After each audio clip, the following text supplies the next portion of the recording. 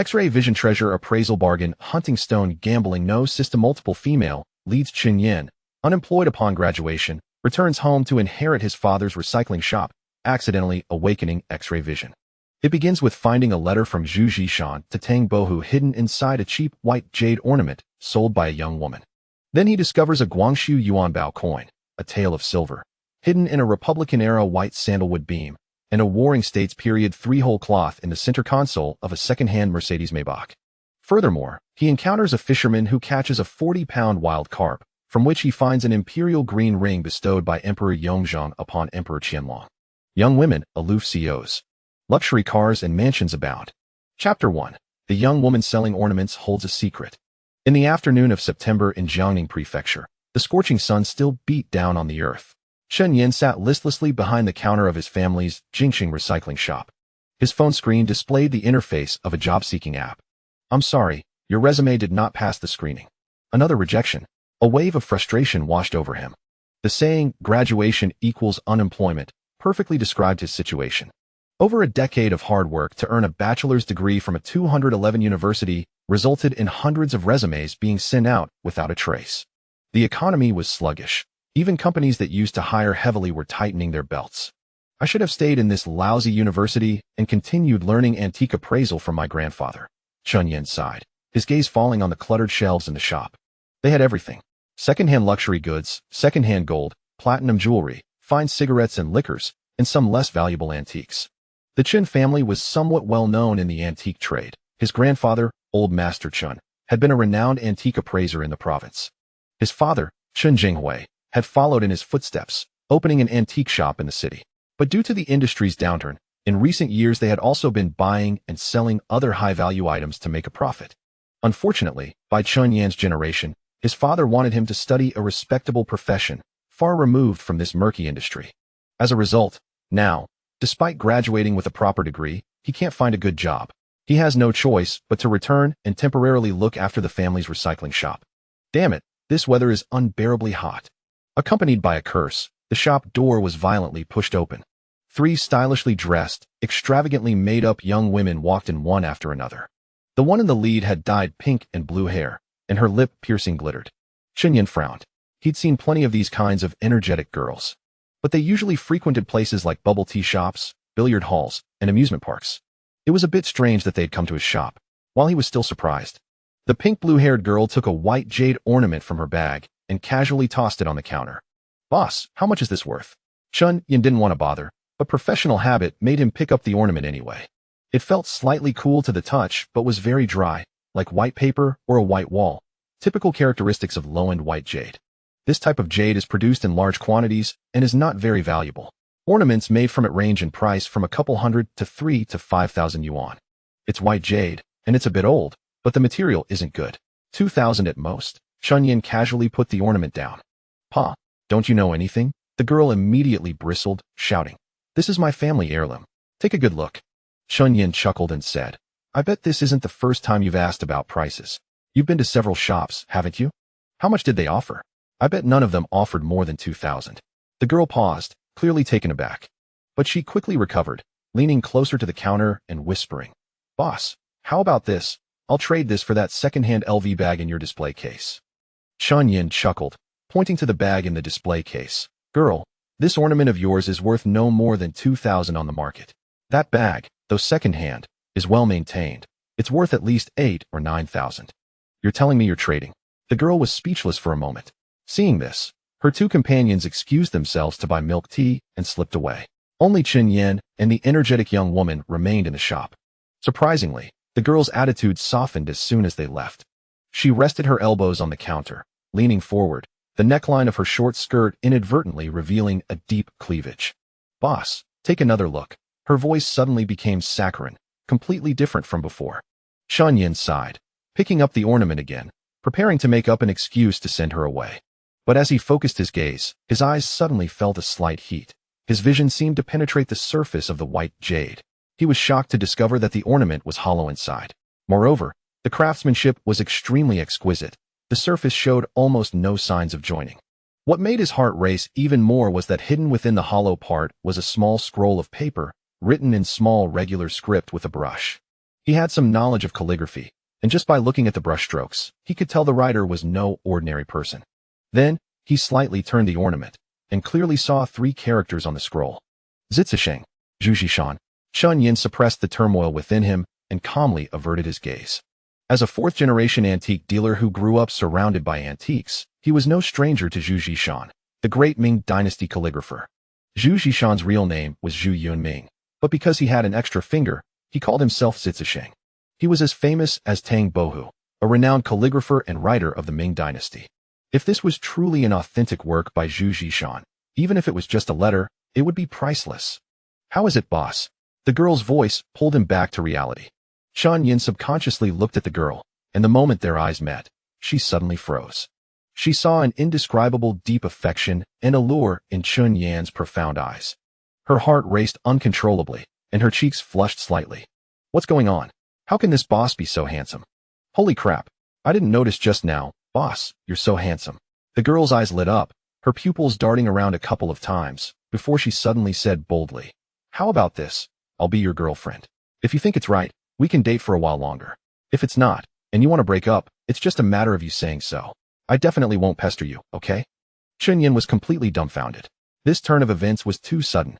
He carefully examined the girl in front of him, ignoring her exaggerated makeup and hair color. Her features were extremely delicate, and her figure was first-rate, especially her long legs, which were particularly eye-catching against the backdrop of her jade uniform. If you can provide a medical report proving you don't have any infectious diseases, then I can consider it, Chun Yin said half-jokingly. As for this ornament, I can add another 300, just to make friends. This price was 600 higher than the highest price she had asked at other recycling shops. The girl had no reason not to be tempted. Without hesitation, she readily agreed. Deal. I'll go to the hospital for a checkup right away. Don't forget our agreement. After the transaction, the girl took the money and walked to the door, then turned back and said, "My name is Lin Jiwei. Lin as in forest, Jiwei as in seeing the big picture from small details. Remember to wait for me." That's a pretty poetic name, Chun Yin muttered, watching her leave. For the next half hour, there were no other customers in the shop. Chun Yin simply closed the shop early and took the white jade ornament to the workshop behind it. He carefully took out his professional tools and gently tapped the seams of the white jade ornament. Just as he saw, the craftsmanship of the ornament was extremely exquisite, almost seamless. After half an hour of careful work, he finally retrieved the rolled-up piece of paper intact. A faint, Borneo-like aroma wafted out. Gently unrolled, neat small characters appeared before his eyes. Chun Yin held his breath, carefully studying the contents. It was a letter from Zhu Yunming to his friend Tang Bohu, roughly discussing his recent situation. He was also inviting Tang Bohu to another literary gathering. The letter's tone was intimate and casual, and the language was rather colloquial. Chapter 2. Provocation by the brother-in-law. Chu Sun closed the door, effectively isolating the sound of Su Yuyin's tears from within. He did not leave immediately but leaned against the cold door, listening to the commotion inside. The cries gradually softened, eventually morphing into muffled sobs. A sense of discomfort washed over him. He admitted to himself that he had nearly succumbed to his impulses just moments ago, yet reason prevailed, reminding him that such actions would lead to endless complications. With a sigh, he turned to descend the stairs. As he reached the staircase landing, a cacophony of noise erupted from the hall below. It was Lin Tian, his voice brimming with boastfulness and flamboyance. "Ha ha ha, seventh sister, eighth sister, you have no idea. Last time I raced in Modu, I completely outpaced that so-called god of cars. His modified GTR was mere child's play compared to my Pagani, of which only 3 exist globally." Chu Sun followed the sound and saw Lin Tian reclining on a leather sofa on the first floor, crossing his legs while animatedly bragging to several sisters seated before him. Unperturbed, Lin Tian continued, "Once I marry your 4th sister next month, we will officially be family." As Chu Sun prepared to descend, Lin Tian rose from his seat. Making his way upstairs, they collided at the corner of the second-floor staircase. Oh, if it isn't the eldest son of the Su family. No, the former eldest son. Lin Tian's expression twisted grotesquely upon seeing Chu Sun. "Little brother-in-law, long time no see," he exclaimed, laughter erupting from him. "Ah, my memory fails me. You are no longer a member of the Su family, stripped of your surname. I can no longer call you little brother-in-law. It would confuse the family hierarchy if that were to get out." Chu Sun regarded him with an impassive expression, remaining silent. In truth, the Su family was only able to locate the true heir, Su Xiaobing, thanks to the Lin family's efforts. It was during a routine medical examination at a Lin family hospital that they discovered Chu Sun's blood type did not match that of the Su family. As a gesture of gratitude, Su He, Chu Sun's father, promised one of his daughters in marriage to whoever found the true heir, which led the Lin family to expend considerable resources in locating Su Xiaogang, who had been separated from the family for many years. Lin Tian and Su Xiaogang had plotted together before their arrival, intending to expel Chu Sun from the Su family. I must thank you, this impostor, for allowing me to marry such a remarkable wife like Yu Yan, dear brother. So it was revealed. The exposure of his identity, the return of Su Xiaogang, the forced marriage of the fourth sister, all of it traced back to this man before him. What? Do you hate me? Do you resent me for casting you from paradise into the abyss, stripping you of the privilege of living off the Su family's wealth as a young master? Ha ha. The more you despise me, the more exhilarated I become. Rest assured, once your fourth sister marries me, I will cherish her dearly. Do you think I am unworthy of her? The reality is, no matter your feelings, you will have to bow respectfully and call me brother-in-law in the future. Chu Sun gazed at the man before him, who appeared almost deranged, and felt a chilling detachment within. Were all wealthy heirs this foolish? He realized that Lin Tian remained blissfully ignorant of the truth, reveling in his self-satisfaction. A wave of regret washed over Chu Sun. He had just turned down Su Yuyan. In hindsight, he found his previous actions laughably foolish. Was there any need for morality when dealing with such scum? In an instant, a switch in his mind was flipped. As his clenched fists gradually relaxed, he lifted his head to regard Lin Tian, who was still guffawing, and a faint smile appeared on Chu Sun's face. It was a subtle smile, imbued with an indescribable strangeness and pity, akin to that of observing a jester. Lin Tian's laughter came to an abrupt halt, bewildered by Chu Sun's expression. What was this? After being humiliated, should he not be furious? Why was he smiling? What right did a man on the brink of being cast out possess to look at him with such a ridiculous expression?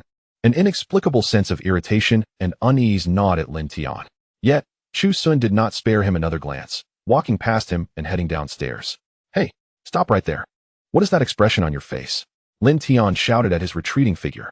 Without a backward glance, Chu Sun continued his descent. Lin Tian stood frozen, increasingly perplexed. What was that man smiling about? After a moment of contemplation, he decided to set aside his confusion and focus on the matter at hand. He donned a gentle and caring demeanor as he approached Su Yuyan's room. Knock, knock, knock. Yuyan, it's me, a Tian. After a brief pause, the door finally opened. Su Yuyan had changed into a set of gray loungewear, her eyes red and puffy from recent tears. A Tian? What is it? Lin Tian, upon seeing her distressed state, immediately feigned deep concern. Yuyan, what happened? Why are your eyes so red? Were you exhausted from trying on wedding dresses? As he spoke, he reached out to touch her face. Is something wrong? Please tell me. Su Yuyan sidestepped, evading Lin Tian's hand. I'm fine, just a bit tired. Lin Tian, unfazed, withdrew his hand. Yuyan, I know my reputation has not been good in the past, and I have wronged you. But that was all before the wedding. I promise you. From now on, I will love you alone and will never be unfaithful. His solemn vow was met with skepticism, as Su Yuyan had grown weary of hearing such promises. What man had not made similar declarations before marriage? As she prepared to voice her doubts, Lin Tian preempted her. Please believe me, I am sincere. The Su family is the largest in Jiangnan province, while the Lin family ranks only fifth. The disparity is vast. Even if all 6 branches of the Lin family united, we could hardly contend with the Su family. Marrying you means I cannot afford any indiscretions. Otherwise, I would offend a powerful entity I cannot provoke. Lin Tian's parents had warned him that any infidelity post-marriage would result in his disinheritance. Thus, he had disbanded his circle of girlfriends before the engagement. Seeing Su Yuyan remain unmoved, Lin Tian steeled himself and revealed his trump card. To reassure you, and to ease my parents' minds, they arranged something for me. As he spoke, he began to unfasten his belt. Su Yuyan jumped back in alarm, eyeing him warily. What are you doing? He revealed a portion of what appeared to be an oversized pair of safety shorts, but not just any ordinary ones. Lin Tian's parents, still apprehensive about his fidelity, had commissioned a male version of a chastity belt. What is this? Su Yuyan stared in disbelief. This is a male chastity device specially custom-made from Switzerland at great expense by my parents, Lin Tian explained awkwardly. I have been wearing this daily for the past month, only removing it when bathing. At no other time can I take it off. It's quite intelligent. It can only be unlocked through facial recognition on my Apple Watch or with a corresponding key. He extended his wrist to her. Look, I have preserved my virtue for a month now, without engaging with any other women. Every night, my father personally supervises me. allowing me to unlock it briefly only in my own room to relieve myself. Zhu Yunming was utterly taken aback. She had only heard of such a thing in some historical anecdotes, an extreme measure employed by prominent families to ensure the unwavering loyalty of their son-in-law. To her astonishment, she found herself face to face with a tangible version today, a high-tech variant that could connect to a smartwatch.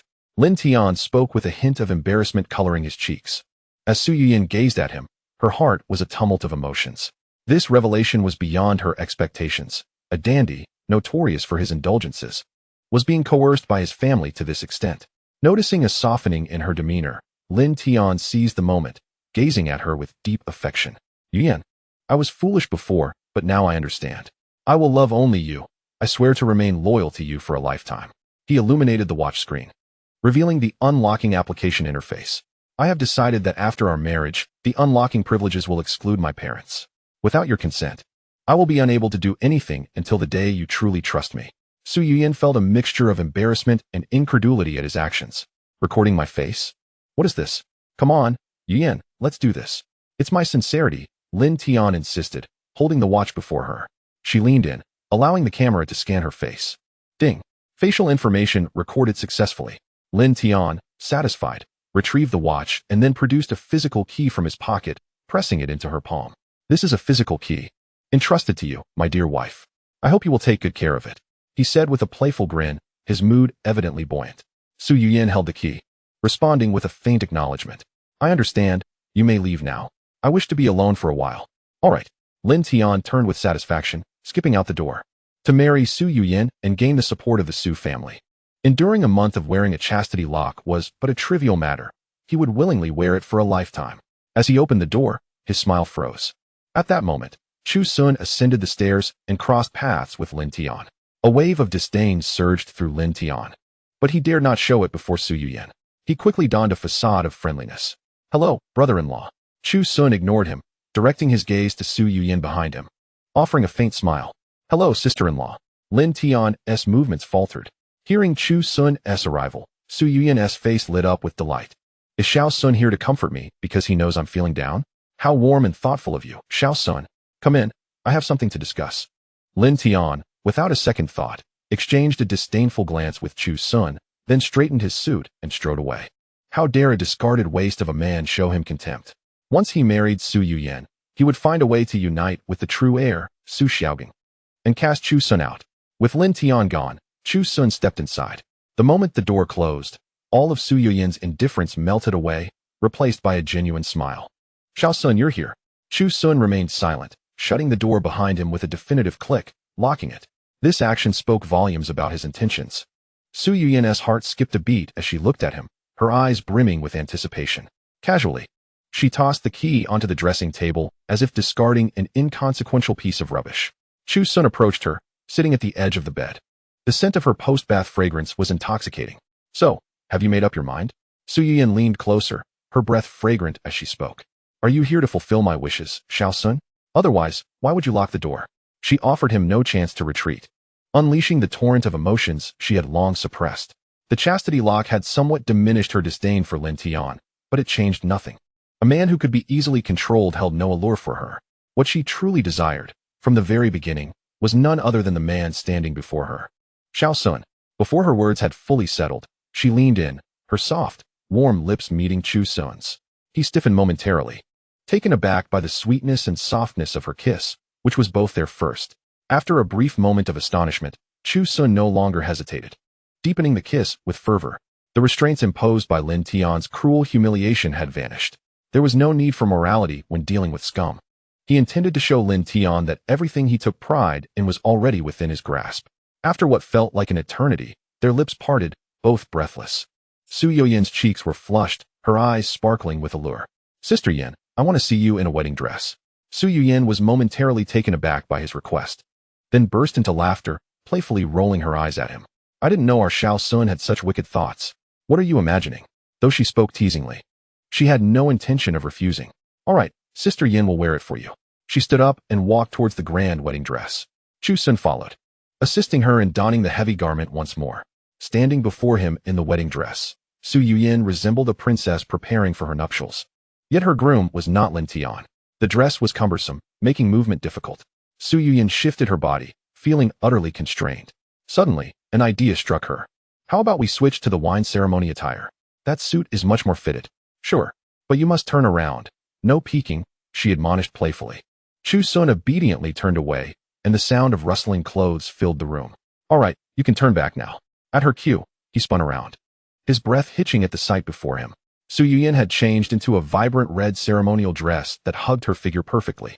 The skirt was modest, yet undeniably alluring, blending traditional elegance with a hint of modern sensuality. She wore shimmering silver high heels, and the combination made her strikingly beautiful, embodying a perfect harmony of classic and contemporary allure. Chu Sun was momentarily speechless. Zhu Yunming, reveling in the moment, lifted the hem of her dress and twirled before him, the fabric swirling elegantly. Do you think it looks good? It looks stunning, he praised sincerely. In the next instant, he swept Zhu Yunming into his arms, carrying her towards the soft bed.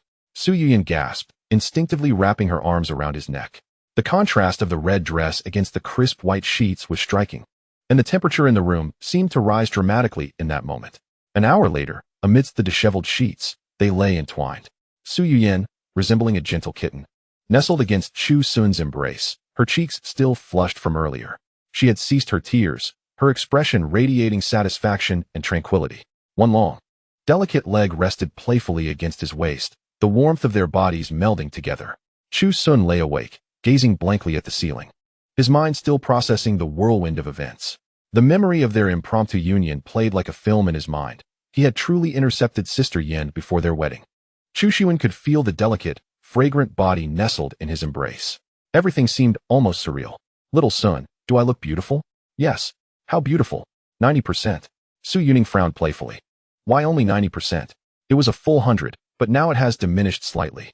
Zhu Yunming paused for a moment, then erupted into a delightful giggle. Will you regret it? Not at all. Given the circumstances, to voice regret would be akin to slapping her in the face. Besides, upon introspection, does he truly feel regret? It seemed not. Upon hearing his response, Zhu Yunming smiled. She propped herself up, her raven hair cascading like a waterfall, obscuring a generous portion of her beauty. She leaned down and gently pecked Chu Yunming's lips. I knew it.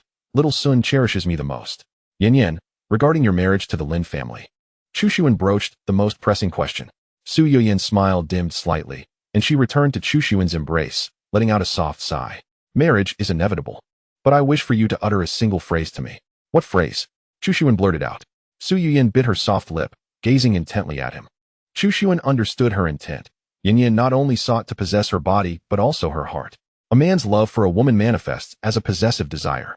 Yin, I won't allow your husband to touch you. Zhu Yunming responded with a radiant laugh. Rest assured, little Sun, I am merely marrying him. But I shall never belong to Lin Tian. I will always be yours alone. Lin Tian stood up, his gaze fixed on the small key resting on the vanity. He approached, picking it up to examine it. The key was diminutive, made of metal, adorned with a tiny emblem of the Lin family. What is this? Zhu Yunming lazily rolled onto her side, propping her chin in her hand as she observed him. Ah, that's the key to Lin Tian's chastity lock. Her tone was casual, her expression devoid of any hint of shame. A chastity lock. Chu Yunming's interest was piqued.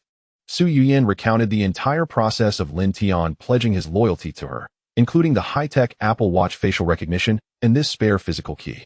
Chu Yunming couldn't help but chuckle. How amusing. Truly fascinating. He had initially assumed Lin Tian was an arrogant fool, only to discover he was merely a coward tightly controlled by his family. To win Yin's hand and gain the support of the Su family, he was willing to resort to such measures. Is this what it means to be a man? Zhu Yunming, noticing the playful smile on Chu Yunming's face, joined in the laughter. She slipped out of bed, approached Chu Yunming, and took the key from his hands. If you find it interesting, then it shall be yours to keep. Chu Yunming was momentarily taken aback. Mine to keep? Yes, Zhu Yunming nodded matter-of-factly. It serves me no purpose, and it only vexes me to look at it. So you can have it. Men desire that all the beauties of the world remain loyal, and women are no different. Consider the case of an idol. When half the fans withdraw their support, only the die-hard critics remain, struggling to uphold the facade. Zhu Yunming had a mischievous glint in her eye. If she could control a boy she fancied, such as little Sun, it would indeed be thrilling. To have little Sun bound by such constraints, needing her permission to indulge in mischief, was quite exhilarating. Yet, if her control was over a man she held no interest in, it would be utterly lackluster. Whether you take flight is of no concern to me. Chu Yunming gazed at the key in his hand, his smile deepening. To have it entrusted to him meant he was now the tower, holding the authority over Lin Tian's metaphorical aircraft. If he wished to prevent Lin Tian from taking off, he could keep him grounded indefinitely. But if they were in the midst of a flight and the tower issued a command for an emergency landing, would that mean he would be out of the game? A man controlled to such a degree, was he still a man? Chu Xuan mused that this was far more entertaining than simply confronting Lin Tian. This was the pinnacle of control. Very well, Yin Yan, I shall accept this. Dressed once more. The moment had come for dinner. As Zhu Yunming stepped off the bed, her legs momentarily faltered, almost unbalancing her. Chu Xuan was quick to catch her in his arms. Zhu Yunming's cheeks flushed, and she playfully punched him. It's your fault for being so rough. Chu Xuan effortlessly swept her into his arms and made his way toward the bathroom. You wash first. I'll run the water for you. Warm water cascaded from the shower head, filling the bathroom with a thin mist. As Zhu Yunming began her shower, Chu Xuan leaned against the doorframe, showing no intention of leaving. Why don't you wash your face first? He inquired with a teasing tone. Zhu Yunming glanced back through the foggy air. The weather has been quite dry lately, and my skin isn't in the best condition. Her voice carried a lazy rasp that stirred something within Chu Xuan. Chapter 4. Truly a wonderful woman. A great wife. Tomorrow marks the return of the true heir, Su Xiaogang, to the family, and a grand spectacle is set to unfold. After her shower, Zhu Yunming, fragrant and soft, approached him, her sweet lips gently brushing against his. The sensation was akin to jelly, with a hint of sweetness. So fragrant, Chu Xuan remarked instinctively. Zhu Yunming tilted her head, her eyes sparkling. Yin Yan's lips are so fragrant and soft. Zhu Yunming beamed with satisfaction. Wait a moment, I have a gift for you. She walked to the wardrobe, retrieving a box and handing it to Chu Xuan. For you. Huh, why the sudden gift? Tomorrow Su Xiaogang returns. Our parents have asked us to prepare a welcome gift for him. I didn't want you to feel overlooked, so I prepared one for you as well. My little son cannot be outdone. Chu Xuan's heart warmed. He opened the box to find a watch, Richard Mille. Given its intricate tourbillon and ostentatious design, it was undoubtedly not an entry-level model, starting at several million. Thank you, Yin Yan. Fool, why be so polite with me? Zhu Yunming adjusted his collar, her voice gentle. Let us go, it's time to eat. After everything was settled, they donned their previous attire, as if nothing had transpired. Upon opening the door, they were greeted by a vivacious face. Oh, little son, why are you coming out of fourth sister's room? Su Qingxue stood at the entrance, her big eyes blinking innocently. Chu Xuan was nearly startled out of his wits. Eighth sister, I came to see Yin Yan's wedding dress. Su Qingxue tilted her head, peering into the room. Just in time to see Zhu Yunming leaning against the vanity, walking with an unusual gait. What's wrong with fourth sister? I saw her walking as if she could barely stand, her face all flushed. Chu Xuan's heart skipped a beat. It's just that the wedding dress is too heavy. It's constricting. Yes, she must have been wearing it too long, causing poor circulation. Is that so? Su Qingxue blinked. Then why did fourth sister style her hair in pigtails?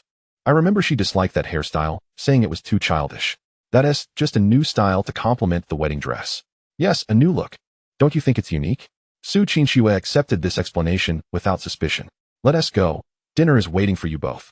As they reached the staircase, Lin Tian was ascending from below.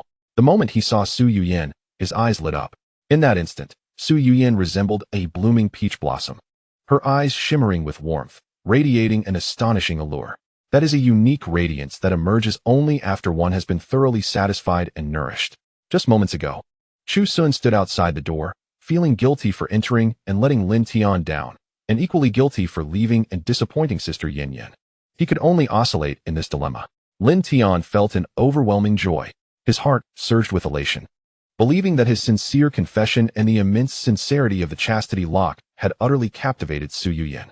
Behold, observe the effect. What woman could remain unmoved by such heartfelt sincerity, such nourishment that penetrates to the core? At that moment, Zhu Yunming had just finished her bath and had casually removed her makeup, revealing her natural beauty. In truth, she had no desire to wash her face at all. However, Chu Sun found such a notion too childish, so he took it upon himself to wash her face. Yet, her visage remained breathtakingly stunning. Lin Tian was momentarily taken aback. Yu, what were you and Xiao Sun doing in the room? With a composed demeanor, Zhu Yunming replied, Oh, I was trying on a few wedding dresses. Asking Xiao Sun for his opinion. His taste is exceptional, far superior to those designers. Chu Sun immediately chimed in, indeed. The Xiaohe dress sister Yin Yan tried on earlier was so beautiful it left me in awe. She looked like an ethereal fairy. Lin Tian's joy intensified upon hearing this. Really? That's wonderful. I can hardly wait to see it. He looked at Zhu Yunming with eager anticipation. Can you wear it for me now? Zhu Yunming shook her head, a hint of playful shyness gracing her features. Not now. Let's save it for the wedding day. All right, as you wish. Lin Tian felt completely enthralled, his excitement for the wedding soaring to new heights. The four of them descended the stairs together for dinner. After the meal, Lin Tian eagerly suggested taking a stroll in the manor to aid digestion. Yu, shall we take a walk? Zhu Yunming nodded and naturally turned to Chu Sun. Xiao Sun, come along. Before he could respond, Lin Tian eagerly interjected. Yes, Xiao Sun, join us. The more, the merrier. Though he spoke thus, internally he was deriding the situation. Why bring a third wheel? Doesn't he realize I want to enjoy a world of two with my fiancée? The Su family manor was vast. Along the way, Lin Tian, eager to showcase himself before Zhu Yunming, babbled endlessly. You have no idea. Not only am I adept in business, but my racing skills are also top-notch. Last time at the Zhuhai track, that so-called best driver in South China, with his heavily modified GTR, was easily lapped by my Apollo EVO. You know Verstappen from F1, right? The world champion. I even had drinks with him last year in Monaco. He was quite friendly and even took a photo with me. Lin Tian continued to boast, completely engrossed in his own narrative, oblivious to the world around him. He failed to notice that Zhu Yunming and Chu Sun, walking beside him, had subtly intertwined their fingers behind their backs. Chu Sun's fingers gently traced circles in Zhu Yunming's palm, occasionally giving a playful squeeze. Zhu Yunming suppressed her laughter, maintaining an expression of earnest attentiveness, nodding along occasionally, her heart racing with excitement. After a lengthy monologue, Lin Tian, sensing their lack of enthusiasm, decided to shift topics. Talking is one thing. Another day, I'll take you both to the track for a real taste of speed and adrenaline. Chu Sun replied nonchalantly. I don't have a driver's license. Zhu Yunming added, I value my life and don't enjoy overly thrilling experiences. I prefer cycling, taking my time to appreciate the scenery. She then shifted the conversation. I really admire Pogacar. Watching him ride is a delight. Chu Sun quickly followed suit. I too enjoy cycling, but I admire Wiggins more. His climbing ability is remarkable. Lin Tian was momentarily taken aback. Pogacar? Wiggins? What on earth are they talking about? He had never heard of either. However, he swiftly recognized an opportunity to impress Zhu Yunming. Cycling? That's my forte. We have several top-notch mountain bikes in our garage, custom-made from abroad. He pounded his chest, feigning expertise. In any case, I excel in all speed-related sports. I can take you biking one day. He then rambled on about his meager cycling knowledge, mostly consisting of superficial jargon. As Zhu Yunming listened, a mischievous smile broke across her face. When you ride, what position do you prefer? Position? Lin Tian was perplexed. What positions could there be in cycling? Without a second thought, he answered, isn't it just sitting on the saddle? If you want to be technical, you lower your body. Keep your back flat to reduce wind resistance. Zhu Yunming shook her head. I prefer when others stand while pedaling, especially uphill. Just look at Pogacar and Wiggins. Those professional cyclists stand up to exert power when attacking or sprinting. That's how you gain momentum. You still have much to learn. Chu Sun stifled a laugh, taking over the conversation. Brother-in-law, Sister Yin Yin is correct. Standing while pedaling is my specialty. However, while it allows for a burst of speed, prolonged standing on steep inclines can tire the legs. He then looked at Lin Tian with an innocent expression. Recently, I've been hooked on watching the Tour de France. Brother-in-law, when we go riding in the wild, if I tire, can you help me out? Zhu Yunming could no longer contain her laughter, quickly turning her head away, her shoulders shaking, nearly bursting into giggles. What a mischievous little rascal. Chu Sun was truly incorrigible. Lin Tian felt as though Chu Sun was trying to win his favor. He boldly slapped his chest. Of course, no problem. We're family. Helping each other is what we do. He excitedly proposed. Next time, let us arrange for the three of us to go cycling in the wild. You two are both experts, so please show me the ropes. Chu Sun readily agreed. Sure. Brother-in-law. Lin Tian mused to himself. Zhu Yunming is truly a delightful little cake. So she enjoys cycling. That explains her enviable figure. After their stroll, Chu Sun and Zhu Yunming saw Lin Tian off to his car. As he got in, he began frantically brushing up on cycling knowledge, eagerly anticipating their next riding adventure. He resolved to train himself into an expert before that day arrived. Upon returning home, Chu Sun found his sister, Su Qingxue, waiting for him. Xiao Sun, just in time. Come to my room. There are a few advanced math problems I can't solve. You must tutor me. Chu Sun was pulled along, feeling her hand was warm and soft. Su Qingxue was a year older than him, just starting her freshman year, currently on summer break. Chu Sun, a genius with a remarkably high IQ, had already self-studied all university courses in high school, making him more than capable of tutoring her. This sweet and gentle girl appeared at least an 85 in looks, exuding a pure charm that stirred a protective instinct in men. Upon entering Su Qinshue's room, a sweet fragrance of youthful innocence enveloped him. Su Qinshu sat cross-legged on the floor, dressed in a pink cartoon onesie, her delicate, fair legs exposed. Her rounded toes were painted in black polish, resembling tempting candies. She looked up at Chu Sun earnestly. "Xiao Sun, Su Xiaogang is coming back tomorrow. You won't be unhappy, will you?" Chu Sun felt warmth in his heart and shook his head. "There's nothing to be unhappy about." "You're lying," Su Qinshu pouted. "I don't believe you." Suddenly becoming Chu Sun from the Su family must feel disheartening. "But don't worry, regardless of how others act, I promise I will treat you the same as before. No, even better. In truth, I find this situation preferable.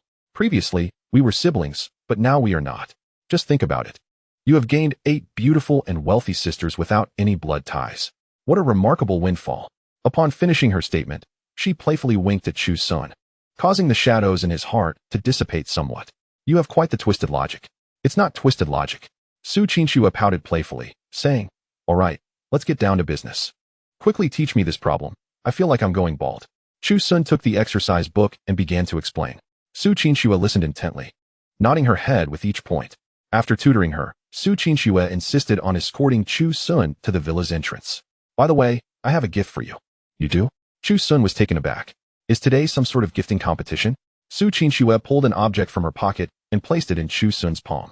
He looked down to find a car key, adorned with the leaping horse emblem he was all too familiar with. "A Ferrari. Sister Qinshu, this is." Su Qinshu led Chu Sun to the window and pointed to a fiery red sports car parked not far from the garage. "It's a Ferrari 488 Pista. Your gift for starting university. Don't all boys love cool cars? From now on, you will be our family's university student." Holding the icy car key, Chu Sun felt a surge of warmth in his heart. First, there was the multi-million Richard Mille from the 4th sister, and now the multi-million Ferrari from the 8th sister. Meanwhile, a grand drama unfolded in Su Qinshu's mind. No more pretense. The sibling relationship that once required distance was now void of blood ties. So why continue the act? Chu Sun is so handsome and wonderful. Why should he be given to someone else? Although the other few sisters seem to adore him too, so what? We are the perfect match in age. Just a year apart. That's what childhood sweethearts are. However, if our parents found out. And besides, I wonder how little Sun feels right now. He has suddenly transitioned from the young master of the Su family to an outsider, feeling both inferior and sorrowful. No, I must envelop him with love. With this realization, Su Qinshu gazed at Chu Sun with newfound determination. After finishing the tutoring session, Chu Sun, holding a watch worth several million and the nearly 10 million Ferrari key, hazily returned to his room. Lying on his bed, he felt as if he were dreaming. Just yesterday, he was a mere young master on the verge of being cast aside, and today, he was surrounded by luxury cars and exquisite timepieces. The affection of his sisters was both heavy and sweet, especially the 4th sister. Just thinking about last night's excitement made his face flush. With these complex emotions, Chu Sun drifted into a deep sleep. Chapter 5. The arrival of 8 sisters. The next day, at the break of dawn, Chu Sun awoke. The villa where he resided was situated in the finest area of Hangzhou, nestled between mountains and water, just a half-hour's drive from the city center. Typically, only 5 sisters lived here. They included the eldest sister, Su Qiqi, who managed the family business and had already taken in a son-in-law, Zhang Junin. Though they had yet to consummate their marriage, she was cold and aloof, much like an iceberg, and treated Chu Sun the same way. The 4th sister, Su Yuyan, was a university professor at the same institution Chu Sun was about to attend, Donghai University. The twin sisters, 6th sister Su Tingwan and 7th sister Su Zhiro, were both in university and 20 years old this year. Lastly, there was the 8th sister, Su Qinshu. The other 3 sisters were busy with their careers and had their own residences, but today, they were compelled by their parents to abandon their work and gather at the Su household to welcome their brother, Su Xiaogang. After freshening up, Chu Sun emerged from his room dressed in casual attire. He walked to the expansive railing on the 2nd floor and instinctively looked down. The Su family garden in the morning was refreshingly crisp. On the lawn, 2 stunning figures were engaged in morning exercises, 6th sister Su Tingwan and 7th sister Su Zhiro. They were nearly identical, possessing a beauty that could bring nations to ruin. Both wore form-fitting yoga pants, their bare, fair feet pressing into the soft grass. The yoga pants accentuated their shapely curves. Su Tingwan, a physics major, had a rather rational and aloof demeanor, while her twin, Su Zhiro, was a lively art student who loved teasing Chu Sun. As she stretched, she playfully hooked her foot around her sister's leg, only to be met with a cold glare from Su Tingwan. Su Zhiro stuck out her tongue and, upon turning, caught sight of Chu Sun on the second floor, her face lighting up as she blew him a kiss. Chu Sun's face flushed, and he quickly averted his gaze, pretending to admire the scenery. He descended to the dining room, where several people were already seated at the table. The eldest sister Su Qiqi, her son-in-law Zhang Junin, the fourth sister Su Yuyan, and the eighth sister Su Qinxue. As soon as Chu Sun appeared, Su Yuyan's eyes sparkled with excitement. Her fiery gaze made Chu Sun's heart race, and he instantly recalled the events of the previous day. He felt his cheeks heat up again, hastily lowering his head as he walked over to pull out a chair and sit down. "Good morning, Xiaoxuan." Su Qinxue greeted him sweetly, sliding a cup of warm milk in front of him. "Morning, Xiaoxuan. Did you sleep well last night?" It was all right. The atmosphere at the dining table was somewhat peculiar, especially with Zhang Junin sitting beside the eldest sister. He was decent-looking, but always bore an air of gloom and calculation. His gaze towards Chu Sun revealed a hint of disdain. Chu Sun paid him no mind, focusing instead on his breakfast. After the meal, as everyone was about to disperse, the usually quiet eldest sister Su Qiqi suddenly spoke. "Xiaoxuan, come here for a moment." Her voice was as cool and authoritative as her demeanor. Chu Sun obediently followed her. Su Qiqi led him to a secluded corner of the living room. Today, the eldest sister wore a black women's suit with a silk white blouse underneath and a form-fitting pencil skirt. Beneath the skirt, her long, beautiful legs were encased in black stockings, accentuating her figure. She exuded an incredibly powerful aura. At 28, she was one of the actual power holders in the Su family's business empire. "Are you feeling all right?" Chu Sun shook his head. "No, eldest sister." Still being stubborn? Su Qiqi suddenly extended her hand and gently wiped the corner of Chu Sun's mouth with a handkerchief. "You got milk on your face and still claim you're fine." Chu Sun froze. Su Qiqi had always been stern and rational in his memory. The phrase "a big sister is like a mother" had never felt so true as it did now. He had been scolded by her more times than he could count, more than by his parents. Such a gentle gesture was unprecedented. Su Qiqi withdrew her hand and sighed. "Whether Su Xiaogang returns or not, you are still a child of the Su family, my brother. I know you are not feeling well, but remember, no matter what happens, your eldest sister will always stand by you." In that moment, a warm current surged within Chu Sun's heart. After she finished speaking, she took out a document envelope from her Hermes bag and handed it directly to Chu Sun. "This is for you." Chu Sun, bewildered, asked, "Eldest sister, what is this?" "A gift. Su Xiaogang has one, so you shouldn't be left out." Chu Sun opened the envelope, pulling out its contents, and his pupils dilated in shock. Goodness! A property deed. And not just one, but an entire building. The location was right next to Donghai University, a newly constructed hotel-style apartment. The owner's name was boldly inscribed as Chu Sun. This item, its market value surely cannot be below 10 small goals, can it? "Dear sister, this is rather extravagant. Take it. You are about to embark on your university journey. You must have a place of your own. The matter of money is trivial. What truly matters is that you possess the means to establish your own foundation, ensuring you have an escape route no matter what transpires in the future." Chu Sun's heart was thoroughly filled with the affection of his sisters. Yesterday, it was the fourth sister's watch worth millions, and the eighth sister's car, costing nearly 10 million. Today, it is the eldest sister's property worth billions. Good heavens, what kind of celestial sisterhood is this? Are they engaged in a competition of extravagant gifts? If this continues, he fears he might soon find himself on the Forbes billionaire list. Just as Chu Sun was overwhelmed with emotion, two fragrant breezes approached from behind. "Little Sun, what secret conversation are you having with the eldest sister?" The playful voice of the seventh sister, Su Zhiro, rang out.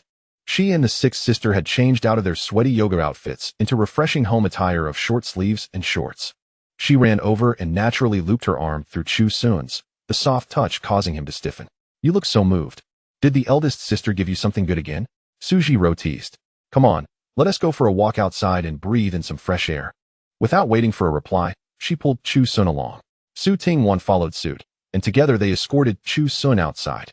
Su Qiqi stood rooted in place, watching their retreating figures with a complicated expression. The icy facade of her countenance seemed to thaw completely, replaced by a profound sense of regret. This lad has truly grown up. No longer is he the timid little boy who followed her around calling her big sister. He has become tall and handsome. Even a man who could stir the hearts of young ladies. If only she had known sooner that they were not related by blood. If only she had not brought Zhang Junnan into the family as a son-in-law for the sake of family interests. Countless thoughts flashed through Su Qi's mind.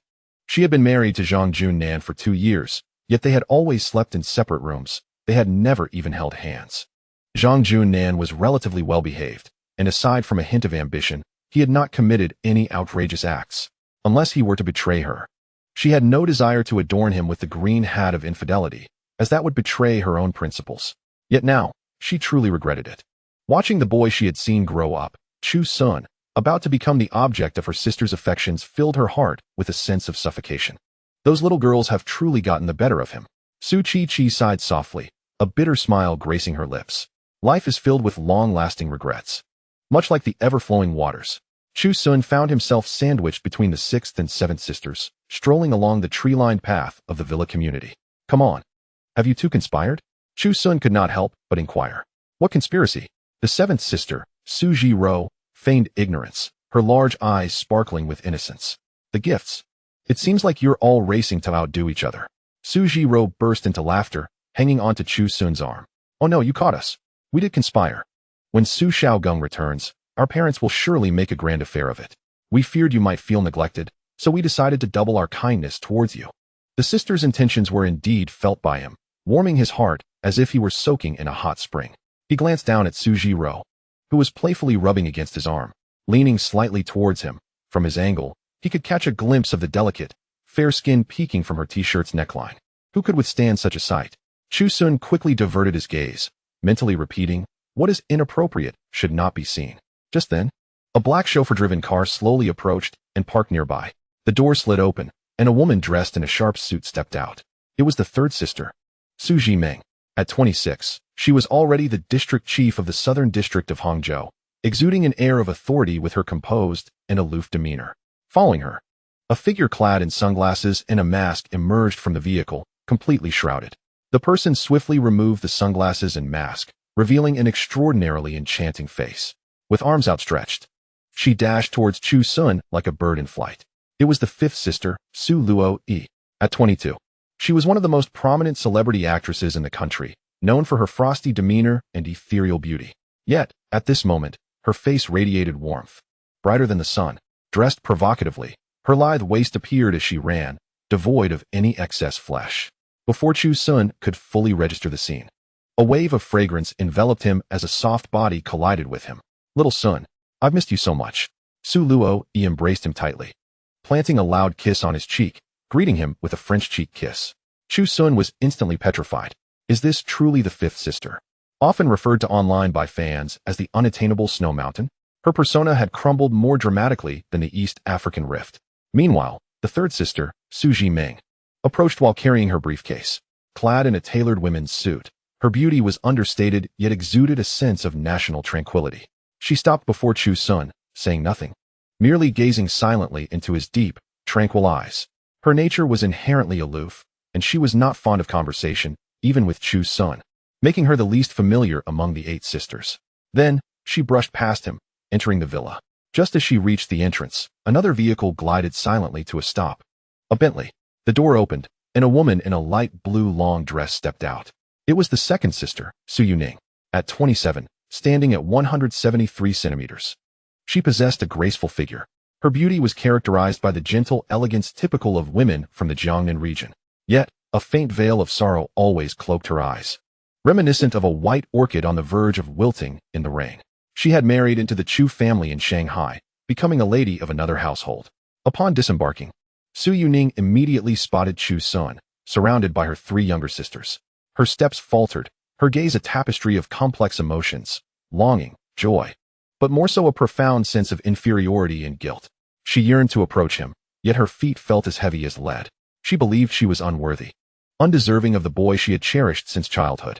She knew her sisters would surely covet Chu Sun, but she understood that she would not be the one he chose.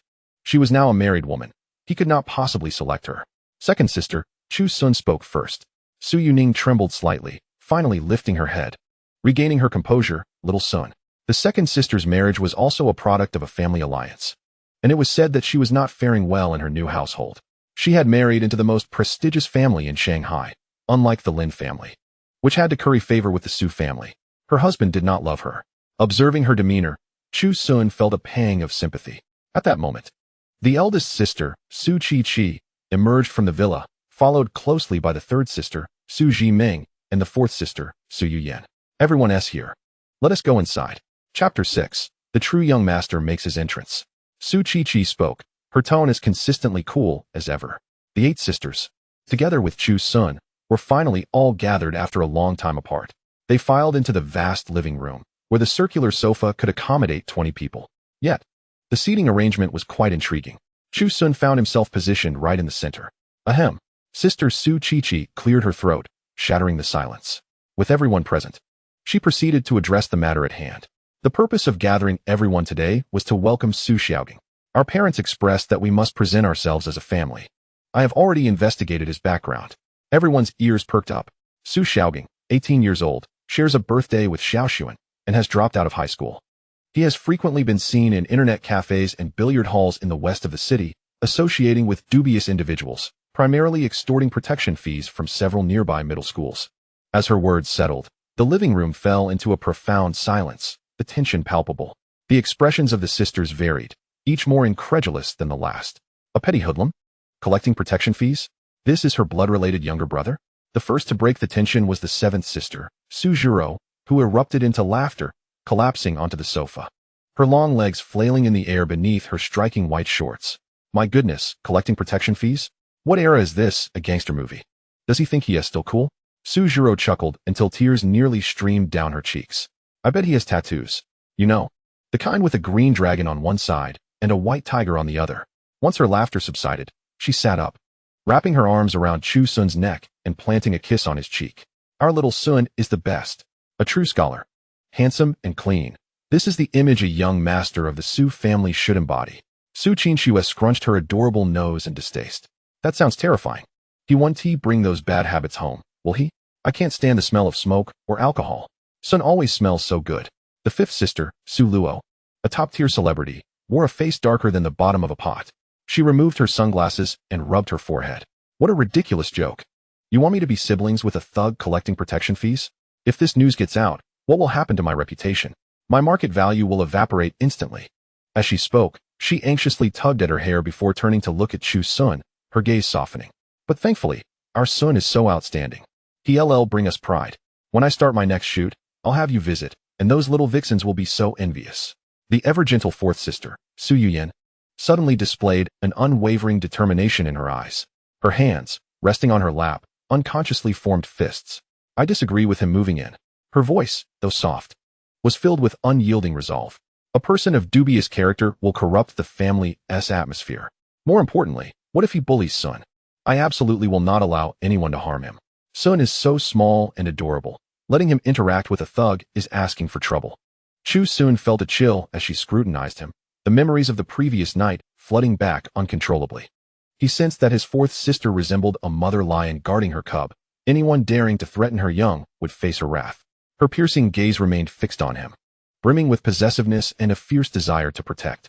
In truth, the 8 sisters did not harbor many negative opinions about Su Xiaogang, at least for now. After all, he was their blood relative. However, they understood that praising Su Xiaogang would likely upset Chu Sun. Thus, to safeguard his feelings, they expressed disdain for him, hoping to keep Chu Sun in good spirits and ensure he did not feel out of place in the family. At that moment, the previously silent 2nd sister, Su Yunming, timidly spoke up. Her voice trembled slightly. Actually, a prodigal son returning home is priceless. Perhaps he just lacked the right conditions before, and we should give him a chance. Before she could finish, she was met with several disapproving glares. Su Yunming recoiled, her voice shrinking further. But the home isn't a place for just anyone. Safety is paramount. Sun has always been well-behaved and trustworthy. Ultimately, she sided with Chu Sun, albeit in a very gentle manner. Listening to her sister's disparage Su Xiaogang, Chu Sun felt utterly overwhelmed. Goodness, Su Xiaogang hadn't even arrived yet, and he had already been verbally assaulted by his sisters 100 times. Meanwhile, he was being lauded as if he were cherished treasure. While this feeling was delightful, it also bore tremendous pressure. He felt less like a brother and more like a precious gem fiercely protected by his sisters. Only the eldest sister, Su Qi, and the 3rd sister, Su Yunming, maintained their composure. The 3rd sister remained silent, merely savoring her tea as if she were an observer. Ultimately, it was Su Qiqi who delivered the final statement. Enough, everyone. Let us not prolong this discussion. She set down her teacup with a gentle clink. Our parents' decision cannot be altered. Su Xiaogang will inevitably be moving into this home today. At this juncture, her gaze turned soft as it fell upon Chu's son. However, this does not imply that you should endure any discomfort. You will always be our brother, and that is unchangeable. As the verbal discourse reached its conclusion, a lingering tension and shared animosity filled the air. Though the sisters remained silent, their exchanged glances indicated a united front, collectively favoring Chu's son. Sitting in the center of the sofa, surrounded by enticing aromas and fervent gazes, Chu's son felt akin to a prized delicacy, simultaneously elated yet burdened. Just then, the sound of a car engine approached from outside the villa, eventually coming to a halt at the entrance. They have arrived. The living room instantly fell silent. All eyes instinctively drawn toward the doorway. A sleek black Mercedes-Benz van parked smoothly, and the driver hurriedly hopped out to open the door. First out was the head of the Su family, Su He. Clad in a traditional Zhongshan suit, his expression was serious, revealing nothing of his emotions. Following him was their mother, Wen Qingyun, dressed in a graceful旗袍, her face betraying a mixture of excitement and anxiety. As soon as she exited the vehicle, she turned and reached inside, her demeanor cautious, as if to welcome an extraordinary treasure. Xiaogang, take care, don't bump your head. Her voice brimmed with the joy of reuniting and overflowing maternal affection. Then, a figure emerged from the car. It was none other than Su Xiaogang. He stepped onto the ground, curiously lifting his head and scanning his surroundings. Upon seeing the grand villa that resembled a castle, his eyes widened in astonishment, his mouth agape. Clearly overwhelmed by the sight. It must be said that the Su family's genes are remarkable. Su Xiaogang's facial features were quite attractive, a strong jawline, deep-set eyes, and a prominent nose. Upon closer inspection, he bore a resemblance to several of his sisters, undoubtedly possessing the potential to be a handsome lad. However, that potential was utterly overshadowed by his outrageous appearance. He sported a shockingly bright yellow hairstyle, shaved on the sides and back, leaving only a tuft on top, resembling a golden toilet brush in the sunlight. Adorning his left ear were 3 earrings, and one on the right. He wore a tight black t-shirt emblazoned with a massive skull, paired with skin-tight blue jeans that clung to his legs like a vice. On his feet were flashy, high-quality limited-edition sneakers, laced in a flamboyant manner. This entire ensemble, combined with his furtive glances, exuded an unmistakable air of rural rebellion. Wow, Dad, Mom, this is our home. It's incredible. Su Xiaogang's voice boomed, infused with a carefree attitude. When Qingyun affectionately ruffled his hair, her eyes filled with tenderness. Yes, Xiaogang, this is your home. From now on, you will live here, and no one will dare to bully you again. Su He furrowed his brow, clearly dissatisfied with his son's attire and speech. Nevertheless, he suppressed his irritation and said, "Before you go in, change your clothes." "Change to what, Dad?" Su Xiaogang replied, perplexed. "I look quite dashing in this outfit. I specifically chose it. It's my most formal attire." Indeed, he spoke the truth. In the internet cafes and billiard halls where he usually mingled, this attire represented the pinnacle of social etiquette, symbolizing both trendiness and status. The corners of Su He's mouth twitched, but ultimately, he chose silence. Merely letting out a sigh, Su Xiaogang's attention was quickly captivated by the luxury cars parked at the garage entrance, particularly the fiery red Ferrari 488, gifted to Chu's son by his sister, Su Qinxue. Wow, a Ferrari. Whose car is that? It's stunning.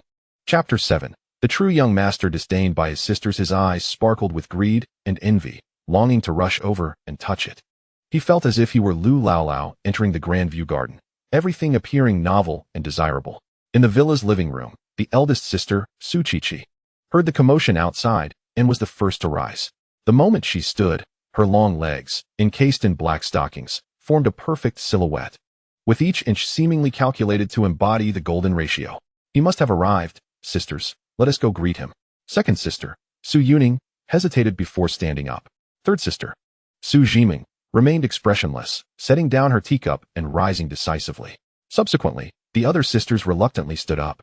Seventh sister, Su Zhiro, murmured under her breath, "What a bother." Fifth sister, Su Luo, donned her sunglasses.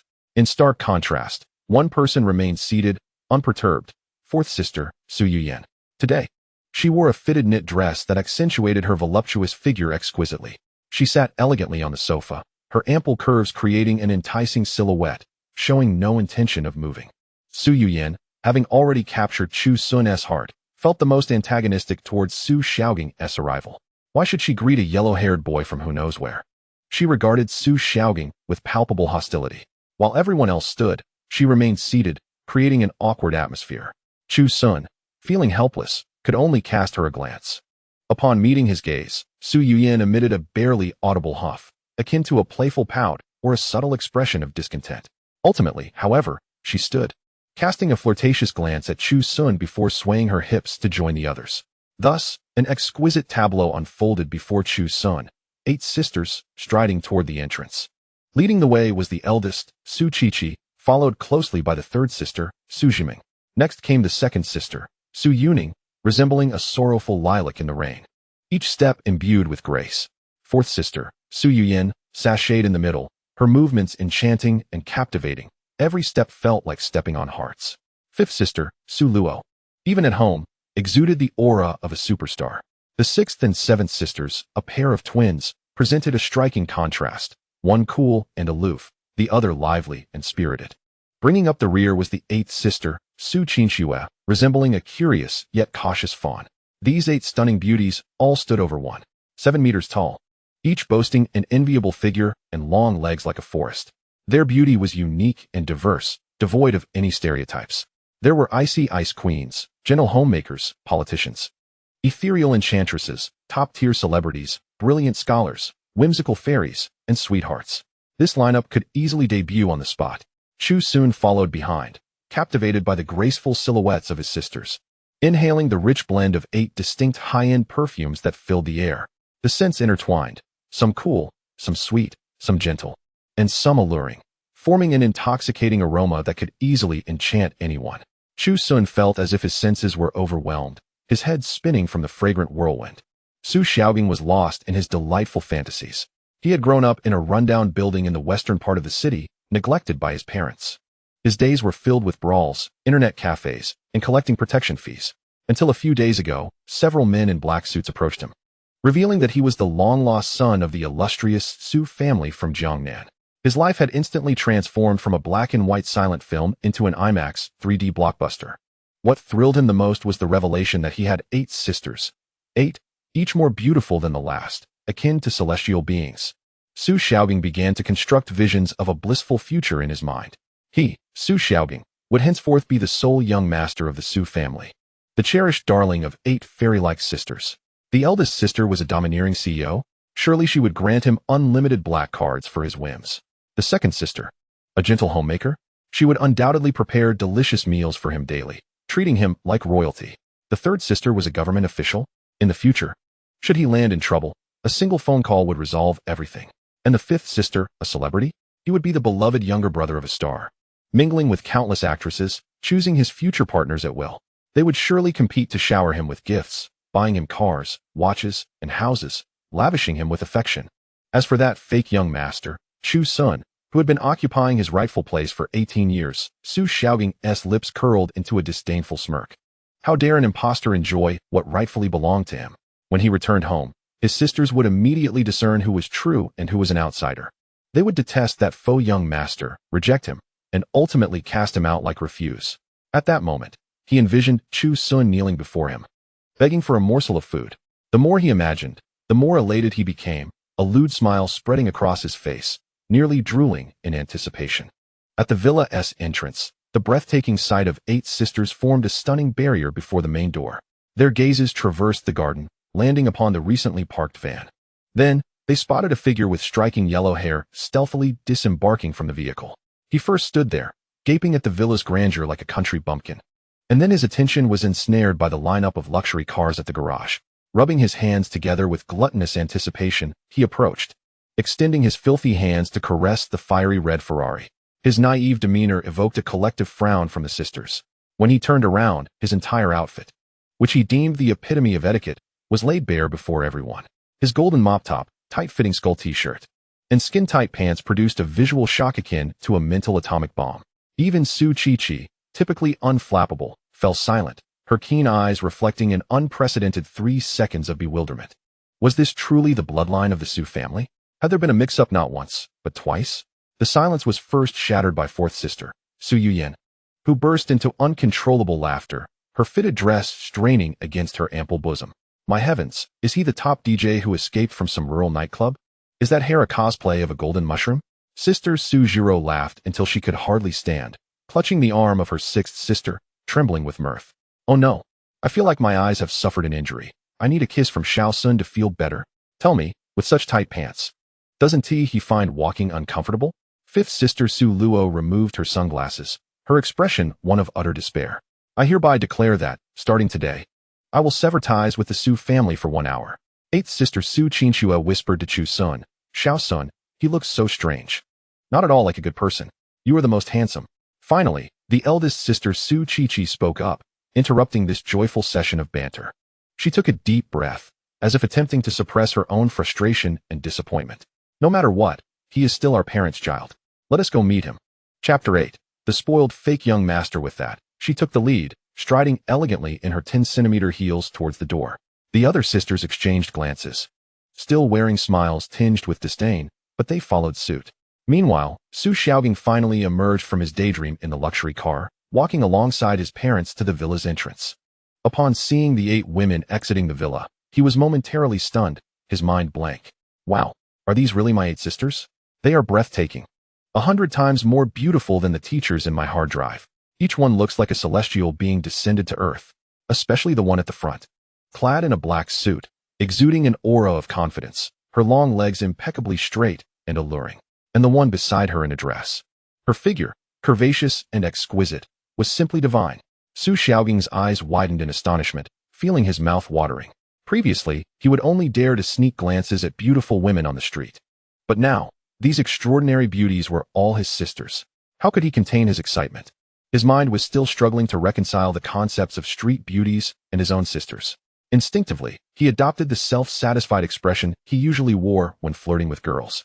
He grinned, revealing a set of slightly yellowed teeth, waving enthusiastically, "Hello, sisters. I am Su Xiaogang, your dear brother." Though his words were sweet, his gaze was filled with undisguised lewdness and scrutiny, like a scanner running over each of his sisters' faces, chests, and long legs. The naked desire in his eyes caused their expressions to harden instantly. There was no need for words. The atmosphere turned palpable. Su He and Wen Qingyun, noticing their son's impropriety, felt a wave of discomfort wash over them. "Xiaogang, speak properly," Su He admonished softly. "Oh, I'm just trying to get close to my sisters." Su Xiaogang dismissed the concern, reaching out to shake hands with each sister. The eldest sister Su Qiqi extended her hand with a flat expression, shaking his briefly, cold and distant, as if completing a mere formality. Second sister Zhu Yunming timidly reached out, her fingertips barely brushing against Su Xiaogang's palm before retracting quickly, her head bowing lower. Third sister Zhu Yunming maintained a composed handshake, her eyes devoid of emotion, as if receiving an ordinary visitor. When it came to fourth sister Su Yuyan, she crossed her arms, looking down at Su Xiaogang's extended hand with a smirk of derision. She slowly raised her elegantly manicured hand, but instead of a proper handshake, she merely touched his palm delicately with her long fingers, as if dismissing him entirely. Su Xiaogang's smile faltered. Before he could react, fifth sister Su Luo, donning her sunglasses, approached without even glancing at him. She merely tapped his hand with her gloved fingertips, withdrawing immediately, as if she had touched something filthy. The sixth, seventh, and eighth sisters followed suit, each more dismissive than the last, creating an atmosphere thick with awkwardness. The disastrous handshake ceremony finally concluded with Su Xiaogang's awkward grin. All eight sisters had reviewed him, and now it was Chu Sun's turn. Su Xiaogang's gaze finally shifted to Chu Sun, standing last in line. In an instant, his smile vanished, replaced by open disdain. Why is this pretender still here? He dares to stand here pretending to be a young master? Su Xiaogang thought with a cold smirk, determined to assert his dominance in front of everyone. Chu Sun remained calm, wearing a polite smile as he stepped forward and extended his hand. "Hello, my name is Chu Sun." His voice was gentle, his demeanor poised. However, Su Xiaogang acted as if he hadn't seen the outstretched hand, turning instead to his mother, Wen Qingyun, and exaggeratedly pouting, "Mom, I'm hungry. Let us go inside to eat. I heard the chef's cooking is amazing." He completely ignored Chu Sun, thoroughly and utterly. Chu Sun's hand lingered awkwardly in midair, the atmosphere thickening with tension. For a brief moment, time felt suspended. Chu Sun's expression flickered with surprise, but quickly returned to composure as he began to retract his hand. He could choose to disregard the slight, But not everyone shared that sentiment. You. A voice, strained with suppressed anger, rang out. Fourth sister Su Yoyin's eyes welled with tears. She radiated an aura of fury, ready to charge forward. Yuyan. Second sister Su Yunming, closest to her, swiftly grabbed her arm. Don't be impulsive. Though she too was shaking with anger, reason prevailed. Let me go? How dare he treat my Xiao Sun this way? Su Yuyan struggled fiercely.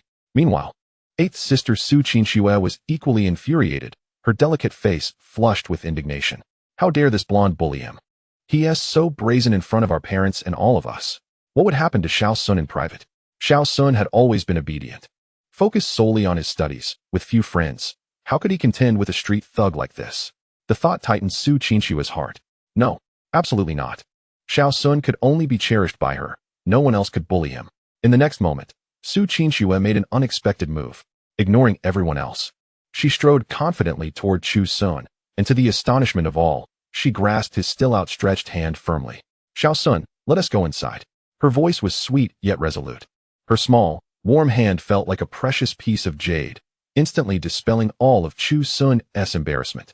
He looked down to find Su Qinxue gazing up at him with her clear, compassionate eyes, as if to say, "Don't worry, I'm here for you." In that moment, his heart softened. Su Qinshue's gesture acted as a signal. Seventh sister Su Jiro swiftly approached, intertwining her arm with Chu Sun's, deliberately adopting a teasing tone. Come on, our charming and graceful little son. Let me take you inside for some delicious food. Fifth sister Su Luo was even more straightforward. She removed her sunglasses and cast a chilling glance at Su Xiaogang with her enchanting phoenix eyes. Then, she leaned closer to Chu Sun and whispered, "Little son, keep your distance from such people. They will lower your standards." The sisters, each contributing their thoughts, quickly enveloped Chu Sun in their protective embrace, clearly expressing their sentiments. Chapter 9. The fourth sister takes charge. The eighth sister immediately follows Su He, and when Qingyun's expressions had turned exceptionally grim.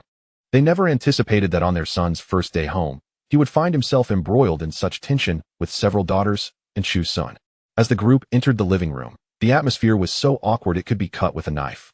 Once everyone was seated again, Chu Sun remained at the center of his sister's attention, while Su Xiaogang was relegated to sit beside their parents, facing his sisters as if separated by an insurmountable chasm. When Qingyun, attempting to alleviate the tension, smiled at Su Xiaogang and said, "Xiaogang, why don't you introduce yourself to your sisters? It's a good opportunity to get to know one another." Without a hint of social anxiety, Su Xiaogang sprang to his feet, clearing his throat. He donned an expression he believed to be dashing. "Ahem, hello sisters. I am Su Xiaogang, and you may call me Brother Gong." His introduction elicited eye rolls from his sisters, nearly sending them to the heavens. Oblivious to their disdain, he continued to boast with fervor, "I may not be particularly remarkable, but I've been doing well in the western part of the city. The local internet cafes and billiard halls all owe me a favor. If you ever wish to visit, just mention my name, and I assure you a discount." Su Yuyan rolled her eyes, incredulous. "Really? Internet cafes and billiard halls? Is that suitable for us, the daughters of prominent families? How utterly uncouth." As he spoke, he animatedly waved his slender arms and legs, performing what he deemed impressive boxing and basketball gestures. "What I despise most are those bookworms who merely bury themselves in studies, lacking any semblance of masculinity. Unlike me, who has admirers lining up from one street corner to the next." His words were a blatant jab at Chu Sun. Their parents' faces morphed from awkwardness to ashen anger. When Qingyun attempted several times to interrupt him, but he disregarded her. His sisters were so distressed they could have torn the carpet apart with their toes. Seventh sister Su Jiro had already pulled out her phone, frantically typing, likely live-streaming this monumental embarrassment to her friends. As her fingers danced across the screen, her toes wiggled restlessly, mirroring her inner turmoil. Su Yuyan crossed her arms, chuckling coldly, her gaze fixed on him as if he were a mere jester. At last, Su Xiaogang concluded his exaggerated tales of heroism, sitting back, brimming with anticipation for his sister's admiration and praise. Instead, he was met with a profound silence. When Qingyun, steeling herself, attempted to defuse the situation. "All right, Xiaogang has finished his introduction. Sisters, please introduce yourselves to him, starting with Qiqi." Eldest sister Su Qiqi spoke, her expression devoid of emotion. "Xiaogang, I am Su Qiqi, your eldest sister, currently managing our family business." Third sister Su Yunming added, "I am Su Yunming, serving the people." Second sister Su Yunming introduced herself, "I am Su Yunming." The first three sisters were relatively polite, though brief, they conveyed what was necessary. Su Xiaogang, eager to engage, listened intently, asking questions with wide-eyed curiosity. Wow, eldest sister, you're impressive. Are you wealthy? Third sister, do you work for the government? Are you an important official? If I'm ever bullied, can I come to you for help? When it was fourth sister Zhu Yunming's turn, she reclined on the sofa, barely acknowledging Su Xiaogang. Merely huffing, Zhu Yunming. Then, she fell silent. Su Xiaogang, undeterred, pressed on. Fourth sister, you're so beautiful. What do you do? Zhu Yunming turned her head away, examining her nails, completely ignoring him. The awkwardness resurfaced. Young Yunming. When Qing Yun's tone was tinged with a plea, only then did Zhu Yunming reluctantly utter a few words. Unemployed drifter. Following suit, the 5th, 6th, 7th, and 8th sisters offered their names in a similarly perfunctory manner. Finally, it was Chu Sun's turn. As he stood to speak, Su Xiaogang, displaying impatience, waved his hand dismissively. No need, I'm off to have breakfast. The moment those words left his lips, the temperature in the living room plummeted to an icy chill. Zhu Yunming could no longer contain herself. Su Xiaogang. Her voice boomed, akin to thunder striking on a clear day. She sprang up from the sofa, trembling with rage, pointing an accusatory finger at Su Xiaogang. How dare you? Apologize to Chu Sun. Immediately, with Zhu Yunming leading the charge, Su Qinxue quickly joined in. The young girl stood up, her eyes reddening, yet her voice rang out defiantly. What did little Sun do to offend you? Why do you keep targeting him? The atmosphere became charged with tension, reaching an unbearable peak. Su Xiaogang was left dumbfounded. He had never anticipated that this faux young master held such high regard in his sister's eyes. Merely uttering a single phrase had stirred a hornet's nest. I didn't mean it. He stammered, hastily waving his hands, and in a moment of desperation, pointed at a pile of gifts in the corner. I was just so excited to see those gifts. I couldn't wait to unwrap them. Truly, it wasn't meant to show disrespect to Chu Sun. Though his excuse was laughably weak, it ultimately provided an escape for both parties. Su He's face darkened to a deep shade of anger. Just then, however, Chu Sun stepped forward, maintaining his gentle smile, as if nothing had transpired. He walked to the center of the living room, gazing at the panicked Su Xiaogang, and spoke calmly, "It's all right." Then, pausing for emphasis, he articulated clearly, "I am Chu Sun, and I welcome you home." Chu Sun's words struck like a resounding slap across Su Xiaogang's face. Just look at his demeanor in stark contrast to the smugness etched on Su Xiaogang's features. The disparity was glaring. It was not only the 4th and 8th sisters who felt this way. The other sisters, initially spectators, now felt a surge of indignation. Their displeasure towards Su Xiaogang was genuine. Chu Sun was a faux young master, a fate not of his choosing, and he had not stolen Su Xiaogang's life. He too was a victim of circumstance. If Su Xiaogang had grievances, he should direct them towards their parents or fate, not unleash his ire upon Chu Sun. Was he out of his mind? In the brief moments since their meeting, Su Xiaogang had twice targeted Chu Sun, once by ignoring him and once by publicly humiliating him. Meanwhile, Chu Sun had maintained his composure and dignity throughout, even managing to utter the words, "Welcome home." His kindness was heart-wrenching. In that instant, the sisters' hearts swayed towards Chu Sun.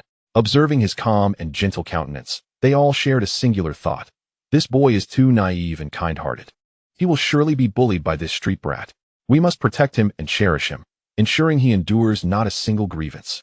Su Xiaogang, however, remained oblivious to the sisters' inner turmoil. He was engulfed in a state of utter confusion and panic. This script was not meant to unfold this way. This impostor was not supposed to be the target of everyone's ire. Why were the most stunning 4th sister and the most endearing 8th sister defending him with such fervor? Panic began to creep in, but Su Xiaogan's street smarts quickly helped him regain his composure. He swiftly calculated in his mind. Oh, the 4th sister and the 8th sister are indeed standing by Chu Sun. This is certainly unexpected. However, when the commotion broke out just now, the other 6 sisters remained silent, particularly the eldest and the 3rd sisters. Their commanding presence clearly indicated they hold sway in the household. The fact that they did not scold me signifies their support for me. Moreover, I have overheard my parents mention the 4th sister in the car, and she is soon to be married. A daughter married off is like water spilled. She will no longer be involved in the affairs of the Su family. With this in mind, only the inexperienced 8th sister Su Qinxue stands by Chu Sun. On the other hand, I have 6 sisters. 6-1, the advantage is mine. Victory is assured. Chapter 10. That little electric scooter is yours. Having realized this, Su Xiaogang's anxiety dissipated in an instant, replaced by a more profound sense of pride. He felt he had unraveled the intricate dynamics of the Su family and firmly grasped the initiative. Su Xiaogang had yet to have breakfast. The long dining table was already laden with a sumptuous spread, both Chinese and Western cuisines, a veritable feast. Upon seeing the array of delectable dishes, his eyes widened in delight. The breakfast setup resembled a royal banquet. Without a moment's hesitation, he pulled out a chair and sat down, grasping chopsticks to commence his meal. His manner of eating could only be described as grotesque. He devoured his food ravenously, stuffing his mouth to the brim. As he drank congee, he emitted loud slurping sounds, splattering soup everywhere. Spotting a shrimp dumpling that looked particularly appetizing, he reached out with greasy fingers, stirring it around in the plate before contentedly shoving it into his mouth. The sisters on the sofa were left dumbfounded. Su Luo continuously furrowed her brow, her face betraying a visceral discomfort. Only their mother, Wen Qingyun, observed her son's gluttonous display with a heart full of compassion. "Slow down, Xiaogang, slow down, don't choke," she urged, persistently serving him more dishes. "You can eat like this every day. Look at how thin you've become. You must have suffered a lot outside." Su Xiaogang mumbled in response, yet his pace remained unchanged. The meal concluded amidst this peculiar atmosphere, with the sisters hardly having touched their own food, having been satiated merely by watching Su Xiaogang's eating spectacle. After breakfast, the servants cleared the table and replaced it with tea and fruit. When Qingyun surveyed the harmonious scene, a satisfied smile gracing her face. She clapped her hands and addressed everyone. "All right, Xiaogang has just returned. Sisters, have you prepared gifts? Quickly, show them to your brother." Su Xiaogang's eyes instantly sparkled with excitement. He felt deeply moved. "See, I told you, the sisters still care for me, their dear brother. The earlier indifference and aloofness must have been an act, a test of my resolve. Now that I have passed the test, they will begin to shower me with affection." He promptly stood up from his seat, bowing deeply towards his sisters, his voice brimming with sincerity. "Sisters, you are truly wonderful. You even prepared gifts for me. I am genuinely touched. Thank you, sisters. I am so fortunate." He lifted his head, tears of emotion shimmering in his eyes. He imagined a heartwarming scene where his sisters would eagerly present him with gifts. However, what he beheld was a series of peculiar expressions on their faces. They exchanged glances filled with awkwardness and silence while Su Xiaogang remained enraptured in his own orchestrated sentimentality. Oblivious to his foolishness, he had already spotted the fiery red Ferrari at the entrance of the villa, brand new and gleaming. Even the tires shone black, indicating it was freshly acquired. Although Su Xiaogang lacked a driver's license, he considered himself an aficionado of automobiles. His greatest pastime involved critiquing luxury cars on various forums and videos. This Aventador is obsolete with its V12 naturally aspirated engine. The shifting logic is atrocious. Pista? Sure, it accelerates quickly, but don't you feel the turbo lag? The 720S is the real deal. Using his outdated computer, which barely handled gaming, he typed vigorously, critiquing cars worth millions as if he were the reincarnation of a legendary racing champion. In reality, his only mode of transport was a secondhand electric scooter that barely made it 50 kilometers on a charge, relying entirely on manual braking. But today was different. Su Xiaogang was ready to upgrade. That Ferrari was undoubtedly a welcome home gift from his sisters. He had already envisioned himself driving it back to the west side of the city, flaunting it before his friends, just as Su Xiaogang was lost in his daydreams. His mother, Wen Qingyun, spoke up. "All right, everyone, let's not linger. Present the gifts. Xiaogang has just come home. Let us start with Qinxue." Summoned. Su Qinxue reluctantly rose from the sofa. Su Xiaogang's eyes brightened instantly, his face brimming with anticipation as he gazed at her, much like a puppy awaiting a treat. Disgusted by his lecherous gaze, Su Qinxue steeled herself and spoke. "I prepared a car for you." Boom. It was as if fireworks exploded in Su Xiaogang's mind. A car. She said it was a car. It must be that Ferrari. Absolutely. He was elated. He just knew it. The eighth sister, being the youngest and most innocent, surely felt a special affection for her long-lost brother. Maintaining a facade of emotional gratitude, his eyes teared up, but inside, he was overjoyed. A Ferrari worth millions. This was worth it for a lifetime. Shall we go see it? Su Qinxue's tone held a hint of mischievousness. Yes, yes, Su Xiaogang exclaimed, jumping up eagerly. The group made their way outside the villa, with Su Xiaogang striding confidently at the front, feeling as though he had reached the pinnacle of life. The sisters followed reluctantly behind, while Chu Sun brought up the rear, observing Su Xiaogang's smug demeanor and catching sight of the smirk on the eighth sister's lips. Already guessing what was to come, a spectacle awaited. They arrived at the fiery red Ferrari 488. Upon seeing the sleek body and the ostentatious prancing horse emblem, Su Xiaogang could no longer contain himself. He dashed forward, caressing the smooth surface of the car as if it were a lover. Then, he plopped himself down on the hood of the Ferrari. With a pat on the car's cover, he proclaimed, "This car is incredible." He was utterly unaware that as soon as he made this move, the expressions on his sisters' faces shifted dramatically. An act of sacrilege. Oblivious. Su Xiaogang jumped down from the hood, arms wide open, ready to embrace Su Qinxue. "Thank you, eighth sister. You are so wonderful to me. I adore you." Su Qinxue deftly sidestepped his impending hug as if dodging a plague, tilting her head and gazing at him with her innocent big eyes before slowly speaking. "Who said this car was for you?" Su Xiaogang's smile froze instantly. Huh. The air seemed to freeze at that moment. Su Qinxue pointed her delicate, fair finger toward a corner not far away. "That one is for you." Everyone followed her finger's direction, and there, quietly parked, was an electric scooter. Although the scooter was entirely white, boasting a high-tech design that suggested it was a premium product, it was still, at the end of the day, an electric scooter. A brand new, high-end, yet modest little electric ride. With a suppressed chuckle, the fourth sister, Su Yuyin, and the fifth sister, Su Luoyi, exchanged knowing glances before bursting into laughter. Chapter 11. Sister's gift. Su Yuyin's laughter was a delightful symphony, while Su Luoyi removed her sunglasses, revealing a radiant smile that contrasted sharply with her usual icy demeanor. The other sisters, though silent, betrayed their joy through twitching lips and slightly trembling shoulders. Even the typically stern eldest sister, Su Qiqi, wore a faint smile. Su Xiaogang stood frozen, alternating his gaze between the dazzling Ferrari before him and the forlorn little electric scooter nearby, his mind a blank canvas. The descent from heaven to hell could be measured in mere seconds. Qin Shui, their mother, Wen Xingyun, turned pale with fury, pointing accusatorily at Su Qinshui. "How could you treat your brother this way? Are you mocking him?" Su Qinshui adopted an innocent expression, blinking her large eyes in feigned innocence. "I didn't mean to, Mom. I heard my brother doesn't have a driver's license. I couldn't possibly gift him a car he can't drive. Could I? That would be utterly impractical. So, I specifically chose this latest model of smart electric scooter, fully charged to run for 150 kilometers. Quite sophisticated." She paused, adding with a hint of pride, "This beauty cost nearly 30,000 yuan, consuming all my pocket money for the week." Her words rendered any rebuttal impossible. Indeed, gifting a supercar to someone without a license was illogical. An electric scooter was much more practical, and spending 30,000 yuan was a considerable gesture for a college freshman. Brimming with sincerity, eldest sister Su Qiqi interjected diplomatically, "Mom, Qin Shui just started college, and she doesn't even have a car. To spend 30,000 yuan on a gift for her brother shows her thoughtfulness." She was acutely aware that the Ferrari was actually a gift for Chu's son. But such a revelation would only invite more disdain towards him. Su Xiaogang stood there, his face a canvas of red and white, feeling utterly stripped bare in front of everyone. The mocking gazes surrounded him like a storm, and he felt his insides boiling with rage. That woman was toying with him. But what could he say? He could only swallow his anger.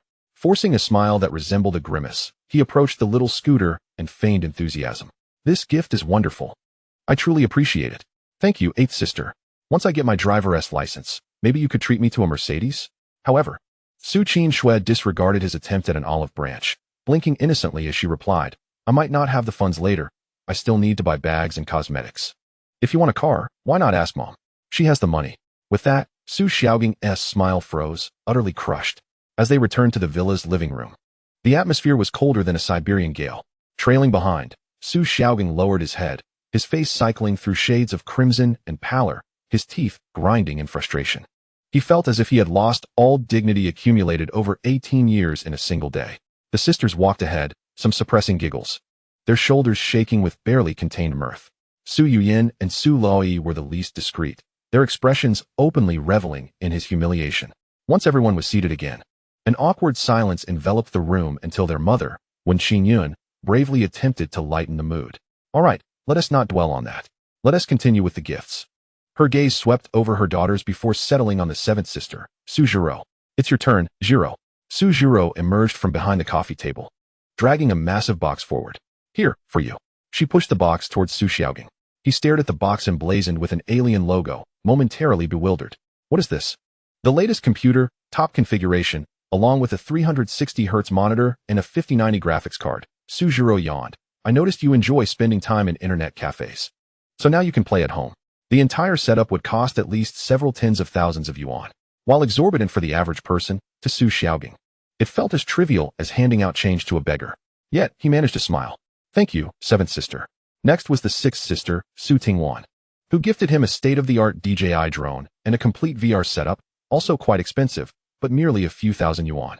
When it was the fifth sister, Su Luoi's turn, she presented a small, exquisite box with the aid of her assistant, her smile polished and professional.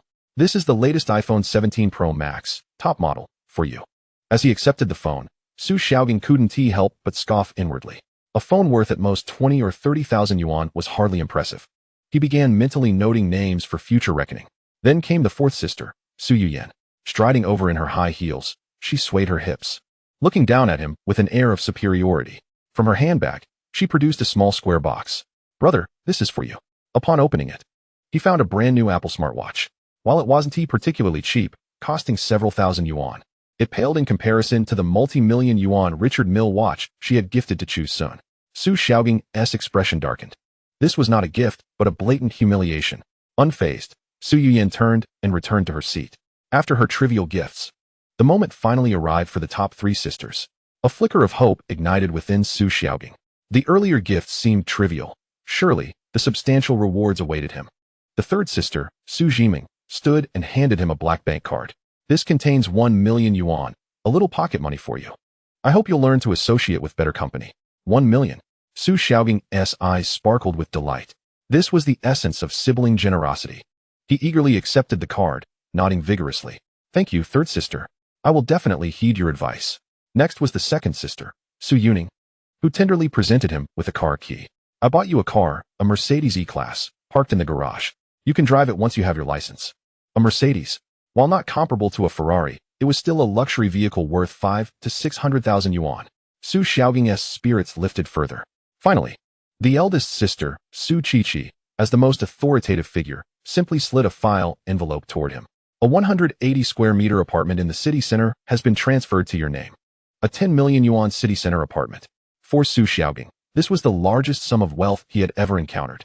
Though it paled in comparison to the entire building gifted to Chu Sun, Su Xiaogang trembled with excitement, feeling triumphant once more. The gift-giving segment concluded in an atmosphere that was both bizarrely harmonious and tense. Chapter 12. The star's underlying rules and the faux young master seated on the sofa. Su Xiaogang gazed at the property deed, car key, and bank card in his hands, his mind racing with calculations. He swiftly categorized his 8 sisters into 2 factions, those who supported him and those who did not. The eldest sister had gifted him a 10 million yuan apartment, and the second sister had gifted him a luxury Mercedes worth several hundred thousand. Third sister, hand me 1 million in cash, immediately. These 3 sisters, truly devoted, genuinely affectionate, have etched themselves into my heart forever. I shall never forget their kindness. When I ascend as the rightful head of the Su family, I shall honor them with unwavering filial devotion. As for the rest, Su Xiaogang's gaze turned glacial, cold, sharp, and venomous. That broken laptop from seventh sister. That decrepit private jet from sixth sister. That obsolete smartphone from fifth sister. Combined, they barely surpassed 500,000. And eighth sister, the wretched woman, dared present me with an electric scooter, humiliating me openly, in front of everyone. But the most contemptible of all was fourth sister, the shameless coquette, gifting me nothing but a paltry 1,000 yuan wristwatch. All of you, every last one, dare to look down upon me. Wait, just wait. His fists clenched so tightly that his fingernails bit deep into his palms, drawing blood. In the ledger of his heart, names were already inscribed in bold, crimson ink, indelible, unforgiving. Once I seize absolute authority over the Su dynasty, once I become its undisputed patriarch, I shall strip you of every share you hold. Not a single fraction shall remain in your grasp. I shall cast you out of this house like refuse, banishing you to beg on street corners, stripped of dignity and fortune. Especially her, fourth sister, the soon-to-be married socialite. Fifth sister, the glittering, calculating starlet. Eighth sister, the callow, insolent child. A darker, more vicious impulse stirred within him. When I reign, I shall personally marry each of them, to the filthiest, most wretched beggars found on the city's grimiest alleys. Let them wallow in mire for the rest of their lives, drowning in regret for every slight, every slighting glance, every dismissive word they ever offered me today. Yet on his face lingered a mask of tearful gratitude, warm, radiant, heartbreakingly sincere, while beneath it, hatred raged like a typhoon. He believed his duplicity flawless. He did not notice, seated directly across from him, Chu Sun watching him with eyes calm, fathomless, and utterly unimpressed. At last, the grotesque charade of gift-giving concluded. In the living room, Zhu Yunming clutched his motley pile of presents, his mental ledger now thick with annotations. Page after page of grievance and grudge. His sisters sat scattered, some scrolling through phones, others murmuring softly, their attention elsewhere. He was invisible. Air, silence. A ghost at his own family's table. Then fifth sister, Su Luo, rose. She adjusted the oversized sunglasses that veiled half her face. I'm off. I have a filming commitment this afternoon. She lifted her handbag with effortless grace. Oh, so soon? When Qing rose quickly, voice laced with gentle entreaty. We've barely gathered. Want to you stay for lunch? It's rare we're all together. No, mother. I've already confirmed the schedule. The penalty for cancellation is exorbitant. Her tone brooked no debate. At last, Su He, long silent, spoke. His voice carried quiet authority, edged with disapproval. Does the Su family lack the means to support you? Must you insist on parading yourself before the public? So busy you've forgotten how to return home? Su Luo, did not bristle. Instead, she turned, slid off her sunglasses, and flashed her father a playful, impish grimace, tongue teasingly out. Uft, I like it. Becoming a star had been her childhood dream. The gilded ennui of heiress life bored her to tears. Zhu Yunming seized the moment.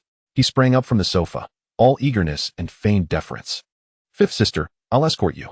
She glanced at him. No flicker of recognition, no warmth, no pause. Only a cool, detached dismissal. No need. Then she strode toward the entrance. Heels clicking like metronome ticks, never once glancing back.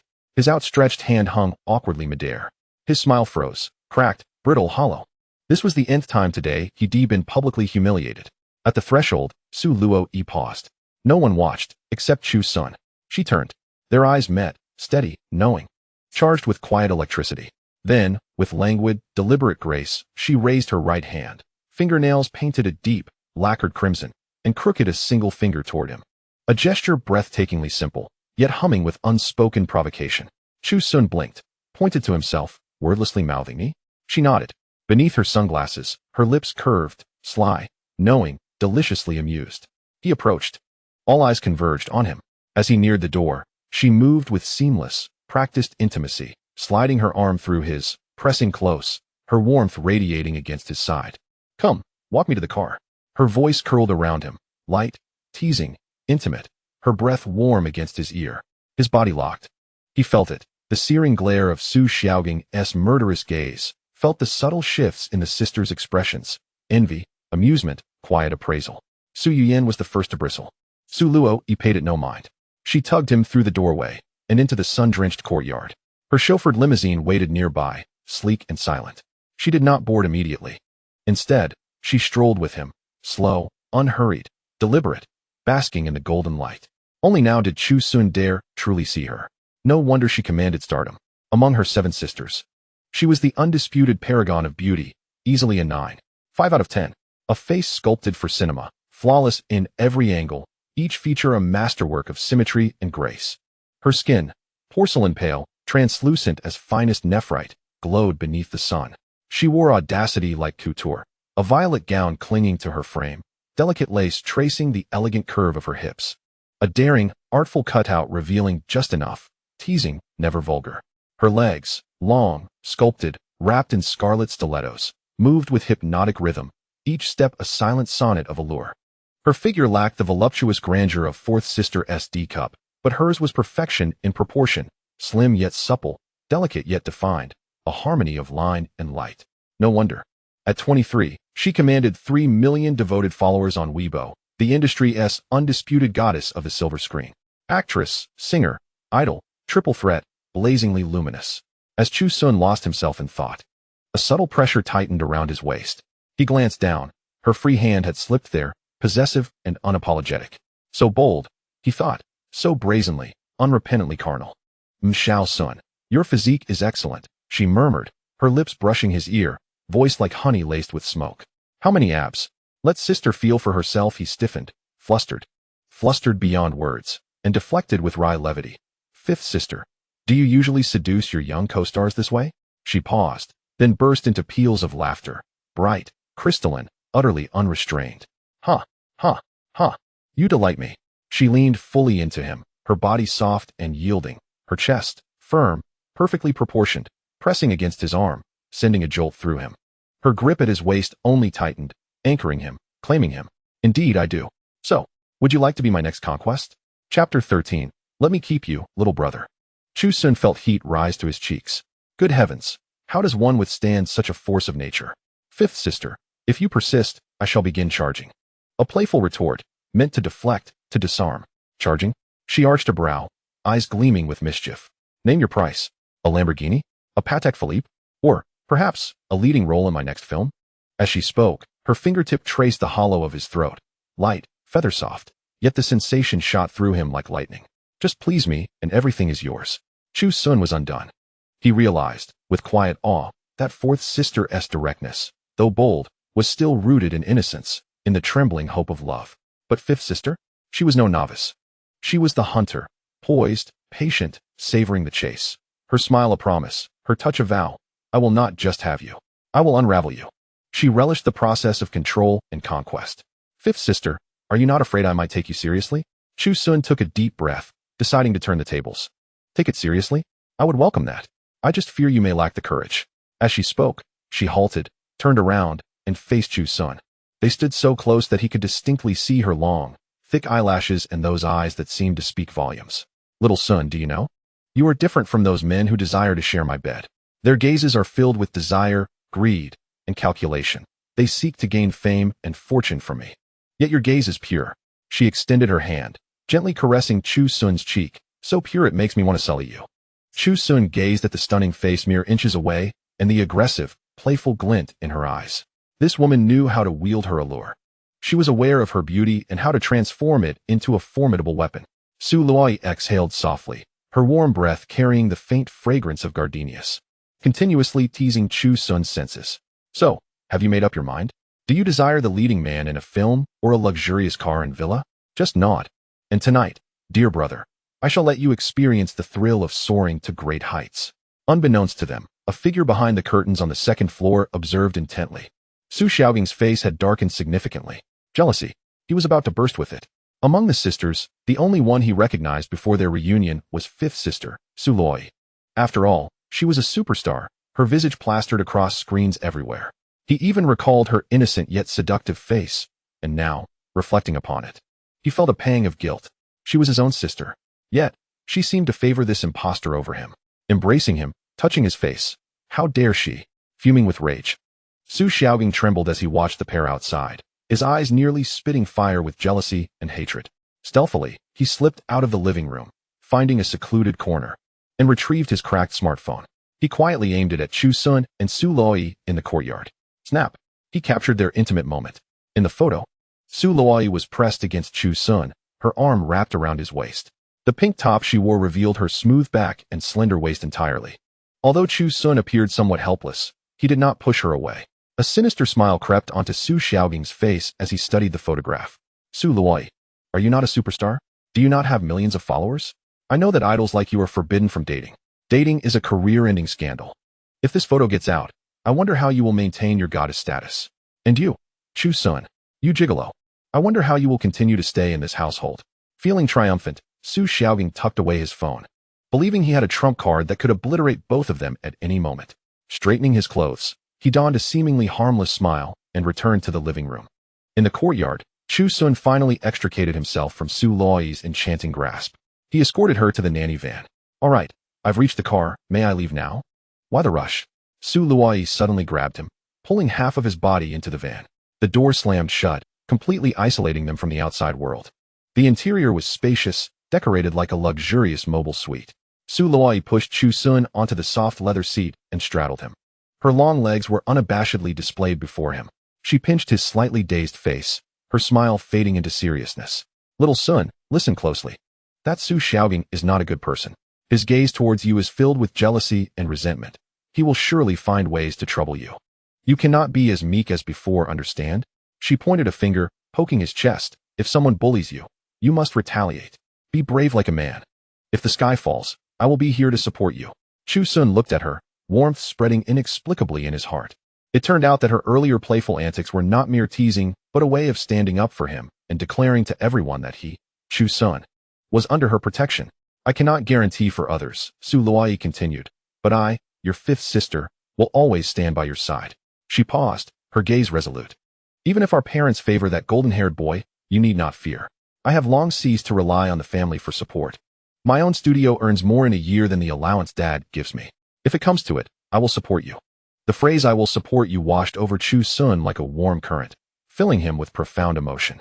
He gazed at her exquisite face, at the unabashed protection and sincerity in her eyes. All the banter and teasing suddenly felt overwhelmingly real. He was moved. It turned out that this seemingly carefree fifth sister was fiercely protective of him deep down. "Did you hear me, silly boy?" Su Luoi pinched his face again. "I heard you." Chu Sun nodded earnestly. "That's more like it." Su Luoi smiled contentedly, leaning down to plant a gentle kiss on his cheek. "All right, I must go now. Call me if you need anything."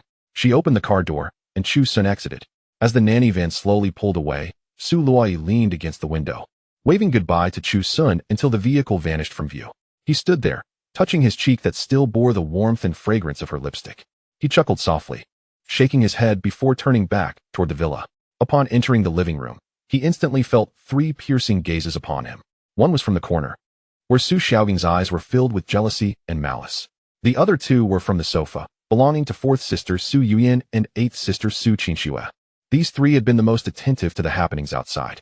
However, while Su Xiaoying was envious of Chu Sun, Su Yuyin and Su Qingxue were envious of Su Luoi. Chapter 14. The Spirit of Jinan. The legacy of Wei and Jin. 8th sister Su Qingxue puffed her cheeks, her lips pouting as if they could hold an oil bottle.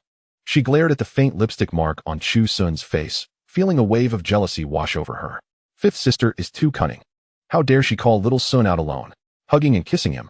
It's outrageous. She is only a few years older than me. What gives her the audacity? Meanwhile, Su Yuyan's expression was equally displeased. She elegantly crossed her legs, her long, shapely limbs accentuated by her dress.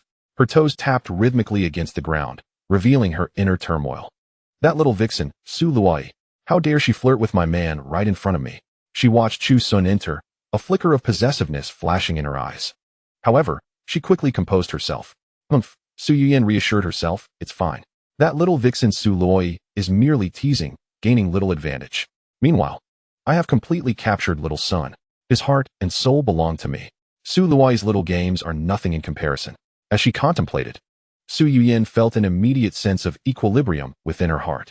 Chu Sun returned to the living room, feeling akin to a monk who had just escaped from a den of spiders. Behind him was the luxurious car of his sister-in-law, Su Luo, vanishing into the distance. While in front of him were 2 almost tangible, acid-laden gazes. Su Yuyin and Su Qingxue sat on the sofa. One elegantly crossed her legs, while her eyes, akin to X-rays, scanned his face, fixating on the faint imprint of lipstick on his cheek. The other, puffing her cheeks like an indignant pufferfish, was nearly deforming the bear-shaped pillow she clutched in her hands. Su Xiaoying's gaze was devoid of complexity, purely laced with jealousy and malice. Akin to a dagger poisoned with spite, yearning to carve flesh from Chu Sun. Under the weight of these 3 scrutinizing stares, Chu Sun felt a prickling sensation at the back of his head and could only feign indifference as he silently took his seat. Clearing her throat, Su Yuyan shattered the silence. She lifted her teacup and took a delicate sip, then raised her eyes to Chu Sun, a smile both playful and enigmatic gracing her lips. "Little Sun, what brand of lipstick does 5th sister wear? The color is quite lovely. It complements your complexion beautifully." Her voice was sweet yet cloying. How amusing. This lady knows how to be subtly sarcastic. Chu Sun instinctively raised his hand to wipe his face. "Don't move," Su Yuyan interjected. "It's rather nice. Keep it as a memento. After all, not everyone has the opportunity to receive a parting gift from our family superstar." Su Qingxue, overhearing this, wrinkled her nose and huffed, turning her head away, presenting the back of her head to Chu Sun. "The issue is, I did nothing at all. I am the victim here." Though Su Yuyan seemed to have the upper hand in conversation, unease simmered within her.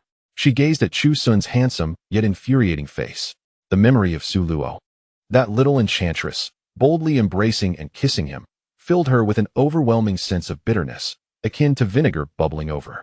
No, this insufferable younger brother attracted far too much attention. Once would not suffice. She must leave an indelible mark on him, a brand that would make other women dare not even think of him. With this thought, her smile grew increasingly beguiling. "I feel a bit tired. I shall return to my room for a rest." With that, she ascended the stairs, her swaying figure exuding a silent allure. Chu Sun remained in the living room, feeling like a cat on a hot tin roof, before finding an excuse to slip back to his room. just as he lay down on his bed. Preparing to process the overwhelming events of the day, his phone buzzed with a message. The sender was Sister Yinyan. The content was succinct, a single sentence. Little son, come to my room. His heart sank. Again, he sensed that this message heralded nothing good. Yet, inexplicably, alongside his anxiety was a flicker of anticipation, one he was reluctant to acknowledge. After a moment's hesitation, he rose from his bed and, as if compelled by an unseen force, left his room. At Zhu Yunming's door, he inhaled deeply and gently knocked. The door opened swiftly, revealing Zhu Yunming, who had changed from her dress into a pale pink silk camisole. The garment was sheer and short, barely concealing the tops of her thighs. As she opened the door, the hem swayed slightly, exposing her long, delicate legs to the air. Under the soft lighting, her skin glowed like porcelain, smooth and devoid of any blemish. With damp hair, clearly freshly washed, she emanated a fragrance that mingled her body with the scent of her body wash, sweet and intoxicating. Chu Sun's breath hitched. Come in, why are you just standing there? Zhu Yunming moved deeper into the room, prompting him to follow, shutting the door behind him.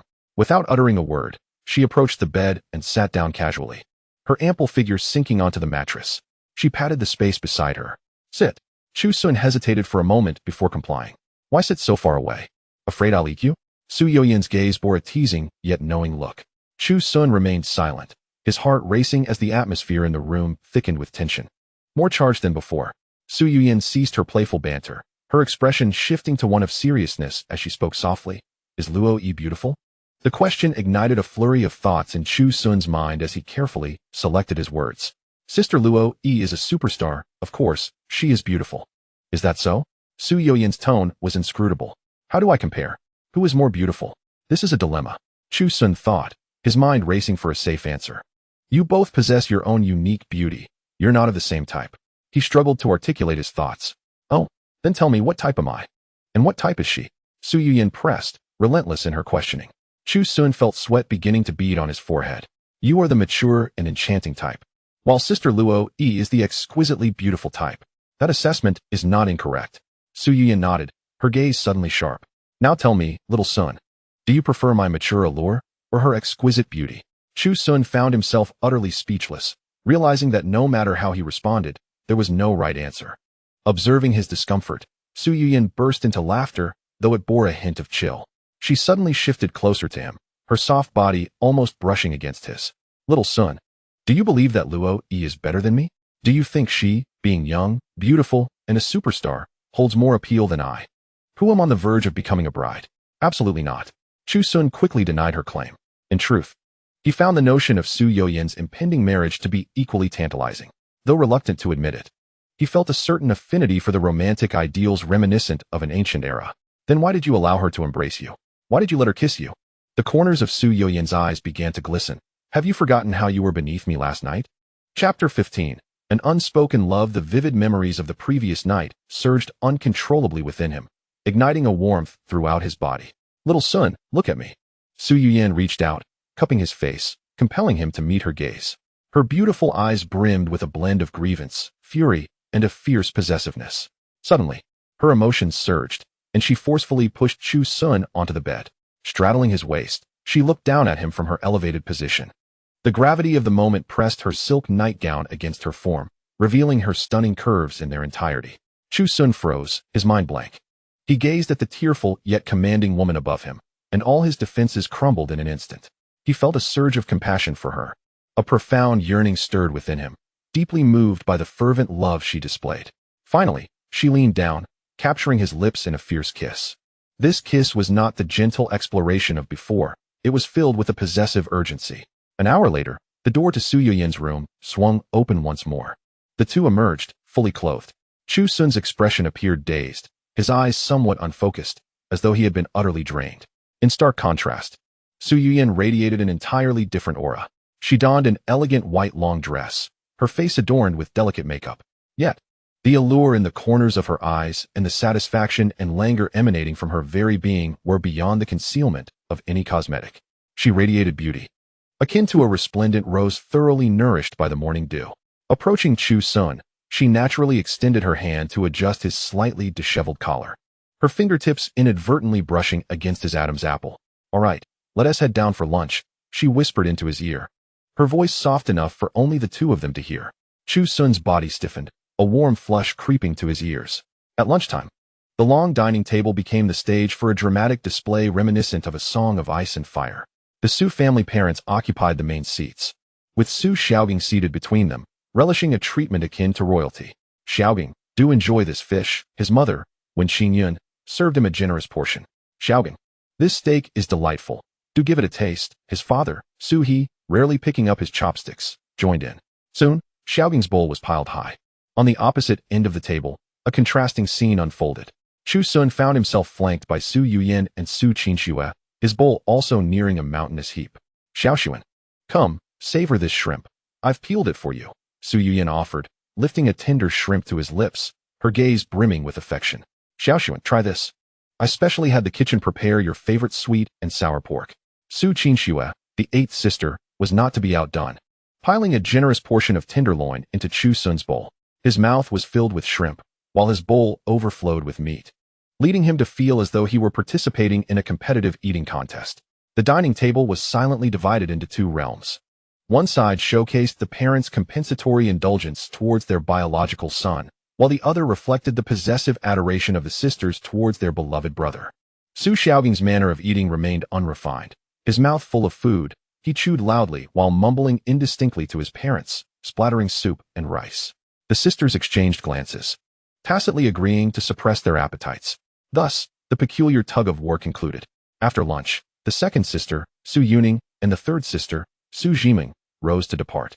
The second sister needed to return to her husband in the bustling metropolis, while the third sister had work awaiting her. Let me see you off, Su He offered. Standing up. No need, Dad. Su Yunming gently shook her head, her gaze sweeping the living room before resting on Chu Sun. Let Xiaoxuan escort us to the door. Chu Sun was momentarily taken aback, then nodded. Consequently, Chu Sun accompanied his second and third sisters out of the villa. The afternoon sun blazed. The flowers and grass in the yard exuded a languorous fragrance.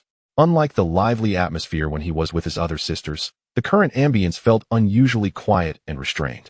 The third sister, Su Yunming, walked on the far left, still clad in a lady's suit. Her gait was steady, her eyes focused ahead, exuding an aura of aloof authority. Resembling a walking iceberg, even colder than the eldest sister, Su Qi. The second sister, Su Yunming, walked in the middle, still dressed in her pale blue long dress, the breeze causing the hem to flutter along with her long black hair, rendering her appearance even more fragile and melancholic. She resembled a traditional ink painting of Jiangnan, beautiful, yet perpetually shadowed by an inescapable sorrow.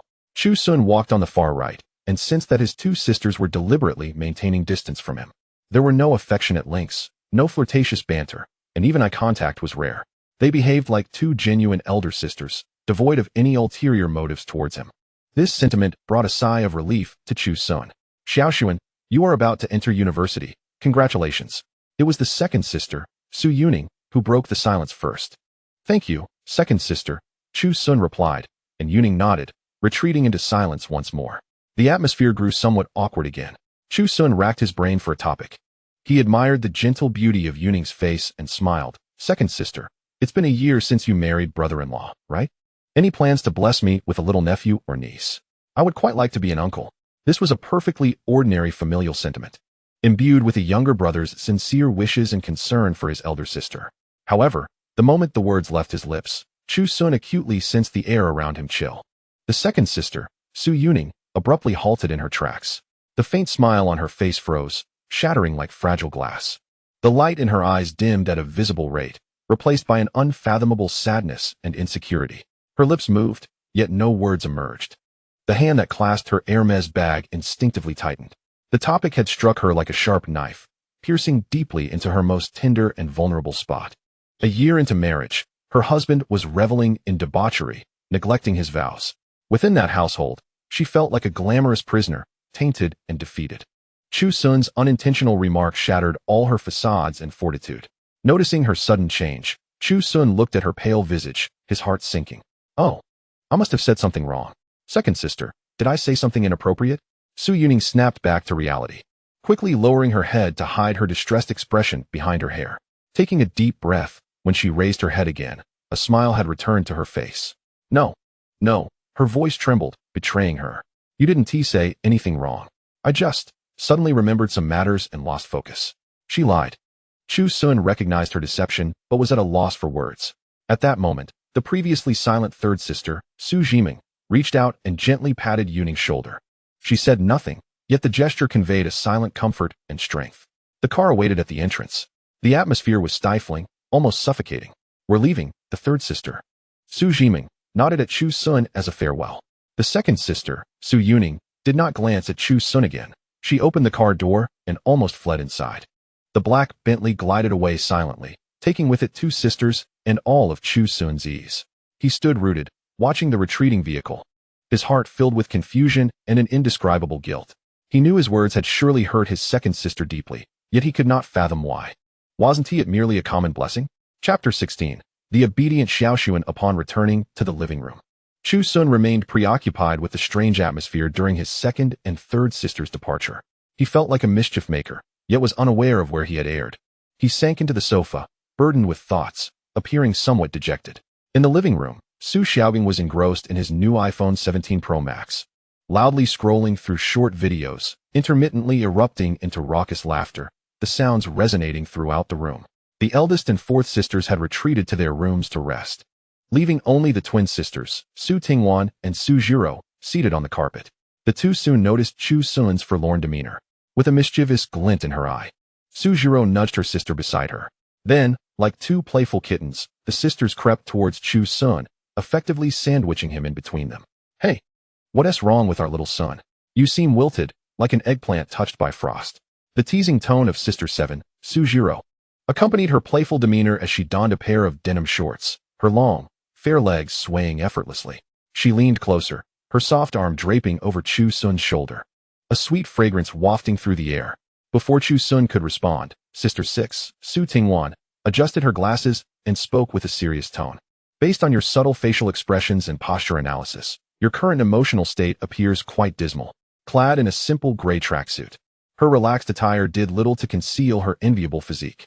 This pair of sisters, Su Tingwan, a physics major, possessed an extraordinary beauty, scoring at least an 8, surpassing the usual 7 of ordinary campus belles, making her a strong contender for the title in a university filled with such girls. Su Zhiro, an art student, was playful and often teased Chu Sun, boasting a stunning appearance rated at an impressive 85. I'm fine, Chu Sun replied weakly. Fine. Your face looks like a bitter melon, Su Zhiro retorted, poking his cheek with her finger. I'm just a bit tired. This statement bore truth, as he indeed felt drained, nearly exhausted by the demands of that enchanting demon, Su Yuyan, with her fervent desires at her most vibrant age. She had him on the brink. Su Zhiro was not convinced. She playfully scraped her finger across Chu Sun's nose. You're lying. Your expression practically screams that you have something on your mind. She settled cross-legged beside him, her body close enough that the fragrance of youth invaded his senses. All right. If you don't want to talk, how about Sister 7 play some games with you? I'll take you to new heights. Before Chu Sun could respond, an exclamation erupted from the corner of the room. Damn it. The three turned their gazes towards the source of the disturbance. Su Xiaobing was sprawled on a single sofa, his legs propped on the coffee table, the screen illuminating the chaos of a battle in honor of kings. His performance, marked by a dismal 0 wins and 5 losses, was nothing short of disgraceful. Can't you play? Support and marksman, and you're wandering around like a ghost. His voice was loud and grating, filled with impatience. The once elegant and serene atmosphere of the living room was shattered by his presence. Sister 7, Su Zhiro, scrunched her nose in distaste and whispered to Chu Sun. Shall we move to my room?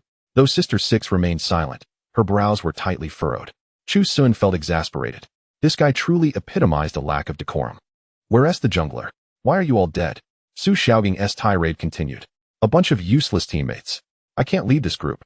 As he ranted, his fingers furiously tapped the screen, the phone making a cacophony of sounds. Su Zhiro, though silent in her disbelief, redirected her attention back to Chu Sun. She nearly draped herself over him, her soft body pressed against his arm. While not as exaggerated as Su Yuyan, the youthful fullness and elasticity she possessed still provided a tender sensation. Leaning in closer, she whispered in a warm breath, Little Sun, ignore him. Let us focus on our conversation. The warmth of her breath tickled his ear, causing him to tense involuntarily. But the sensation swiftly turned painful, an unfortunate consequence of Su Yuyan's influence. Sister 6, unable to bear the sight any longer, reached out, and pulled her sister away from Chu Sun. Sit properly, and keep your hands to yourself.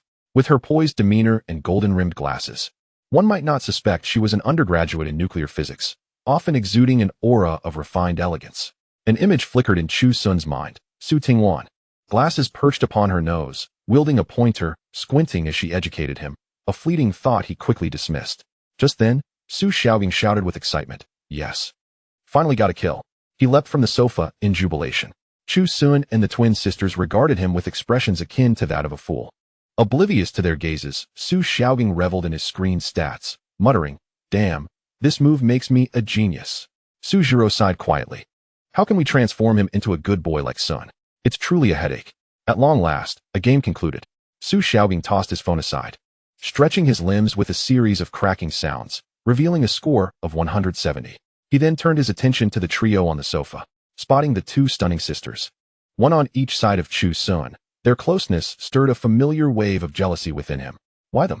Though not as mature or alluring as sisters 4 and 5, they were undeniably beautiful, and being twins only added to their charm.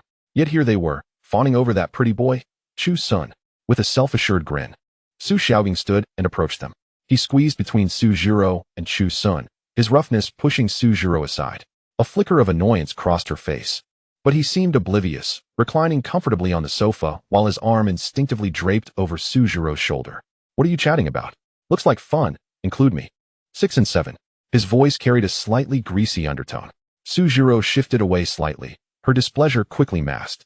After all, he was her younger brother, and she refrained from showing outright disdain.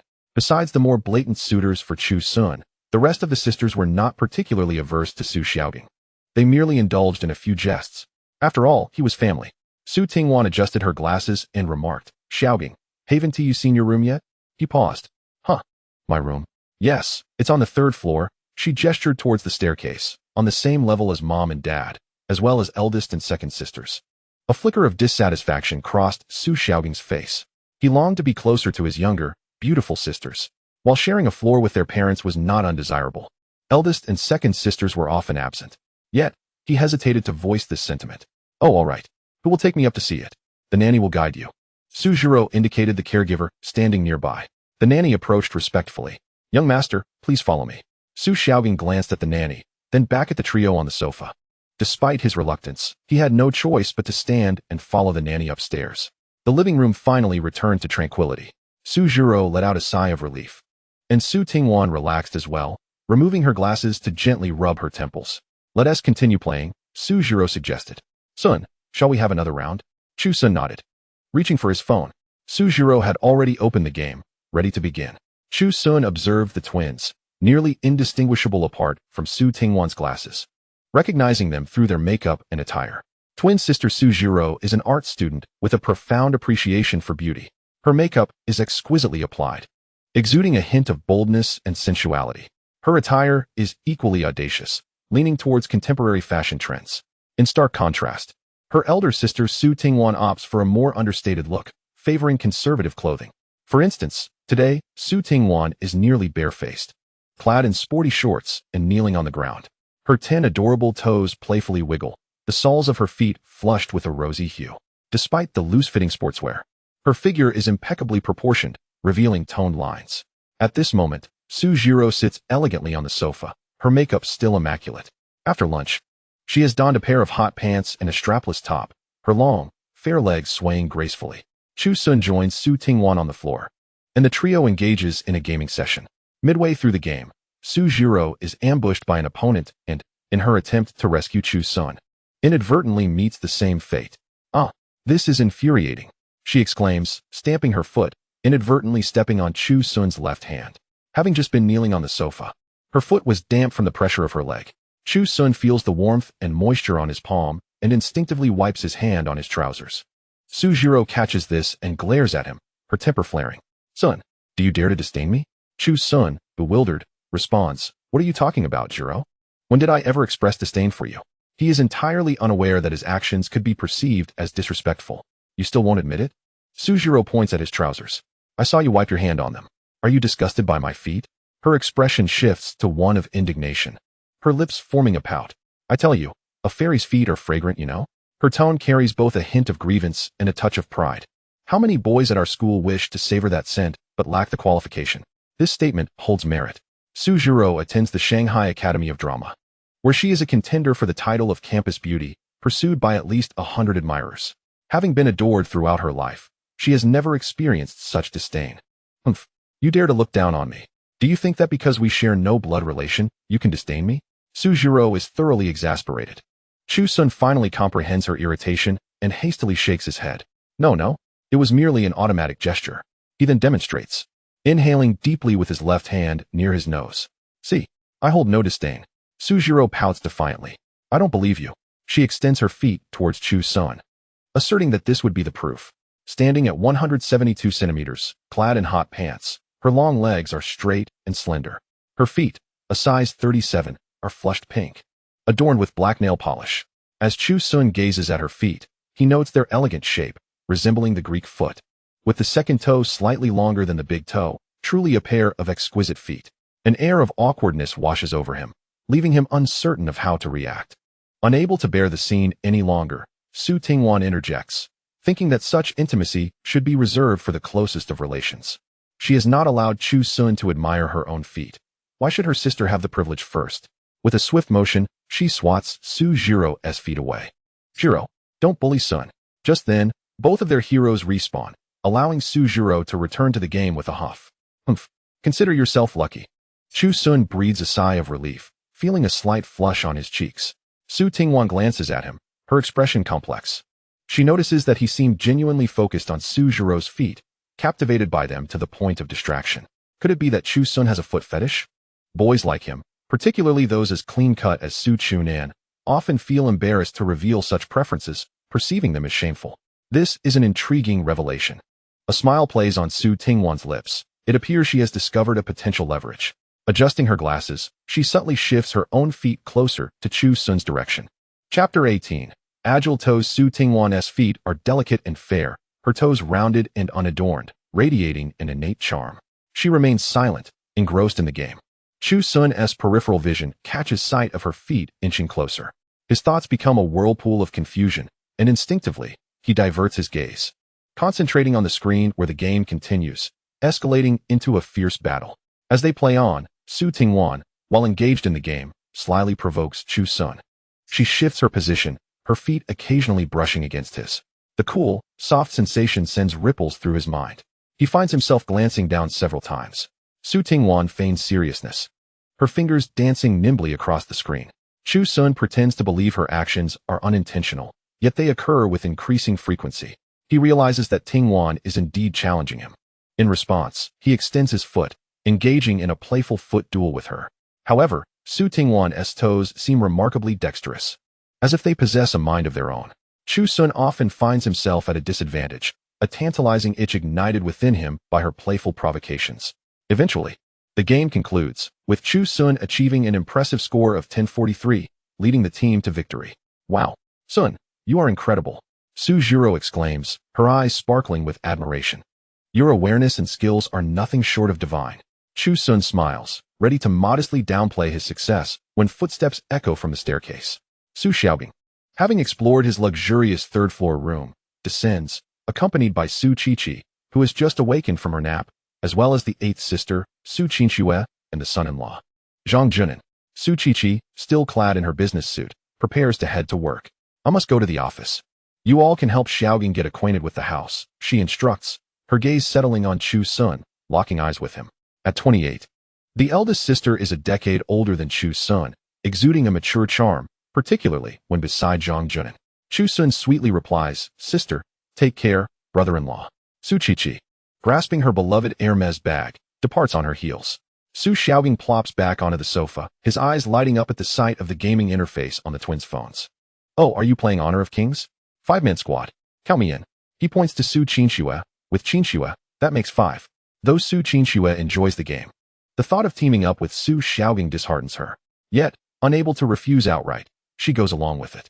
Su Zhiro and Su Tingwan exchange glances, mutual understanding of their predicament evident in their expressions.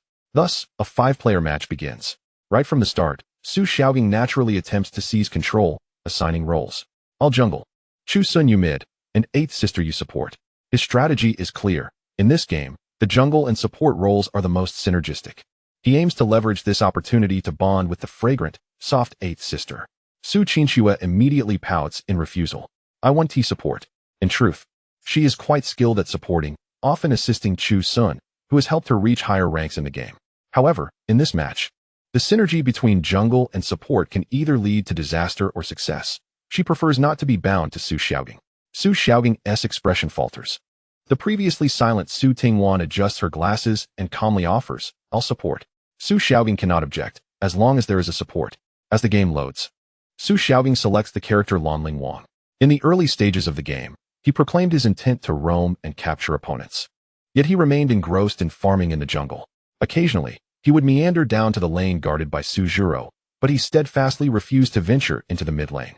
Chu Sun, playing as a mage, found himself repeatedly pressured beneath the tower by the opposing jungler. It was abundantly clear to him that Su Xiaogang was deliberately sabotaging him.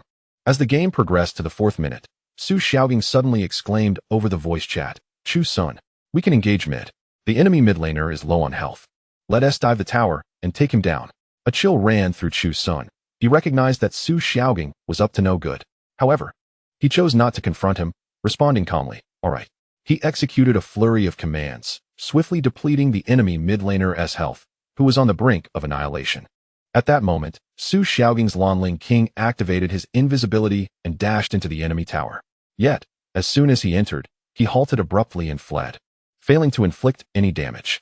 Chu Sun fell victim to the tower's assault and the dying retaliation of the enemy mid laner, succumbing beneath the tower. Without a backward glance, Su Xiaogang slipped into the brush, a sinister smirk curling his lips. Such acting skills, Su Xiaogang, he thought, you'd be wasted not pursuing a career in acting. Seated nearby, Su Qinxue watched the unfolding events with clarity, her face flushed with anger. Her long, fair legs, encased in a white dress, trembled with indignation. Just as she was about to rise and confront him, she felt a warmth on her leg. Chu Sun had gently patted her thigh. Su Qinxue was taken aback. The warmth of his palm radiated through her, igniting a blush across her cheeks, her heart racing uncontrollably, her mind blank. He touched my leg. All her fury melted away, replaced by the shyness and confusion of youth, causing her to forget her intention to confront Su Xiaogang. It's fine. I'll retaliate, came Chu Sun's voice. In the voice chat, Su Xiaogang pretended to apologize. Oh, I'm sorry, Chu Sun. I misclicked my skill, my hand slipped. No worries. Chu Sun replied indifferently. A few minutes later, another opportunity arose. Su Xiaogang, feeling triumphant from his prior scheme, attempted the same tactic again. Chu Sun, let us do it again. The enemy is low on health. This time, I promise I won't fumble. A barely perceptible smile graced Chu Sun's lips. All right, once more. He charged into the enemy tower with the same combination of skills. Su Xiaogang's Lanling King followed suit with renewed confidence. He had devised a plan.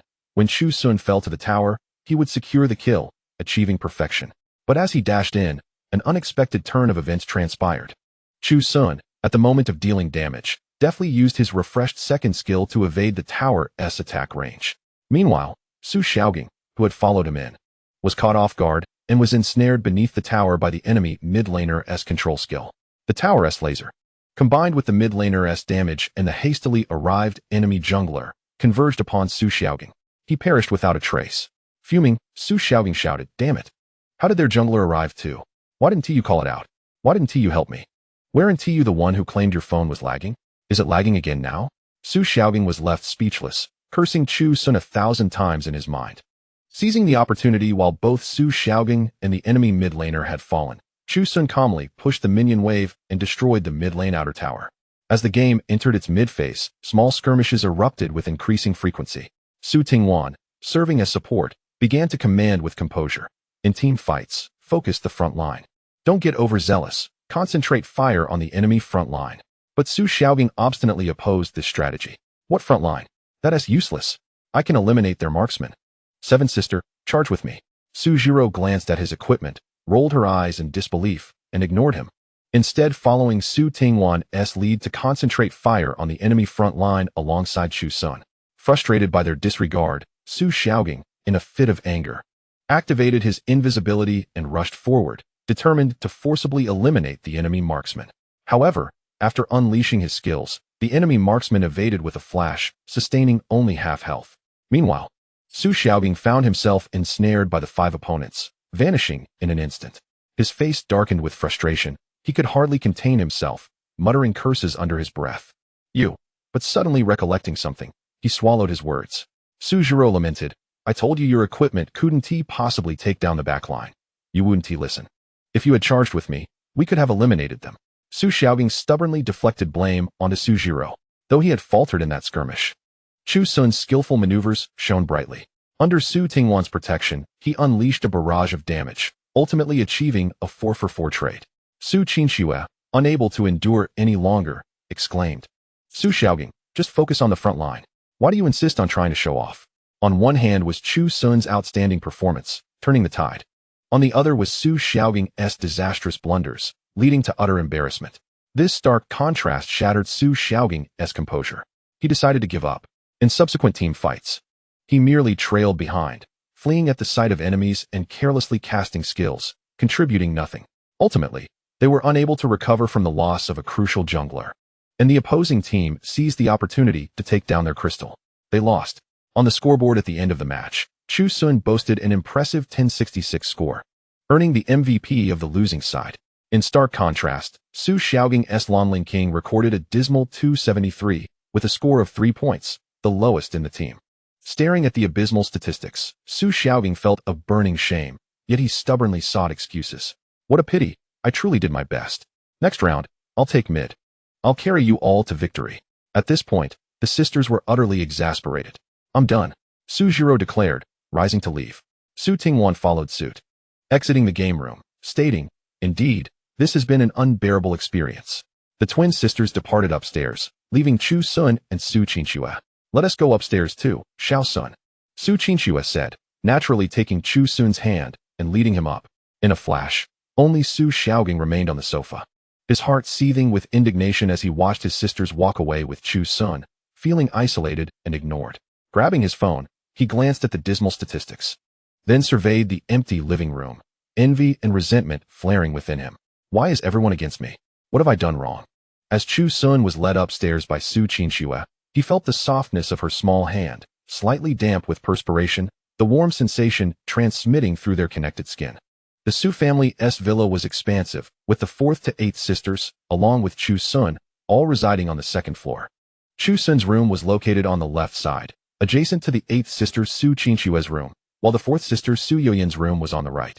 Su Qinxue ushered Chu Sun into her room, where a sweet fragrance enveloped him, reminiscent of melting strawberry-flavored candy. As she drew him inside, the door clicked shut behind them.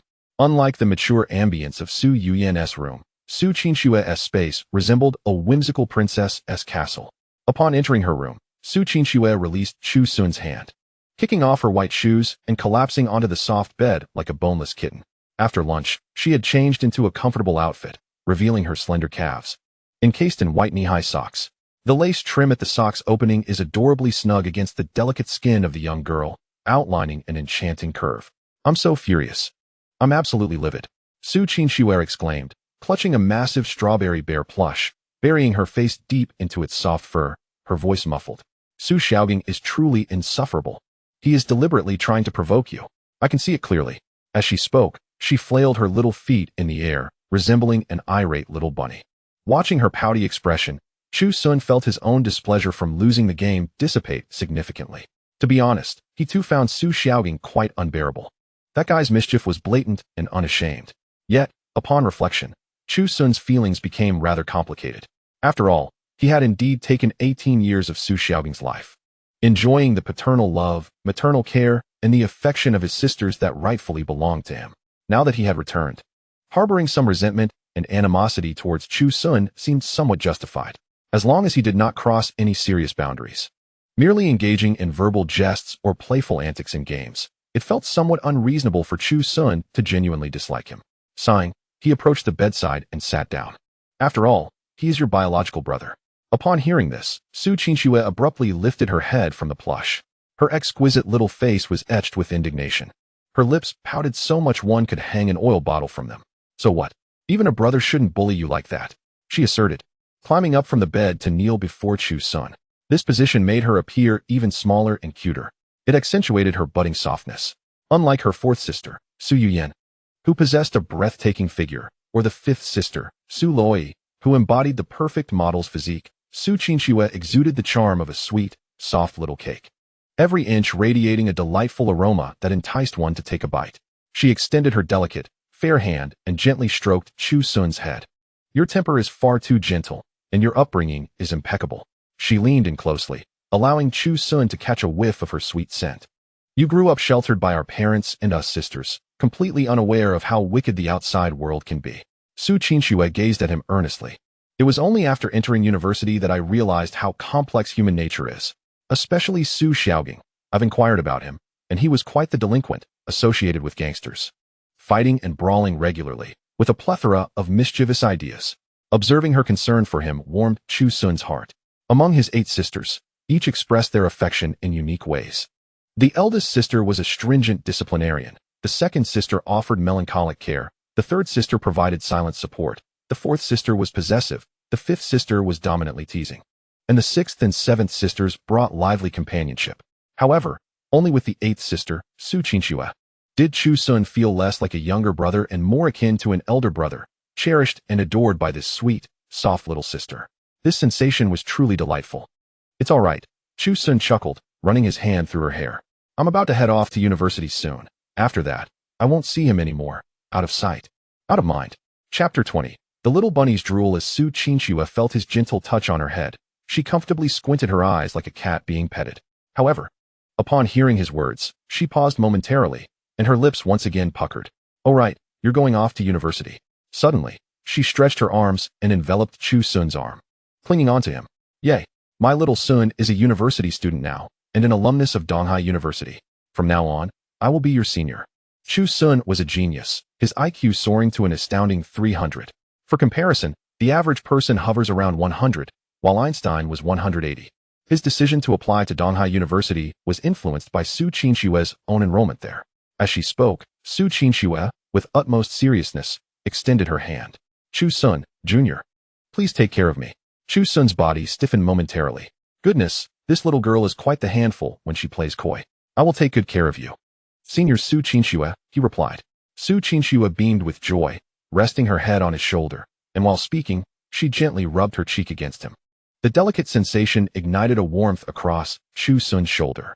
He realized that his previous notion of seeing her merely as a younger sister was rather naive. None of the women in the Su family were to be underestimated. Even this seemingly innocuous little cake understood how to wield her innate advantages to subtly entice men. By the way, little Sun, why did you pat my leg earlier? Her bright, sparkling eyes resembled stars in a summer night sky, fixed on him without blinking. Chu Sun felt his cheeks flush. He had indeed reacted impulsively. Seeing Su Qingxue, nearly ready to confront Su Xiaogang, had instinctively prompted him to intervene. Unfortunately, her long, fair legs were the nearest target. Now, confronted with her question, he belatedly realized that his actions might have been somewhat inappropriate. I didn't mean it that way. Chu Sun stammered, his face reddening. I just saw you getting so angry and didn't want you to have a direct conflict with Su Xiaogang. I was too anxious, Qingxue. You aren't angry, are you? He gazed at her cautiously, his serious yet slightly flustered demeanor appearing utterly adorable to Su Qingxue. Inside, Su Qingxue's inner fox was already wagging its tail. She found Chu Sun's earnest, innocent demeanor immensely entertaining. She decided to tease him a little. Instantly, her smile vanished, and she adopted a mock-angry expression. She stepped off the bed, standing on the carpet with her hands clenched into tiny fists on her hips, making a concerted effort to puff out her not-so-grand, yet still ample chest. Sister is genuinely upset. She puffed her cheeks, resembling an indignant pufferfish. She stomped her feet, clad only in knee-high socks. Don't you think you are rather lacking in boundaries? If you were my biological brother, a little touch would be fine, but you are not. And we have no blood relation. Casually touching a girl's legs crosses the line. Do you understand? If you dare to do that to other girls at school, you'd get your legs broken. As she spoke with increasing fervor, her small face was tense. Yet, in her mind, she thought, humph. Little Sun's hands should only touch my legs. If he dares to touch other girls, they will surely fall for him. No, she had to teach him a profound lesson, ensuring he only dared to touch her fair legs in the future. Chu Sun was utterly taken aback. Why did she suddenly change like this? Moreover, she had the audacity to speak of boundaries when she herself had been all over him, stroking his hair and rubbing her cheek against his arm, and had just held his hand without letting go. This double standard was glaringly obvious. seeing Su Qinshue's serious expression, as if the consequences would be dire. Chu Sun felt a twinge of unease. He quickly stood up, sincerely apologizing. Qinshue, I'm sorry. I was just too anxious. I promise it won't happen again. Is an apology all it takes? Su Qinshuo raised an eyebrow, her chin held high. Then what should I do? Chu Sun found himself at a loss. Extend your hand. Su Qinshuo commanded. Chu Sun hesitated for a moment, but ultimately extended his left hand, the one that had just made a mistake. Su Qinshuo reached out her small hand and playfully tapped his hand back a few times. Her strikes lacked force. They were more ticklish than painful. Nevertheless, she feigned a stern expression. Remember this for the future? You mustn't touch girls indiscriminately. Chu Sun stifled a laugh and nodded repeatedly. I remember. Unless the girl consents. Su Qinshuo added, emphasizing that this was the crux of the matter. Understood. Good, she affirmed with satisfaction. Since you touched me, by the principle of fairness, I must touch you back. Chu Sun's mouth fell open in shock. Huh, what do you mean? Su Qinshuo shot him a glare, insisting. Do you not understand what I'm saying? Why should you be allowed to touch me, but I can't touch you? That's unfair. Just moments ago, he had thought of this fragrant, soft little cake as a delicate sister in need of protection. Now, it seemed that this was no mere cake, but rather a little tigress cloaked in rabbit's fur. How do I touch? Chu Sun felt his mind racing. Take off your short sleeves, Su Qinshuo stated succinctly. Isn't that inappropriate? He instinctively covered his collar. Su Qinshuo narrowed her eyes dangerously, hands on her hips, advancing a step. Not taking it off? If you don't, I'll tell the elder sister. I'll say your hands are restless and that you were touching me. Chu Sun realized he was dealing with a girl who was determined to be unreasonable today. Reasoning with her was futile. Yet he knew that reporting to the elder sister was nonsensical. She was simply trying to scare him. Under Su Qinshuo's threatening gaze, he reluctantly surrendered. Slowly, he peeled off his short sleeves. Inside, Su Qinshuo's inner self was already screaming with delight. Haha, I've succeeded. I'm such a little genius. I'm about to successfully violate little Sun. When Chu Sun's shirt was fully removed, revealing his strong upper body, Su Qinshuo's breath hitched for a moment. She stood transfixed. Under the bright lights of the room, the youthful figure radiated vitality. He was not the hideous creature she had imagined, but a perfect physique with smooth lines and explosive strength. Broad shoulders, a straight collarbone, and well-defined pectoral muscles were captivating. Most striking were his clearly defined 8-pack abs, each one seemingly sculpted by an artist, rising and falling slightly with his breath. The mermaid line extended from his abs and disappeared at the edge of his athletic pants, inviting imagination. Such an impressive physique. Su Qinshuo felt saliva almost pooling in her mouth. Instinctively, she rubbed her hands together. She straightened up and walked step by step toward Chu Sun, striving to maintain a serious expression. Then, she extended her delicate, pale hand, as if assessing a precious artwork, and carefully touched the coveted abs. The warmth and firmness under her fingertips caused Chu Sun's body to tense instantly. He finally understood that this seemingly harmless little rabbit was actually trying to take advantage of him. How terrifying. Like a lovesick girl, she felt giddy. Su Qinshuo's fingers glided gently over his abs, feeling the distinct muscle texture, an exquisite sensation. Her inner self was elated. I must be the first to touch little Sun's abs. Fourth sister has certainly never touched them. Fifth sister only did so through his clothes. I've won. Moreover, it was her first time touching a man's abs in her life. This sensation was both novel and thrilling, leaving her mind slightly dizzy. She was so engrossed that her mouth fell slightly open, unwittingly allowing a droplet of saliva to trickle down her lips. Yet, she still tried to maintain a serious demeanor.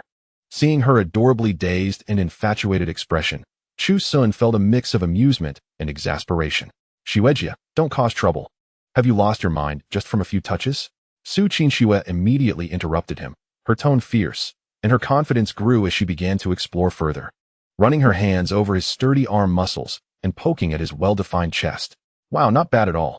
Unable to contain himself any longer, Chu Sun pointed out, Shuejia, you're drooling. Su Qinshuo paused mid-action. Instinctively, she raised her hand to touch her mouth. It was indeed wet. In fact, it seemed there was more than just that. Su Qinshuo's previously serious expression finally cracked. With a soft chuckle, she broke into laughter. The facade of anger melted away, revealing a bright, carefree smile. She completely abandoned her pretense, her sparkling eyes unabashedly scanning Chu Sun's perfect upper body repeatedly, from his pectorals to his abs, then to the mermaid line. She missed not a single inch. As she gazed, a series of giggles escaped her lips, and she resembled a child who had stolen candy yet refused to admit it, or a mischievous little devil whose scheme had succeeded. Chu Sun felt goosebumps all over him. The contrast was too stark. Just a moment ago, she was a cute little princess sulking over a game loss. In the next second, she transformed into an infatuated girl drooling over him. Su Qinxue had finally succeeded. She made no effort to hide her admiration, her large eyes roaming over Chu Sun's upper body over and over. "Little Sun, you're truly remarkable," she exclaimed sincerely, her little hand playfully poking his chest muscles. "You excel academically and still find time to work out. What an impressive physique." Chu Sun felt as though his body was no longer his own, like a model on display for others to admire and critique. "Can I put my shirt back on now?" "No." Su Qinxue rejected the idea without a second thought, her tone resolute. She reluctantly withdrew her hand from his abs. Yet her gaze remained glued to him. "In the sweltering summer, isn't it normal for boys to go bare-chested? We're at home, so why be so formal? Just stay and chat with me for a while." Chu Sun was utterly speechless. What kind of twisted logic was this? He felt he had no room to resist in front of these elder sisters. Seeing the helpless expression on Chu Sun's face, Su Qinxue couldn't contain her glee. She took his hand and pulled him to a corner of the room, where a fluffy pink single sofa waited. The sofa was small, designed for only one girl to sit. Nonetheless, Su Qinxue disregarded this and pulled Chu Sun in, forcing both of them to squeeze together. The sofa instantly filled to capacity, their bodies pressed tightly against one another. Chu Sun could distinctly feel the softness and warmth of the girl beside him. Seemingly unsatisfied, Su Qinxue adjusted her position, casually draping her long, fair legs over Chu Sun's thighs. This posture caused him to freeze. He glanced down to see those slender, well-proportioned legs, encased in white knee-high socks, resting innocently across his lap. Higher up lay the area of pure imagination. Chu Sun found his gaze unwillingly drawn to her feet, dressed in long socks. He could not discern their exact shape, only a petite, delicate outline. "Little Sun, how do you usually train? I want a good physique too." Su Qinxue's voice reverberated in his ear, interrupting his train of thought. She appeared utterly oblivious to the suggestive nature of her posture. As she spoke, she casually tugged at the hem of her garment, revealing her midriff. Then, she playfully pinched a small circle of soft flesh on her abdomen. Pouting slightly as she expressed her mild frustration to Chu Sun, "Look at my little belly, Sister Shui. I've gained weight over the summer due to lack of exercise." Chu Sun's eyes darted over, and he couldn't help but notice there was indeed a bit of extra softness.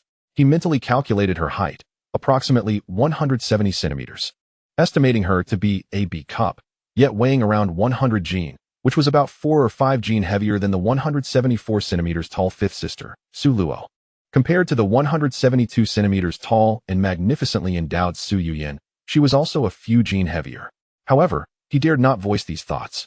He was certain that if he were to utter any comment about her weight, this seemingly adorable little bunny would undoubtedly retaliate.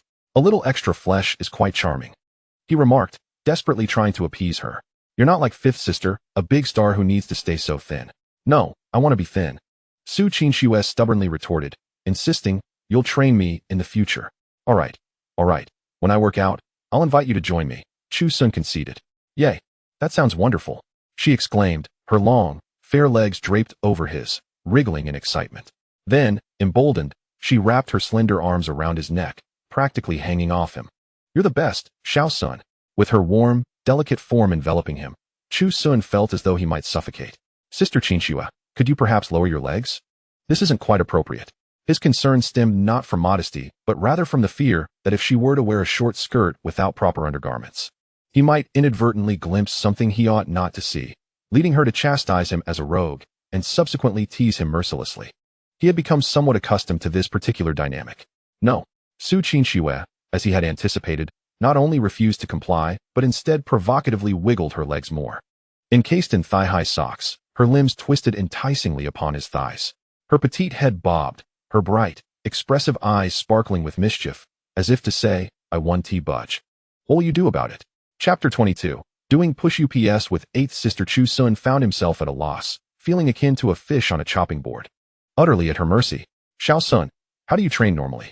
Su Qinxue inquired, her arms still draped around his neck, curiosity evident in her tone.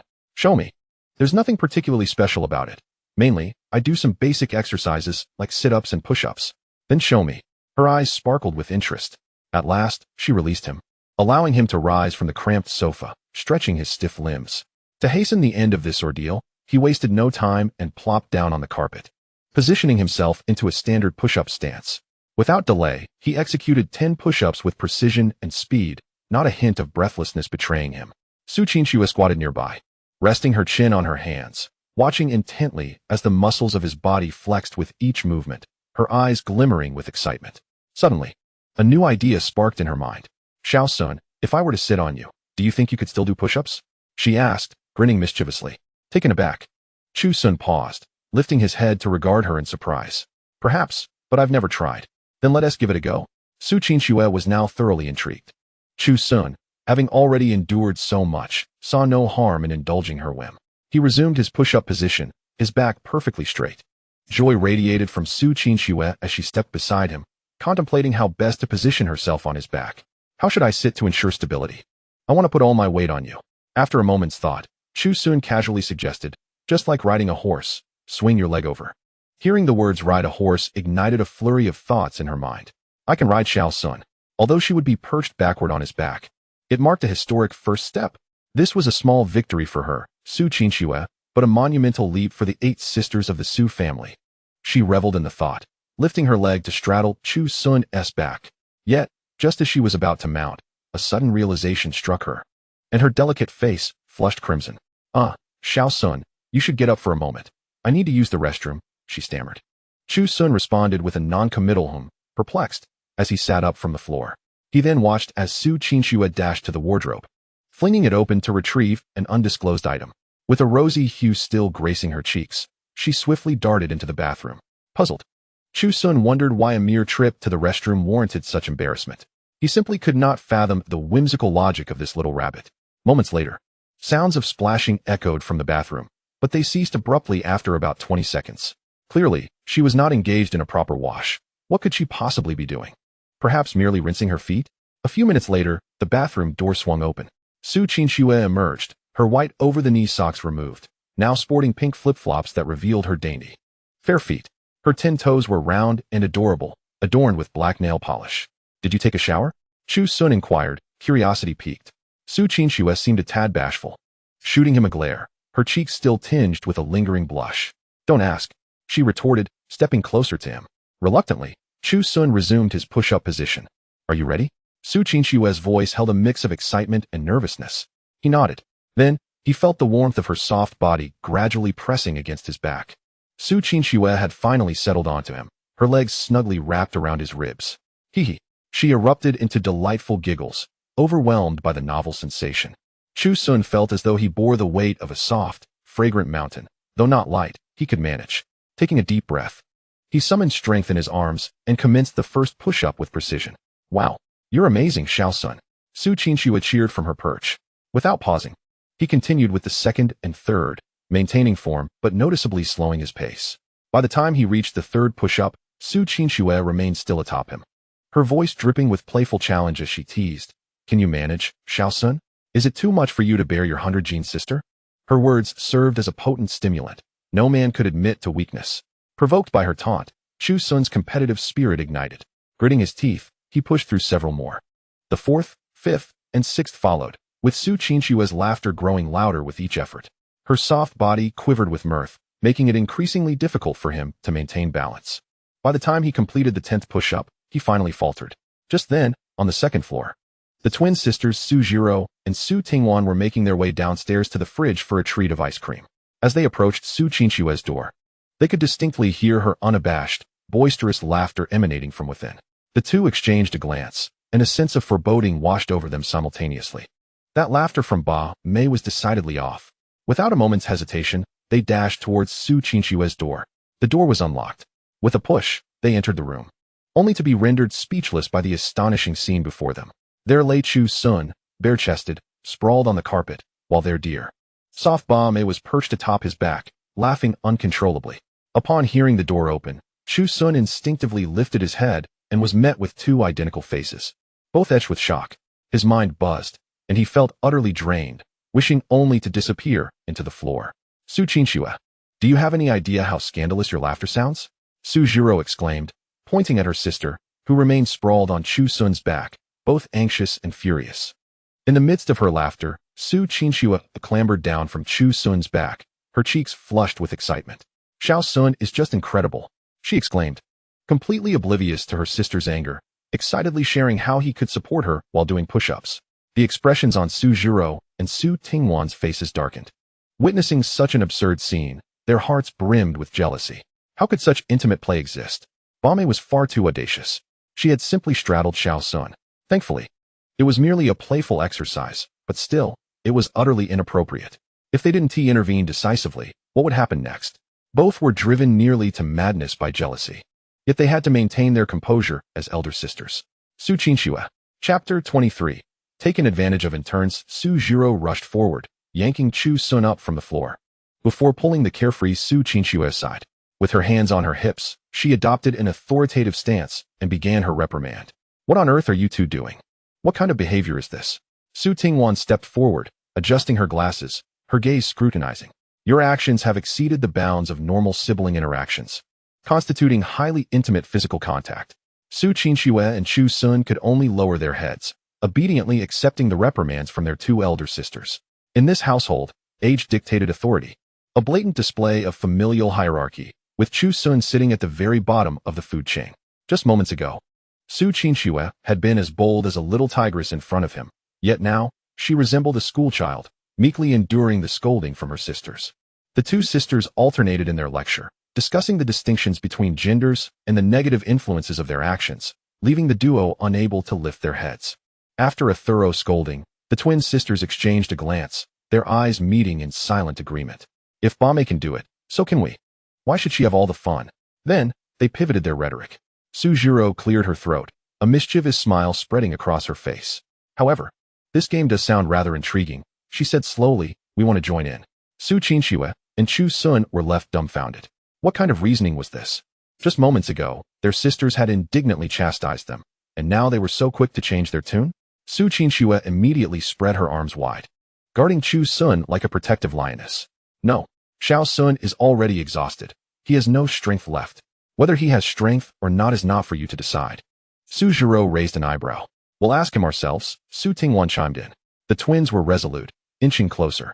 Just as a confrontation seemed inevitable, the door swung open once more. Their fourth sister, Su Yuyin, entered, rubbing her sleepy eyes. She wore a delicate, pale pink silk nightgown, slightly wrinkled from sleep. Her hair tousled. Yet, this did not detract from her beauty. Instead, it added a touch of languid charm. After an afternoon filled with vigorous activity, she had quickly bathed and returned to her room for a nap, only to be roused by the noise outside. What is going on? Why all the commotion? She yawned, inquiring. Upon seeing Su Yuyin, the twin sisters rushed over, eager to find a supportive ear. Su Zhiro embellished the tale of what had transpired. After listening, Su Yuyen's expression turned serious. She approached Su Qinxue, a hint of reproach in her gaze. Qinxue, how could you behave this way? She admonished in a tone befitting an elder sister. Don't you know that boys and girls should maintain a distance? If this gets out, it will bring about scandal. Being alone together, with such intimate physical contact, what a dreadful influence. Su Yuyin spoke earnestly, her tone grave. Chu Sun, standing aside, nearly chuckled. You're quite the actress, Yuyin. He thought silently. Who, after all, had indulged themselves so thoroughly not long ago. Just as he thought Su Yuyin would conclude her lecture, she shifted her stance. However, her gaze fell upon Chu Sun's well-toned upper body, a flicker of something igniting in her eyes. If Xiao Sun could carry me as well, then we could consider this matter settled. I would pretend it never happened. Yes, we want to join too. The twins chimed in immediately. Su Qinxue's face flushed with indignation, nearly causing her to leap up. Sister, didn't you just say it would have a negative impact if this got out? True, but I also said it would be a problem only if it got out. If we keep it to ourselves, what is the issue? She surveyed the room, smiling. After all, we are all family here. Su Qinxue wished to resist, but how could her single voice withstand the united front of her three sisters? Su Yuyin, Su Zhiro, and Su Tingwan effortlessly flanked her, hoisting her onto her bed, which was cluttered with plush toys. They began to tickle her, targeting her most sensitive spots, her armpits and the soles of her feet. Stop. I surrender. Su Qinxue's laughter and pleas echoed throughout the room. Ultimately, she had no choice but to yield, pouting like a petulant child, her frustration palpable. In her heart, she could only comfort herself with an aqueous spirit. At least I was the first. I'm the one who agreed, so you can only tease my husband with my permission. A pure victory of spirit. With Su Qinxue out of the way, the three sisters rubbed their hands together eagerly, their eyes gleaming with anticipation as they turned their attention to the sole male in the room. Chu Sun felt like a lamb surrounded by three hungry wolves. Dear sisters, I just did 10 push-ups. I'm utterly exhausted. I can't possibly have any more strength left. Su Zhiro was the first to object, placing her hands on her hips and stepping forward, poking his firm chest with her finger. What is this? You have strength for Qinxue, but not for us. That is favoritism. Exactly. This is blatant discrimination. Su Yuyan joined in.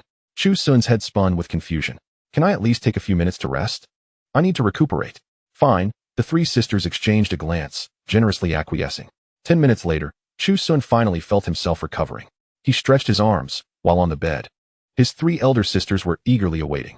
Their eyes sparkled with anticipation. Su Qinxue, however, sat sulking in a corner, pouting her soft lips. She knew she couldn't stop them and had to settle for a compromise. Little Sun is quite exhausted. 5 each will suffice. No more. All right, 5 it is. The three sisters generously agreed, for the essence lay not in the number, but in the experience itself. Su Yuyan was the first to step forward, adjusting her silk nightgown, a charming smile gracing her face. She approached Chu Sun and waited for him to position himself properly. Then, she gracefully sat cross-legged on his broad back. Beneath the soft silk, her voluptuous form was undeniably felt by Chu Sun. Yet, he remained stoic, having fully savored the exquisite sensation before. Let us begin, little Sun. Su Yuyan's voice carried a hint of mirth. Chu Sun gritted his teeth and commenced his push-ups. 1, 2. Before long, 5 were completed. Su Yuyan dismounted, her face beaming with satisfaction as she wiped the sweat from his brow. Our little Sun is truly remarkable. His boyfriend's strength is off the charts. Chu Sun's ears flushed crimson. Next was Su Tingwan.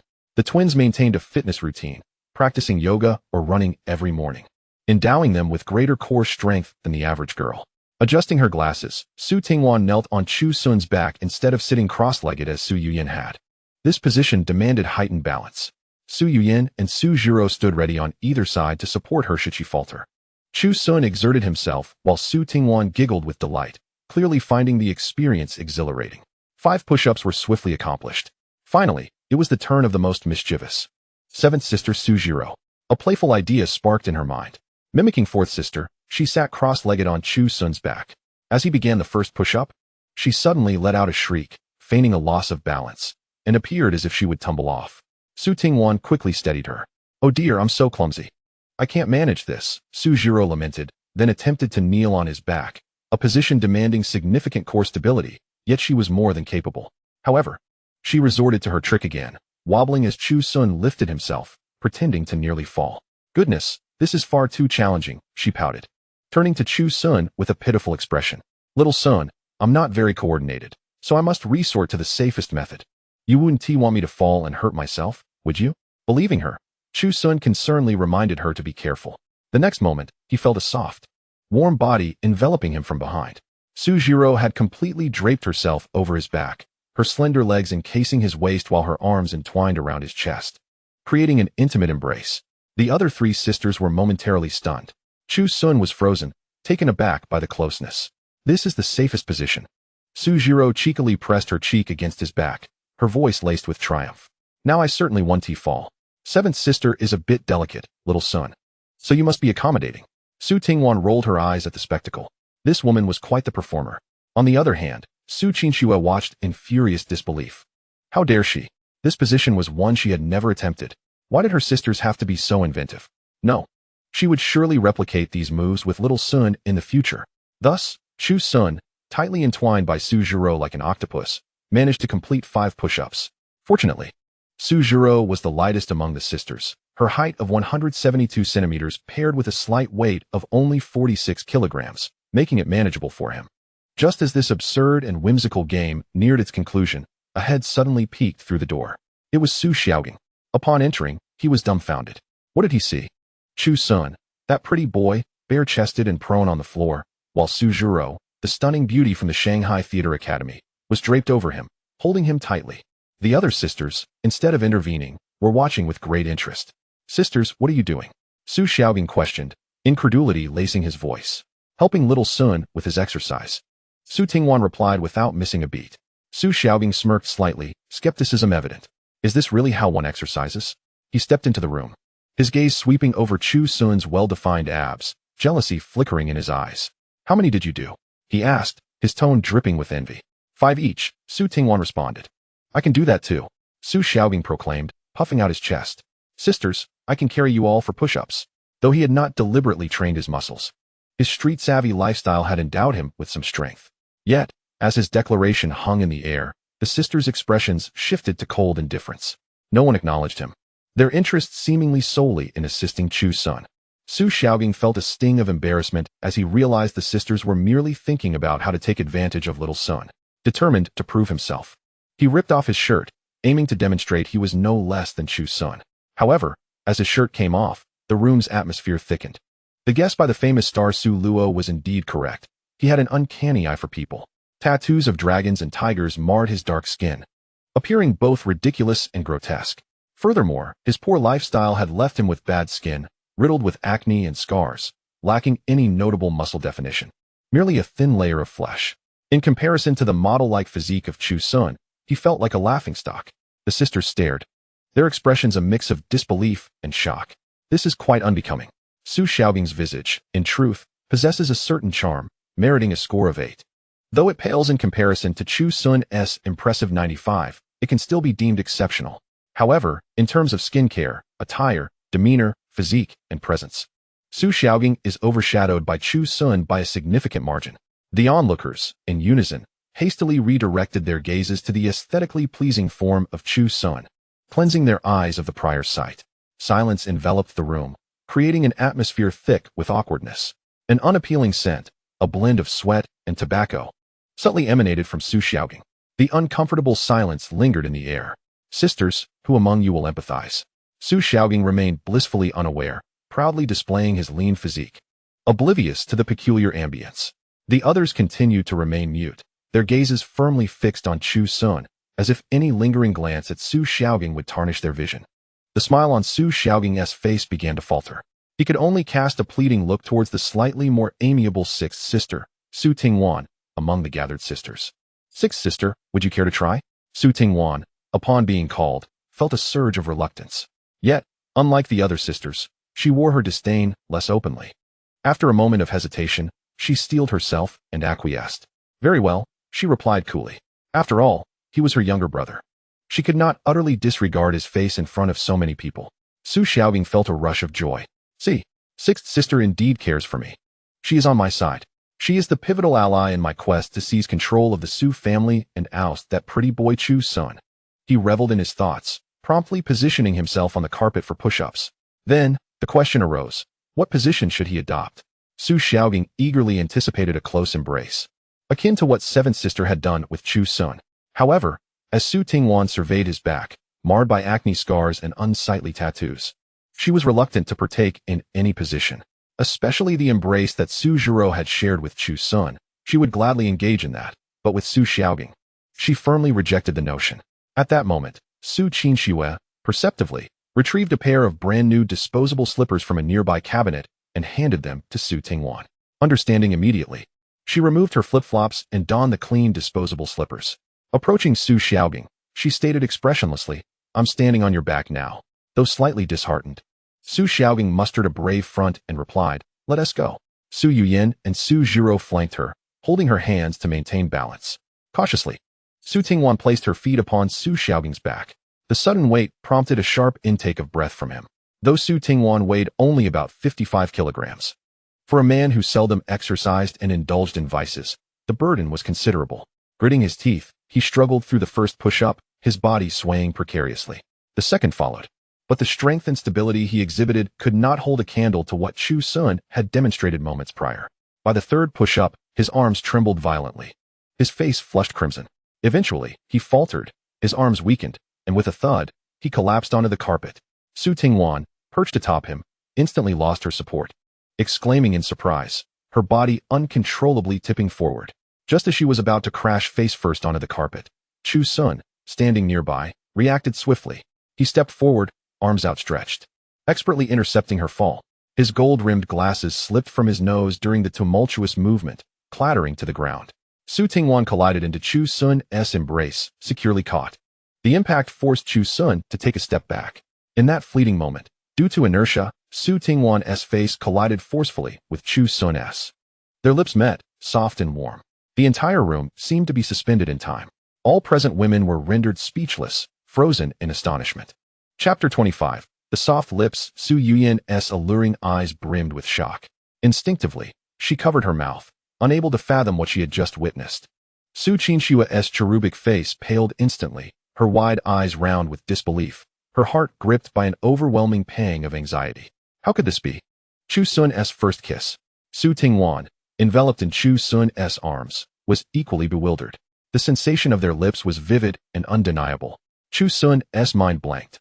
He could feel the rigidity and trembling of the girl in his embrace. Hastily, he separated their lips and gently laid her down on the nearby bed. The atmosphere remained eerily silent, as if a pin drop could be heard. At that moment, Su Xiaogang finally rose from the floor. Upon witnessing the scene, he froze momentarily before an uncontainable rage surged within him. Chu Sun, what kind of rogue behavior is this? He bellowed, pointing accusingly at Chu Sun, his face a mask of indignation. What have you done to Sixth Sister? Restore her honor. After a few heated words, he realized that no one was paying him any mind. The other three sisters were entirely focused on Chu Sun and the recently departed Su Tingwan. Feeling dismissed, he rolled his eyes and devised a new plan. If you want to take action, I shall. He feigned a noble demeanor. I will go comfort my sixth sister, to provide her with the warmth of a brother's embrace. With that declaration, he strode purposefully out of the room, his mind racing with schemes. Su Tingwan, adorned with glasses, possesses striking beauty and an enviable figure, yet she has never engaged in a romantic relationship. Perhaps she is inclined towards women, harboring no interest in men whatsoever. At present, her first kiss has been forcefully taken by the rogue Chu Sun, undoubtedly leaving her in profound sorrow. She might very well be weeping quietly in her room. If only her younger brother could enter now, offering her a warm embrace filled with a sense of security, comforting and guiding her. Surely she would be eternally grateful, aligning herself entirely with him henceforth. The more he contemplated, the more ingenious his plan appeared. As if he were a genius, he arrived at Su Tingwan's door, tidied his clothes, and gathered his emotions before gently knocking. Knock, knock, knock. Lu Jia, please open the door, it's Xiaogang. Inside, there was no response. Lu Jia, please don't be sad. Chu Sun is merely a rogue. Don't let him trouble you. If you have grievances, share them with your brother. I will stand up for you. The silence persisted, devoid of any sound. A smirk crept onto Su Xiaogang's face. Clearly, she was in tears, utterly devastated, unable to even speak. An even more malicious thought emerged in his mind. Twisting his lips into a sinister smile, he discreetly pulled out his phone, opening a group chat he had long since pinned to the top. Meanwhile, in the room of Su Qingxue, the atmosphere remained tense. Su Yuyan, Su Zhiro, and Su Qingxue wore expressions laden with complex emotions, shock, jealousy, and envy intertwined. Why her? Why Lu Jia? Chu Sun stood in the center, his mind a chaotic swirl, preoccupied with the unexpected kiss and Su Tingwan's flustered, crimson face as she fled. What should I do? He asked the three sisters, his voice hoarse. Should I apologize now? Will she be very sad and distressed? It seems that was indeed her first kiss. I was too hasty and failed to evade. Guilt overwhelmed him. To him, Su Tingwan had always been a composed, rational, and serene elder sister. He could hardly fathom the tempest that such an incident would stir within her. Su Yuyan and Su Qingxue were equally at a loss for words. Although they shared a good rapport with the usually reserved Su Tingwan, they could not discern her true feelings towards Chu Sun. Thus, they remained oblivious to Su Tingwan's current emotions, whether sorrowful, angry, or something else entirely. However, Su Zhiro, having spent the last 20 years as Su Tingwan's twin, understood her sister well. Sorrow? Distress? Impossible. Su Zhiro rolled her eyes internally. Based on her knowledge of Su Tingwan, that reserved woman was likely hiding in her room, clutching a pillow and secretly laughing. Perhaps she was even relishing the sensation of that kiss. Yet, she could not voice this aloud. Observing Chu Sun's guilt-ridden demeanor, she approached him, gently patting his shoulder, and said, Xiao Sun, do not overthink it. This was unintentional. No one anticipated such an occurrence. Lu Jia, despite her frosty exterior, is not so fragile. Allow her some solitude to regain her composure, and later at dinner, you can have a heartfelt conversation to clear the air. Chapter 26. Su Xiaogang's report. Upon hearing Su Zhiro's words, Chu Sun felt a modicum of reassurance. Meanwhile, Su Yuyan unleashed her jealousy upon Su Qingxue. She shot a glare at Su Qingxue and admonished, This is all your fault. You are always coming up with frivolous ideas. Insisting on playing that push-up game has led to this disaster. Su Qinxue, already disheartened by Lu Jie's kiss with Chu Sun, now faced an unjust scolding from her fourth sister, leaving her feeling utterly wronged. Pouting with reddened eyes, she dared not retort. After venting her frustration, Su Yuyin felt a bit lighter and exchanged a glance with Su Zhiro before exiting the room. Inside, only Chu Sun and Su Qinxue remained, the atmosphere awkwardly tense. Su Qinxue sniffled and approached Chu Sun, whispering, "Xiao Sun, it's all my fault." Before she could finish her sentence, both their phones vibrated simultaneously. The notification sound of a WeChat message echoing in the air. Instinctively, they reached for their phones. The screen illuminated, revealing a pinned family group chat titled Loving Family. A new message appeared, sent by Su Xiaogang. "Attention, all sisters and parents. A major incident just occurred. Chu Sun kissed Lu Jie. Lu Jie is now crying in her room, utterly heartbroken. I tried comforting her outside the door for ages, but she wouldn't open up. Chu Sun has gone too far." Upon reading this message, both Chu Sun and Su Qinxue's pupils dilated in shock. The 8 sisters of the Su family had all pinned this family group chat, and not a single one had muted notifications. Thus, Su Xiaogang's distortion of the truth was immediately visible to everyone. The family chat erupted in chaos. The first to react were the 4th sister, Su Yuyin, and the 7th sister, Su Zhiro. Their expressions shifted drastically as they read the message. How could Su Xiaogang fabricate such nonsense? Su Yuyin trembled with rage. She had just witnessed the entire incident. It was Su Xiaogang's ineptitude that led to this mishap. Now, he was turning the tables and casting all the blame on Chu Sun. Simultaneously, far away in the bustling metropolis, the 2nd sister, Su Yuling, and the 5th sister, Su Luoi, also glimpsed the message. In unison, they responded in the chat with a question mark. Su Yuling, Su Luoi. They found the situation unfathomable. In their minds, Chu Sun had always been a sensible and obedient younger brother. How could he commit such an impulsive act as a kiss? Perhaps Xiao Sun had entered puberty and lost control for a moment? This thought flickered through their minds, only to be dismissed almost immediately. No way. Xiao Sun was not that kind of person. Meanwhile, the eldest sister, Su Qi, dealing with matters at her company, furrowed her brow upon reading the message. Unlike the others, she did not immediately express her emotions, but instead posed a question in the group, her tone carrying the authority and calmness of an elder sister. "Su Qi, Su Yuyin, Su Zhiro, what on earth is happening?" She tagged her 2 sisters at home. Upon seeing the eldest sister's mention, Su Yuyin quickly activated voice input, wishing to convey her anger without the constraints of typing. "Eldest sister, don't listen to Su Xiaogang's fabrications." Her voice, brimming with repressed fury, echoed in the ears of everyone in the group.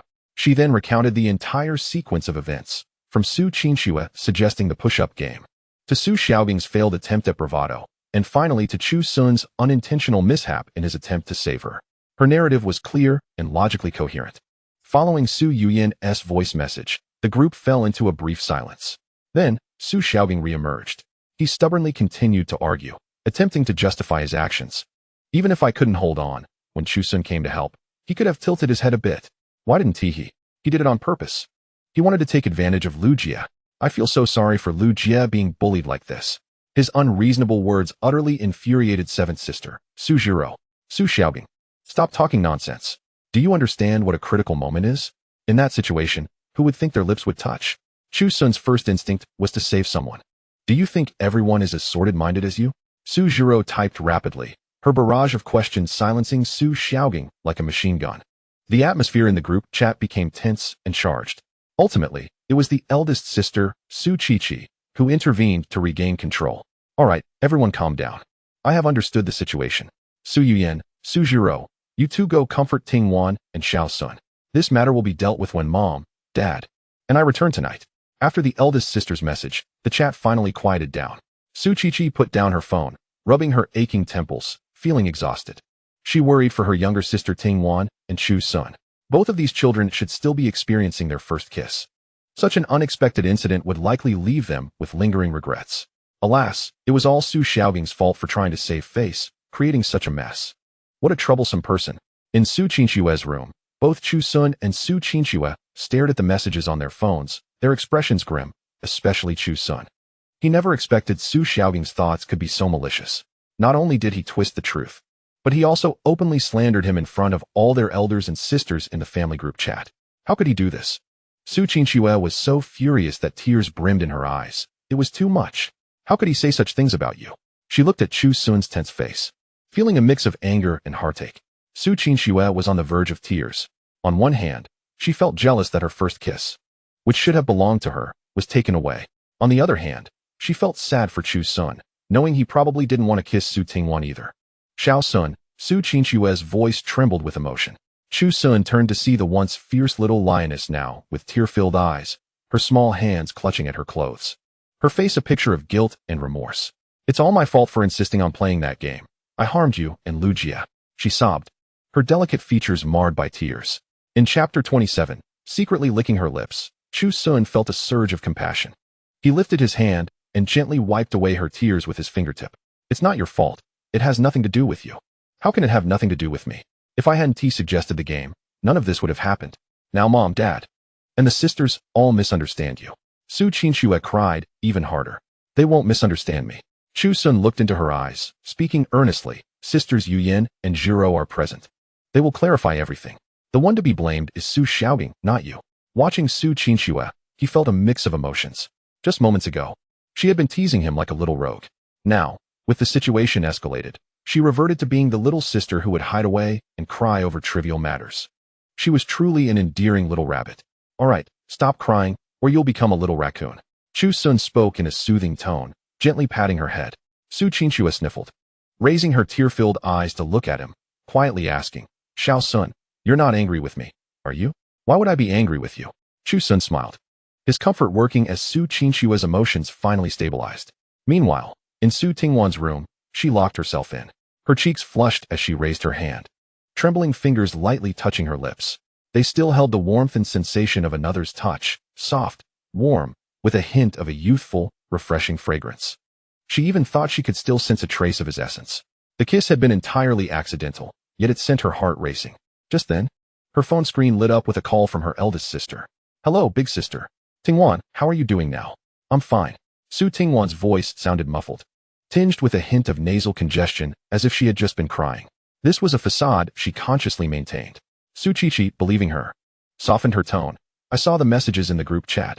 Yu Yin told me. Don't take it to heart. It was just an accident. And Chu Sun didn't mean it. I understand. There was a brief silence on the line before Su Qiqi cautiously asked, did you and Chu Sun just brush against each other, or did you really kiss? This question struck a nerve in Su Tingwan, causing her face to flush. Instinctively, she extended her tongue to gently lick her lips. There was indeed the taste of Chu Sun lingering there, sweet, with a hint of saltiness from having just exerted himself.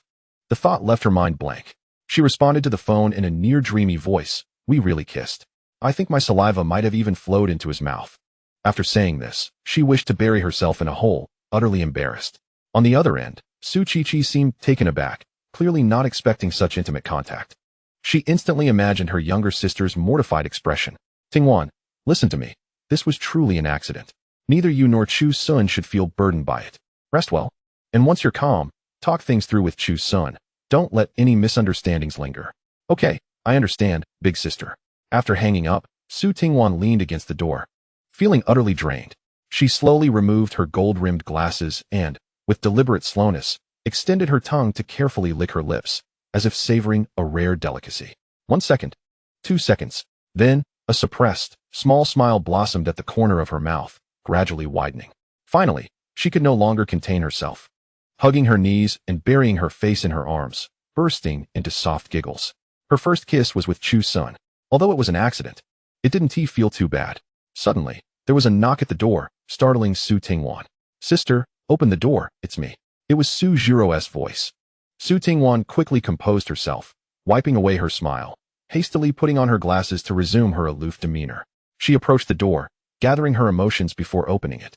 Outside, Su Zhiro noticed her sister's slightly swollen eyes and dejected expression, as if she had been abandoned by the world, raising an eyebrow. Su Zhiro entered the room and closed the door behind her.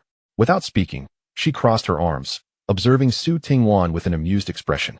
Su Tingwan knew she had an advantage and could only continue the charade, lowering her head and appearing disinterested. All right, stop pretending. Su Zhiro finally spoke, her voice laced with playful mockery. Sister, what are you acting for in front of me? Huh? Su Tingwan felt a sudden jolt in her heart. lifting her head to feign confusion as she gazed at her sister. I don't know what you're talking about. Don't know? Suzhiro stepped closer, extending her finger to gently poke Tingwan's cheek. Have you been secretly reveling in your room for quite some time? I haven't. Su Tingwan retorted immediately. Not yet. Suzhiro seemed to see right through her. Be honest. Are you still savoring the moment? Have you licked your lips a few times since earlier? Boom. Su Tingwan felt her cheeks flush, as if they might ignite. She had been exposed by the person who understood her best in this world. In a fit of embarrassment, she swatted Sujiro's hand away, indignantly shouting, Suzhiro, that was my first kiss. How could you say such things to your sister? Her voice, tinged with guilt, rose higher, lacking any semblance of intimidation. Suzhiro was unfazed, merely smiling at her with an expression that suggested she had unraveled everything. The two sisters locked eyes, and Su Tingwan's forced, sorrowful facade began to crack under Suzhiro's knowing gaze. Eventually, she could no longer maintain her composure. With a soft giggle, she admitted, all right. You understand me well. She ceased her pretense, plopping down onto her bed, clutching a pillow, her face alight with an uncontainable smile. Observing her sister's youthful exuberance, Suzhiro was incensed. Well, Su Tingwan, you certainly have taken full advantage. Suzhiro approached, pinching her warm cheek. Rescued by a gallant hero. And he even unwittingly stole your first kiss, while you act like a victim as if the sky is falling. What a charade. Chapter 28. The concealed desires of an older sister. Su Tingwan, caught in her thoughts, blushed even deeper, burying her face in the pillow. Her muffled voice emerged. Go ahead and envy me. Envy you? What is there for me to envy? Suzhiro retorted, though internally she felt a pang of jealousy bubbling within her. Why did such fortune befall this reserved girl? She, who had been the most flirtatious and daring, had not even garnered a mere kiss. Meanwhile, her sister had effortlessly secured one. You are indeed envious. Su Tingwan raised her head from the pillow, licking her lips with a look of lingering delight, relishing the memory. You, Suzhiro, in a fit of frustration, pounced on her to tickle her sides. You are far too reserved. Ha ha ha, stop it, Jiro. The sisters erupted into laughter, tumbling together on the bed. After a while, Suzhiro paused, leaning beside Su Tingwan, her expression turning serious. Sister, let us talk seriously. As for Chu Sun, he is likely still feeling guilty. He probably thinks he took advantage of you and feels quite uneasy, especially after Su Xiaogang stirred things up in the group chat. He must be under immense pressure right now. I overheard the eldest sister calling him earlier, and though he said it was nothing, his tone was filled with remorse, as if he had committed a grievous mistake. Upon hearing this, Su Tingwan's smile gradually faded.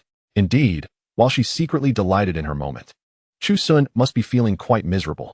He was so kind-hearted, so considerate of his sister's feelings. After such an incident, he must have taken all the blame upon himself. You should find an opportunity to clarify things with him, Suzhiro advised earnestly. Su Tingwan nodded. I know, I will speak with him. She hesitated before adding, a hint of embarrassment creeping in, but I certainly want to tell him how happy I am. Why not? Wouldn't that ruin my reputation? Su Tingwan shot her a glare, her cheeks flushed with shame. Such matters should remain a secret joy in her heart. Suzhiro, observing her sister's conflicted demeanor, shook her head in exasperation. Still seething with jealousy, rising from the bed, she prepared to return to her own room. This reserved sister of hers was far too fortunate. Chu Sun was indeed, as Suzhiro had surmised, lying alone on his bed, his mind a tangled mess. He stared at the ceiling, replaying the unexpected kiss from earlier in his mind. The softness of Su Tingwan's lips, her faint, alluring fragrance, and the tremor she exhibited when she fell into his embrace. All of it was vividly etched in his memory. The more he thought about it, the deeper his guilt became. That had been Su Tingwan's first kiss, so recklessly taken by his folly. She had run away in a panic, looking so lost. Surely, she was alone in her room, feeling heartbroken. How should he apologize to her later? Would a simple "I'm sorry, it was unintentional" be too blunt? Would she see him as a frivolous rogue? Frustrated, he raked his fingers through his hair, cursing Su Xiaogang 100 times in his mind. Before he knew it, the sky outside had darkened. In the evening, the sound of the villa's door indicated the return of their parents and eldest sister, Su Qiqi. Shortly thereafter, the housekeeper, Aunt Zhang, called from downstairs, "Dinner is ready. Young masters and misses." With a sigh, Chu Sun sat up from his bed, straightening his clothes, his heart fluttering with apprehension as he stepped out of his room. In the corridor, several sisters' doors opened in succession. The moment Chu Sun emerged, he caught sight of Su Tingwan stepping out from a room diagonally across. They stood nearly 10 meters apart, their gazes briefly intersecting in the air. In just a second, They both seemed to feel an electric shock, hastily averting their eyes. An awkward silence enveloping them. Su Tingwan's cheeks instantly flushed a delicate shade of red as she lowered her head and hurried towards the staircase. Chu Sun watched her retreating figure, opening his mouth as if to speak, but no words came forth. Perhaps it would be better to wait until after dinner to find a moment alone to apologize. The group gradually gathered in the dining room downstairs. The long table was laden with a sumptuous array of dishes, the aroma wafting through the air. Su Jiro's eyes lit up at the sight of the feast as she picked up her chopsticks, ready to dig in. Wait. Their mother, Wen Qingyun, seated at the head of the table, intervened. We must wait for Xiaogang to join us.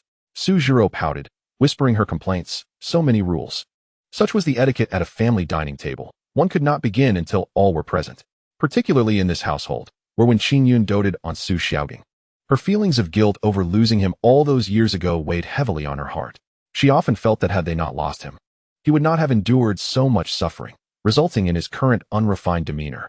Thus, she instinctively sought to compensate for his past misfortunes, indulging him in every way. Su He and Wen Qingyun discreetly observed Chu Sun and Su Tingwan. Both sat with their heads bowed, appearing somewhat lackluster, yet there was nothing overtly amiss. Exchanging glances, the couple decided to wait until after dinner to have a more in-depth discussion with them. Just then, a cacophony of curses echoed from the staircase. Damn! Can't you play properly? Stupid support. Su Xiaogang finally made his entrance, sauntering down while engrossed in a mobile game, his mouth spewing expletives. He pulled out a chair and plopped down, eyes glued to his phone screen. The entire table awaited only him. The atmosphere grew tense. Su He, seated at the head of the table, frowned and stated sternly, "Dinner is served. Put down your phone." "Just a moment. I'm almost done with this match." Su Xiaogang replied without looking up, his fingers flying across the screen. Su He's expression darkened, but upon catching the pleading look from his wife, he ultimately refrained from saying anything further. He addressed the crowd, declaring, "No more waiting. Let us commence our meal." No sooner had he spoken than Su Xiaogang's game finally concluded. "Damn it, we finally won," he exclaimed, tossing his phone onto the table without a word. He promptly seized his chopsticks, devouring a generous piece of braised pork with an insatiable appetite, the sound of his eating echoing audibly. At the dining table, Su Yuyan, Su Jiro, and Su Qinxue exchanged glances, their eyes nearly rolling to the heavens. This manner of eating was indeed repulsive to behold. Chapter 29. Fingers intertwined with Su Xiaogang's arrival, the atmosphere at the table shifted to one of peculiar tension. The long mahogany dining table was laden with an array of exquisite dishes. The steamed grouper, its flesh pristine white, was adorned with shreds of ginger and scallion, drenched in sizzling hot oil, releasing an irresistible aroma. The black pepper short ribs were accompanied by delicate broccoli florets. The matsutake chicken soup still bubbled with warmth. There were also translucent shrimp balls, crab roe tofu, and stir-fried lotus pond vegetables, each dish a feast for the senses. Chu Sun was seated in the center, with Su Yuyan to his left and Su Qinxue to his right. Directly opposite him sat Su Tingwan, a seating arrangement that made him feel as though he were on trial.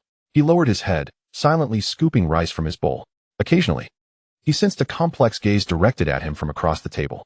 Unable to resist, he raised his head and met Su Tingwan's eyes, which flushed crimson like a startled fawn before she quickly averted her gaze. Chu Sun's heart skipped a beat as he hastily returned to his meal, feigning concentration. The others at the table observed this fleeting, awkward exchange with various thoughts. Wen Qingyun and Su He exchanged worried glances, while Su Qinxue pouted, feeling a pang of jealousy. In this bizarre silence, Su Tingwan suddenly moved. After a moment's hesitation, she extended her chopsticks, delicately lifting a piece of tender steamed fish and placing it cautiously into Chu Sun's bowl. Her cheeks burned with embarrassment. Having completed this act, she withdrew her hand as if she had accomplished a monumental task, lowering her head to avoid looking at him again. In Chu Sun's bowl, the fish still bore a single glistening grain of rice, inadvertently carried by her chopsticks. Su Tingwan noticed the grain and felt a rush of shame.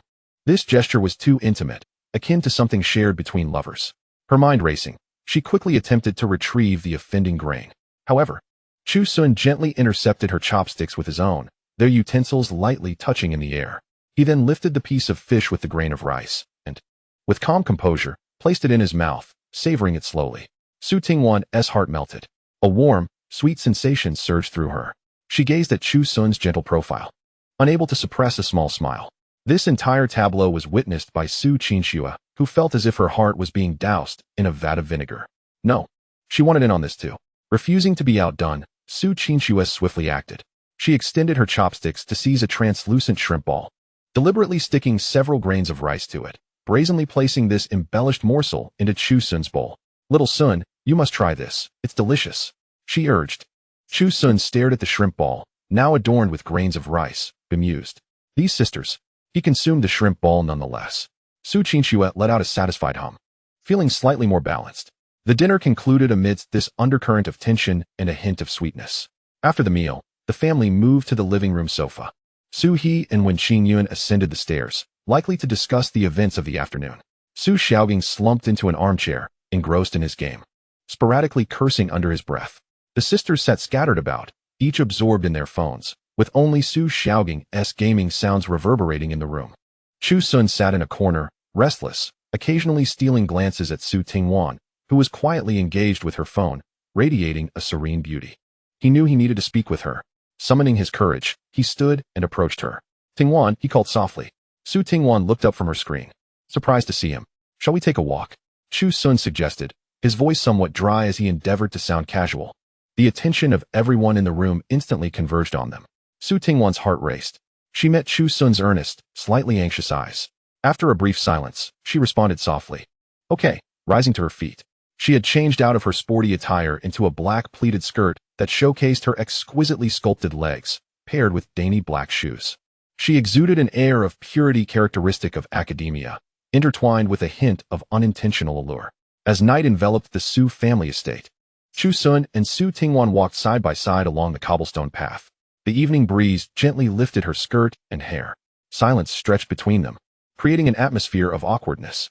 Finally, Chu Sun broke the stillness. "Sixth sister, I apologize for this afternoon's incident." Su Tingwan halted, shaking her head. Her clear eyes sparkled under the moonlight. "Why are you apologizing?" she asked softly, her tone gentle. "I know it was unintentional. You were trying to save me. Without you, I would have fallen hard. I haven't properly thanked you yet." Hearing her words, the weight that had burdened Chu Sun's heart lifted. He exhaled, allowing a genuine smile to grace his face. "I'm just glad you're not angry." "Angry? Why would I be?" Su Tingwan tilted her head playfully, her tone shifting. "But actually, I should be the one apologizing." For what?" Chu Sun inquired, puzzled. A mischievous smile danced across Su Tingwan's lips as she leaned in slightly, her beautiful eyes scrutinizing him with a mix of pride and challenge. "That was your first kiss, wasn't it?" Chu Sun's mind went blank. First kiss? Images of Su Yuyan's alluring face flashed uncontrollably in his mind. Yesterday and today, in her room, whether it was the teasing pecks before, the passionate entangled kisses during, or the lingering kisses afterward, he had lost count of how many times their lips had met, not to mention 50, perhaps even 100 times. How could he still claim it was his first kiss? Yet could he voice this truth? Gazing into Su Tingwan's eyes, Chu Sun felt a pang of guilt. He opened his mouth but could only awkwardly divert his gaze, unable to meet her eyes again. Silence became the most eloquent answer. In Su Tingwan's view, Chu Sun's flushed cheeks and evasive gaze were the finest proof of shyness and acquiescence. Her heart swelled with a sense of triumph, blossoming into immense pride and joy. She had won. She had captured little Sun's first kiss. "Oh dear, our little Sun is shy," she teased playfully, her heart brimming with sweetness. Observing his innocent, flustered demeanor, she found him utterly adorable. This unexpected moment was simply exquisite. The awkward atmosphere dissipated entirely with her teasing remark. The two continued to stroll side by side along the path, the ambience now light and joyful. They exchanged tales of amusing school incidents, discussed recent films they had watched, and chatted about trivial daily occurrences. Su Tingwan's spirits soared to unprecedented heights, and her chatter became more animated than usual. As they walked, her hand inadvertently brushed against Chu Sun's fingers, which hung casually by his side. Just a fleeting touch, quickly withdrawn. Chu Sun felt the softness of that contact, a tingling sensation coursing through him. He instinctively glanced at Su Tingwan, who was gazing ahead, her profile exquisitely illuminated by the light, as though nothing had transpired. After a moment, when their arms drew near again, Su Tingwan's hand accidentally grazed his once more. This time, the contact lingered a fraction longer. Her fingertips tentatively traced the back of his hand. Chu Sun's heartbeat began to race uncontrollably. He realized Su Tingwan was being deliberate. This sister, who typically exuded calmness and rationality, possessed an unexpectedly flirtatious side. He did not shy away. In fact, when her hand brushed against him again, he subtly opened his fingers slightly, In this instance, Chu Sun's fingers actively entwined with hers. Su Tingwan's body stiffened momentarily, but then her fingers reciprocated, interlocking with his. At last, their hands were joined. Her hand was soft and small, carrying a hint of coolness, yet it quickly warmed within Chu Sun's gentle grasp. In Su Tingwan's presence, Chu Sun felt a newfound sense of agency. This sensation was wondrous. They held hands in silence, simply savoring the warmth and rhythm emanating from each other's palms. Suddenly, Su Tingwan recalled something. The Ferrari that Bai Mei gifted you is rather ostentatious for everyday use. I haven't shown you the G-Class I got you yet. You could drive it to university, keeping a lower profile. Chu Sun couldn't help but chuckle.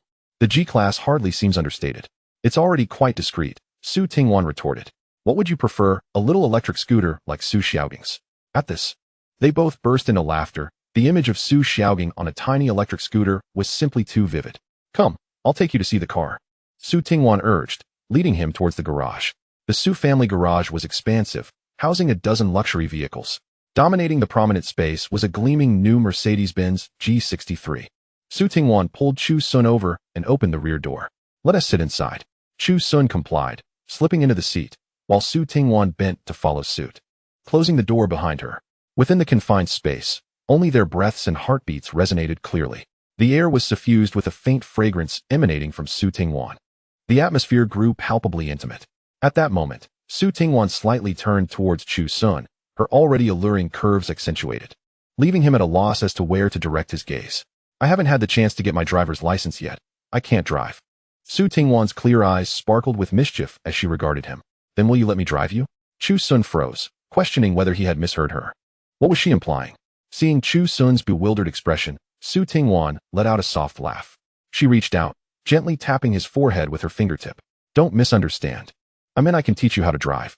Though those were her words, her shimmering eyes and slightly flushed cheeks betrayed her true intentions. The temperature within the vehicle seemed to rise several degrees. I'm a slow learner, Chu Sun stammered, feeling his mouth dry. No worries. I'm patient, Su Tingwan replied softly. Her gaze slowly drifted from his eyes to his lips. I can guide you step by step, starting from the basics, like how to shift gears, how to accelerate. I will ensure you experience the true joy of driving. As she spoke, her body instinctively leaned closer to him. Chu Sun found himself captivated by her face. Now mere inches away, he noticed her lips slightly parted, as if inviting him to taste them, and he swallowed hard. Su Tingwan's allure was intoxicating. Her cheeks blushed a lovely hue, and her breathing quickened. Her eyes, now misty, appeared enchanting and beguiling. Gathering her courage, she trembled slightly as she asked, Sun, may I? This question was devoid of subject or object, yet Chu Sun instantly comprehended her meaning. However, he hesitated. Just yesterday, he and Su Yuyan had navigated their first experience together. To leap into another so soon felt overwhelming. Sister Tingwan, isn't this rather inappropriate? Yet Su Tingwan displayed an unprecedented resolve. Her gaze, filled with longing, made it clear she had reached a tipping point. She shook her head, her voice soft enough to drip with sweetness. It's not what you think. I want to help you, and then you can help me. Chu Sun was momentarily taken aback. Help you? And help me? What does that mean? As confusion clouded his thoughts, Su Tingwan smiled. I noticed your little hobby while we were gaming earlier today. As she spoke, she gradually bent down, causing her already short pleated skirt to ride up, revealing more of her fair thighs. It's a bit stifling in here, on a summer day. I ought to have worn sandals instead of these dress shoes. Then, he watched as Su Tingwan extended her slender fingers to undo the buckle of her elegant shoes. She removed them, tossing them casually onto the floor mat. Next, her fingers slid down the edge of her ankle socks, peeling them off slowly. Once the socks were completely removed, her petite foot was laid bare before Chu Sun, the shape flawless, her toes round and endearing. Chu Sun's gaze was utterly captivated. His throat felt parched. What hobbies could I possibly have? I merely play basketball and read, nothing more. Su Tingwan, observing his eyes glued to a particular spot, yet still maintaining a facade, couldn't help but chuckle. She reached out, lightly shaking her finger near his lips, squinting playfully. Sun, you've become quite the trickster. Her voice was soft and seductive, each word feather-light, brushing against Chu Sun's heart. He felt exposed as if she had pierced through his disguise. His cheeks flushed instantly. Embarrassment mingled with resignation as he surrendered. Sister Tingwan, you're remarkable. You've seen right through me. Of course, she replied, her face radiating triumph. She gently placed her smooth foot on the leather seat, her toes playfully curling. I recall during our gaming session this afternoon, You seem to enjoy our characters battling, but mine was certainly more agile than yours. You were utterly defeated. Chu Sun felt his blood rush to a singular location. He could no longer contain himself. Gazing into Su Tingwan's entrancing eyes, he hoarsely suggested, "Perhaps we should lock the car doors." Su Tingwan's eyes sparkled with delight. She wore a cunning smile on her face, almost unable to contain her excitement as she pressed the button for the central locking system. With a click, all the car doors locked securely. She adeptly pressed another button, causing the windows to darken rapidly, enveloped by a layer of privacy film that rendered the interior completely opaque from the outside. All set. Turning her head, she winked at Chu Sun, whispering, "Now, no one knows we are up to mischief, little son." Fortunately, the spacious backseat of the G-Class provided ample room. Chapter 31. Mutual assistance. Chu Sun could no longer restrain himself. He reached out, wrapping his arm around Su Tingwan's neck, pulling her close, and kissed her fervently. This time, it was Chu Sun taking the initiative. He was no longer the shy, passive youth. In the confined space, the temperature soared. The moonlight and street lamps outside could no longer penetrate the car's intimate atmosphere. The two maintained an unspoken restraint, as agreed. An hour later, Chu Sun exited the vehicle first, extending his hand to assist Su Tingwan out. They had been strolling outside for an hour. If they didn't return soon, their families would undoubtedly grow suspicious. Su Tingwan's legs felt weary and weak, and her feet were cramping, making it difficult to stand. She leaned against Chu Sun, who supported her with his strong left hand, allowing her to remain upright. Together, they slowly made their way toward the main villa. As they approached the entrance, Chu Sun glanced down at Su Tingwan in his arms. Under the light, her cheeks were flushed like ripe apples, her gaze slightly unfocused, wearing an expression of both guilt and satisfaction. "Sister Tingwan, you look as if you've just committed a misdeed." Before he could finish his sentence, Su Tingwan gently placed her index finger against his lips. "Shu," she purred softly, "from now on, just call me Tingwan in private." Chu Sun nodded in agreement. "All right." They composed themselves and entered the brightly lit living room. The entire family was present, including Su He and Wen Xingyun, who had just come downstairs. Upon seeing them return, everyone's gaze turned toward the pair. Chu Sun and Su Tingwan appeared remarkably at ease, casually taking a seat on the sofa as if they had merely gone for a routine stroll. They chatted animatedly about amusing school anecdotes, seemingly more intimate and solid than before. The unexpected kiss from the afternoon seemed to have left no trace of awkwardness between them. This spectacle left the other family members perplexed, particularly Su Xiaogang. He furrowed his brow, fixating on Chu Sun and Su Tingwan. What is going on? Shouldn't these two be feeling awkward? Isn't Chu Sun supposed to be too guilty to face Sixth Sister? Shouldn't she be too heartbroken to acknowledge him? How come they appear to be closer now? Impossible. Su Xiaogang was filled with disbelief. There had to be something amiss between them. Su He and Wen Xingyun shared similar bewilderment. They had anticipated that the two children would have some unresolved tension and were prepared for a heart-to-heart. But it seemed they had overthought the situation. At that moment, Su Yuyan approached with 2 slices of freshly cut apple. "Here, just sliced, they are quite sweet." Su Tingwan naturally accepted a piece, biting into it and mumbling, "Thank you, fourth sister." Chu Sun reached for the other slice, but instead of eating it, he merely held it in his hand. Su Yuyan found this curious and asked, "Why aren't you eating?" Su Tingwan turned to glance at Chu Sun, her eyes sparkling with amusement. Chu Sun quickly replied, "Of course I will eat." He brought the apple to his mouth and took a large bite. Delicious. After a few chews, he even licked his fingers. Su Tingwan could no longer contain herself, lowering her head and stifling a giggle. This scene only deepened the confusion of the others present. "Little Sun, Tingwan, come sit over here," when Xingyun beckoned, eager to inquire about the afternoon's events. Su Tingwan responded, "Mom, I'll just go upstairs for a moment to change. It's over 30 degrees outside, and I'm all sweaty from the walk." Chu Sun stood as well, adding, "Yes, me too. It feels sticky and uncomfortable." With that, they ascended the stairs, leaving the others in the living room utterly baffled. Su Tingwan hurried back to her room, locking the door behind her. She almost dashed into the bathroom, shutting the door firmly. Leaning against the door, she sat on the toilet lid, releasing a long sigh. The bright bathroom lights illuminated her flushed cheeks. She slipped off her little leather shoes and knee-high white socks. Perhaps due to the summer heat and the extended time spent in the car, her feet were quite sweaty and uncomfortable. Barefoot, she stepped onto the cool tiled floor, soaking her sweaty shoes in a nearby bucket. Then, she lifted her gaze to the mirror.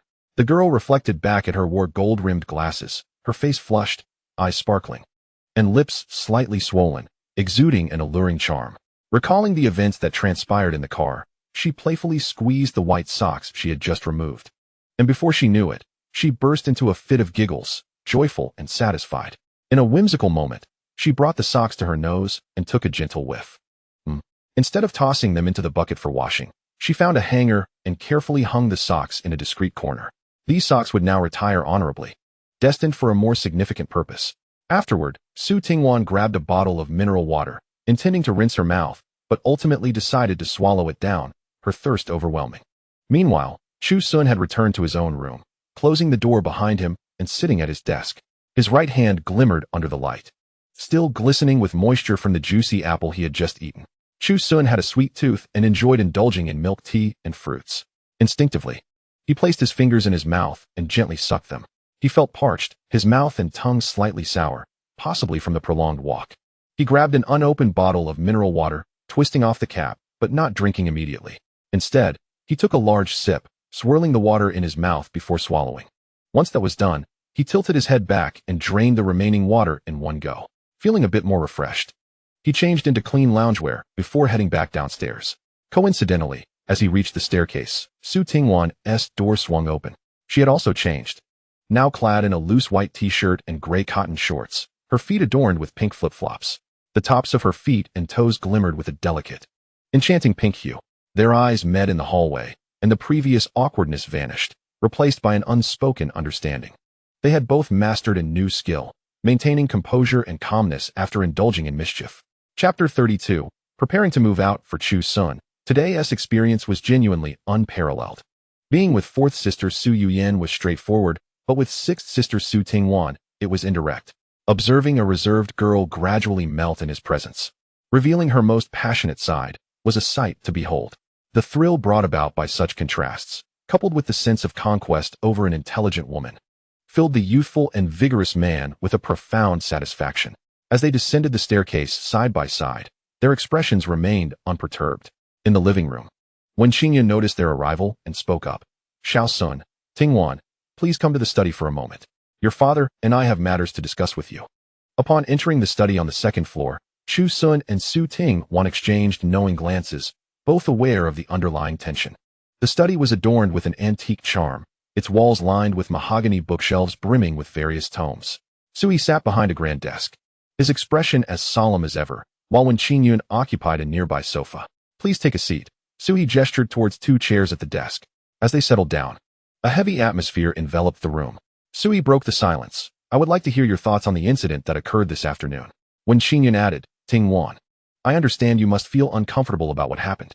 In such situations, girls often bear the brunt of the consequences." Before she could finish, Su Tingwan, with a bewildered expression, interrupted, "This afternoon?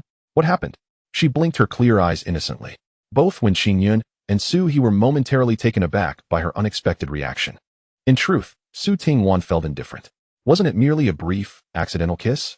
Compared to what had transpired in the car earlier, it seemed trivial, akin to a child's play.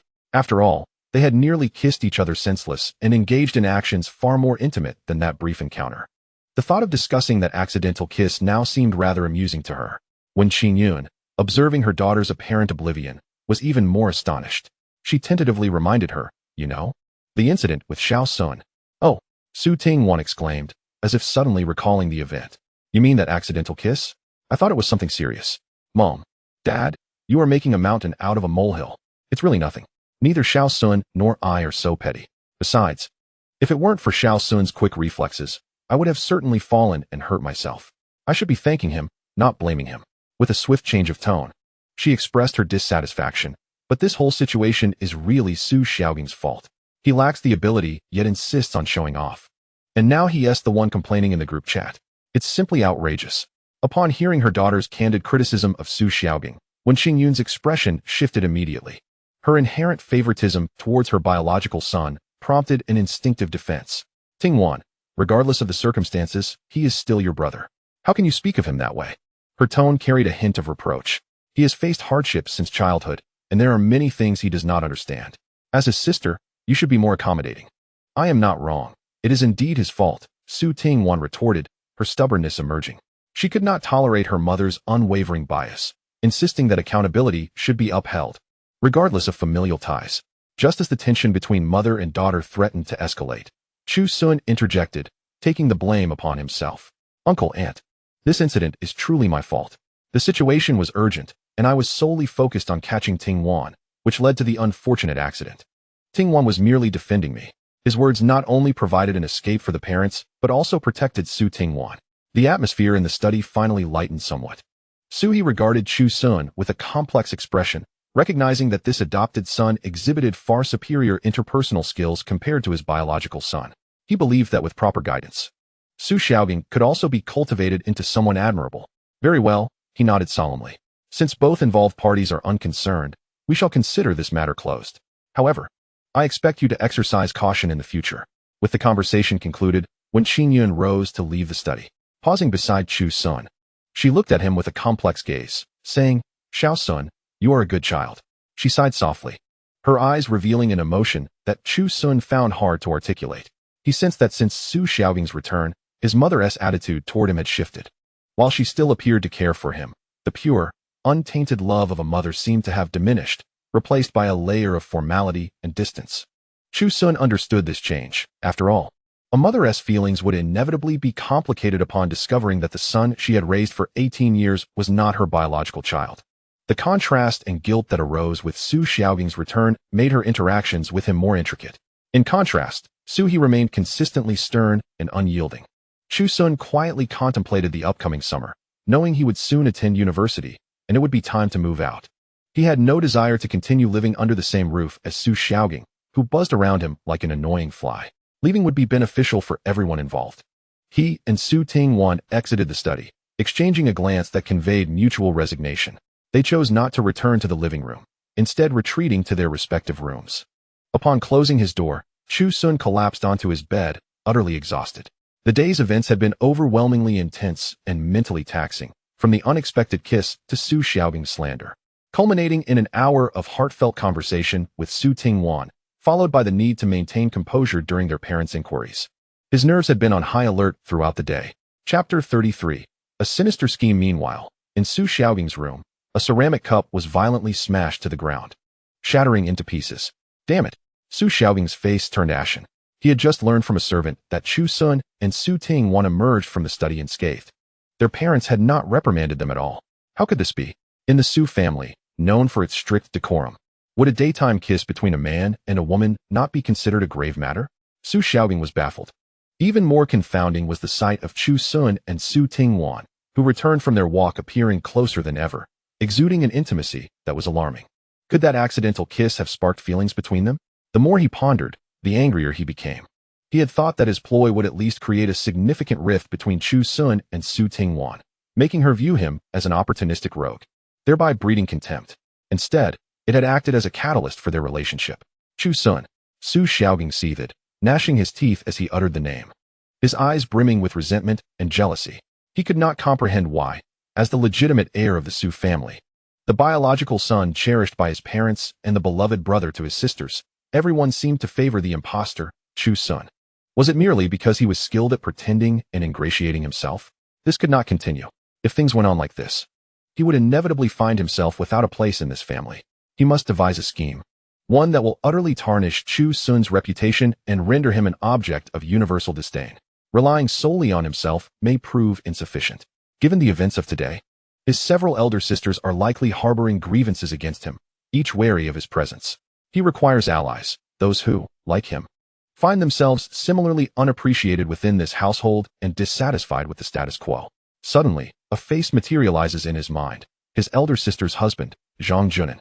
A faint smile gradually graces Su Xiaogang's lips as he retrieves his phone, locating Zhang Junin's contact information and composing a message. Brother-in-law, are you asleep? I have something to discuss with you. Would it be convenient for you to step out? Shortly after sending the message, his phone vibrates with a response from Zhang Junin. Not yet. What is the matter? It's of great significance. It's inconvenient to discuss over the phone. I'll be waiting for you at the pavilion in the back garden. After dispatching this message, Su Xiaogang changes his attire and stealthily slips out of his room. The night is deep, and the back garden of the Su family estate is eerily quiet. Alone in the pavilion, Su Xiaogang lights a cigarette, the smoke swirling around him, accentuating the somberness of his expression. Before long, a figure approaches briskly from afar. It is Zhang Junin. Xiaobing, why do you need me at this late hour? Is there some urgent matter? Zhang Junin inquires as he enters the pavilion, appearing somewhat anxious and unsettled. Brother-in-law, please don't be tense. Take a seat. Zhang Junin sits across from him. Their encounters have been few since Zhang Junin returned home, and they scarcely share a bond. Brother-in-law, I understand you must be puzzled as to why I sought you out. Su Xiaobing exhales a plume of smoke, speaking leisurely. Let me be forthright. I am here to propose a collaboration. Collaboration? Zhang Junin is taken aback. Su Xiaobing smiles, extinguishing his cigarette on the stone table. You know how our parents intend to arrange my future, don't you? He asks conspiratorially. Zhang Junin shakes his head. They plan to change my nationality to Nigerian. What? Zhang Junin is astonished. Go to Africa? Indeed. A triumphant glint appears in Su Xiaobing's eyes. With a Nigerian nationality, I can participate in their college entrance examinations as an international student. If I rank among the top 5, I will qualify for guaranteed admission into one of our country's prestigious universities, such as 986 or 212. Observing Zhang Junin's shocked expression fills him with delight. You may not realize it, but the level of examination here is far inferior. It's akin to a dimensional reduction attack. Cheating is virtually undetectable, making this option far more convenient than the arduous process of taking IELTS or TOEFL and then spending exorbitantly to study abroad. Moreover, our parents are reluctant to have me far from them, especially since I have been away for 18 years. Su Xiaobing pauses deliberately, gauging Zhang Junin's reaction. Zhang Junin's mind races as he quickly comprehends the Su family's intentions. This strategy is indeed ingenious. Not only will it allow Su Xiaobing to effortlessly obtain a diploma from a prestigious university, but it will also keep him close by. Clearly, Su He and Wen Qingyun intend to nurture this long-lost son with utmost care. Most critically, they have promised that upon my graduation from a 985 university, I will be allowed to join the family business and engage with core operations. What they have not disclosed is that the future heir of the Su family will be chosen between Su Xiaobing and Su Qiqi, with Chu Sun entirely excluded from consideration. This revelation detonates within Zhang Junin's mind, sending waves of tumult through his heart. Su He and Wen Qingyun place such importance on this wayward son. He realizes that Su Xiaobing will be a formidable contender for the role of heir to the illustrious Su family of Jiangnan. The heir. That title belongs to the foremost family in Jiangnan. As a son-in-law, he lives like a dog within the Su family. Yet this little rogue has returned to be a candidate for the crown prince. Zhang Junin feels a pang of jealousy towards Su Xiaobing's fortune and also towards Chu Sun. Ever since he discovered that Chu Sun was a false heir, his attitude towards him has completely shifted. Previously, he could comfort himself with the notion that the sister's kindness towards Chu Sun was merely the affection of siblings. But now, with no blood ties, the beautiful sisters gaze at Chu Sun with an adoration that pierces him deeply. The scene at the dinner table, with Su Tingwan and Su Qinxue fighting to serve Chu Sun food, stings his heart profoundly. Why, as men, why is it that Chu Sun is celebrated while he is overlooked? He does not even have other sisters clinging to him, and even his own wife, Su Qiqi, treats him like heir. They have been married for 3 years, yet still sleep in separate rooms. Su Qiqi does not allow him to touch her. Once, he accidentally stumbled upon her changing clothes in their room. Before he could comprehend what was happening, she charged at him and slapped him fiercely. Get out.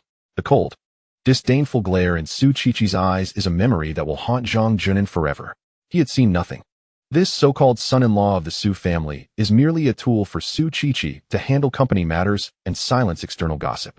With this thought, Zhang Junin's fists quietly clench within his sleeves. Therefore, brother-in-law, we can collaborate. I am aware of your ambitions and understand that your situation in the Su family is precarious.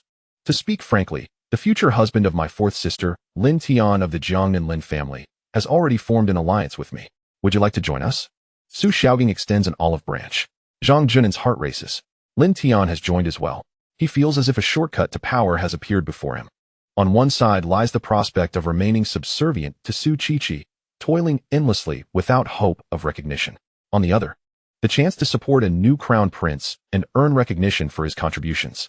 This choice requires no deliberation. I am willing, Zhang Junin blurts out. I am willing to join and support you as the future heir. Excellent, Su Xiaobing replies with a satisfied smile. However, brother-in-law, you must understand that my opponent is your wife, elder sister Su Qiqi. I am fully aware. Zhang Junin's eyes darken with malice. She has never regarded me as her husband. He begins to vent his grievances to Su Xiaobing. I handle her work at the company, working like a dog every day. Yet she has never trusted me. The core documents and important meetings are never entrusted to me. I feel as though I am merely her high-level assistant. I have had enough of this life. Zhang Junin's tone is rife with resentment. Good, Su Xiaogang thinks, delighted with his attitude. The two have effectively formalized their alliance. However, before I officially compete with my elder sister, there is one prerequisite. What prerequisite? Zhang Junin inquires. We must first expel that thorn in our side, Chu Sun. A glint of ruthlessness flashes in Su Xiaogang's eyes. As long as he remains in this household, my sister's hearts will be tethered to him, making it impossible for me to act. Zhang Junin nods in agreement. What do you propose we do? Su Xiaogang leans closer to whisper in his ear. You should steal a few of elder sister's undergarments and place them in Chu Sun's room. Then, find an opportunity to inform elder sister that you witnessed Chu Sun sneaking around with her belongings. When the evidence is presented, elder sister will surely perceive Chu Sun as a pervert, a voyeur. Even if our parents protect him, elder sister will not tolerate him and will certainly expel him from the house. After hearing this plan, Zhang Junin hesitates. This method is quite underhanded. Moreover, without Qiqi's consent, I cannot even enter her room, Zhang Junin admits, a pained expression crossing his face. That is your affair, and also your token of allegiance. Su Xiaogang's expression turned icy. Why don't I go myself? Because after this afternoon's incident, my sisters will undoubtedly suspect me. Everything I do will be scrutinized under a magnifying glass. Hence, it must be you, the one who appears the most honest and least likely to engage in such deeds, to carry it out. Only then will they believe it. You decide how to proceed. Su Xiaogang rose and patted Zhang Junin's shoulder. If you succeed, you will be one of my inner circle. And when I inherit the Su family, your benefits will be substantial. If you fail, then let our conversation today be as if it never happened. With that, Su Xiaogang turned away, disappearing into the night, leaving Zhang Junin alone on the stone bench, his expression shifting tumultuously. Returning to his room, Zhang Junin collapsed onto his bed, his heart still racing. Su Xiaogang's plan had taken root in his mind like a malignant growth, stealing the elder sister's lingerie to frame Chu Sun. If this succeeds, Chu Sun will undoubtedly be ruined. But if it gets exposed, Zhang Junin shuddered at the thought. Su Qiqi would surely devour him alive. The risk was too great. He couldn't even enter Su Qiqi's room. After 3 years of marriage, that door was harder to breach than the gates of a royal palace. There was no way for him to obtain Su Qiqi's undergarments. What to do? Should he forsake this rare opportunity? No. The image of Su Qiqi's frosty visage and Chu Sun being adored by their sisters ignited a fresh wave of humiliation and jealousy within him. He could not give up. He yearned to elevate himself, to dominate the exalted queen Su Qiqi. But how could he steal anything if he couldn't even enter her room? Zhang Junin paced restlessly, his mind racing. Suddenly, a spark of inspiration struck him. Just because he couldn't access the room didn't mean he couldn't find a way elsewhere. Clothes always needed washing, didn't they? And once washed, they had to be dried. The Su family's balcony was vast, adorned with numerous garments. If he could seize a piece while Su Qiqi was hanging the freshly laundered clothes, he could accomplish this undetected. This approach was far safer than breaking into her room and far more plausible. Yes, that's the plan. Zhang Junin's spirit soared, envisioning a bright future ahead. He would become a core member of the inner circle. Once Su Xiaogang, the true heir, successfully claimed his inheritance, Zhang Junin would be the foremost contributor to his rise. At that time, the dethroned Queen Su Qiqi would be at his mercy, transformed into a docile little wife, warming his bed, serving him tea, and cooking for him. Each night, she would be fragrant and waiting obediently for him to return home. After their passionate encounters, they would embrace and drift into slumber. Su Qiqi would even plead with him to father several chubby children. He chuckled to himself, nearly grinning ear to ear, saliva nearly spilling from his mouth. His excitement kept him awake throughout the night. The next day was the weekend. Su He and Wen Qingyun left for the company early. They were busy, with only 1 day of rest each week. The house was unusually tranquil, as most of the sisters were still nestled in bed. The 7th sister, Su Jiro, and the 8th sister, Su Qinxue, simply enjoyed sleeping in. The 4th sister, Su Yuyan, and the 6th sister, Su Tingwan, were too exhausted from the previous day's exertions with Chu Sun to rise. Naturally, Su Xiaogang was also fast asleep in her room. Chu Sun, however, woke promptly at 8, ready to embark on his vibrant day. After completing his morning routine, he stood in the second-floor corridor, glancing downstairs out of habit. In that brief moment, his gaze was ensnared. The eldest sister, Su Qiqi, and her husband, Zhang Junin, were seated downstairs in the dining room, enjoying breakfast. Today, Su Qiqi appeared strikingly different. Rarely did she forego her professional attire, but today she donned a black spaghetti strap maxi dress. One of the straps had rebelliously slipped down her arm, revealing her smooth shoulder. The back of the dress was almost entirely bare, exposing her exquisite skin to the air. The slit of the dress climbed high, reaching the thigh. She sat casually at the table's edge, one long leg crossed over the other, bare and glistening. On her feet were strappy black stilettos, exuding a lazy yet sensual allure that drew the eye irresistibly. Chu Sun noticed Zhang Junin pretended to accidentally drop his earphones. As he bent down to retrieve them, his eyes discreetly darted towards Su Qiqi's feet and calves. The earphones fell perfectly beside her feet, just as Su Qiqi reached to assist him. Zhang Junin had already crouched down. The scene was so clumsy and furtive, it made Chu Sun feel a wave of disgust. He descended the stairs. "Xiao Sun, you're up? Come have breakfast." Su Qiqi's eyes brightened upon seeing him, and she waved him over. Chu Sun approached and naturally took a seat beside her. A faint, distinct aroma wafted into his nostrils, reminiscent of a devoted spouse. "Join me for some exercise later," Su Qiqi suggested, spearing a piece of fried egg with her fork. Chewing as she spoke. "I heard you accompanied them to the gym yesterday. I haven't exercised in ages, busy with work every day. I feel like my bones are rusting." Chu Sun regarded her. Unlike Zhang Junin's furtive glances, his gaze was open and untainted by any wicked thoughts. Resting upon her dainty feet clad in stilettos, he lingered there for several seconds, captivated. Today, her heels were indeed enchanting, exuding a vibrant charm. Her petite feet, painted with bright red nail polish, resembled ripe cherries.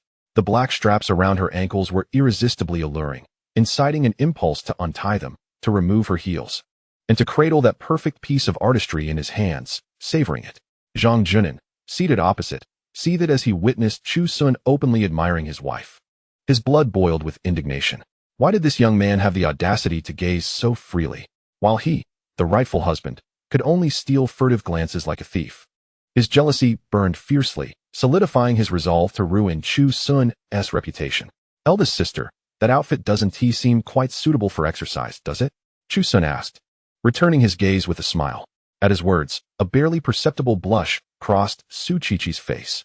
She set down her utensils and, in a tone laced with playful affection, replied softly, "I didn't want you to sleep in or think I'm too old to join you.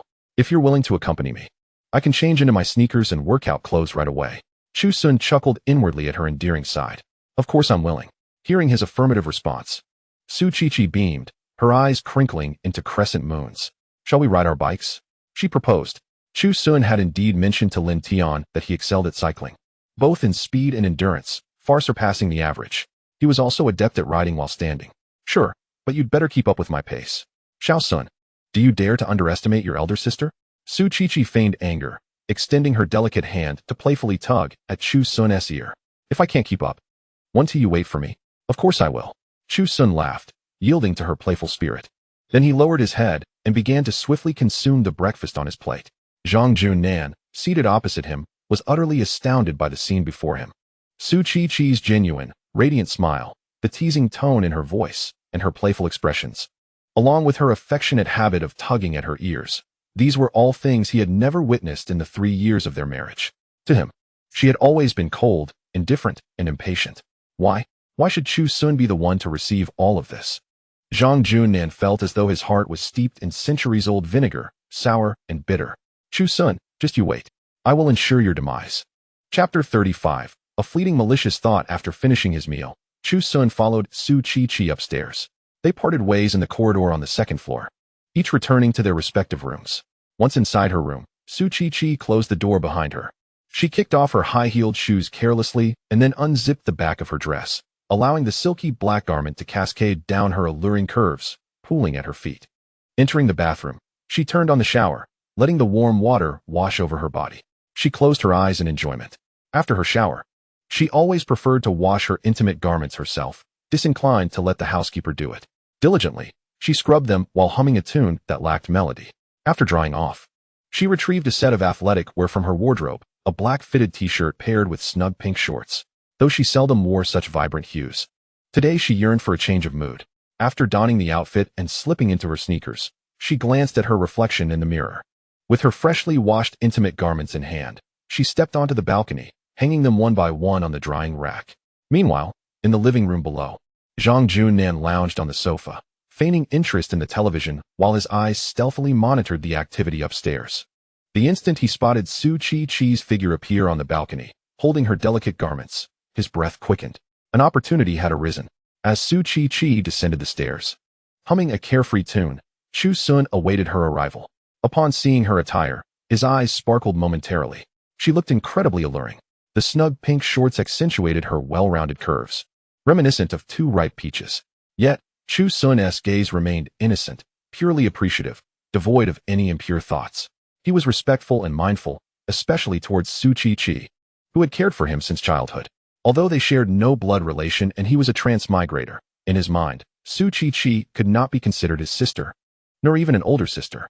Nevertheless, he cherished the emotions that had developed over the 18 years of the original life. Thus, unless she willingly consented, Chu Sun would not include her in his narrative. "Let us go, Xiao Sun," Su Chi said, giving his shoulder a gentle pat. Together they rolled out their bicycles. "Which route shall we take today?" she inquired. Chu Sun had already mapped out a path along the Riverside Greenway, a round trip of approximately 10 kilometers. 10 kilometers? Goodness! Su Chi exclaimed, "That sounds a bit daunting. You must ride slowly. My old bones may struggle to keep up." "Fear not, sister, I will stay with you," Chu Sun replied with a smile. The two mounted their bicycles and commenced their exercise for the day. True to his word, Chu Sun maintained a moderate pace, ensuring they rode side by side. The breeze along the river was refreshing, carrying a hint of moisture that caressed their faces. Su Chi felt an unprecedented sense of relaxation, free from the burdensome reports and deceitful business partners that plagued her thoughts. Beside her was only this young man who brought her comfort and joy.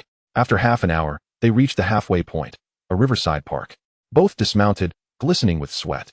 They found a bench by the roadside, unscrewed their water bottles, and quenched their thirst. "I'm exhausted," Su Chi exclaimed, fanning herself while panting. "Big sister, I never expected you to be so impressive." Chu Sun chuckled, praising her. "Of course, don't underestimate me," she replied, her spirits lifted.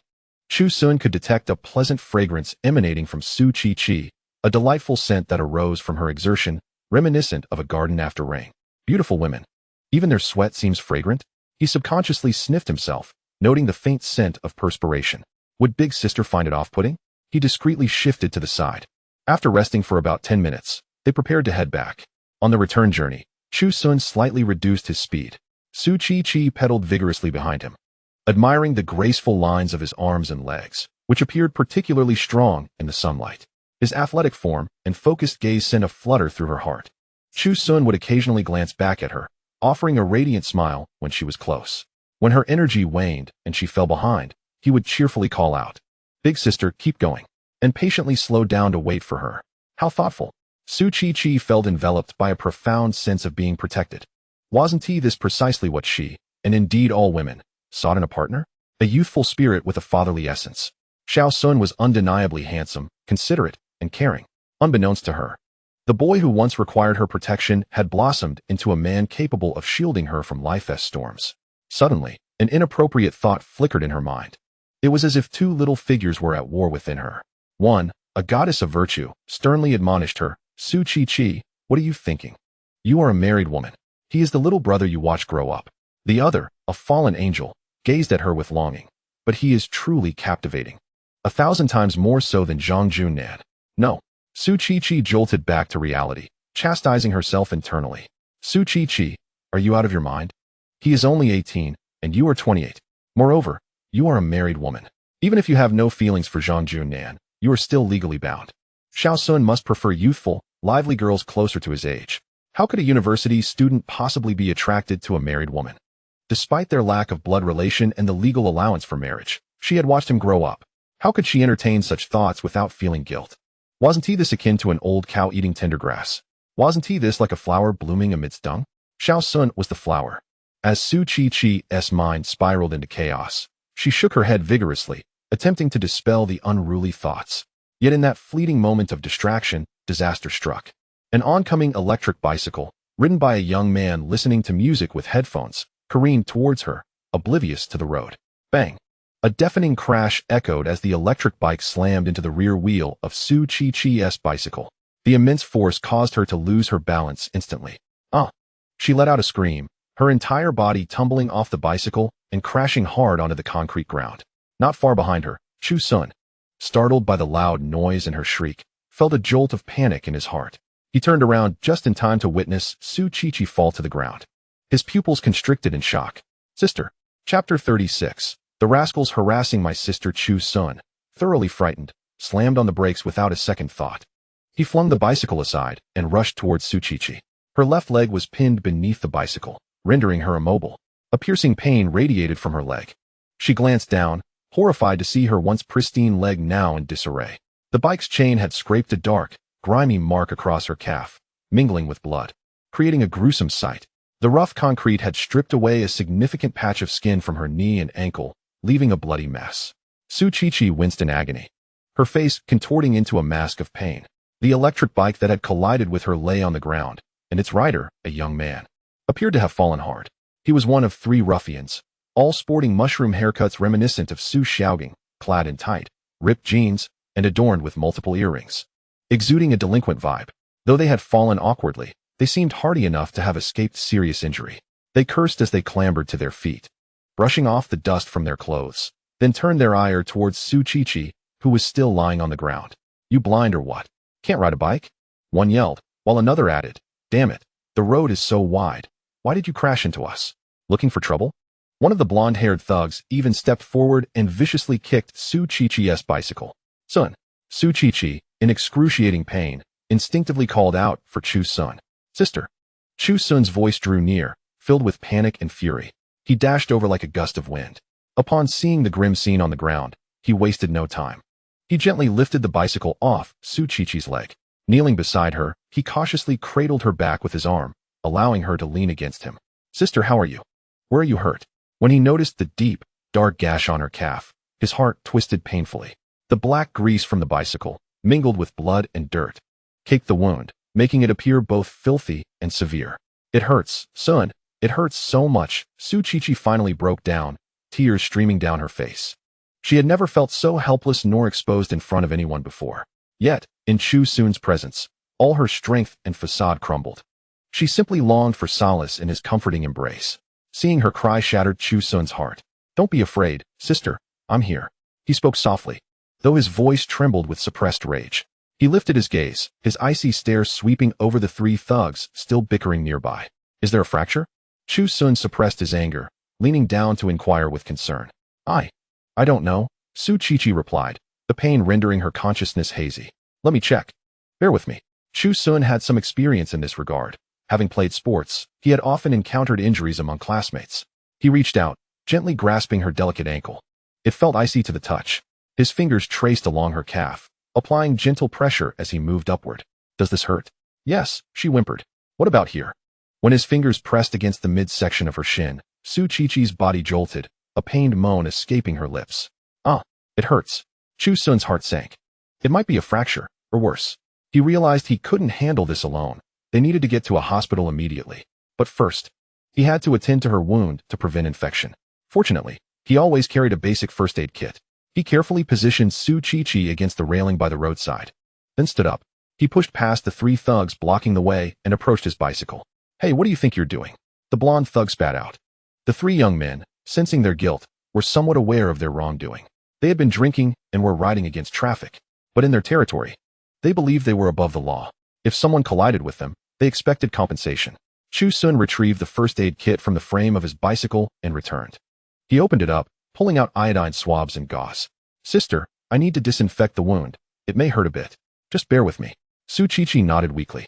Chu Sun first used a wet wipe to clean the visible dirt and grease from her calf. Then he tore open the iodine swab packaging and carefully applied it to her gruesome wound.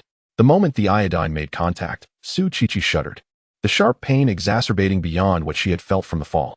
Her petite hand instinctively clutched Chu Sun's arm tightly. He wore a black athletic tank top, exposing his arms, and her bright red nails dug into his firm muscles, nearly drawing blood. Yet, Chu Sun remained unfazed, his focus solely on the task at hand. He needed to work quickly to cleanse the injury. Finally, the cleaning was complete. Chu Sun gently wrapped her wound in clean gauze. Su Qiqi felt as if she were emerging from water, drenched in cold sweat. Once bandaged, the searing pain intensified. At that moment, the 3 thugs, seeing the situation had calmed, swaggered over. Hey, are you done? We need to talk about compensation, the blonde one said impatiently. Compensation? Chu Sun stood up, fixing them with a cold stare. You were riding against traffic and collided with us. If anyone owes compensation, it's you. Shut your mouth. Another thug with green hair jumped in, pointing at Chu's son, who saw us riding against traffic. You guys weren't paying attention and crashed into us. Look at our bike. It's all scratched. My brother hurt his arm. He rolled up his sleeve, revealing a small scrape no bigger than a booger. Exactly. Compensation. The three thugs chimed in unison, emboldened by their perceived righteousness. I'm telling you, if you don't cough up 5,000 today, this isn't over. The blonde thug declared arrogantly. Su Qiqi leaned against the railing, trembling with rage, yet utterly drained of energy to refute them. This is extortion. Chu Sun shouted angrily. Extortion? You bet. What are you going to do about it? The blonde thug jabbed a finger into Chu Sun's chest. Listen up, hand over the money. Or none of you are leaving today. I'll say it again, we have no money. Chu Sun pushed his hand away. No money? The blonde thug scrutinized Chu Sun, then glanced at Su Qiqi, whose pale face failed to conceal her beauty. A lewd smile crept across his face. Well, if you don't have money, let this lady accompany us for some fun. We don't mind, and I guarantee she'll enjoy it. At that moment, the air thickened with tension. Chu Sun's body froze, slowly turning his head. His once clear eyes now blazed with an intensity that could incinerate anything in its path. A chilling aura of lethal intent emanated from him. What did you say? His voice was raspy, as if it had emerged from the depths of hell. I said, let your henchman. Before he could finish, Chu Sun moved. Chapter 37. The most severe father of the underworld, he charged forward like a beast thoroughly enraged, devoid of any superfluous movements or flashy techniques. It was merely a straightforward, brutal punch, swift, precise, and ferocious. Bang! The fist connected squarely with the henchman's jaw. He let out a pained cry, his body flying backward, spewing blood and two broken teeth from his mouth. The other two men were taken aback. This guy was too fast, unbelievably fast. But they soon regained their composure and lunged toward Chu Sun. Engaging in a brawl, especially when targeting women, the elderly, children, or anyone isolated, was their forte. Chu Sun was acutely aware that in a fight against multiple opponents, he must not scatter his focus. He needed to seize one person and incapacitate them. He darted forward, offering the henchman no respite. Mounting him, he unleashed punch after punch upon his face. Bang, bang, bang. Each strike was fueled by an overwhelming fury. Chu Sun, who regularly maintained his fitness, found his combat prowess exponentially heightened by his rage. The henchman was utterly powerless against him, quickly curling up on the ground, clutching his head like a defeated dog, begging for mercy. The other two thugs, witnessing this, rushed forward, delivering blows to Chu Sun's back and head. Help! Help! Su Qiqi cried out in alarm upon witnessing the scene. Yet, this was a secluded, non-motorized lane by the riverside, and on a sweltering summer day, not a soul was in sight. Chu Sun endured the blows to his back and delivered two vicious kicks to the henchman's abdomen. Only when the henchman lay completely still did he stand up, distancing himself from the other two. Seeing the state of their companion, the remaining two thugs grew anxious. They ignored their fallen comrade, exchanging glances and adopting fighting stances. Then, they dashed to the fallen electric bike, opening the trunk to reveal two gleaming folding knives. Such blades were standard tools for men of their ilk. With a click, the blades sprang forth. The two thugs brandished their knives, their faces contorted into cruel, menacing smiles. Kid, you're asking for death. Su Qiqi's mind went blank as she beheld the glinting knives. Panic enveloped her. Xiao Sun, be careful. They have knives. Her voice cracked, filled with unrestrained fear. The two thugs, infuriated by the sight of their battered companion, seethed with rage. The henchman's face was swollen and bruised, resembling a pig's head. Blood gushing from his nose, a pitiful sight indeed. Kid, you're dead meat. The green-haired thug growled, pointing at Chu Sun, his eyes brimming with malice. Do you know whose territory this is? This is the domain of the South Ao gang. How dare you strike our men here? You must be tired of living. Another chimed in. Our big brother has a history with the law. One of our brothers was just acknowledged by a prominent family. You've crossed us. Prepare to meet your end. Though Chu Sun's back throbbed from their earlier blows, that was not his main concern. The crux of the matter was that they wielded knives, two folding knives, though not long, still formidable enough. Su Qiqi's face turned pale as she grasped Chu Sun's shirt, her voice trembling. Xiao Sun, don't be reckless. Just run. They wouldn't dare harm me. You must flee. She understood that Chu Sun was acting to protect her. She could not bear the thought of him getting hurt by these desperate men wielding knives. But how could Chu Sun abandon his sister to escape? He shielded Su Qiqi behind him, his gaze sharp as an eagle, scanning the surroundings for anything that could serve as a weapon. Suddenly, his eyes locked onto a long pole propped against a tree on the nearby sidewalk, resembling a broom or mop. A spark of inspiration ignited within him. Without hesitation, he dashed toward it. The two thugs, believing he was attempting to flee, erupted into derisive laughter. "You think you can run?" Too late. Yet, their laughter quickly faded. Upon reaching the tree, Chu Sun grasped the pole, only to be momentarily stunned. This was no mere pole, it was a dog-catching clamp.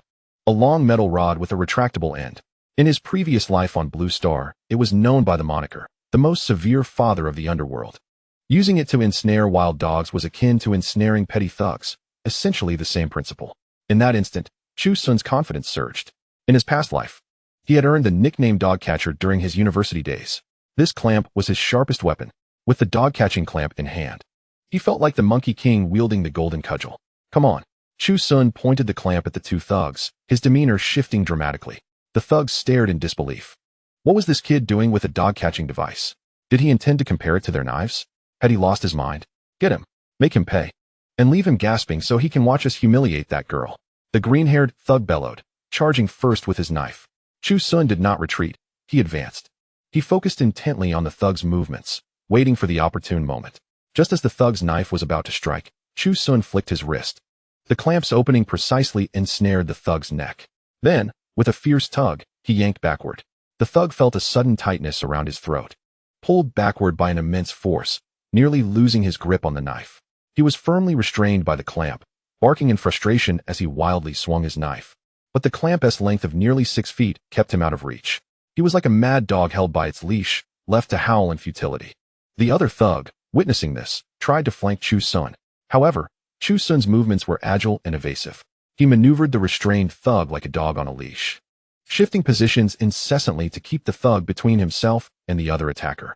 With utter humiliation, the green-haired thug's fury boiled over. The other thug, equally frustrated, found no opportunity to strike. "Damn it, I'm going all out." Cornered, he threw his folding knife at Chu Sun with all his might.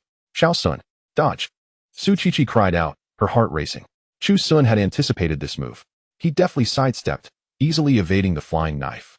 In that split second, he released one hand from the clamp, lunging forward to close the distance with the other thug. Then, with a powerful punch, he struck the green-haired thug squarely in the face.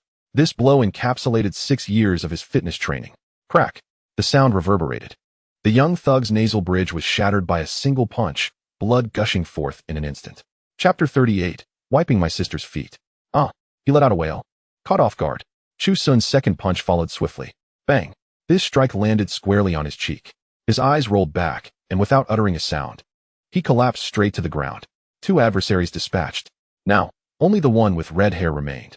Chu Sun, employing the same tactic, seized an opportunity, and his dog-catching clamp struck with precision once more. The thug's neck was ensnared tightly. The battle concluded without a hint of uncertainty. Soon, 3 groaning thugs lay writhing on the ground. Chu Sun discarded the clamp and immediately reached for his phone to call the police. He then gathered the 2 folding knives and the clamp together as evidence of the weapons used. By this time, a few passers-by had gathered, hesitant to approach after witnessing the earlier brawl and the knives. "Please keep an eye on them until the police arrive," Chu Sun called out to the crowd. A few brave souls nodded in agreement. Chu Sun understood he need not linger there any longer. Any matters should be left for the police to discuss with the Su family.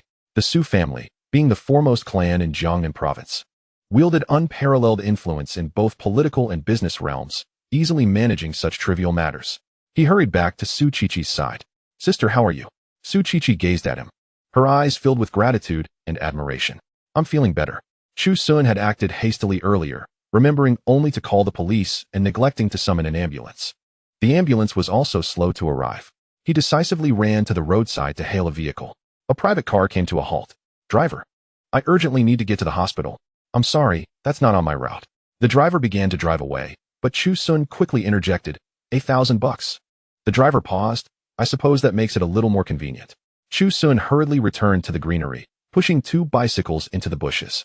He then approached Su Qiqi, bent down, and executed a perfect princess carry, lifting her effortlessly. He carefully placed her in the back seat of the car. Inside, Su Qiqi remained engulfed in immense emotion and shock. The pain in her leg seemed to diminish significantly.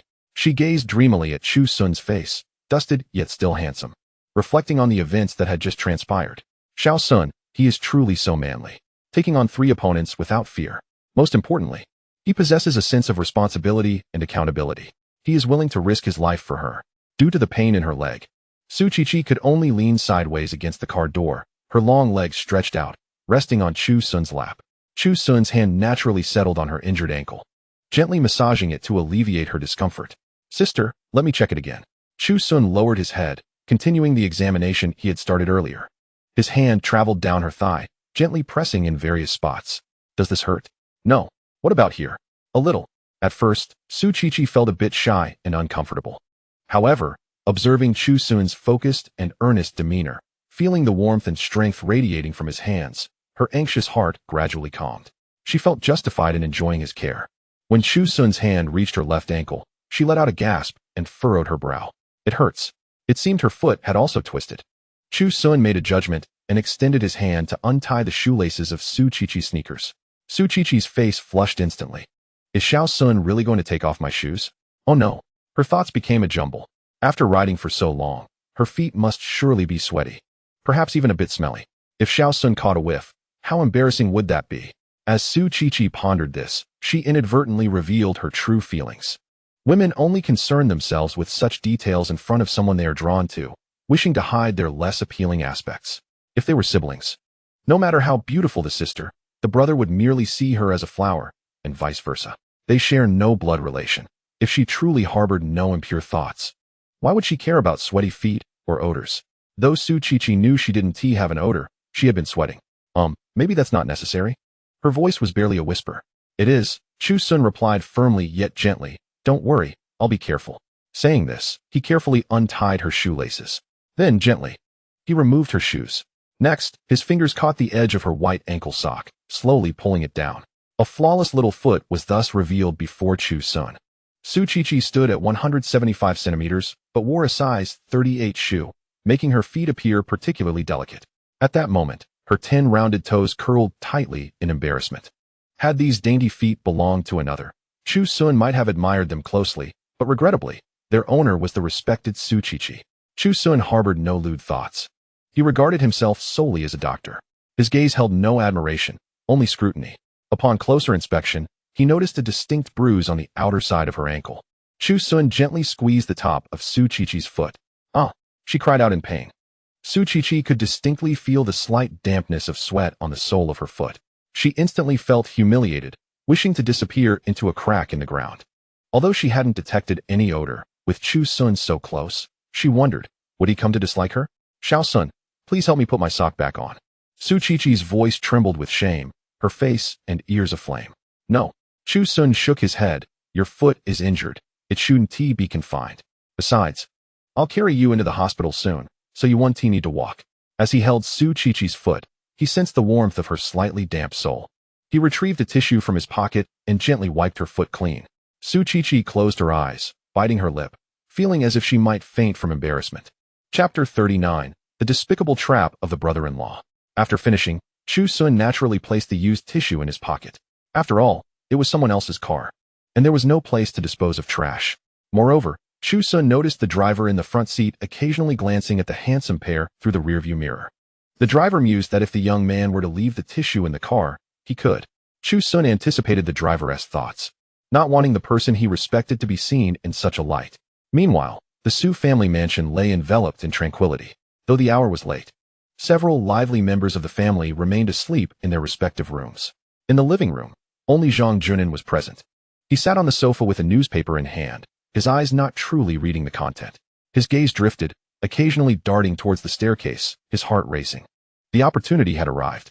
After waiting all night, he had finally encountered this rare chance. Today, Chu Sun and Su Qiqi had left early and had yet to return. The remaining sisters-in-law were still indulging in their slumber. Most crucially, the household staff and drivers had all been sent away. Just half an hour ago, he had accidentally damaged a section of the wrought iron railing in the back garden. That railing had already been somewhat loose. He had merely kicked it a couple of times to completely topple it. Upon realizing the situation, the butler promptly gathered several maids and the driver to head to the scene for repairs. Now, within the grand main building, aside from the few young ladies and the young master still lost in slumber upstairs, he found himself the sole occupant. Zhang Junin's heart raced with anticipation. He recognized this as his singular opportunity. Accessing Chu Sun's room would typically be challenging amidst the constant foot traffic, but this was a fortuitous moment. Soon, the charming Chu Sun would be branded a perverted thief of undergarments by everyone. Even if the Su sisters were to protect him, they could never tolerate someone of such unsavory character. He would be utterly cast out from the Su family. Rising stealthily from the sofa, Zhang Junin crept upstairs like a thief. The villa was eerily silent. Fortunately, the journey was uneventful, and he successfully reached the expansive third-floor balcony. This grand outdoor space boasted several rows of drying racks, distinctly separating the garments of the Su family by gender. His gaze quickly fell upon the ladies' section, and he was momentarily awestruck. The sight was simply overwhelming.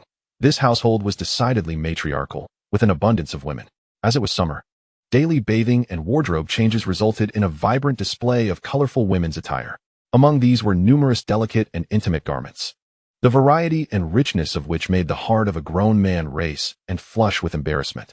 Beads of sweat formed on Zhang Junin's brow as he recalled that earlier in the day, Su Qiqi had ascended the stairs with a red item beneath and a black one above. Yes, that was the combination. He began to scrutinize the drying racks meticulously. Soon, he identified his target. However, a dilemma arose. There were two sets that fit the red and black color scheme, hanging side by side. Zhang Junin's scalp prickled with anxiety. How could he possibly discern the style of his wife's intimate apparel? He had never seen them. In fact, he had never even entered Su Qiqi's bedroom. Leaning closer, he examined the two sets. Both featured black tops and red bottoms. Yet one set had a lace trim that appeared both sensual and alluring, while the other was a simple, conservative cotton design. Zhang Junin's palms began to perspire with nervousness. Which set belonged to Su Qiqi? His mind raced as he analyzed her character. Su Qiqi was a rigid, aloof woman, devoid of warmth, akin to an emotionless machine. Would she wear lace? Absolutely not. He dismissed that option immediately.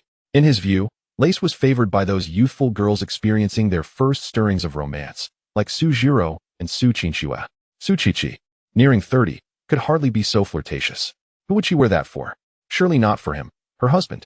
Convinced of Su Qiqi's cold demeanor, he reasoned that if she were truly indifferent, she would have sought him out for her needs long ago.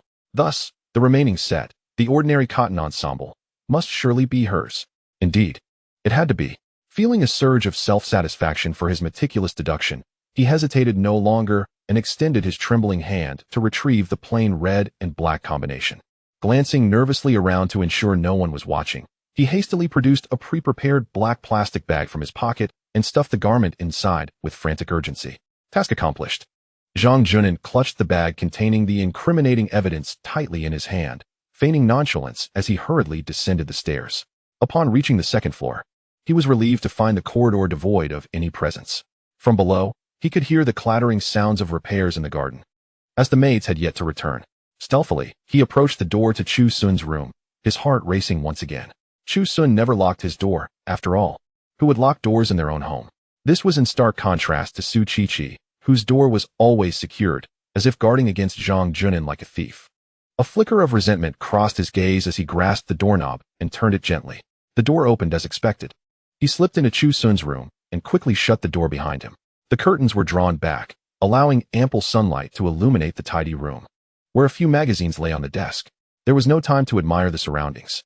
He approached the bedside, extracted the intimate apparel from the bag, lifted Chu Sun's pillow, and carefully placed the red and black ensemble beneath it. Having completed this task, he felt as though his heart was about to leap from his throat. He could almost envision the shock and disgust on everyone's faces when the truth came to light. Chu Sun, utterly defenseless, being branded a pervert by his sisters. A chilling laugh echoed in Zhang Junin's mind as he meticulously returned the pillow to its original position, ensuring no trace remained. Then, he tiptoed out and gently closed the door behind him. Returning to the living room, he resumed his seat on the sofa, picking up a newspaper to obscure his face, which bore the telltale signs of excitement and anxiety. Everything was in place, awaiting the final piece of the puzzle. Now, all he needed to do was wait for Chu Sun and Su Qiqi to return and for the drama to unfold. Chapter 40. Jealousy from the brother-in-law. The car sped along the road. Su Qiqi leaned against the door, watching the scenery blur past. With Xiao Sun around, life felt so blissful and perfect. She couldn't help but steal a glance at the young man beside her, who was frowning in concentration as he fiddled with his phone. "What's wrong?" she inquired. "I need to call home and have them come over," Chu Sun replied. He first dialed Zhang Junin's number. Hello? Xiao Sun. What's the matter? Brother-in-law, the eldest sister has been injured, and we're on our way to the 4th hospital in Hangzhou. What? Injured? Is it serious? Zhang Junin's voice was filled with surprise. It's quite serious. You should hurry, Chu Sun urged before hanging up. He then called his 4th sister, Su Yuyan. Hello. Xiao Sun. Sister, the eldest sister has been hurt. He briefly explained the situation. What? How did this happen? Which hospital are you at?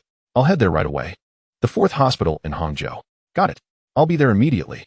They soon arrived at the hospital, where Chu Sun paid the driver 1,000 yuan. Preparing to exit the car, he retrieved the white sock he had taken off Su Qiqi and carefully helped her put it back on. Xiao Sun. Didn't you just say I shouldn't cover my foot? She questioned, puzzled. Are you worried someone will see your feet? After ensuring her sock was on properly, he picked up her shoe and carried her into the emergency room. Upon arrival, a woman in her 50s greeted them. Doctor. The patient was struck by an electric bike and fell from her bicycle. Chu Sun explained quickly without waiting for the doctor to ask. The left knee and outer calf bore extensive abrasions, the wounds tainted with grease from the bicycle chain, raising suspicions of a possible fracture in the tibia. The left ankle was sprained, exhibiting noticeable bruising and swelling. The female doctor paused in surprise upon hearing this, casting a somewhat astonished glance at Chu Sun. Impressive, young man. Quite professional in your articulation. This certainly makes things easier. She smiled and remarked to Su Qiqi, your husband seems quite knowledgeable. Those 2 words detonated in Su Qiqi's mind, causing her face to flush crimson. Chu Sun, equally embarrassed, quickly clarified, he is my brother, not my husband. Su Qiqi hastily added, I need to explain. Oh, my apologies. The doctor replied, though a knowing smile graced her lips, I assumed it was a May-December romance. It's quite trendy nowadays. Su Qiqi wished desperately for a hole in the ground to swallow her whole. The doctor, sensing the awkwardness, turned serious and began examining the wounds. She carefully removed the bandages that Chu Sun had applied, disinfecting the area anew with professional-grade antiseptic before promptly arranging for x-rays. The results came back swiftly and aligned closely with Chu Sun's predictions. There was a minor fracture in the left tibia, thankfully not severe enough to necessitate surgery. Mere rest would suffice. The ankle was diagnosed with a ligament strain, alongside multiple soft tissue contusions, resulting in various bruises. The doctor held up the x-ray images, explaining the condition to them. Chu Sun listened intently, occasionally posing technical questions to confirm specific details, such as medication, recovery timelines, and dietary restrictions. In contrast, Su Qiqi was unable to absorb any of it. Her focus was solely on the profile of Chu Sun, deeply concentrated. She felt an overwhelming sense of security knowing he was there. She could relinquish all worries and place her trust in him. At that moment, the door to the consultation room swung open, and Su Yuyan along with Zhang Junin rushed in. Sister, how are you? Su Yuyan exclaimed as she hurried to the bedside, her face awash with concern. Qiqi, are you all right? Zhang Junin followed closely behind, equally troubled. I'm fine, just a minor issue, Su Qiqi replied nonchalantly. The doctor, noting the family's arrival, continued to outline the necessary post-treatment precautions. The fracture was manageable, requiring a cast and ample rest. But recovery for the ankle sprain and bruises would take longer. Daily gentle massages on the injured and bruised areas would promote circulation and healing. Given your condition, it's best to stay in the hospital for observation a few days. The nurses can assist with daily massages, the doctor suggested. That's not feasible. I have numerous responsibilities at work. I need to be at home to handle them, Su Qiqi declined. Very well, the doctor relented. But someone from your family must learn the massage techniques. It's crucial for effective recovery. Who shall it be? I can teach you. Silence enveloped the room as Chu Sun, Zhang Junin, and Su Yuyan exchanged awkward glances.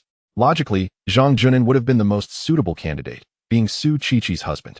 However, Su Qiqi would never allow him to touch her body, not even her thighs or feet. He wouldn't get the chance to lay a finger on her. Yet, Zhang Junin felt a flicker of hope ignite within him. This is my moment to shine. It's time. He had even taken a crash course on being a son-in-law prior to their wedding, similar to elite socialite training. He could do it. He had learned. Just as Zhang Junin cleared his throat to volunteer, Chu Sun interjected, let Yuyan learn. Me? Su Yuyan pointed to herself, bewildered. Yes, you, Chu Sun affirmed. After a moment's thought, Su Yuyan agreed, nodding. All right, I will. The doctor proceeded to instruct Su Yuyan. Apply gentle pressure, moving in circles from the outside inward. Focus on this acupoint. Su Yuyan was earnest in her learning, but theory and practice proved disparate. Now, give it a try, the doctor encouraged, inviting her to demonstrate. Zhu Yunming inhaled deeply, extending her hand to gently press on the bruised area of Su Qiqi's ankle. "Ah!" Su Qiqi exclaimed in pain. "You're trying to kill me." Zhu Yunming, startled, quickly withdrew her hand, looking innocent. I'm not trained in this." Tears nearly brimmed in Su Qiqi's eyes from the discomfort. She glanced at Chu Sun, pleading, "You take over." The room fell silent once more, particularly affecting Zhang Junin, whose expression turned ashen. What was this? Allowing an outsider to touch her? Massage involved contact with Su Qiqi's delicate thighs and feet. If it were her biological brother, that would be one thing. But Chu Sun was merely a stranger with no blood relation. This felt deeply inappropriate. Zhang Junin could no longer contain himself. "This is unacceptable." His voice, tinged with jealousy, had an unusual pitch. Su Qiqi dismissed him with indifference, addressing Chu Sun, "You learn first. Once you're proficient, you can teach the others gradually." Chu Sun, feeling no need for pretense, stepped forward without hesitation. He approached the bedside and, under the doctor's guidance, began to learn. His hand gently rested on the sprained area of Su Qiqi's ankle, his fingers long and warm. Following the doctor's instructions, he used his fingertips to softly circle and knead the bruised and swollen spots. The pressure was just right. Su Qiqi felt a wave of soothing warmth spread from where his fingers made contact, alleviating much of the previous sharp pain. A soft sigh of relief escaped her lips.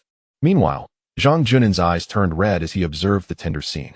He fixated on the hand of Chu Sun gliding over Su Qiqi's alabaster ankle and calf. A tumult of emotions, envy, rage, humiliation, gnawed at his heart. Why? Why was it him? He was the husband. He should be the one reveling in this intimate moment. Yet here he was, like a tortoise, helplessly watching Chu Sun exerting such tender care over his wife's exquisite form. In that instant, a burning desire to obliterate Chu Sun surged within him, a clear and overwhelming urge for revenge. Chu Sun, just you wait. The humiliation you've inflicted upon me today will soon be repaid 1,000-fold. Once Chu Sun mastered the massage technique, he procured medication for Su Qiqi, handing it to Zhu Yunming before heading to a medical supply store adjacent to the hospital to purchase a wheelchair. With everything prepared, Chu Sun pushed Su Qiqi, now seated in the wheelchair, into the MPV that Zhang Junin had driven, and they departed the hospital together. Throughout the journey, Chu Sun recounted the events leading up to this moment to Zhu Yunming, presenting the details simply, particularly glossing over the altercation, merely stating that there had been some conflict. He was not one to seek glory or boast of his strength. Yet, Su Qiqi vehemently disagreed with his retelling. Leaning back in her seat, she spoke with pride and admiration, recounting the thrilling details of his exploits, from how he outsmarted the assailant with a dog-catching clamp to how he single-handedly subdued the other two. Zhu Yunming listened in stunned silence, her gaze toward Chu Sun filled with astonishment and concern. "Xiao Sun, are you hurt?" She quickly grasped Chu Sun's arm, inspecting him from top to bottom. "I'm fine, fourth sister, just a minor abrasion," Chu Sun replied with a smile. "Those rascals, truly lawless." Zhu Yunming's face turned pale with anger. "This matter cannot be left unresolved. I will tell uncle that a thorough investigation must be conducted. We must eradicate these evildoers. Their uncle is none other than the mayor of Hangqing, and their grandfather is the governor of the entire Jiangnan province. In this territory of Jiangnan, the Su family reigns supreme. It is said that even a trifling gang of ruffians, let alone a deity, would face dire consequences if they provoked anyone from the Su family." Zhang Junin, while driving, silently listened to the conversation among the three in the back seat. Soon, they arrived back at the Su family estate. The group disembarked, and once again, it was Chu Sun who lifted Su Qiqi from the car and gently placed her back in her wheelchair. Zhang Junin stood to the side, his eyes nearly reddening with emotion.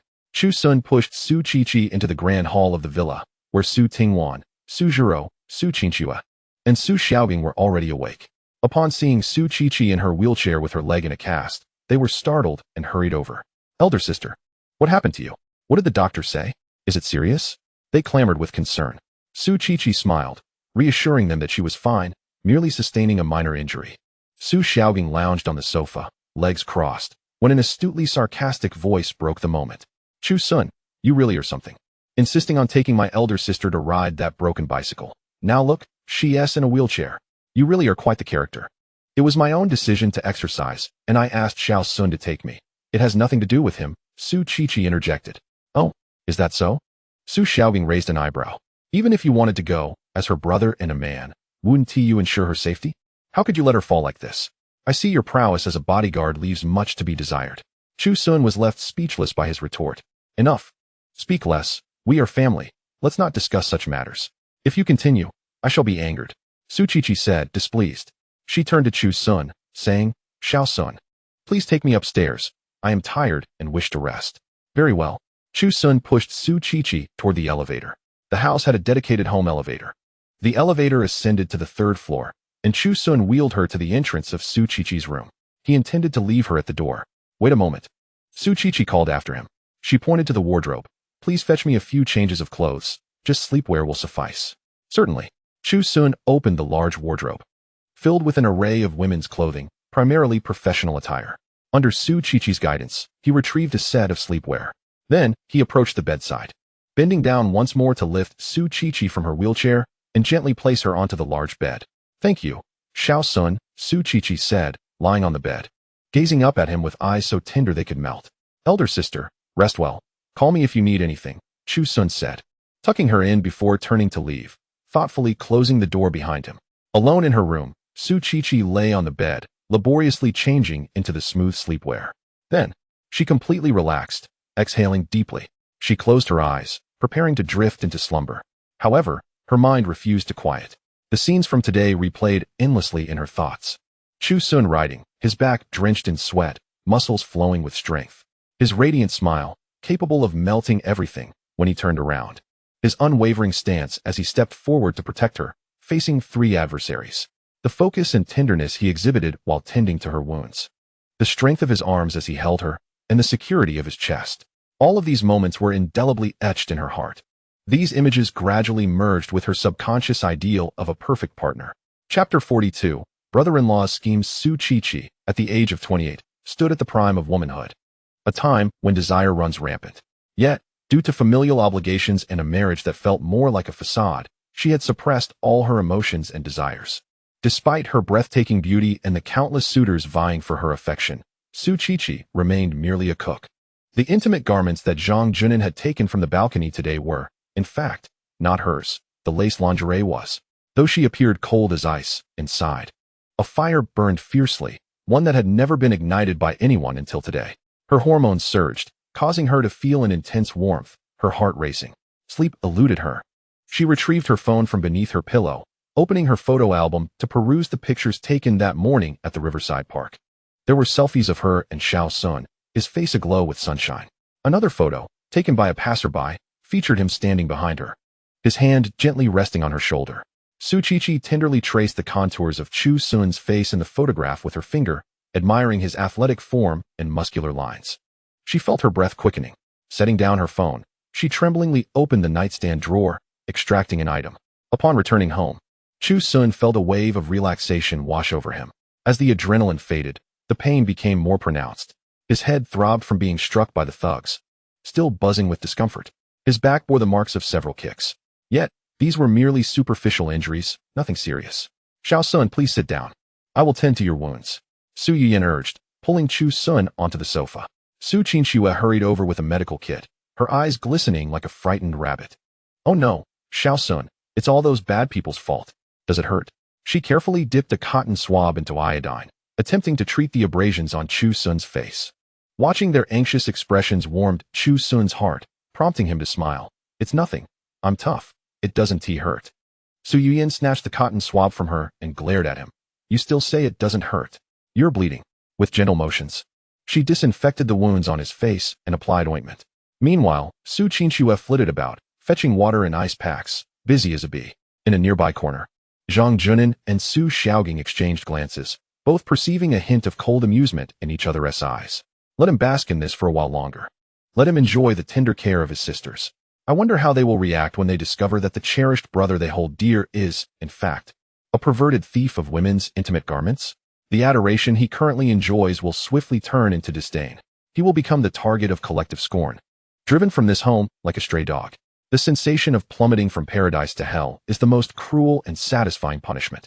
Zhang Junin couldn't help but let a slight smile creep upon his lips. Su Xiaoging triumphantly swung his legs, already plotting how to seize control of the household after Chu Sun's downfall. After tending to his wounds, Chu Sun felt sticky and uncomfortable. I'm going upstairs for a shower, he informed his sisters. Go on, go on. After you wash, get some good rest, Zhu Yunming advised. Chu Sun ascended the stairs, preparing to wash up after lunch, while Su Qiqi noticed her leg injury, feeling considerably better. She sat in a wheelchair, with Chu Sun pushing her around the estate. Bathing had become an inconvenience for her, necessitating the assistance of her younger sisters. Before resting in the morning, she would scroll through photos on her phone. And when it came time to bathe, it was always Zhu Yunming who lent a hand. There was no alternative. Cleanliness was paramount to avoid infections, and with siblings, there was no need for excessive modesty. Now, Su Qiqi felt invigorated, her spirit radiant. Although she had engaged in such tasks before, they lacked a sense of immersion. Women tended to have higher expectations than men. Some men could spend an hour searching for satisfactory material, and forcing the experience often resulted in disappointment. Women's demands were invariably loftier. This morning, however, she had ventured a small breach of taboo, and a sense of liberation enveloped her. Yet, gazing at the photos of Xiao Sun on her phone, she felt an overwhelming wave of embarrassment, mortified at the thought of facing him again.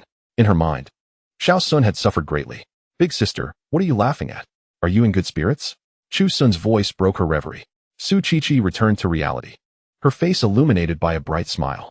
Yes, indeed, I feel quite well. Just then, her three youngest sisters rushed over, chattering excitedly and insisting that Chu Sun accompany them to the gym. Unable to resist their pleas, Chu Sun relinquished Su Qiqi's wheelchair to Zhang Junin, who pushed her through the garden at a leisurely pace. Today, Zhang Junin was unusually reticent, frequently sighing and wearing a frown that suggested he was grappling with unspoken troubles. Su Qiqi quickly discerned his unusual demeanor. Indifferent to his plight, she found his incessant sighing rather bothersome. Upon reaching a secluded spot, she finally halted. What is troubling you? Her tone was cool and detached. Zhang Junin feigned a troubled expression. Qiqi, there's something I hesitate to say. If you deem it inappropriate, I shall refrain. Su Qiqi was exasperated by his indecisiveness. Then speak your mind. Zhang Junin clenched his jaw. Qiqi, I just saw Xiao Sun. As he mentioned Xiao Sun, Su Qiqi's interest piqued. What happened to Xiao Sun? Zhang Junin sighed again, his face contorted in apparent distress. I saw Xiao Sun on the balcony, just now taking something he shouldn't have. What was it? Su Qiqi inquired, puzzled. Zhang Junin hesitated, stammering. It appeared to be women's intimate apparel. At his words, Su Qiqi was left utterly astonished. Just moments ago, she had been contemplating ways to tease Xiao Sun. And now this man was accusing him of theft? Such a slander. How could a bright and sunny boy like Xiao Sun engage in such behavior? That was the realm of deviance, as reported in the news. A surge of indignation rose within her. Zhang Junin, what nonsense are you spouting? She rebuked sharply. He immediately adopted a falsely innocent and aggrieved expression. Qiqi, I truly saw it. I wouldn't speak carelessly otherwise, would I? This is not something I would fabricate. He continued. I saw him sneak those items back to his own room. Su Qiqi refused to believe it. You must have seen wrong. Xiao Sun is not that kind of person. I wish I had misseen. Zhang Junin lamented. But the truth is as I witnessed it. It was red and purple. Just like women's styles. At the mention of red and purple, Su Qiqi's eyes widened in shock. Those were the very colors of the set she had just washed that morning. Her favorite, most alluring ensemble. How could this be? Noticing her reaction, Zhang Junin seized the opportunity to embellish his tale. Qiqi, don't be angry or too agitated. I speculate that Xiao Sun is simply entering adolescence. With heightened hormones and a lack of self-control. Every boy goes through such a phase, it's quite normal. Adopting a tone of earnest wisdom, he continued. Xiao Sun is usually well-regulated at home, unlike Xiao Gong, who runs around with other girls. Thus, he might feel suppressed in this regard, leading him astray. This is not an insurmountable issue, but it must be addressed promptly. If he carries this behavior into adulthood, it could become problematic. Zhang Junin believed himself to be quite astute. His words not only belittled Su Xiaoging, but also crafted an image of a concerned elder brother-in-law. Most importantly, he emphasized the need for discretion in addressing the matter. As his elder, you should have a private conversation with him about this. But it must remain confidential. The other sisters must not know. He is still young and sensitive, and such mistakes are common. We simply need to guide him without harming his pride. Su Qiqi was momentarily taken aback. Zhang Junin's reasoning seemed remarkably sound, revealing a concern for Xiao Sun that left her momentarily speechless. Yet her rational mind could not accept the truth of the accusation. Stop. I refuse to believe that Xiao Sun would do such a thing. Take me back. I'm exhausted. Her heart was in turmoil. Zhang Junin, sensing the moment was ripe, sighed and pushed her back. Yet he knew she would not easily suppress her curiosity. Upon returning to her room, Su Qiqi sat alone in her wheelchair, her mind in disarray. On one hand, she wholeheartedly believed in Xiao Sun, this bright, upright, and kind-hearted boy, who would risk everything to protect her.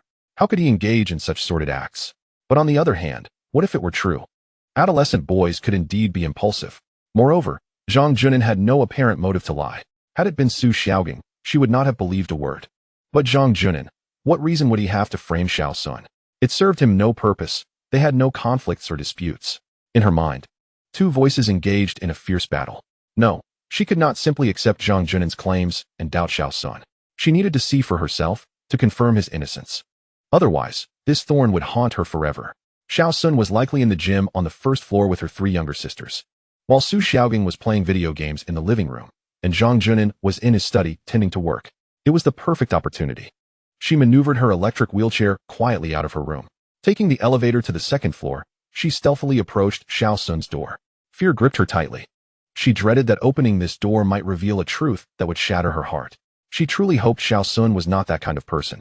Her eyes brimmed with tears, nearly spilling over. The room was silent. Her gaze immediately fixed upon the large bed. She maneuvered her wheelchair to the bedside, her hands trembling as she opened the nightstand drawer. Inside were chargers, headphones, and several old magazines. Nothing.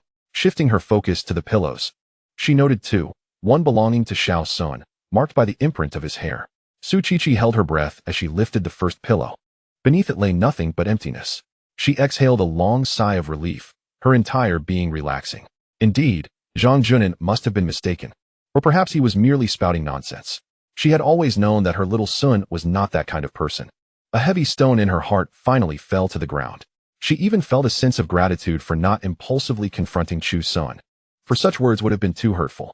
Just as she prepared to leave, her gaze fell upon another pillow. This was a spare one, usually propped against the headboard by Chu Sun. Su Qiqi extended her hand and lifted the 2nd pillow. In that moment, her movements froze, her breath ceased, and her pupils dilated to an extreme. Beneath the pillow lay a set of red and purple intimate garments. Boom.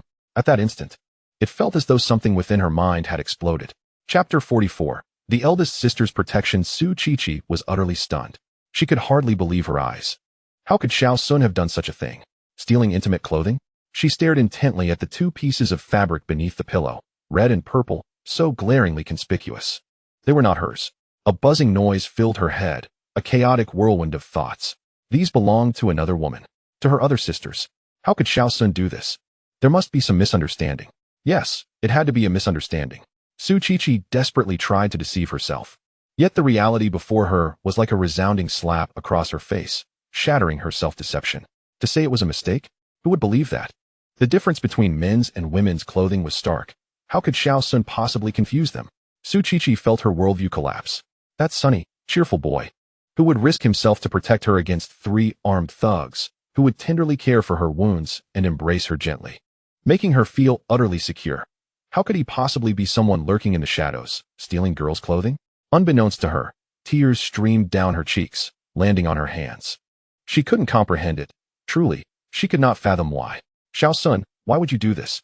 Her heart felt as if it were gripped tightly by an invisible hand, aching to the point of suffocation. But mere seconds later, the surging waves of sorrow and disappointment were replaced by a more powerful emotion, the responsibility of being the eldest sister. She could not allow this matter to come to light. Absolutely not. If this became known to their family, to her other sisters, Chu Sun would be finished. He would be branded a monster, a pervert. He would be cast out from the Su family, and his life would be irrevocably ruined. He was only 18. Su Qiqi closed her eyes, took a deep breath, and forced herself to calm down. There must be some hidden truth. Perhaps he had been framed. A figure quickly surfaced in her mind. Su Xiaogang. Even if it were true, and Chu Sun had indeed erred, it was only due to his youth and momentary confusion. She could not simply abandon him. She was his elder sister. It was her duty to protect him and guide him. She resolved to hide the garments and take them back, pretending nothing had happened. Then, she would have a serious conversation with Xiao Sun privately. This matter absolutely could not be known by a third party. She had to protect him and also safeguard her other sisters. This secret would rest solely on her shoulders. Su Qiqi wiped away her tears, her gaze regaining its determination. She began searching Chu Sun's room for a bag to conceal the items. There was none on the desk, nor in the wardrobe. Just as she was maneuvering her wheelchair to rummage through the bedside cabinet, the door creaked open slightly. Su Xiaobing's head peeked in. He and Zhang Junin had already conspired, calculating that Su Qiqi would come to investigate Chu Sun's room. They also anticipated that Su Qiqi, who valued family honor and kinship above all, would undoubtedly choose to protect Chu Sun. Thus, merely having Su Qiqi discover the truth was insufficient. They needed to ignite the fire themselves. Eldest sister? What are you doing here? Su Xiaobing entered, feigning surprise at having found her. Eldest sister, how is the matter regarding my impersonation of Hage for the exam going? Su Qiqi was startled, her heart racing. I came to find something. It seems I left my medicine here with Xiao Sun. She forced herself to maintain her composure. Su Xiaobing feigned interest, but his eyes darted around the room. Then, his gaze landed precisely on the corner of the pillow that Su Qiqi had lifted. As if he had discovered a new continent, he strode over eagerly. Oh, eldest sister. What is this? He exclaimed, swiftly lifting the pillow entirely. The set of red and purple intimate garments lay exposed before them, completely unguarded. Su Xiaobing's performance commenced. He stood there as if struck by lightning, eyes wide like saucers. Pointing at the garments, his voice became shrill. What is this? This is for girls, right? He abruptly turned to the wheelchair-bound Su Qiqi, his face a mask of exaggerated shock and revulsion. Chu Sun, he steals girls' clothes? Eldest sister, you noticed too, didn't you? Su Qiqi's face turned ashen in an instant. Panic seized her, and she was at a loss for what to do. Her mind was blank. Seeing her silence, Su Xiaobing pressed on relentlessly. Eldest sister, you must have sensed something was off, right? That's why you came to search his room, isn't it? Su Qiqi's lips trembled, unable to articulate a single word. Silence enveloped them. After a few moments, she finally regained her voice, laced with a barely perceptible plea. Xiaobing, give me the items. It's just a misunderstanding. Please don't say anything rash. Misunderstanding? Su Xiaobing laughed incredulously, his voice rising sharply. Eldest sister, do you still want to protect him at a time like this? He is a notorious pervert, a man who enjoys stealing women's clothing. How can my sisters sleep soundly at night with such a creature in the house? Eldest sister, you are too biased. Each of his words pierced Su Qiqi's heart. She indeed had been biased. As the eldest sister of the Su family, her primary concern should have been the safety of all her sisters.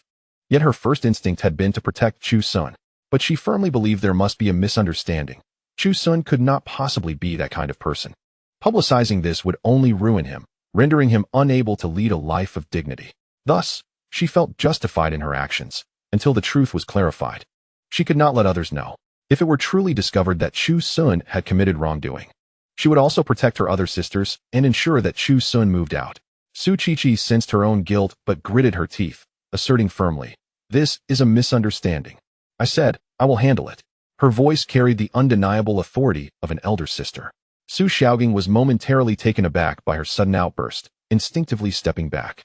But soon, he regained his composure. Today, he was the one in the right. Su Qiqi looked at him, softening her tone. Xiaobing, come here. She sought to stabilize the situation, preventing him from escalating the matter.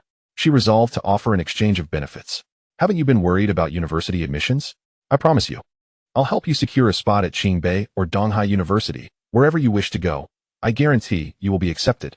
In order to appease Chu Sun, she found herself compelled to compromise and engage in a transaction she held in disdain. She believed the terms were enticing enough.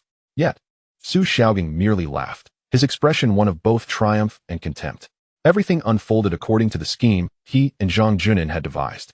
The more Su Qiqi sought to maintain peace, the more it betrayed her guilty conscience, confirming her suspicions about Chu Sun. I can forego college. Su Xiaobing's countenance revealed an unexpected malice for one so young. Yet Chu Sun, that perverse individual, must face repercussions. He had to be expelled from the Su family. With that declaration, he offered Su Qiqi no chance to respond and sprinted toward the door, intent on summoning others. Chapter 45. The sisters were dazed. He aimed to unveil to everyone the true nature of their cherished younger brother. Come back. Su Qiqi was truly alarmed. Utterly fraught with anxiety, she propelled her wheelchair with urgency, attempting to intercept him. Su Xiaobing, return to me. Her voice, laced with fear and rage, became hoarse. The wheelchair accelerated to its maximum speed, but in the confined space, she was unable to catch a boy bent on escape. In a moment of desperation, she reached for Su Xiaobing's arm, but the sudden turn caused her wheelchair to collide violently with the bedpost. The tremendous impact hurled her from the chair, crashing heavily onto the cold floor. A heart-wrenching scream echoed throughout the second floor. Her left leg, recently mended and encased in plaster, struck the ground with brutal force. causing the barely healed wound to rupture once more. Pain overwhelmed her, sending tremors through her entire body as tears streamed uncontrollably down her cheeks. Despair, helplessness, and an icy chill enveloped her. Su Xiaogang, however, merely cast a cold glance back at her before decisively exiting the room. His voice reverberated like thunder in the stillness of the villa, infused with a morbid excitement. Someone, quick, come here. A grave matter has arisen.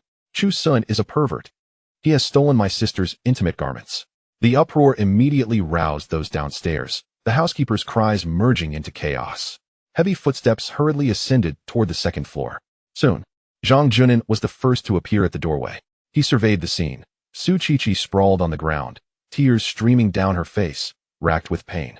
His gaze flicked to the glaring red and purple garments on the bed, a nearly imperceptible, sinister smile curling at the corners of his mouth.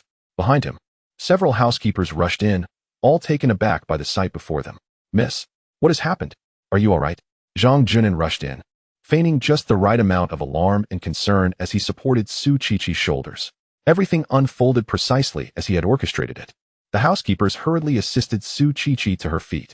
Every bone in her body felt as though it had been dislocated, especially her injured left leg, which sent waves of agony blurring her vision. Yet, in that moment, Su Qiqi could scarcely focus on her pain. All she felt was an overwhelming sense of doom. It was over, truly over. Everything had been exposed. The very scenario she had dreaded most had materialized. Su Xiaogang's cries reverberated through the villa like a persistent drone. In the gym downstairs, Chu Sun was surrounded by several younger sisters, instructing them on how to use the new equipment. What is that noise? Su Yuyin was the first to pause, brow furrowed. The sharp cries intermittently drifted from above. It sounds like the eldest sister and Su Xiaogang. Let us investigate. Is that trouble with that wicked Su Xiaogang bullying the eldest sister? Su Qinshue's face paled instantly. Chu Sun felt a sudden jolt of foreboding wash over him. He dropped the dumbbells and dashed out first. Su Yuyin, Su Tingwan, Su Zhiro, and Su Qinshue hastily followed. The group raced up to the second floor. The source of the commotion emanating from Chu Sun's room. The door stood wide open. Upon entering, Chu Sun's gaze immediately fell upon his eldest sister, Su Qiqi, being supported by the housekeepers, her pallid face glistening with cold sweat. She has fallen. Chu Sun's mind buzzed, panic seizing him, and without a second thought, he rushed over. Eldest sister, what has happened? How did you fall? He knelt, cautiously inspecting her leg encased in plaster, his voice brimming with urgency and concern. The sisters quickly surrounded her, voices overlapping with worry. Eldest sister, are you all right? How did you fall? Did your wound reopen? The atmosphere in the room grew increasingly sinister. Su Qiqi, paralyzed by pain, could barely respond, only shaking her head, the despair and panic in her eyes impossible to disguise. Zhang Junin stood nearby, feigning concern, while Su Xiaogang crossed his arms, standing by the bed with a look of cold satisfaction. As Chu Sun supported Su Qiqi, he began to sense an unsettling dissonance. All eyes seemed to converge upon him and the bed. A heavy weight settled in his heart, a premonition of an impending calamity. As expected, Su Xiaogang stepped forward, taking center stage with a tone of judgment, indignation fueling his words. Chu Sun, how dare you still express concern for the eldest sister? If it weren't for you, would she have fallen? Chu Sun furrowed his brow, perplexed. What do you mean? What do I mean? Su Xiaogang scoffed, abruptly turning and yanking the pillow aside, revealing the glaring red and purple garments beneath. The sight was jarring and unmistakably present in everyone's view. The air froze in that instant. Su Yuyin, Su Tingwan, Su Zhiro, and Su Qinshue's eyes widened in disbelief. Their faces reflected shock, confusion, and bewilderment. What is this? Women's lingerie? Why is it under Xiao Sun's pillow? Following their gaze, Chu Sun's heart plummeted as he registered the items concealed beneath the pillow. His mind blanked momentarily before clarity struck. He was being framed. But by whom? His eyes, sharp as a blade, turned toward Zhang Junin and Su Xiaogang, the only culprits he could conceive. What a vicious ploy. They were determined to ruin him utterly.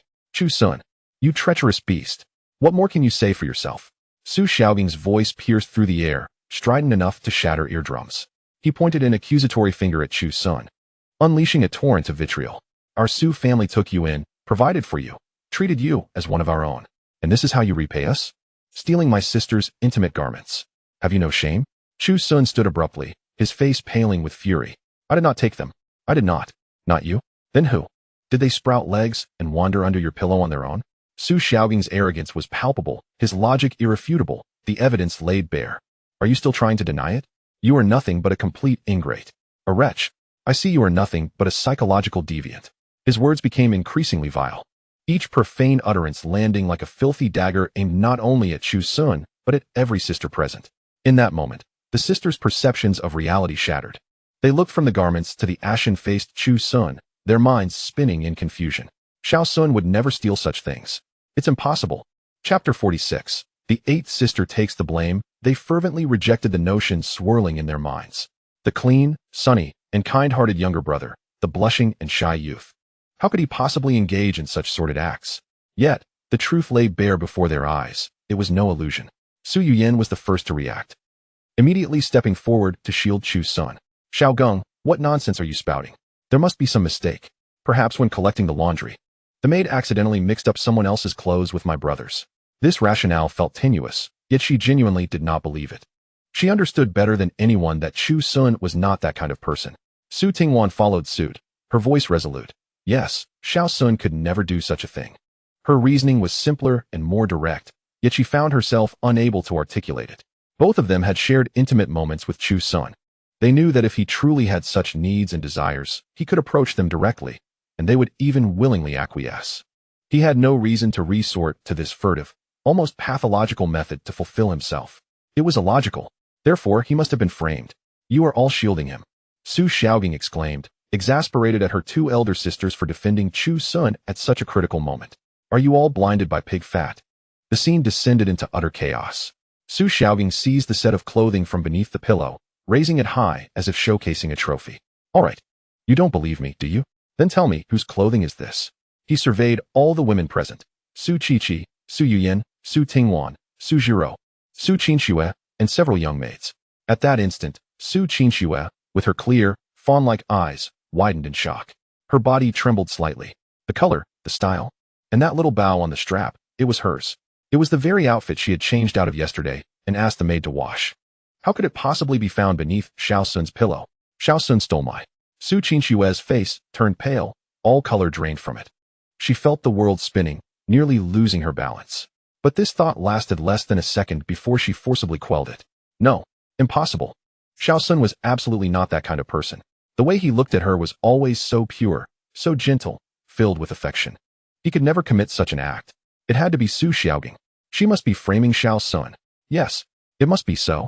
In her naive mind, she quickly reached a conclusion. Seeing that no one spoke up, Su Xiaogang's smirk deepened. What? No one claiming it. My dear sisters, do not be fooled by this ingrateful wretch and foolishly help him count his ill-gotten gains.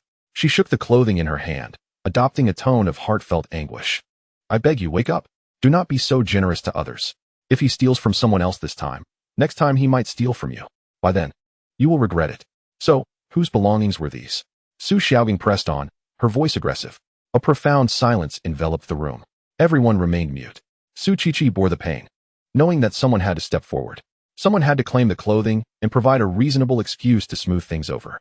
Her gaze traversed the crowd, landing on her seventh sister, Su Zhiro. In her eyes was a nearly imperceptible plea. Among all her sisters, Su Zhiro was the most whimsical, the boldest, and the most adept at stirring the pot in such chaotic situations. Surely, she would grasp her intent. Upon catching the eldest sister's gaze, Su Zhiro paused for a moment before immediately comprehending. Meanwhile, the innocent Su Qinxue, witnessing Chu Sun being suspected and isolated, felt anxious and pained. She could not let Xiao Sun be slandered by Su Xiaogang. She needed to rescue him. Thus, at the very moment Su Xiaogang's voice faded, too clear, delicate voices rang out almost simultaneously. It's mine. Mine. Su Zhiro raised her hand. Su Qinxue did the same. The scene abruptly fell into an extraordinary and awkward silence. All eyes darted back and forth between Su Zhiro and Su Qinxue. Their expressions varied. One set of lingerie. Two owners? Su Zhiro realized something. She leaned closer to the garments in Su Xiaogang's hand, squinting to examine it more closely. Then, feigning epiphany, she slapped her forehead. Oh dear, I misread. This isn't mine. Her words slightly eased the tense atmosphere. Su Zhiro shrugged nonchalantly, adopting a half-joking tone. Though I'm also a B. I tend to indulge a bit in vanity and prefer wearing a larger size, so I mistook it just now. With that, her gaze shifted to the blushing Su Qinxue beside her. The eighth sister is quite honest and never plays tricks. It belongs to her. Instantly, all eyes were on Su Qinxue. At that moment, All traces of her previous panic and fear evaporated. The fire of anger now burned brightly in her clear eyes. She quickly stepped forward, snatching the clothing from Su Xiaoging's grasp, clutching it tightly. Indeed, it is mine. Su Qiqi felt her heart leap to her throat. While she understood that her eighth sister was innocent and often clung to Xiao Sun, she could not determine whether this barely 20-year-old sister would suspect Chu Sun or collapse under pressure. After all, this matter was too severe and embarrassing for any girl. Su Xiaoging, witnessing this scene, was overjoyed. Perfect. The rightful owner has claimed it. He believed that the eighth sister, Su Qinxue, would be so disgusted by this pervert Chu Sun that she would want to stay miles away from him. The perfect image of Chu Sun in her mind shattered here and now. Excellent. Now we have both witness and evidence. Su Xiaoging's excitement was nearly palpable as he immediately pulled out his phone, raising it high.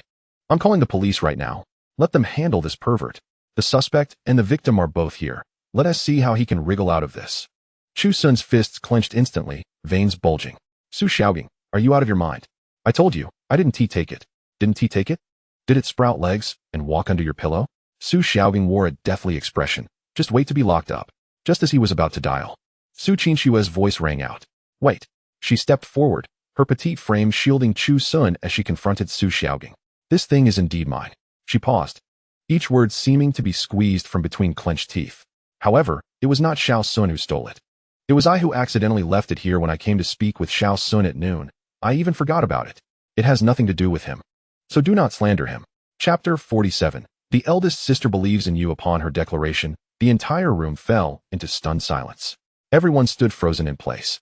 Especially Su Xiaoging and Zhang Junin, who had been quietly observing. Where did this come from? Others might not know, but the two of them surely did. They were the ones who had placed it there. How could Su Qinxue have come here and left her belongings? It was impossible. She was lying. She was covering for Chu Sun. Yet, they could not voice this reasoning. They absolutely could not admit their involvement. Eighth sister, are you serious? Su Xiaoging feigned a look of incredulity and heartfelt despair. Please don't sacrifice your integrity to cover for him with such a lie. This is no joking matter. Sister 8, have you been threatened by him? Do not be afraid. We are all here for you. Do not let this ingrate ruin your reputation.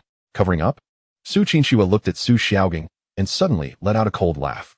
Su Xiaoging, are you a fool? Her crude remark froze the air in the room. Everyone stared in shock at this usually obedient little sister. When Xiaoya got married, you sang and danced. Are you out of your mind? My personal belongings are mine to place wherever I please. Do you need to meddle, you fool? What business is it of yours? I just accidentally left it in Xiaoxuan's room. So what? Are you unhappy? Go ahead and report me. Go ahead and accuse me of leaving my things around. Covering up? What a joke. Su Qinxue had completely lost her patience with Su Xiaoging. She was as clear as a mirror in her mind. Xiaoxuan would never do such a thing.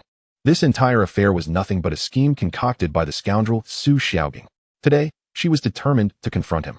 Su Xiaoging, subjected to this continuous tirade of insults from Su Qinxue, felt utterly defeated, his mind in disarray. He wanted to retort, to retaliate. But upon seeing the fierce glint in Su Qinxue's eyes and the increasingly hostile gazes of the sisters nearby, he found himself at a loss for words. His face turning a deep shade of crimson. Su Qiqi observed the scene before her, feeling as if a heavy stone had finally crashed down in her heart. She no longer cared whether Sister 8's words were true or false. Perhaps it was merely a monumental misunderstanding. Or perhaps, as Sister 8 suspected, she chose to suppress the incident in order to protect Xiaoxuan.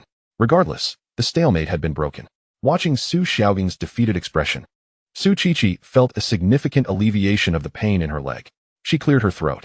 Well then, if it is merely a misunderstanding, let us disperse. What a chaotic mess this has turned into. Her words were like a pardon, and the caretakers hastily exited.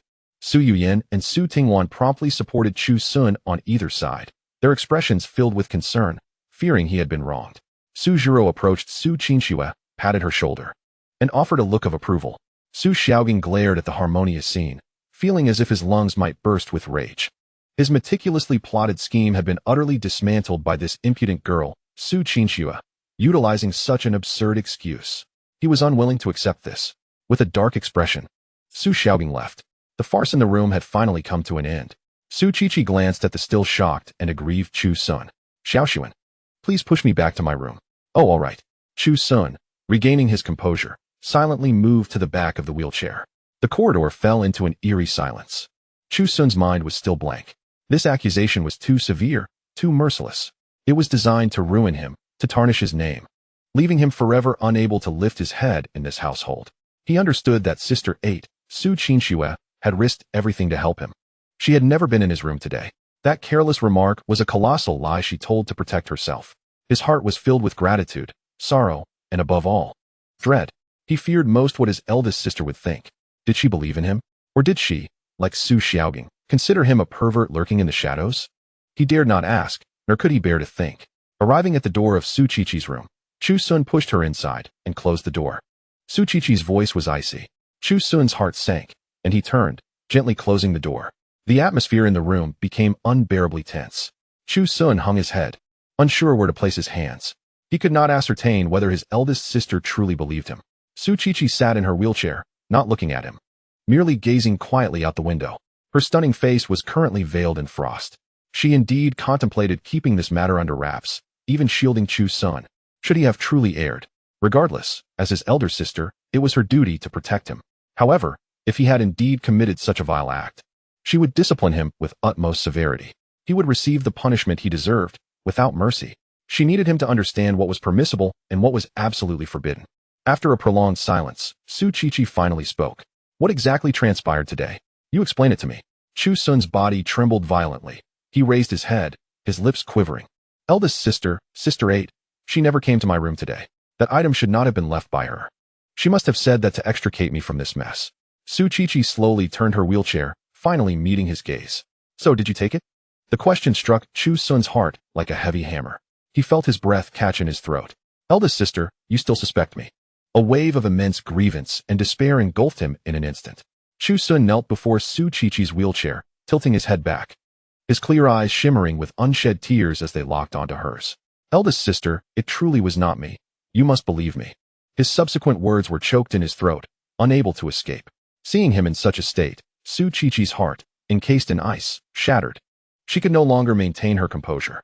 The authority of the elder sister, the stern discipline she had intended to impose, all of it was cast aside in this moment. She extended her arms and enveloped the boy crouched before her tightly in an embrace. Chu Sun stiffened. He could smell the faint fragrance emanating from his sister and felt the warmth of her arms and their slight tremor. Then, he heard her voice, whispering near his ear. It was no longer cold, but rather infused with unprecedented tenderness and a hint of guilt. Eldest sister believes in you. Xiaoxuan. I have been waiting for you to say this. Chapter 48. The eldest sister's compensation. Chu Sun asked in a muffled voice. Did you suspect me just now, eldest sister? Su Qiqi tightened her embrace around his arms. She closed her eyes and candidly replied, I did have a slight suspicion, for the villain was too clever. But it was only a fleeting thought. As long as you tell me now, in front of me, that it was not you, then I will unconditionally believe you. I am sorry, eldest sister. I should not have doubted you.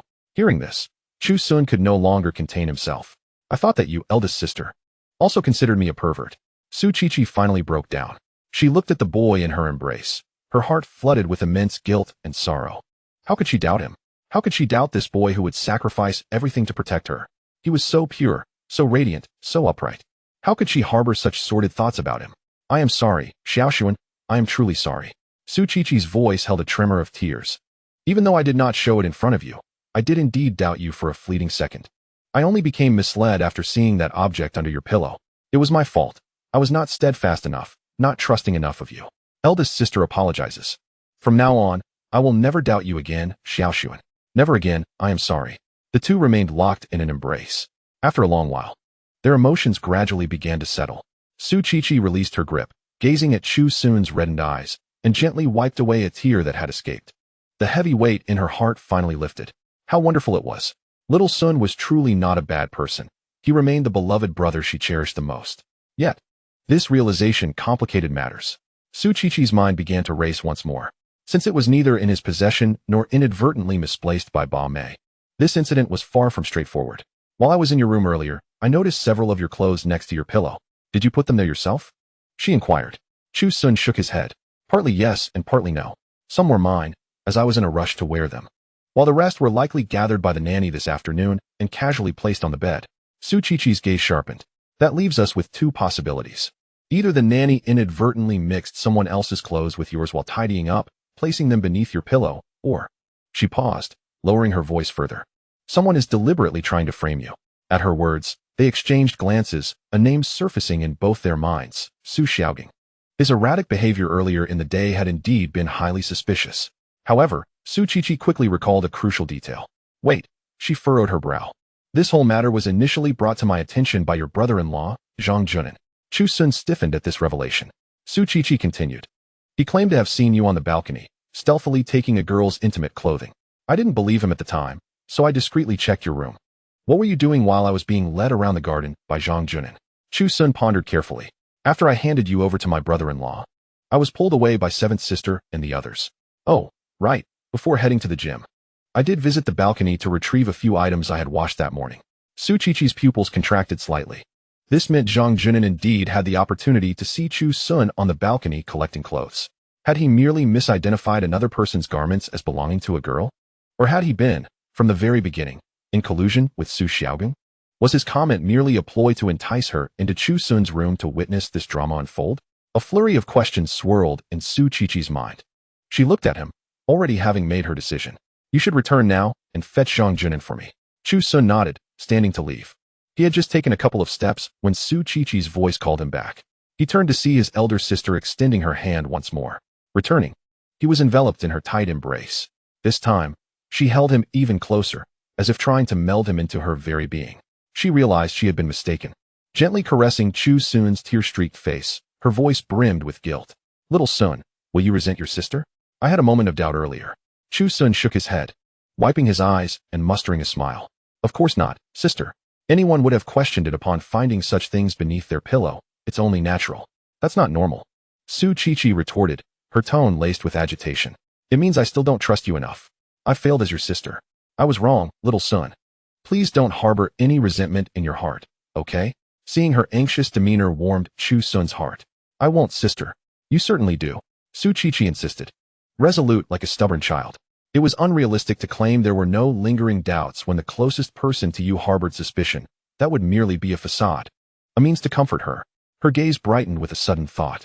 To prove that I no longer see you as a pervert, I hereby assign you the task of giving me massages from now on. Chu Sun was taken aback. Su Qiqi continued, unyielding in her logic. Think about it. If I still believed you were a pervert, how could I ever allow you to touch my feet or legs? I must believe that our little Sun is a pure-hearted, sunny boy, to trust you with such intimate matters. Does that not demonstrate my sincerity towards you? Chu Sun couldn't help but laugh at her earnestness. The grievances he harbored began to dissipate. Sister, you simply think my massages are enjoyable. There's no need for all these excuses. Oh dear, you've seen through my thoughts. Su Qiqi's cheeks flushed slightly as she playfully tugged at his ear. You're quite clever. Now go. All right. Chu Sun replied with a smile, turning to exit the room. His mood felt like a roller coaster that had finally come to rest in the warmest place. Stepping out, he found Zhang Junin waiting anxiously in the study, flipping through a magazine with a distracted demeanor. Upon seeing Chu Sun emerge, a jolt of anxiety coursed through him, and he quickly stood, forcing a concerned smile. Little Sun, is your sister all right? What did she say to you? Chu Sun regarded him with an inscrutable expression. My sister wants you to come in. Without another word. He walked away, not even casting a glance back. Zhang Junin watched his retreating figure, his unease intensifying to an unbearable degree. This was not a good sign. What was this attitude? Had he been discovered? Was Su Qiqi calling him in to confront him? With a sense of dread, Zhang Junin approached Su Qiqi's room. Taking a deep breath, he pushed the door open. The moment he entered, he was met with an icy chill that pierced to the bone. Su Qiqi sat in her wheelchair, her back turned to him. Zhang Junin cautiously closed the door behind him. This was one of the rare instances he had been allowed into Su Qiqi's room since their marriage. Qiqi, you called for me? He ventured tentatively. Chapter 49. If you like me, I can give you this.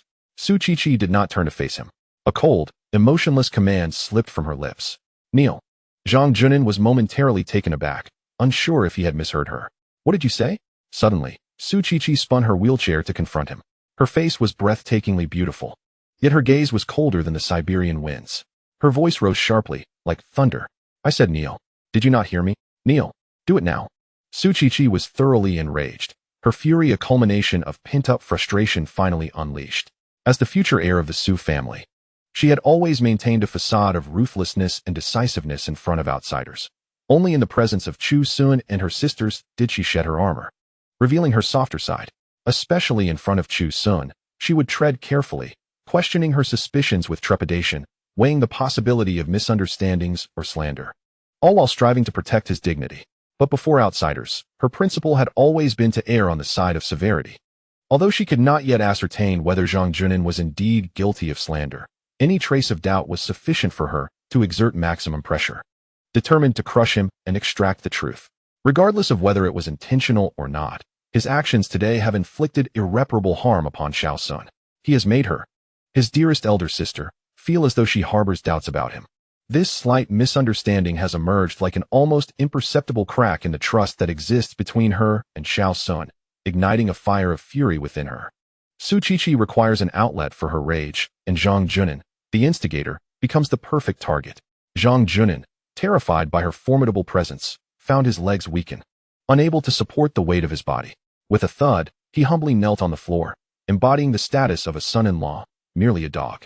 Su Qiqi cast a cold gaze upon him as she maneuvered her wheelchair to the shoe rack by the door. She retrieved a jump rope from its perch and returned to confront Zhang Junin, towering over him. With no warning, she raised her hand, the rope slicing through the air with a sharp sound as it struck Zhang Junin's face with a resounding crack. He screamed in agony, a searing red mark instantly appearing on his cheek. Clutching his face, he gazed at Su Qiqi in disbelief, never anticipating that this woman, usually indifferent yet somewhat polite to him, would resort to violence. However, Su Qiqi allowed him no time to react. Crack, crack, crack. Successive blows landed mercilessly on his body, his arms, his back. Dressed in a thin short-sleeved shirt for the summer, each lash of the rope sent piercing pain through him. Zhang Junin writhed on the floor, crying out, Qiqi, please stop. I realize my mistake. He cowered and begged for mercy. Qiqi, I was truly mistaken. I misjudged Xiao Sun. I deserve this. I never meant to. He continued to shout, banging his head against the floor, creating a thundering noise. Yet, his pleas only fueled Su Qiqi's wrath further. You are truly despicable, she exclaimed, her fury unabated as she lashed out with the jump rope even more ferociously, as if intending to beat him to death. Do you comprehend the emotional damage your words inflicted upon Xiao Sun today? He is merely 18. How can he face his elder sister in this household? How can he navigate life here? We have been married for so long, and I, Su Qiqi, have never mistreated you. I have never uttered a harsh word, provided you with ample funds, and upheld the Zhang family's dignity. I believed I had been more than fair to you. Is this how you repay my kindness? By stabbing my beloved in the back. Su Qiqi's voice grew hoarse with anger, her beautiful eyes filled with disappointment and a chilling intent to kill. She gazed at Zhang Junin, who curled up on the floor like a defeated dog, her fury undiminished. Was it truly an accidental misjudgment? Zhang Junin trembled, fighting through the excruciating pain, tears streaming down his face as he pleaded. Yes, Qiqi, I genuinely misjudged. I just recalled that when Xiao Sun came down from the balcony, he was holding a pile of clothes that included a red short-sleeve shirt and a pair of purple athletic shorts. I was too far away and misinterpreted it. I truly misjudged Xiao Sun. I am despicable. I am not human. Su Qiqi was on the verge of being driven to madness by his words. She found his explanation too coincidental, as if it had been rehearsed. However, at present, she possessed no evidence to prove he was lying.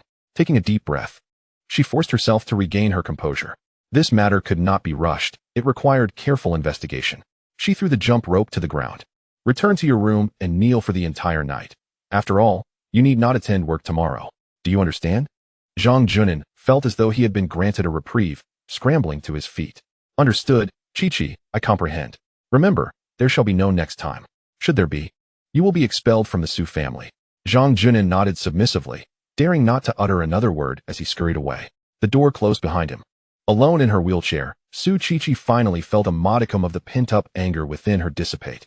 Meanwhile, on the other side, Chu Sun returned to his room, his heart heavy with conflicting emotions. Upon opening the door, he discovered that he was alone, save for his eighth sister, Su Qinxue, who sat dazed at the edge of his bed. She clutched her intimate belongings tightly, her face pale and her eyes vacant, seemingly still reeling from the earlier chaos. She pondered the nature of the events that had unfolded.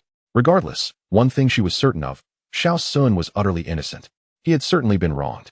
Upon noticing Chu Sun's entrance, Su Qinxue, like a startled fawn, abruptly lifted her head. Xiao Sun, you're back, her voice soft and gentle. She glanced towards the door and whispered, please close the door. Chu Sun nodded, complying with her request. With the door now shut, the atmosphere between them became subtly awkward. Chu Sun glanced at the items in his eighth sister's possession, filled with gratitude and guilt. He approached her earnestly, locking eyes. "Eighth sister, thank you. I know that you did not accidentally leave those things in my room. You did this to help me." Su Qingxue listened, her clear, water-like eyes sparkling with a sudden, bold thought that emerged from her mind. She resolved to use this opportunity to tease the boy she had been secretly admiring. Her delicate, fair face flushed slightly, and she averted her gaze, as if shy, unable to meet his eyes. Pouting her cherry-like lips, she spoke in a voice that was both plaintive and tinged with a hint of melancholy. "Xiao Sun, if you genuinely like it, I could actually give it to you." "Why must it be this way?" Chu Sun, taken aback by her words, was utterly bewildered. "Eighth sister, what are you saying? Why not?" Su Qingxue puffed out her cheeks like an irate little rabbit, her previously pale face now adorned with a lingering blush. "The items are in your room. If you didn't take them, did they grow legs and walk in? I swear it wasn't me." Chu Sun insisted, his forehead nearly beaded with sweat. "I don't care." Su Qingxue huffed, stepping closer. Dressed in a pink yoga outfit, her snug pants accentuated her curvaceous figure, her long, straight legs on display. Having just exercised, beads of perspiration glistened on her forehead and nose. Yet, instead of an unpleasant odor, a faint fragrance of milk mingled with her youthful scent wafted into Chu Sun's nostrils. "Confess, what do you intend to do with that item? If you don't speak, I will be angry and teach you a lesson." She raised her small fist, playfully nudging his calf with her slender leg. "Do you believe I will spank you?" At last, Chu Sun discerned the true intent behind this little rabbit's antics. She was not angry. She was merely being playful, having learned the art of teasing from her seventh sister, Su Zhiro. Her sparkling eyes reflected no hint of accusation, only a glimmer of mischief. Her pouting lips, as pink as a ripe cherry, tempted him to take a bite. After a few seconds, seeing that Chu Sun did not respond, Su Qingxue decided to drop the pretense. All right, I won't tease you anymore." Observing his awkward demeanor, she couldn't help but chuckle, her eyes sparkling with mischief. "I know it definitely wasn't you." She then adopted a serious expression, gazing intently at Chu Sun. "Do you have any suspects in mind?" Chu Sun's countenance grew solemn. It could be that the nanny mistakenly mixed up the clothes. Otherwise, it must be Su Xiaoging's doing. It has to be Su Xiaoging. Upon hearing that name, Su Qingxue's face displayed unmistakable disgust. "That wretched brat. Absolutely revolting. How dare he use my belongings to frame you? He is utterly despicable. I could just strangle him." The little girl was visibly infuriated, her chest heaving with rage. After venting a few curses, she glanced back at Chu Sun, a mischievous grin resurfacing. "By the way, little Sun," she leaned in closer, lowering her voice conspiratorially. "Did you find Ba Jie's things to your liking?" Without waiting for Chu Sun's reaction, she tossed the items onto his bed and dashed out of the room, leaving behind a trail of melodious laughter. Chu Sun watched her spirited retreat, shaking his head in resignation. He glanced down at the bed, his cheeks flushing with embarrassment. Meanwhile, Su Xiaoging stormed back to his room, slamming the door with a resounding bang. He paced furiously, his anger boiling over. Damn it, are all these sisters out of their minds? Chu Sun, a child proven not to be of the Su lineage. Why are they so protective of him? They're all acting like lunatics. Su Xiaoging found it incomprehensible and utterly unacceptable. In such a blatant case of wrongdoing, they could all unite in defense of Chu Sun, openly lying to shield him. Especially the eldest sister, Su Qiqi. He had expected that the eldest, who governed the Su family and valued decorum above all, would be the first to sternly admonish Chu Sun. But instead, she was the most biased of them all. Not only did she rush to stop him, but she also shielded Chu Sun like a hen protecting her chicks, even offering rewards for academic achievements to win him over. Why? That kind of indiscriminate protection should have been reserved for her own biological brother. A surge of intense envy welled up within Su Xiaoging, quickly drowned by deeper resentment and jealousy. Having suffered for 18 years in the outside world, he had finally returned to this family, yet he felt like an outsider. Meanwhile, Chu Sun, the interloper, was basking in everything that was rightfully his. It was profoundly unjust. Just as his fury reached its peak, his phone suddenly rang. Upon answering, a familiar, frantic voice erupted from the other end. Good help. We've been taken to the police station. The chaotic sounds of several people crying out mixed in the background. We got into a scuffle with a couple this morning and got beaten up. They called the police. Upon hearing this, Su Xiaoging's anger flared even more. You bunch of worthless fools. He shouted into the phone. You're a group of grown men. And you can't even handle a couple? You've embarrassed me beyond measure. Go, it's not our fault. That guy was too strong. None of us stood a chance. He beat us like dogs. Who the hell dares to mess with you? Su Xiaoging fumed. Enough whining. Which police station? I'm coming to bail you out right now. Meanwhile, the sixth sister, Su Tingwan, was also preparing to take a shower. After a long, exhausting day, she stepped into the bathroom. At that moment, Su Zhiro entered her sister's room, intending to chat and vent about that wretched Su Xiaogang. That guy had repeatedly targeted little Sun, and she simply couldn't tolerate it any longer. Standing before the sink, Su Tingwan caught a glimpse of her reflection in the mirror. Her gaze inadvertently fell upon a pair of white socks hanging on the nearby drying rack, the very ones she had worn yesterday. A knowing smile crept across her face. They can be kept. Just then, Su Zhiro arrived at the bathroom door and spotted the socks. She walked over, casually picking them up and feeling them in her hands. Hey, sis, why haven't you washed these little white socks? Su Tingwan's heart sank. Oh no, I'm going to be found out. Should I wash them for you? Su Zhiro offered, bringing the socks closer. What is that smell? It's kind of strange. Aren't you a neat freak, sis? Why are you wearing socks that need washing? They smell. She wrinkled her nose in distaste. The odor was indeed quite apparent, but Su Zhiro merely found it unpleasant. Observing her innocent and scrupulous demeanor, Su Tingwan sighed in relief. Well, you see, I got a bit sweaty while walking yesterday and forgot to clean them. Oh, I see. You should wash them quickly, or they'll start to mold. I'll take care of it myself. Su Tingwan carefully took the socks from her hand and placed them in a nearby cabinet, intending to deal with them later when no one was around. At this point, Su Zhiro began to sense something amiss. Why keep these smelly socks if you're not going to throw them away? She pondered, but didn't dwell on it. Sis, don't you think Su Xiaogang is insane? He is deliberately targeting little Sun and even stealing bomb maze things to frame him. I just can't understand how he can be our brother. He is nothing like us. Su Tingwan sighed.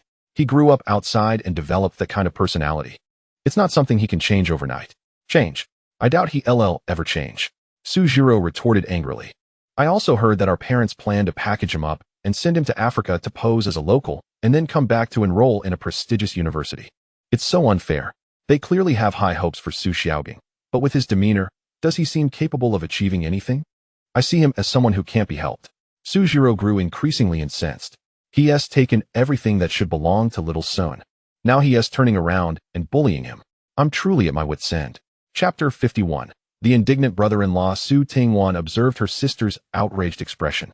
Feeling a pang of discomfort in her heart, she gently patted Su Zhiro's shoulder and said softly, Don't let someone like that upset you. It's not worth it. Zhiro, remember this. Her gaze turned resolute. No matter what happens in the future, we sisters must stand by little Sun. Without hesitation, Su Zhiro nodded. Of course. What is Su Xiaogang compared to him? Little Sun is our only brother. No matter how much our parents favor him, I will only ever recognize little Sun as my brother. In the bathroom, the sisters reached a silent agreement. Meanwhile, Su Qiqi sent a message to Chu Sun, explaining Zhang Junin's version of events. Alone in his room, Chu Sun pondered the situation, sensing that something was amiss. Earlier, he had overheard voices from the third floor, likely Su Qiqi reprimanding him. The sound of her angry words suggested that she was genuinely upset. Chu Sun was no fool, drawing from his past experiences. He was convinced that Zhang Junin's story was highly questionable. While the eldest sister claimed he was the one who reported the incident first, his explanation was entirely unreasonable. When he had collected the laundry, he had indeed held red clothing and purple sweatpants. But how could he possibly have made a mistake? The structures were completely different. Moreover, Chu Sun noticed that when he interacted with his elder sister, particularly while massaging Su Qiqi's injured leg in the hospital, Zhang Junin appeared to be on the verge of agony. Although this son-in-law endeavored to conceal his feelings, Chu Sun could sense the latent hostility emanating from him. It left Chu Sun at a loss. After all, his relationship with Su Qiqi was entirely innocent. He prided himself on his propriety and held a deep respect for her. Furthermore, as Su Qiqi's husband, Zhang Junin ought to be engaging in far more intimate acts than he did. So what was the source of his jealousy? Was it truly necessary? Chu Sun pondered if Su Qiqi had been married for so long without allowing Zhang Junin any physical intimacy. That seemed implausible. Surely, after all this time, it was inconceivable that she, a woman of 28 years, could endure such restraint. If that were the case, Zhang Junin's indignation would be understandable. After all, if he could massage Su Qiqi in such circumstances, it would naturally lead to jealousy. With this jealousy in mind, Chu Sun surmised that Zhang Junin had likely allied with Su Xiaogang. At that moment, his phone vibrated with a message from Su Qiqi. Xiao Sun, come to my room. Take me downstairs and give me a proper massage while applying some medication. Chu Sun rose and headed towards Su Qiqi's room. Upon entering, He found her sitting in a wheelchair, gazing out the window. "Let us go, Xiao Sun. Push me downstairs," she urged. However, Chu Sun hesitated, his expression revealing his inner conflict. Zhang Junin, the son-in-law, was downstairs at that very moment. Men are often prideful. Although the massage was legitimate and certainly necessary, given the doctor's advice that it would expedite her recovery, he felt it would be awkward to do so in front of Zhang Junin. He did not wish to provoke the man further, as accumulating enemies was ultimately unwise. After some consideration, Chu Sun suggested, "Why don't we just do it in your room, or wait until he returns to his own room before heading downstairs?" Su Qiqi frowned slightly at his words. "What are you thinking? There's nothing to be ashamed of. It's only you who can massage me, with my leg injured like this. If I don't get it massaged properly, my recovery will be significantly delayed. Then let us do it here," Chu Sun replied, still feeling somewhat awkward. "No." Su Qiqi shook her head. "I want to watch television and chat with you and the others." She looked at Chu Sun, her tone softening.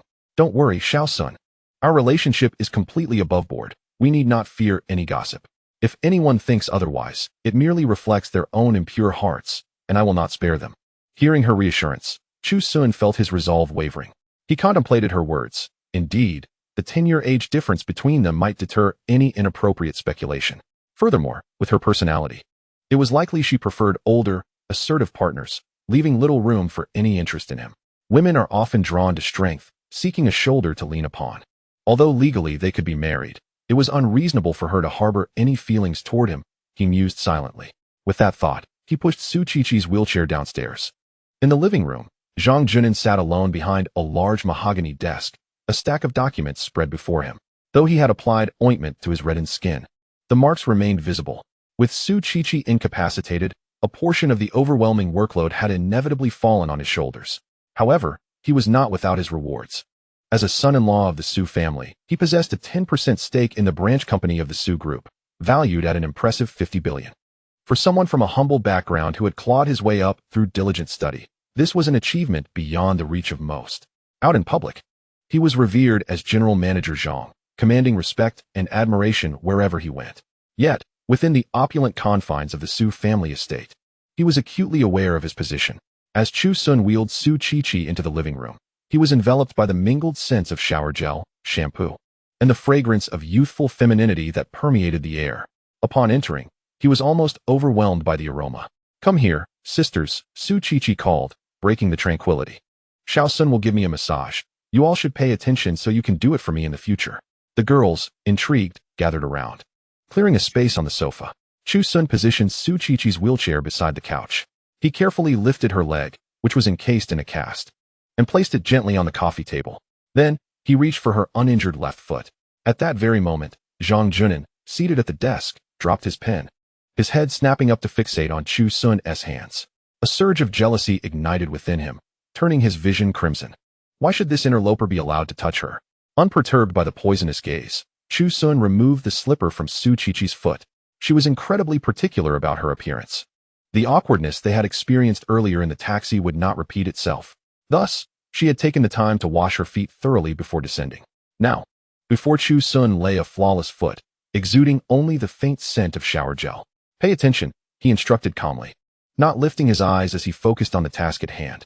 He turned to the sixth sister, Su Tingwan, who appeared both attentive and diligent. "Sister, observe my technique and pressure closely." He began demonstrating, his fingers delicately resting on Su Qiqi's slender ankle, the skin astonishingly smooth. His thumb located the acupoint, applying just the right amount of pressure as he began to knead gently in a circular motion. This was the Jieshi acupoint, beneficial for stimulating circulation and alleviating swelling and fatigue in the ankle. Meanwhile, Zhang Junin's expression darkened further from behind the desk. He pretended to study the documents before him, yet his eyes betrayed him, repeatedly darting toward the sofa, the sight burning into his consciousness. Men are often concerned with their dignity. As a son-in-law of the Su family, Zhang Junin had anticipated the possibility of Su Qiqi having a lover. In a marriage where one party held absolute power, infidelity was often an unspoken privilege, provided it remained undisclosed. Or better yet, if it could be avoided in his presence. But now, Su Qiqi had the audacity to allow Chu Sun to massage her in front of all her sisters. Zhang Junin felt as though he were losing his mind, reduced to a pitiful voyeur hidden in the shadows. As Chu Sun's fingers glided along the top of Su Qiqi's foot, they ascended with a deliberate grace. His pressure was perfectly calibrated, ensuring both comfort and relief without causing her any discomfort.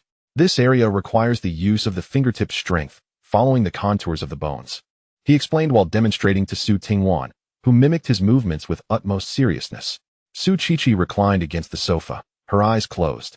The soothing sensations coursing through her ankle easing the tension that had gripped her all day. She could feel the warmth of Chu Sun's hands. A gentle heat that seeped through her skin and warmed her heart. The sensation enveloped her in an unparalleled sense of reassurance. On the sofa, the other sisters observed this scene without a hint of discomfort, their gazes tinged with envy. How wonderful it would be if we, too, could receive such tender care from Xiao Sun. They admired their elder sister, despite the price being a minor injury. They did not consider how astonishing this may appear to outsiders. Their sole sentiment was that Xiao Sun's massage skills were truly exceptional. Half an hour later, Su Tingwan had firmly etched Xiao Sun's techniques in her mind, feeling as though her own skills had reached a pinnacle of perfection. Su Qi slowly opened her eyes, gazing at Xiao Sun with a hint of fondness. Xiao Sun, your massage technique is becoming increasingly refined. Please push me back to my room for a rest. Remember to call me when it's time for dinner. Xiao Sun nodded and rose to his feet. In the living room, Su Tingwan's eyes followed Xiao Sun's figure until the elevator doors closed completely. Her heart raced, her palms slightly perspiring. This moment stirred something within her, igniting her hormones. The scene from yesterday in the car replayed in her mind, Xiao Sun's presence and the warmth of his touch on her best friend. She realized she had become addicted to him. Yesterday was merely a beginning, a warm-up, far from sufficient. What she craved was more, deeper, different experiences. She longed to possess him entirely, to be the first to fully consume Xiao Sun. After ensuring Su Qi was comfortably settled in her room, Xiao Sun descended alone. Su Zhiro couldn't shake the thought of those socks belonging to Su Tingwan. They felt oddly out of place. Although she was a naive girl with little experience, she wondered if her sister was in love. Suddenly, a terrifying thought crossed her mind, Xiao Sun. This notion sent a shiver down her spine, and she dared not contemplate further. Determined to uncover the truth, Su Zhiro stealthily ascended the stairs while the other sisters were distracted. Silently, she approached Su Tingwan's room. In the bathroom, the cabinet where Su Tingwan hid her socks was right before her eyes. With great caution, she opened the cabinet door. Inside lay a pair of white women's ankle socks, quietly resting. After confirming her suspicions, she realized it could only be Xiao Sun. The realization struck Su Zhiro like a thunderbolt. How intimate must their relationship be for such a thing to occur? Meanwhile, in the living room, just as Xiao Sun descended from the third floor and had not yet had a sip of water, Su Tingwan approached him. In a fleeting moment, her hand gently brushed against the back of his. Xiao Sun's heart skipped a beat. He turned to face Su Tingwan, who wore a smile filled with implications in her eyes. She did not speak, merely conveying her thoughts through her gaze. Then, she turned and walked towards the staircase.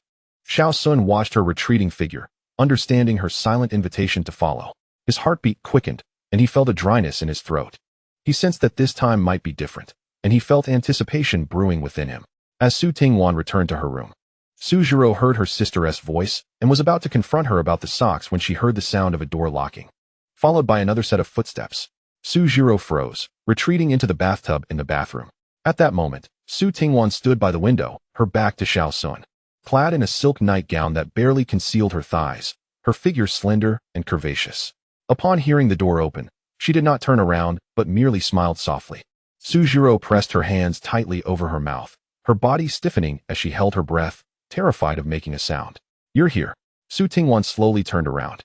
Xiao Sun stepped closer, gently holding her hand. Su Tingwan reciprocated, her fingertips caressing his palm softly. Xiao Sun, during our hour-long walk last night, I ended up cramping. How do you plan to make it up to me? Xiao Sun chuckled, Sister Tingwan. You say that, but I was exhausted too. I drank a lot of water during our walk, just to recover. Su Tingwan giggled. So, Xiao Sun, can we take things a step further? This exchange echoed into the bathroom, leaving Su Zhiro utterly petrified. Her hands still covered her mouth, her eyes wide with disbelief. She felt as if her breath had been stolen. The shock rendered her speechless, filled with embarrassment. Her twin sister and Xiao Sun had merely claimed to be going for a walk last night. Were they not just strolling and chatting? What did taking things further mean? What was all this talk of cramps, water, and recovery? Having seen enough, Su Zhiro's imagination ran wild. Had they really progressed to such an extent? Her worldview shattered in that moment. Thus, her self-proclaimed bold advances were merely a jest in Su Tingwan's eyes. Su Zhiro, who believed herself to be the audacious one, now felt like a fool. But Su Tingwan, who appeared reserved and demure, was the first to capture Xiao Sun's heart? Was it possible that Xiao Sun preferred Su Tingwan's type? Or perhaps she was simply too conservative? Clenching her fists, Su Zhiro lamented the circumstances. How had it come to this? Clearly, Xiao Sun favored her sister's charm. Su Zhiro felt a mix of urgency and frustration, while her twin sister seemed to be on the verge of claiming victory. In the room, Xiao Sun gazed at Su Tingwan, whose head was tilted upwards. Taking things a step further, he sought to clarify her intentions. Did she mean the final step of their intimacy, or to officially become a couple? Su Tingwan's lips curled into a sweet smile. Yes, I wish to be your wife. The moment those words escaped her lips, Xiao Sun's body stiffened in disbelief.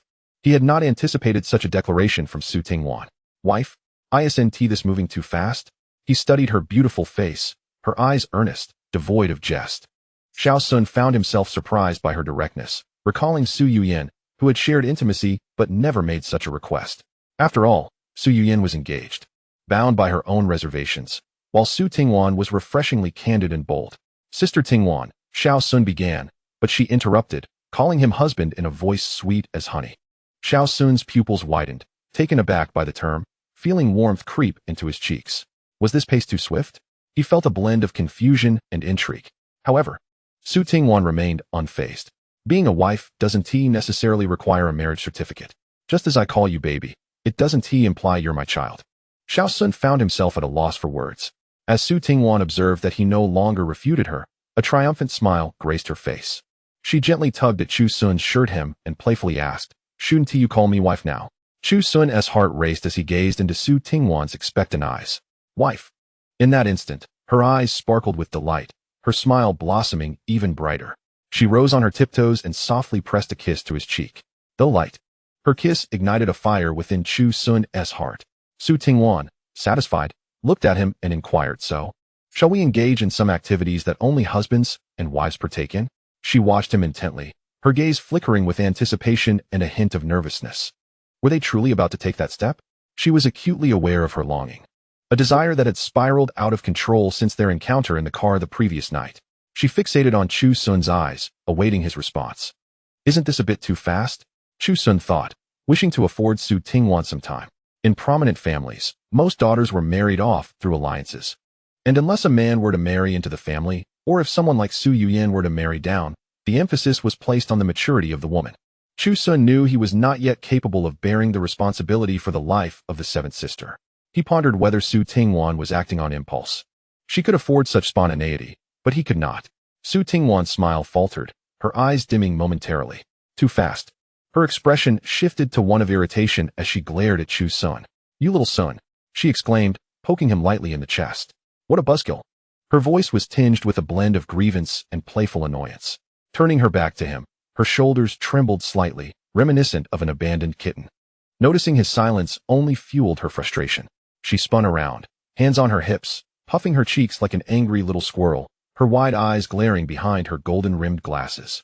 "Humph," she huffed. "I see you find me too old," she declared, her irritation palpable. "Fine. If you refuse, then we'll just repeat last night." Her tone softened as she spoke. Anger aside, she thought it was essential to maintain a cheerful demeanor while carrying out their plans. She approached Chu Sun, taking his hand in hers. "Let us go?" An hour later, Su Tingwan led Chu Sun to the bathroom within their room. Su Zhiro was ensconced in the bathtub. Clutching the shower curtain, her body curled up as her heart raced with anxiety. The sounds from outside caused her to tremble in fear, terrified of being discovered. Although they hadn't reached the final threshold, she felt it was already exceedingly inappropriate. Her cheeks burned with shame and astonishment. In the bathroom, the sound of running water filled the air as Chu Sun and Su Tingwan stood by the sink, her body pressed against his, arms wrapped around his waist. Chu Sun leaned down slightly, showing no signs of disdain, and kissed her lips. If he were to disdain her, wouldn't that imply he despised himself? She hadn't turned away from him either. It was a long, passionate kiss. Then, with a soft peck, Su Tingwan's face flushed, her gaze dreamy as she leaned into Chu Sun's embrace, savoring their intimacy. Chu Sun gently pushed her away. "We should go downstairs. Dinner is about to be served. I'll head out first." He kissed her forehead lightly before turning and departing the bathroom, leaving the room. Su Tingwan watched his retreating figure, inwardly cursing, "What a scoundrel." Leaving so abruptly, she approached the mirror, observing her flushed cheeks, and playfully licked her lips. This isn't so bad, she mused, contemplating the joys of such encounters daily. She turned on the faucet and reluctantly splashed her face with water, the coldness waking her senses. After rinsing her mouth and reapplying light makeup, she adjusted her nightgown and descended the stairs with a light heart. In the bathroom, Suzhiro exhaled in relief upon hearing the door close. Thankfully, she had not been discovered. Her legs felt numb as she cautiously lifted the shower curtain and climbed out of the bathtub. Her cheeks still bore a lingering flush. Her heart racing, she returned her socks to their place before stealthily exiting the bathroom. Stepping out of the room, she moved like a thief back to her own chamber. Collapsing onto her bed, the conversation between her sister and Chu Sun, their intimate actions, left her in shock, emotions churning within her. She felt a surge of jealousy. Why her sister? Why not her? She and Chu Sun had shared such closeness. She often teased him and harbored feelings for him. Why was her sister able to advance to this stage? She vowed to do the same, believing that if her sister could, so could she, and she would do it even faster than Su Tingwan. Chu Sun returned to his room, skipping the shower, merely rinsing his damp hair, drying his hair. He had just turned off the hairdryer when the sound of the housekeeper's voice echoed from downstairs. Dinner is ready, young ladies and gentlemen. Chu Sun changed into clean loungewear and made his way downstairs.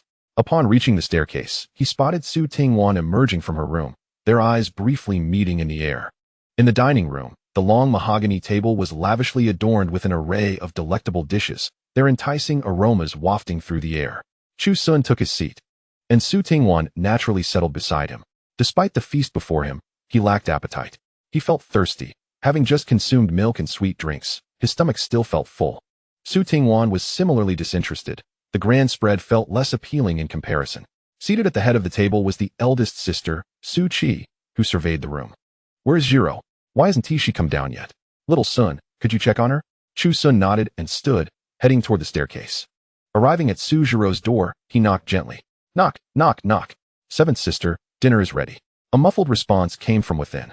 The door opened swiftly to reveal Sujiro. Her expression a complex mix of emotions, tinged with an inexplicable melancholy. Her gaze fixed intently on Chu Sun. Yet, she had no intention of exposing the budding relationship between him and Su Tingwan just yet. Little Sun, she spoke, her voice soft and sweet. Where have you been? You look a bit pale. Chu Sun's heart skipped a beat, but he maintained a calm facade. Not much, just resting in my room. Oh, Sujiro elongated the word, a sly smile playing on her lips. Her scrutinizing gaze sent chills down Chu Sun's spine, making him feel uneasy. Why did it seem as though the seventh sister was aware of something? Had they truly been discreet enough to avoid detection? Surely, she didn't possess any supernatural insight. As Sujiro appraised him, her mind raced with plans. She needed to overtake the situation. Should she use this knowledge to threaten him, coercing him to comply? You wouldn't want your affair with the sixth sister to be revealed, would you? Or perhaps, she could employ a gentler approach? Countless thoughts flitted through her mind as she followed Chu Sun downstairs. With their parents absent and the bothersome Su Xiaoging off retrieving his friends from the police station, dinner was unusually tranquil. Chu Sun found himself seated between Su Tingwan and Sujiro.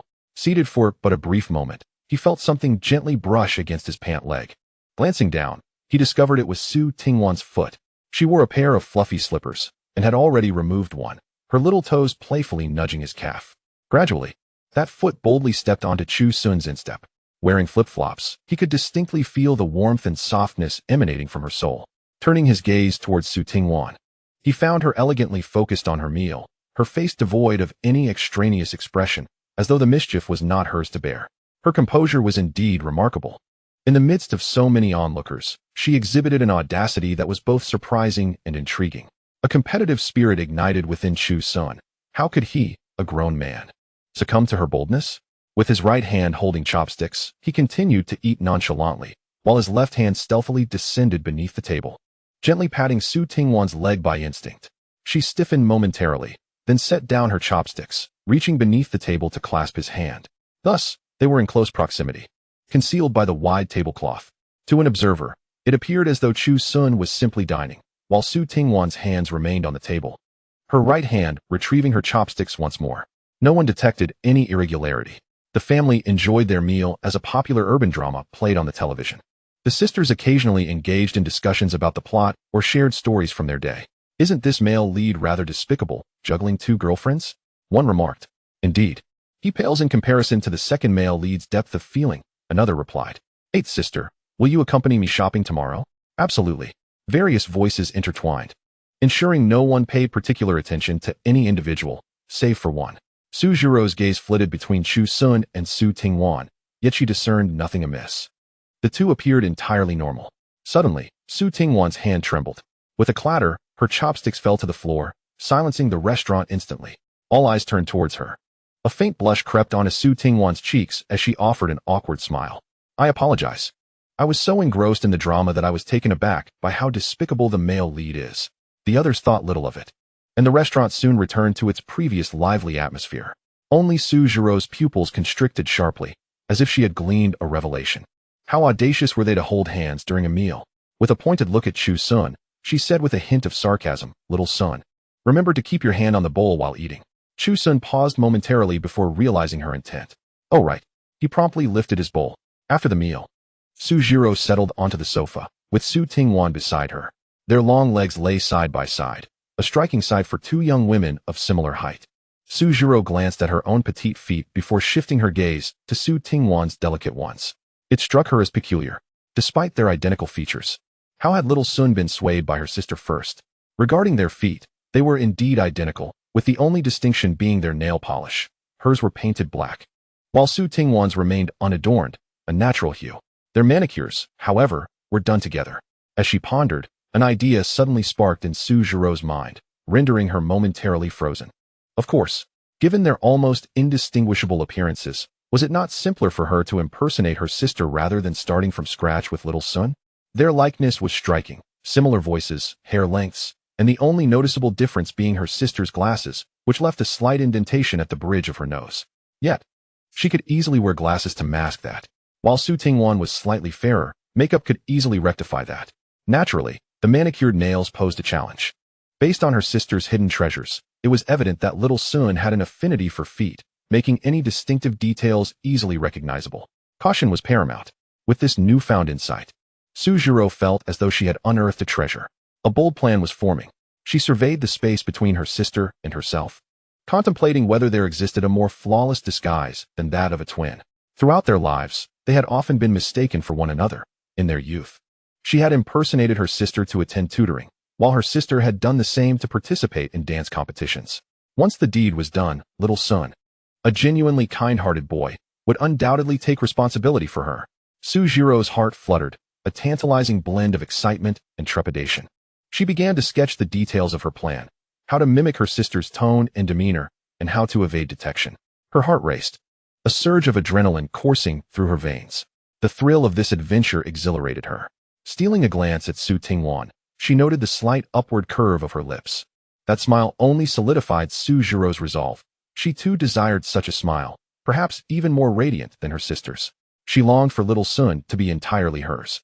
The anticipation was almost unbearable, yet today would not suffice. Despite little Sun's youth and vigor, he was still human. There were limits. Even without those limits, she sought the ultimate experience. If he were unwilling, only attending to her would leave her unfulfilled. Such matters required reciprocity. Her happiness was intertwined with his. Retreating to her room, she considered the first obstacle, her sister's unadorned toes. She rummaged through her belongings until she unearthed nail polish remover and cotton pads. Next, she needed her sister's gold-rimmed glasses. Recalling that Su Tingwan's prescription had recently increased from 150 to 200 degrees, she knew the old pair, with the lower prescription, resided in the pencil holder on her desk. Lastly, she required clothing. Given their long acquaintance, little Sun was well aware of their respective styles. A typical outfit of her sister's was essential. As for undergarments, they were inconsequential. After all, little Sun would not see those details and would be unable to discern the difference. With her plan crystallizing in her mind, Su Zhirou stealthily approached Su Tingwan's door. She headed straight for the desk and, as expected, found the gold-rimmed glasses in the pencil holder.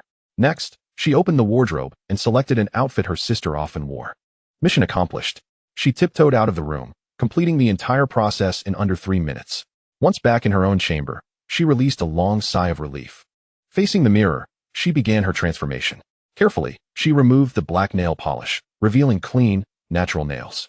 Then, she commenced her makeup application.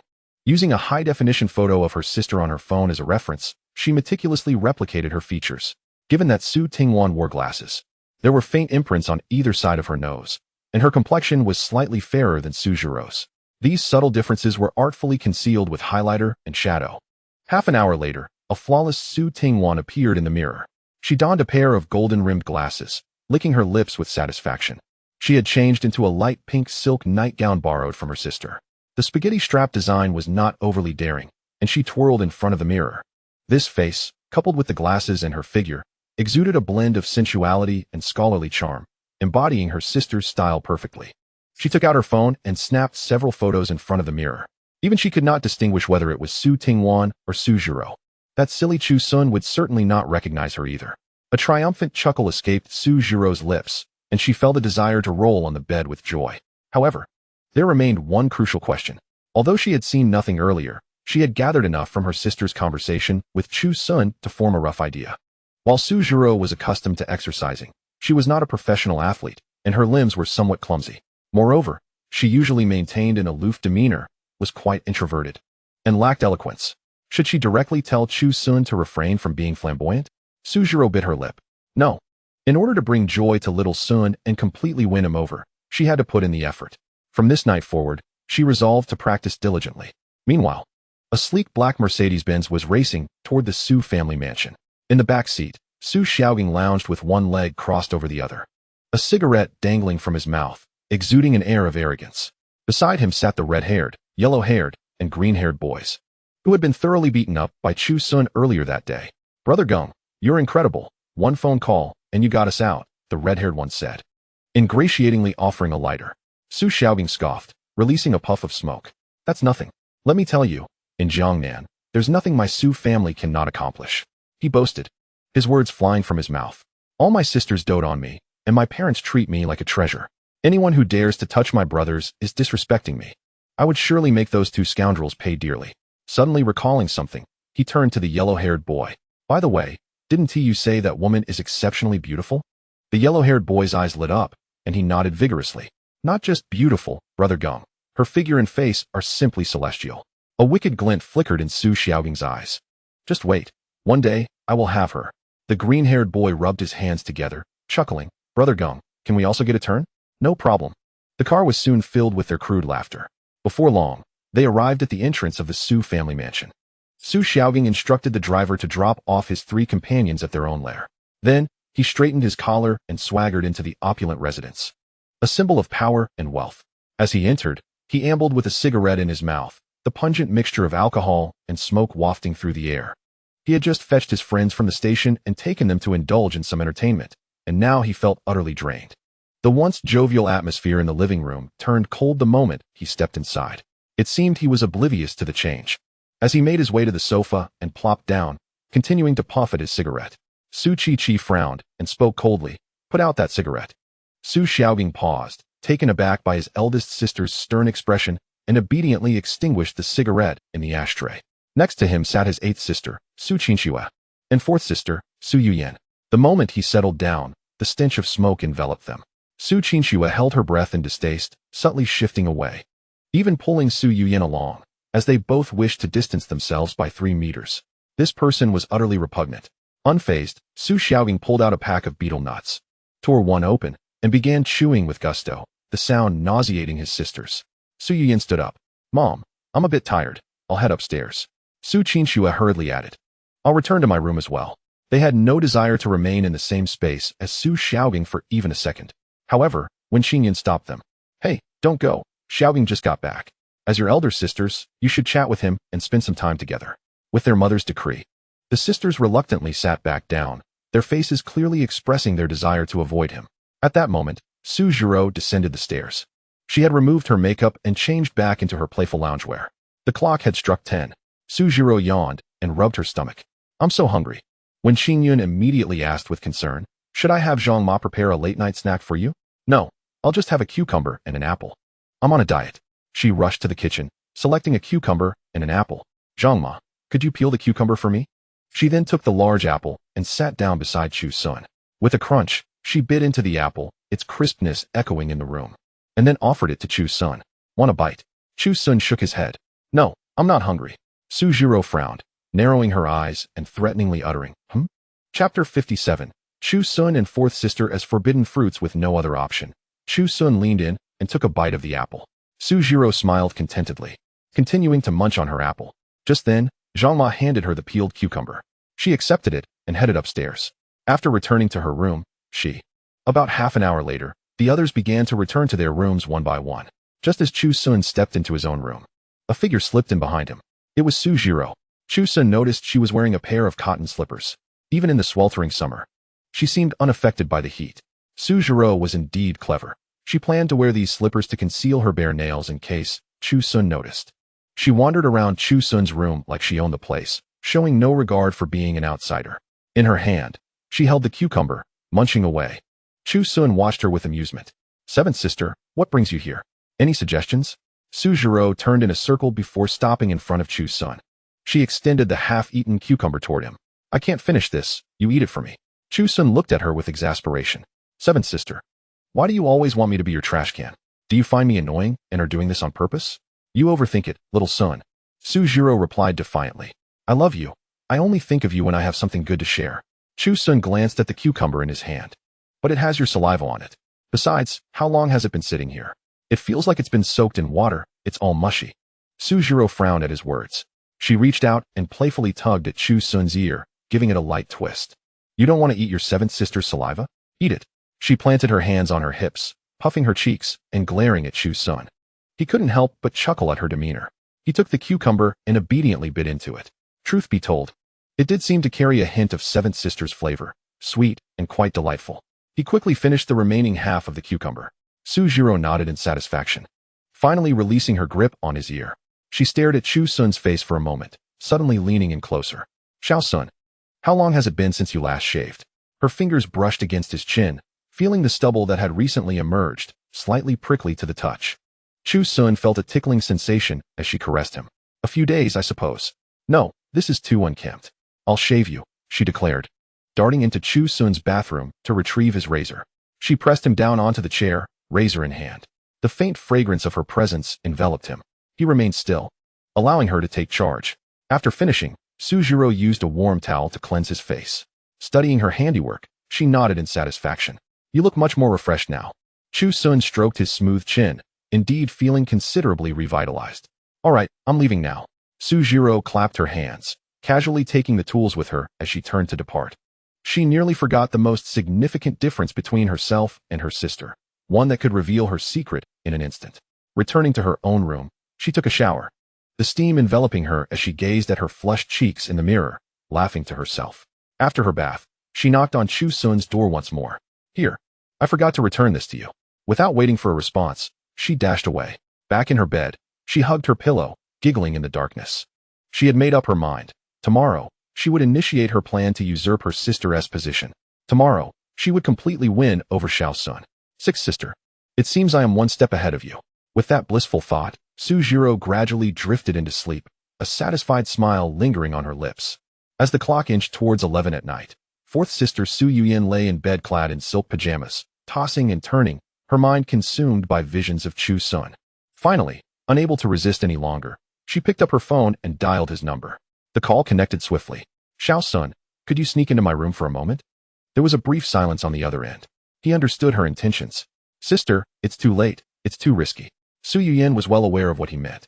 She knew that her sisters had refrained from acting because of their moral standards, reluctant to take advantage of the tender 18-year-old boy. Once they realized they had crossed that line, there would be no turning back, and they would pounce like lionesses. Yet, Chu Sun was undeniably her forbidden fruit. With a sigh, Su Yuyin felt a pang of disappointment. She had to settle for second best. Well, how about this? Do you need Sister Yin to help you? Listening to her tempting voice, Chu Sun remained calm. Sister Yin, it's all right. I'm fine for now. Su Yuyin felt a twinge of disappointment, but didn't press the issue. She exchanged a few sweet, affectionate words with him. Xiao Sun, you must be good and not think of the other sisters. Sister Yin loves you the most. Good night. Dream of me. After hanging up, Su Yuyin tossed her phone aside, feeling an emptiness in her heart. Just as she closed her eyes, her phone buzzed. It was her fiancé, Lin Tian. Frowning with annoyance, she answered. Hello? On the other end, Lin Tian's voice was urgent, even tinged with desperation. Yuyin, are you home? I need to talk to you. What is it? I want to unlock the chastity lock. Lin Tian hurriedly clarified. Don't misunderstand. I don't mean to do anything before marriage. I just want to unlock it. I'll come alone. I promise not to disturb you. The chastity lock was a symbolic gesture from Lin Tian's parents, intended to pledge loyalty to the Su family, ensuring he would remain faithful until marriage, allowing Su Yuyin to marry into the Lin family without worry. That contraption could only be opened with the exclusive key in Su Yuyin's possession. Without it, Lin Tian was utterly powerless. Su Yuyin listened, deeming it a minor issue. Fine. I've already gone to bed. You can come to my house and take it from the maid. Lin Tian was ecstatic upon hearing this. Great. I'm heading over right now. After ending the call, Lin Tian drove his Porsche at full speed towards Su's villa. He had been unable to unlock it for several days. Earlier, he had gone racing with friends in the countryside, surrounded by stunning models, while he was all alone. He accepted it, knowing his future wife was Su Yuyin, and he had to uphold certain standards. Yet, witnessing his friends with those beautiful women in the wilderness ignited an unbearable longing within him, a torment every man understands. Thus, he was now eager to break free from his constraints. 10 minutes later, the Porsche screeched to a halt outside the Su villa. Lin Tian messaged Su Yuyin. I've arrived. As she received the message, she prepared to call the maid to send the key down, but she suddenly hesitated. Wait, didn't she give the key to Xiao Sun? Su Yuyin dialed Chu Sun's number again. Just as he was about to sleep, his phone rang. What is up? Xiao Sun, the key to Lin Tian's chastity lock is with you, right? He's waiting at our door for it. Please give it to me so I can send it down. Chu Sun paused momentarily. He approached the window and parted the curtains slightly to look outside. Sure enough, a conspicuous Porsche was parked at the villa entrance, and a man was anxiously pacing by the car, like an ant on a hot pan. He seemed truly desperate. Chu Sun thought to himself, it had been several days. Lin Tian must be on the verge of breaking. Recalling a friend who could hardly endure such a situation, he rummaged through his drawer for the key. Suddenly, a mischievous thought crossed his mind, and his lips curled into a sly grin. Sister Yin, what if we don't give it to him? On the other end, Su Yuyin fell silent. A few seconds later, she responded with a soft laugh, laced with understanding and indulgence. Oh, Xiao Sun, you're quite the rogue. Not only sleeping with someone else's wife, but also denying him the opportunity to resolve his own matters. Tell me, do you possess a particular possessiveness over me? Are you unwilling to allow even the slightest image of my form to linger in the minds of other men? Listening to Su Yuyin's teasing tone, Chu Sun's heart raced involuntarily. Gripping his phone, he spoke in a low voice. Indeed, Sister Yin, I am filled with possessiveness over you. The very thought of another man imagining you drives me to jealousy. I especially dislike that Lin Tian. Upon hearing Chu Sun's candid remark about her future husband, Su Yuyin felt no trace of displeasure. Instead, it was as if 1,000 fireworks exploded within her, dazzling and overwhelming. She covered her mouth, stifling a laugh that threatened to overflow. Possessiveness indicated that Xiao Sun loved her. This sentiment moved her more than any sweet words could. All right, then we won't give it to him. I'll follow your lead. Su Yuyin's voice brimmed with fondness and indulgence, as if she would acquiesce to any outrageous request he made. Chu Sun's smile deepened, relishing this delightful feeling, the sensation of wielding control over another's fate, particularly that of the man who is ostensibly about to become his brother-in-law, is intoxicating.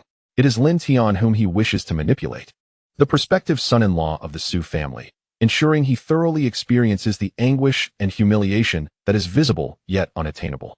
Chu Sun embodies the spirit of Jinan, resonating with the remnants of the Wei and Jin dynasties. This pinnacle of mastery causes his blood to surge with excitement, igniting a sudden interest within him. So, how do you plan to approach him? He inquired in a hushed tone, laced with anticipation for the unfolding drama. Just find a casual excuse, Su Yuyin replied, her voice buoyant. Come to my room first. You'll want to witness this live. All right, Chu Sun affirmed before hanging up, tossing the exquisite key back into the drawer as he left the room. Upon reaching the threshold of Su Yuyin's room, he found the door ajar and gently pushed it open. Inside, Su Yuyin was clad in a silk nightgown, pacing gracefully across the smooth floor. Her silhouette reflected in its sheen. The garment barely concealed her curves, capturing the essence of her delicate form. With one hand resting on her chin, she pondered, contemplating the perfect rationale to employ. Meanwhile, outside the gates of the Su villa, Lin Tian was nearing the brink of madness. He paced anxiously by his Porsche, frequently glancing at his phone, desperate for her to emerge. Why isn't she out yet? I'm about to suffocate. He felt akin to an ant on a hot skillet, each second an excruciating torment. He could have had his parents unlock his Apple Watch with facial recognition. Yet in a display of loyalty and resolve, he had deleted their access. Thus, the only one who could unlock the device was Su Yuyin. In her room, An epiphany struck Su Yuyan, leading her to devise an ingenious plan. She seized her phone and dialed Lin Tian's number. The call was answered almost instantaneously. Yuyan, are you here? Lin Tian's anxious voice crackled through the receiver, brimming with suppressed longing. Clearing her throat, Su Yuyan adopted an extraordinarily calm and even somewhat solemn tone. Lin Tian, after much consideration, I've decided not to grant you the key. Lin Tian was momentarily stunned, convinced he had misheard. Yuyan, why? If I weren't truly desperate, I would never intrude on you at this hour, seeking that key. Her voice remained composed. Lin Tian, Zhu Shi teaches us to uphold heavenly principles and extinguish human desires. She began her earnest lecture. A truly successful individual possesses the ability to restrain their inner desires. Our lives should be enriched by noble sentiments rather than indulging in base pleasures. Lin Tian was momentarily taken aback by this unexpected philosophical discourse. Su Yuyan continued. I aspire for our future union to be founded on a profound spiritual connection, a bond of souls, rather than mere physical attraction. I have always been an advocate of platonic love, and I hope you will join me in achieving this elevated state. I envision our marriage as pure and unblemished, capable of withstanding any trial. As Lin Tian listened to Su Yuyan's words, he was rendered speechless. Initially, he found her reasoning absurd, yet, as she spoke, he gradually recognized the wisdom in her assertions. His future wife, his goddess, possessed such lofty ideals and a pure soul. A wave of profound emotion and admiration surged within him. He felt incredibly fortunate to be marrying such a celestial being. Simultaneously, a deep sense of guilt washed over him. How could he have been so base, consumed by trivial thoughts? Compared to Su Yuyan, he felt like an utterly mundane individual. Yuyan, thank you. Lin Tian's voice trembled with gratitude. Thank you for your guidance. I understand now. I have been so shallow. Don't mention it. Tian, Su Yuyan replied. Her voice soft and encouraging. Let us strive together. Absolutely. I shall make the effort. Lin Tian exclaimed, exhilarated as if he had received divine revelation. The goddess was willing to accompany him on this journey of self-improvement. What an honor. However, I may need some time to adjust. Of course. You might find that you come to appreciate this feeling. Goodbye, good night. After hanging up, Lin Tian felt an unprecedented elevation in his life as perspective. His fiancée, his goddess, was willing to engage in such profound intimacy, upholding heavenly principles and extinguishing human desires. Indeed, why had he not realized this sooner? He excitedly climbed into his car, fervently reciting Su Yuyan's recent words. As he started the Porsche, a sense of sacredness washed over him, propelling him forward. He resolved that from this day forth, he would strive to be a man of noble character. Only by becoming such a person would he be worthy of being the husband of his goddess. Su Yuyan had declared her commitment to platonic love, and given that no rumors had ever circulated about her, could it be implied that she remained a sweet and innocent soul? Lin Tian was elated, trembling with anticipation.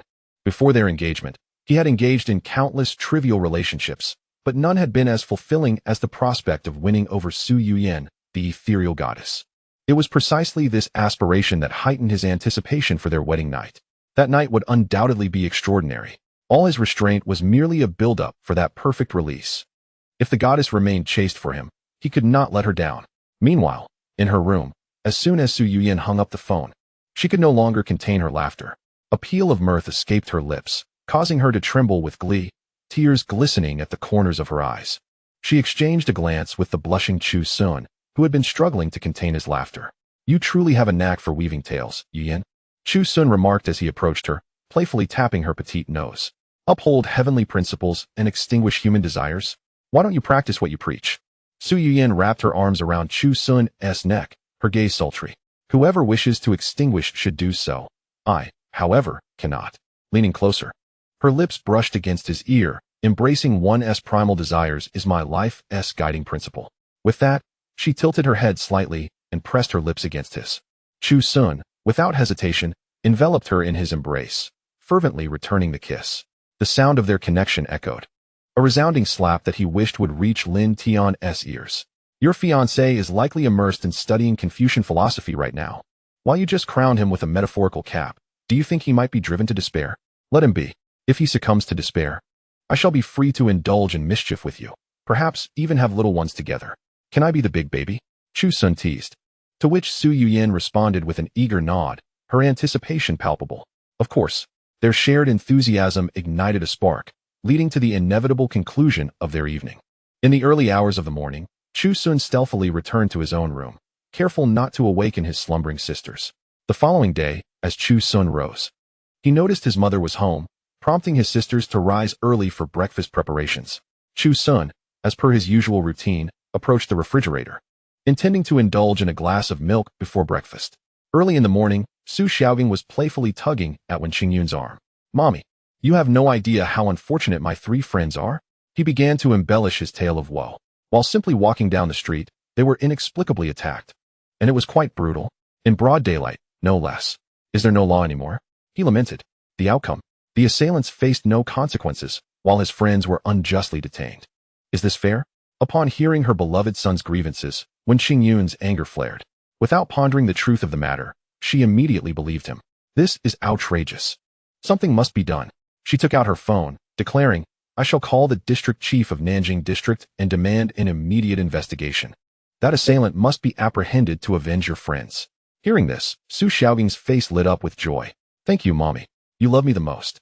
He clung to Wen Qingyun's arm like a child still in need of nursing.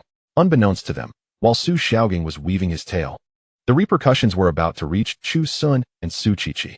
Wen Qingyun's call was soon connected to a cool and capable female voice. "Mom, what is it?" With a tone laced with concern and fury, Wen Qingyun replied, "Yiming, you must assist me, which will also help your brother." Su Xiaogang, eavesdropping nearby, felt a surge of delight. His mother was calling none other than his third sister, Su Yiming, the district chief of Beijiang. Surely, if his mother requested his sister to investigate those who wronged him, this matter would surely be resolved. "Mom, please go ahead." "My dear, your brother's friends were attacked yesterday on the territory of the neighboring Nanjing district. I recall that the district chief is your acquaintance. Could you ask for his assistance? I am not familiar with him, so I shall refrain from calling." Wen Qingyun's voice rose an octave. In broad daylight, under the clear sky, this is utterly lawless. A thorough investigation is necessary to bring that perpetrator to justice and provide an explanation for your brother's friends. After a brief silence, Su Yiming responded, "All right, I understand. Mom, I will arrange for someone to look into it immediately." Once the call ended, Wen Qingyun patted Su Xiaogang's hand. "Rest assured, your sister is quite capable." Su Xiaogang beamed with satisfaction. He licked his lips and chuckled, envisioning the woman his friends had described. A fairy descended from heaven, with an alluring figure. Despite his years of struggle, he had never managed to scrape together even 100 yuan. Yet, with just one call, he could summon 3 or 4 spirited girls effortlessly. Having encountered many women who willingly threw themselves at him, he now craved something different, something thrilling. A rose with thorns was precisely what he desired. Once I catch you, you shall see how I deal with you." After breakfast, Su Qiqi appeared slightly fatigued as she ascended the stairs. Su Tingwan followed suit, carrying a cup of warm water, intending to change the dressing on her eldest sister's wound and offer a massage. Meanwhile, the atmosphere in the living room was entirely different. Chu Sun reclined comfortably on a soft sofa, flanked by Su Yuyan on one side and Su Zhiro on the other. Eighth sister Su Qinxue sat demurely on a nearby single sofa, sipping from a cup of milk in small sips. Chu Sun held a cup of coffee, the rich aroma wafting through the air. Sunlight streamed in through the large floor-to-ceiling windows, creating an atmosphere of utter contentment. Watching this scene, Su Xiaogang felt a surge of resentment. Why should this pretender enjoy such comfort surrounded by his sisters, while he, the true heir, felt like an outsider? He pulled out his phone and sent a message before approaching Wen Qingyun with a smile. "Mom, my friends would like to come over and hang out. Is that all right?" Wen Qingyun readily agreed, her face brightening. "Of course, they are more than welcome. I have been eager for the opportunity to learn more about your social circle. Hurry, let them come and meet us." Su Xiaogang's face broke into a smug grin. All right. Before long, the doorbell of the villa rang. Su Xiaogang, assuming the role of host, eagerly went to greet them. Standing at the door were Hong Mao, Huang Mao, and Lu Mao. The three stared in awe at the grandeur of the villa, their mouths agape. "Wow. Gung Go, is this your home? This is incredible." Following Su Xiaogang inside, their eyes widened in amazement. Just the lineup of luxury cars in the garage was enough to make them drool with envy. Each one was worth more than they could ever hope to earn in a lifetime. Su Xiaogang reveled in their admiration, boasting, "This is just the beginning. All of this will be mine one day. Gung Go is so impressive. Gung Go is so powerful." The three echoed, showering him with compliments. Upon entering the living room, Su Xiaogang called out, "Mom, my friends are here." He gestured toward the three behind him to introduce them to Wen Qingyun. "You can call them Ah Hong, Ah Huang, and Ah Lu. That's how I usually refer to them. They're my close buddies." Wen Qingyun's smile faltered the instant she laid eyes on the trio. These are Xiaoqing's friends? The three wore garish, tight-fitting pants and donned brightly dyed hair, exuding an unmistakable odor of cheap cologne mixed with smoke. A wave of disdain washed over Wen Qingyun, yet, as the matriarch of the Su family, she maintained her composure. She forced a polite smile. Welcome, welcome. Please, have a seat. She instructed the housekeeper to bring them some fruit. The trio wasted no time, grabbing the fruit and munching eagerly, their gazes wandering around the living room. Soon, their eyes landed on the sofa area, where several stunning beauties were seated. Su Yoyin's noble elegance, Su Jiro's playful charm, and Su Qinshue's pure innocence made each one captivatingly beautiful. The three young ruffians were utterly transfixed. They had never encountered such exquisite women before, and their breaths became heavy with longing. Their eyes, filled with greed and desire, bore an unsettling intensity, as if they wished to consume the beauties whole. Observing their lewd expressions, Su Xiaoqing nudged Huang Mao with his elbow, lowering his voice with a smug grin. What do you think? Aren't they stunning? They are on a whole different level compared to those girls we met before. These are the highborn beauties from prestigious families. Huang Mao nodded vigorously, nearly drooling. Gung-gu, are all of these your sisters? Of course. Lu Mao rubbed his hands together, a lewd grin spreading across his face. Gung-gu, do you think we have a chance with them? Su Xiaoqing shot him a fierce glare. Are you out of your mind? Do you want to be my brother-in-law? Have you lost your senses? The three ruffians quickly chuckled nervously. Just joking, Gung-gu. Su Xiaoqing chuckled as well, his smile carrying a hint of coldness. It's not entirely impossible. The three young men's eyes sparkled with hope. Really, Gung-gu? Well, Su Xiaoqing lowered his voice. I am their little brother, so I probably don't stand a chance. But this fine catch should not go to waste on outsiders. Such exquisite flowers will eventually be picked by someone. It may as well be you guys. Hong Mao appeared somewhat doubtful. But Gung-gu, your sisters are so beautiful, they probably wouldn't look our way. Not a chance. Su Xiaoqing reassured them, thumping his chest. I'm their little darling, and they spoil me the most. He spoke those words, yet his mind was preoccupied with another matter. His gaze swept over those sisters who were laughing joyfully. Humph. All they could do was revolve around that illegitimate child, Chu Sun, especially the 4th, 7th, and 8th sisters, whose favoritism was utterly boundless. Well then, aren't you all so lofty? Don't you look down upon your own brother? Don't you fancy Chu Sun? Just wait until I deliver you to those three little rascals you disdain the most. I wonder how you will maintain your haughty demeanor then, after being humiliated and trampled by those miscreants. The more Su Xiaoqing contemplated, the more exhilarated he became, his face contorting into a twisted smile. He deemed his scheme a stroke of genius. Chapter 60. A stray dog by the road lost in thought. He waved his hand. Come, I shall introduce you to my sisters. Lighting a cigarette, he held it between his lips and swaggered toward the lounge area by the sofa with the three thugs following closely behind. The trio's eyes were glued to the girls like persistent flies, already imagining countless scenarios in their minds. They thought to themselves, Brother Gung truly treats us like family. Such generosity, this brother was worth befriending. The yellow-haired thug squinted, pointing at the only man seated in the center of the sofa. Brother Gung, is that the illegitimate young master? Chu Sun, having neglected to style his hair today, let his soft bangs fall naturally, obscuring part of his brow and eyes. He looked entirely different from how he appeared while exercising yesterday, hence the thugs did not recognize him at once. A glint of malice flickered in Su Xiaoqing's eyes. Yes, be sure to humiliate him properly later. The three thugs immediately understood, grinning maliciously. Rest assured, Brother Gung, we will ensure he loses face in front of your sisters. The atmosphere in the sofa area was just right. Su Jiro lightly kicked Chu Sun's calf with her toes. Today, she wore her hair up and donned a sparkling fishtail dress, revealing almost her entire abdomen. With hardly any excess flesh, she appeared like a goddess descended from the heavens. Unattainable. No wonder the three thugs were stupefied. Hey, Xiao Sun, how's your driving test preparation going? Chu Sun, having just turned 18, was currently learning to drive. Sipping his coffee, he lazily replied, I'm practicing for the second part. The instructor says I possess extraordinary talent. Su Yuyin chuckled. Of course, our Xiao Sun is the smartest. Would you like fourth sister to accompany you for practice?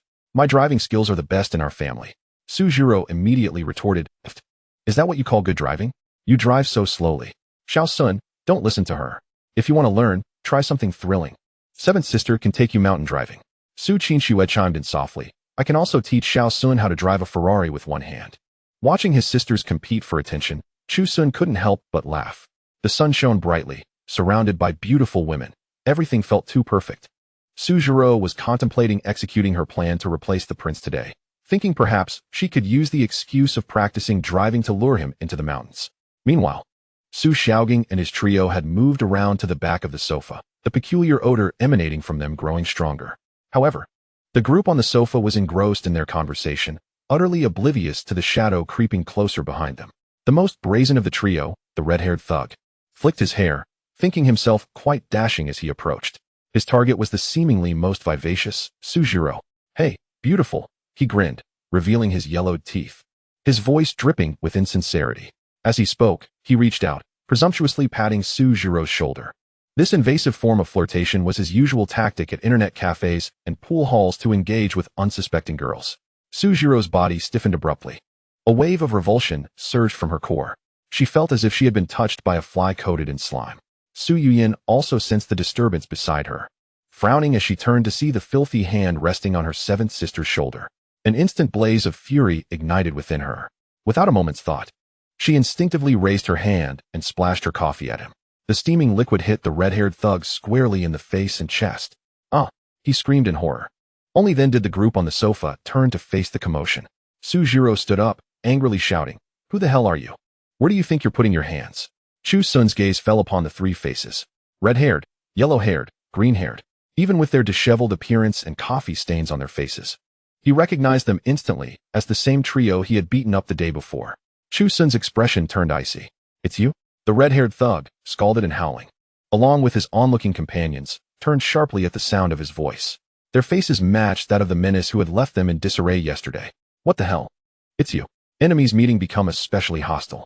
The yellow-haired and green-haired thugs pointed at Chu Sun, hurling curses. "Damn it. What a narrow road for foes to cross. You little brat, you ran so fast yesterday." The atmosphere in the living room became tense. Su Yuyin, Suzhiro, and Su Qinxue all stood up, their expressions filled with confusion. How could they know each other?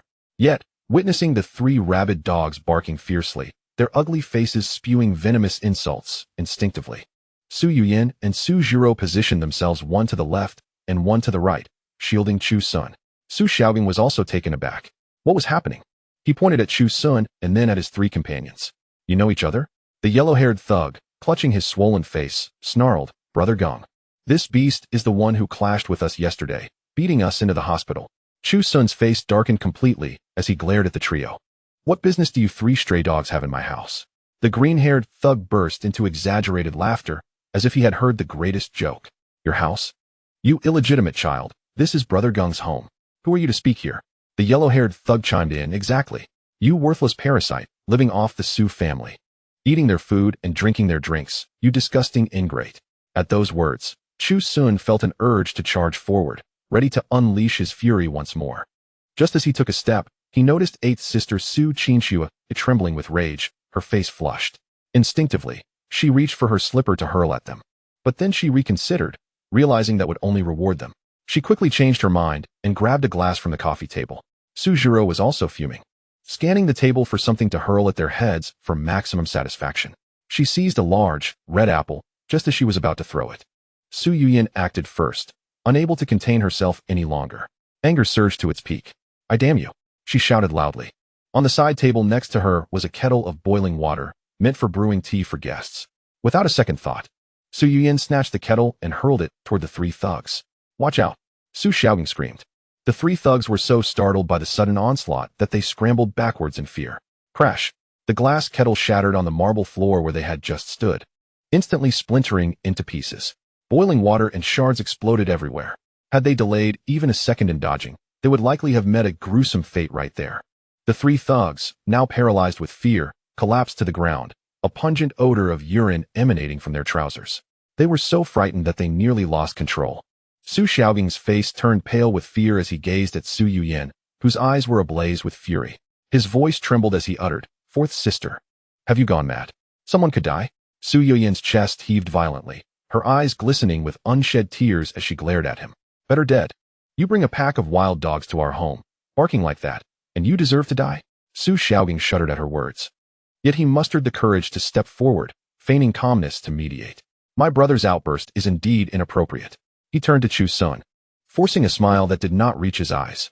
"Chu Sun, this may have harmed your fragile heart. I apologize on their behalf." However, it is unacceptable that you fled after the altercation yesterday. Moreover, I heard from my brother that you were with your girlfriend yesterday.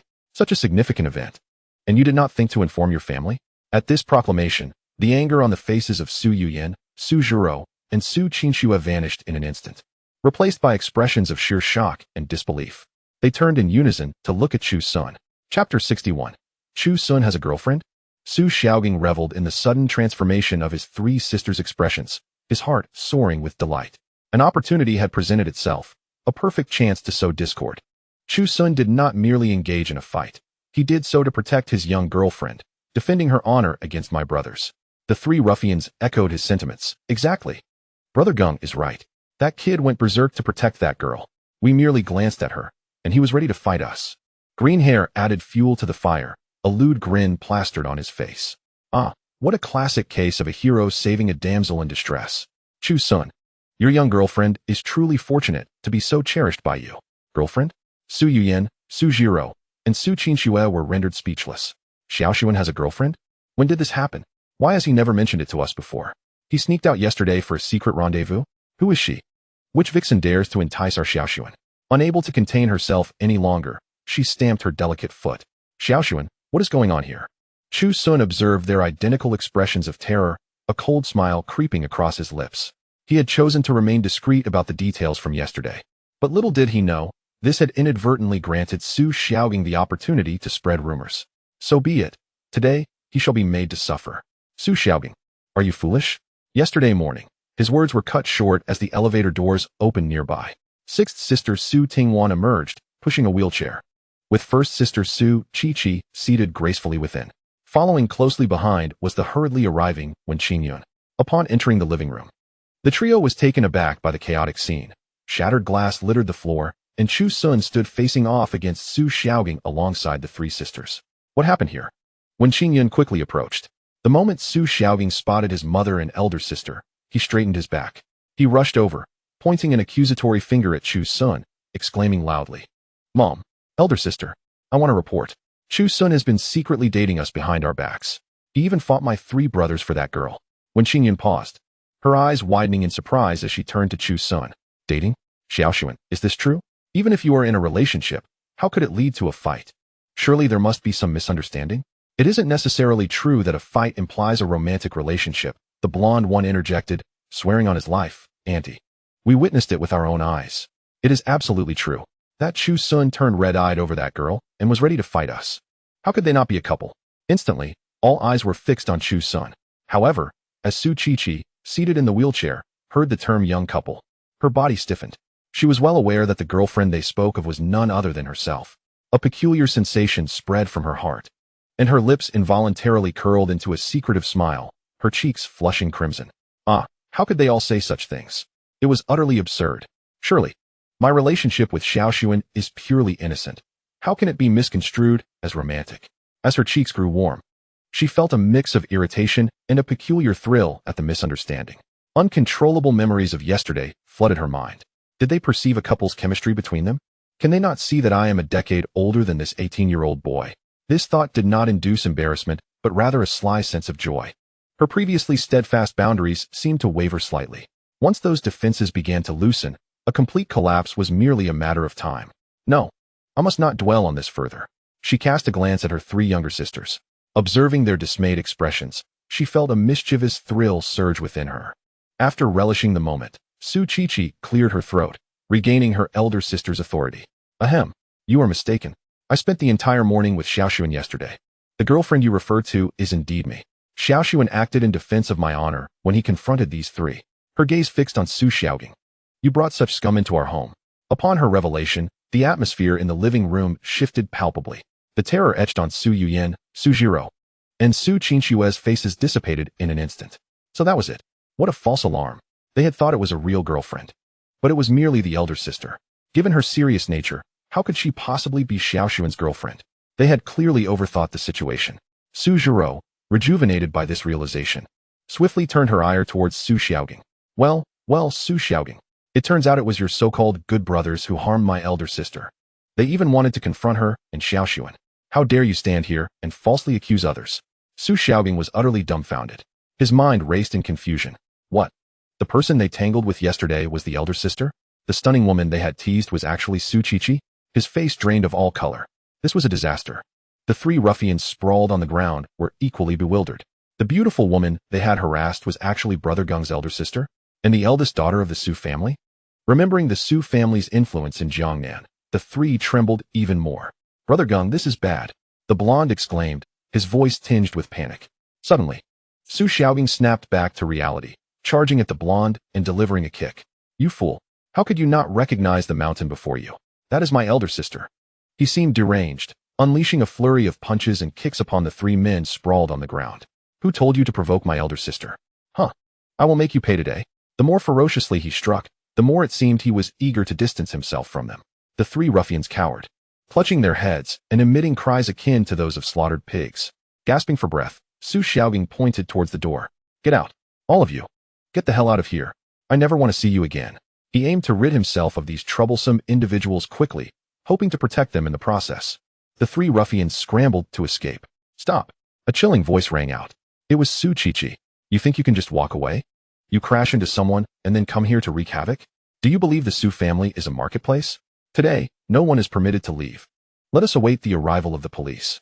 Chapter 62. Do you wish for a little baby? When Qingyun's expression had darkened to an extreme, she gazed at Su Xiaogang, her eyes brimming with disappointment. Su Xiaogang, is this the company you keep? A group of ruffians. What purpose did you have in bringing them into our home? At that moment, the doorbell of the villa rang. The housekeeper hurried to answer it. A woman dressed in a sleek black suit, her features strikingly beautiful, entered. It was none other than Sanjia, Su Yunming.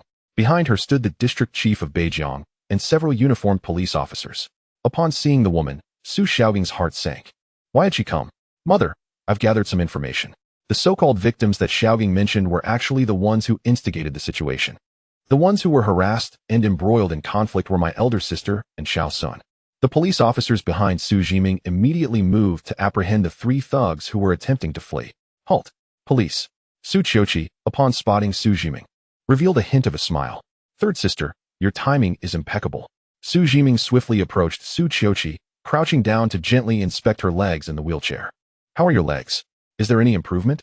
Thanks to Xiao Sun, Su Qiqi replied. Su Yunming stood, directing her gaze toward Chu Sun. Her expression bore scrutiny and a touch of surprise. This younger brother, who she had always perceived as rather quiet, seemed to have undergone a transformation. Not bad, she remarked, extending her hand in a gesture of encouragement, distinct from the affectionate manner of her other sisters, as she patted Chu Sun's head. I reviewed the surveillance footage. It appears you are quite agile. Her praise was straightforward and unambiguous, devoid of any ambiguity. This was the most normal of her sisters. Chu Sun felt a tinge of embarrassment at the compliment, offering a shy smile. Well done. They deserved it. Su Yunming nodded, saying no more. She turned to the police officers behind her. Take them away. Proceed according to the law. Yes, District Chief Su. The three thugs were taken from the villa, wailing in distress. The disorder on the floor was quickly tidied up by the housekeeper, restoring the living room to its former state. When Qingyun's fury finally erupted in full force as she pointed an accusatory finger at Su Xiaogang. Look at the chaos you've wrought. You have abused the Su family name to support your scoundrel friends. You've indulged them in their misdeeds, causing harm to your elder sister. Had it not been for Xiao Sun, what might have happened to your sister? Have you ever considered that? If your friends had bullied her to death, would you have found joy in that? Su Xiaogang stood there, drenched in humiliation, lowering his head, unable to utter a word. He recognized that he had truly crossed the line this time. Mommy, I was wrong, he began, tugging at Qingyun's arm in a feeble attempt to appease her. I genuinely had no idea it was them. Had I known, I would have ensured they never approached my sister. Surrounded by Su Yuyan, Su Jiro, and Su Qinxue, Chu Sun remained in the center, all of them silent, silently relishing Su Xiaogang's embarrassment. It was not until lunchtime that Su Xiaogang finally managed to coax Qingyun into a calmer state through persistent pleading. The family gathered around the long dining table for their meal. Qingyun sipped her soup and turned to Su Qiqi beside her. Qiqi, you're not getting any younger. You've been married to Junnan for several years now. When do you plan to have children? The moment those words were spoken, the atmosphere at the table became tense. Qingyun had previously been unhurried about this matter. However, after witnessing Su Xiaogang's ineptitude today, her internal scales had tipped. The Su family possesses a vast enterprise that cannot be reliant solely on Su Xiaogang. A next generation is imperative, one that is exceptional. Su Qiuqi paused momentarily. Her expression was devoid of emotion, her voice flat. I don't wish to have children. I'm too busy with work. When Qing frowned. No matter how busy you are, you must have a child. It's a matter of time. You're in good health now, recovering quickly. If you delay for a few more years, you'll become a high-risk pregnancy. At the table, the other sisters and Chu Sun remained silent. Fully aware that their elder sister was growing increasingly unhappy, Su Qiuqi continued to slice her steak in silence. Recognizing that continuing this conversation would be futile, when Qing ceased her inquiries, the meal concluded in a heavy silence. Su Qiuqi felt a deep sense of melancholy. She understood that she must shoulder the family's burdens. The second and fourth siblings had married outside the family, meaning their future children would not carry the Su surname. The fifth sibling was a celebrity. The sixth devoted to research, and the seventh and eighth were increasingly immature. The family's business relied solely on her, while the political realm depended on her third sister. Therefore, it was essential for her to have her own children. Xiao Sun, push me to the garden for some sunshine. All right. Chu Sun pushed the wheelchair as the two departed the dining room. The Su family mansion, even in the sweltering summer, maintained a refreshing coolness in the garden-esque corridor due to the central air conditioning system. Chu Sun guided the wheelchair slowly along the path of the back garden. Su Qiuqi leaned against the back of her chair, her gaze drifting over the blooming flowers before her, though her thoughts wandered far beyond. In truth, she had a fondness for children. This affection had gradually developed from the time she cared for Chu Sun as a child. She vividly recalled being just over 10 years old, while Chu Sun was merely a 1 or 2-year-old infant, a delicate little bundle. Her favorite activity back then was feeding him and preparing milk. Chu Sun had been an exceptionally well-behaved child. He ate without fuss, bathed without complaint, splashing only playfully in his small bathtub, never crying or throwing tantrums. When he was happy, he would stretch out his little arms for a hug, leaning in to plant a wet kiss on her cheek. Although it left drool on her face, she never minded. Instead, it warmed her heart. She couldn't understand why. When they could share such affection as children, it became impossible as they grew older. It seemed that from the age of 4, he learned to follow her around, calling her sister with a sweet voice. From that point onward, she developed a particular fondness for babies. Su Qiuqi thought. She too longed to have a lovely little baby of her own. Yet, that child could never be with someone she did not love, especially not with Zhang Junnan, a villain with ill intentions toward Chu Sun. The mere thought of bearing a child with such a man filled her with a visceral disgust. If she were to have a child, it must be one that belonged solely to her. The name that clearly surfaced in her mind was Chu Sun. In all the world, he was the only one she wished to give life to. There was no blood relation between them. Legally and biologically, such a bond was permissible. Yet she was acutely aware that Chu Sun would never agree to it. A wave of intense frustration washed over her. How had she grown so old? Why could she not be a few years younger, even just 5? If only she were in her early 20s, perhaps she could stand beside him openly and pursue him. Would that not increase the possibility of him developing feelings for her? Alas, there are no ifs. Su Qiuqi was perplexed. Despite possessing beauty, a good figure, wealth, and power, why did she feel so inadequate in front of Chu Sun? Her hand tightened subtly, nails digging into her palm, delivering a sharp jolt of clarity. She turned her head to look at the youth pushing the wheelchair beside her. Sunlight filtered through the leaves, casting dappled shadows on his face, his profile strikingly handsome. Xiao Sun, do you like little babies? Chu Sun beamed at her question, nodding without hesitation. Of course I do, elder sister. Little children are so soft and adorable. He assumed that his elder sister was still troubled by the earlier conversation at the dining table, so he cautiously inquired, Sister, do you wish to have a little baby? Indeed, Chu Sun replied, his face illuminating with genuine joy and anticipation. Then I shall become an uncle. I will cherish them just as you have cherished me. Su Qiuqi took a deep breath and clarified, what I mean is, do you, personally, desire a baby of your own? Chapter 63. The desire to bear a child for little Sun. Chu Sun paused momentarily. The question seemed rather distant to him, yet he pondered earnestly. I do think about it. In his mind, he envisioned a miniature version of himself, or perhaps a beautiful little girl akin to his sisters. And the thought was quite delightful. Su Qiuqi's heart raced, as if struck by a sudden force. He wants it. He expressed his desire. Chu Sun remained blissfully unaware of the magnitude of his words and continued, but I am not ready yet. The fact that you want it is sufficient. Su Qiuqi interrupted firmly. The subsequent words were inconsequential. His desire alone was enough. A fervent notion began to take root in Su Qiuqi's heart, intertwining and becoming inextricable. If that were the case, preparations could indeed commence. A child of hers and little Sun's. To Su Qiuqi, Chu Sun was sacrosanct, and she could not bear to employ any means that would harm him. Furthermore, she understood that Chu Sun harbored no romantic feelings for her. Thus, natural conception was out of the question. Technology would have to assist.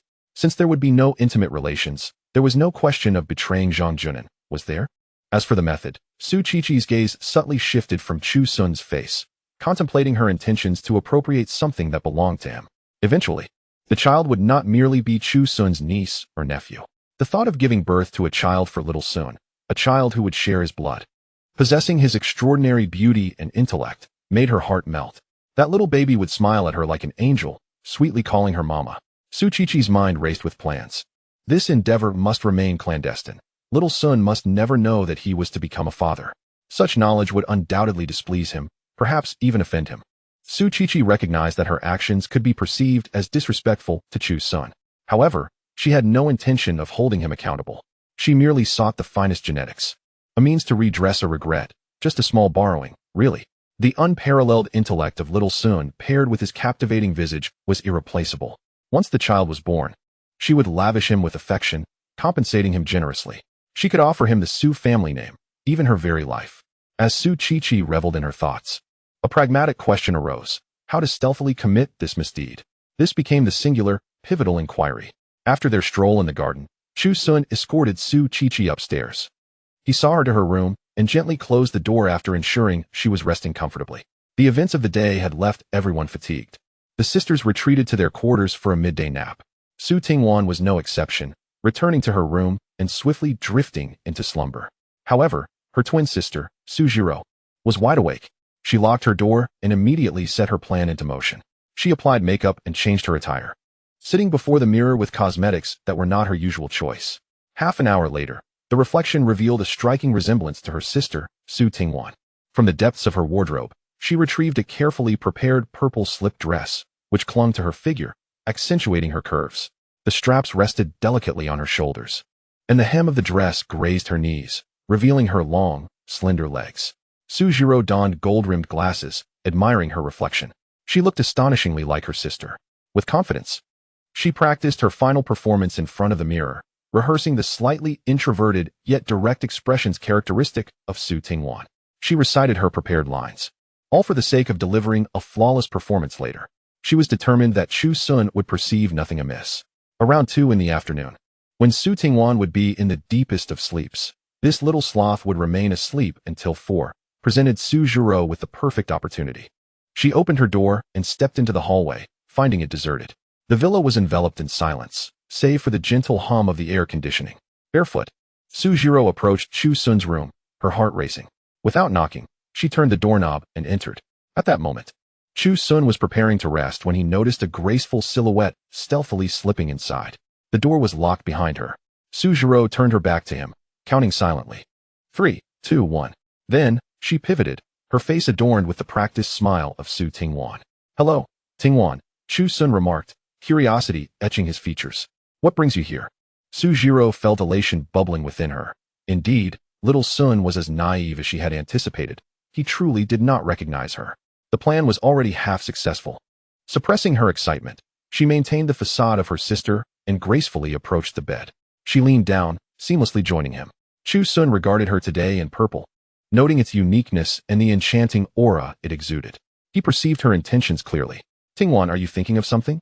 Su Jiro's heart swelled with delight. The fact that he broached such an intimate topic confirmed that he truly viewed her as his sister. Imitating her sister's tone, she softly replied, yes, but today is different. This time, I intend to take the final step.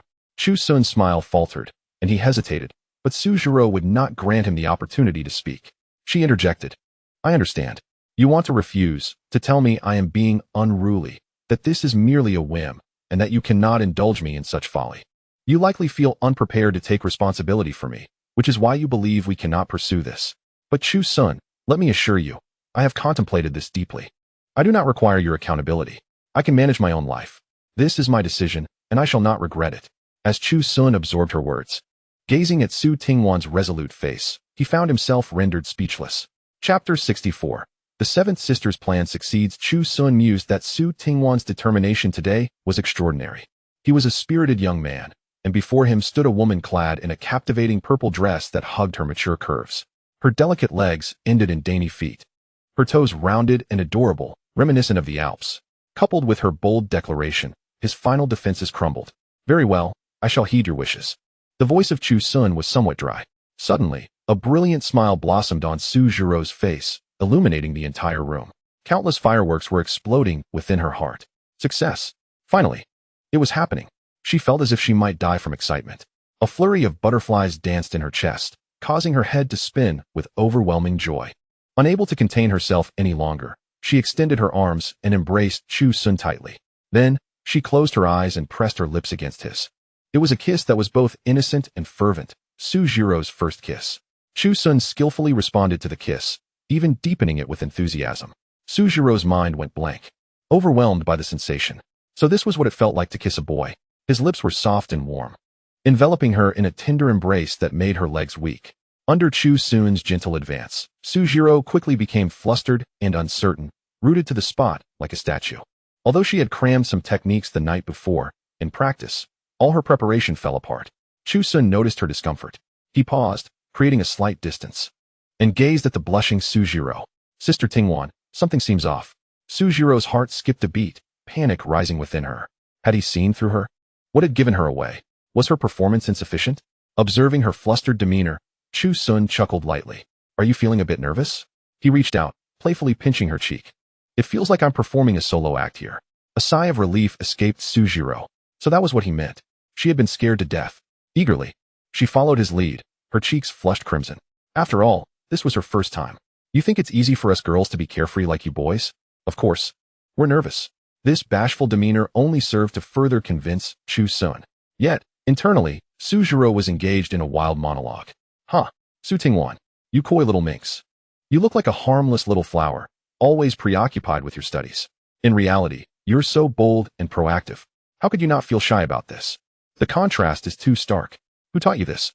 As an art student surrounded by handsome classmates, you should have had countless romantic encounters. Yet now, just kissing makes you feel mortified. How embarrassing. I need a moment to collect myself, Su Zhirou said, lifting her head to Chu Sun. Please wait. She took a deep breath and slowly exhaled, mentally preparing herself. Then, she looked back at Chu Sun, her gaze resolute. Let us continue. The next kiss followed swiftly. This time, it was Su Zhirou who took the initiative. She employed the techniques she had learned the night before, boldly progressing. Although her skills were still unrefined, her enthusiasm was genuine. Chu Sun felt a sense of familiarity.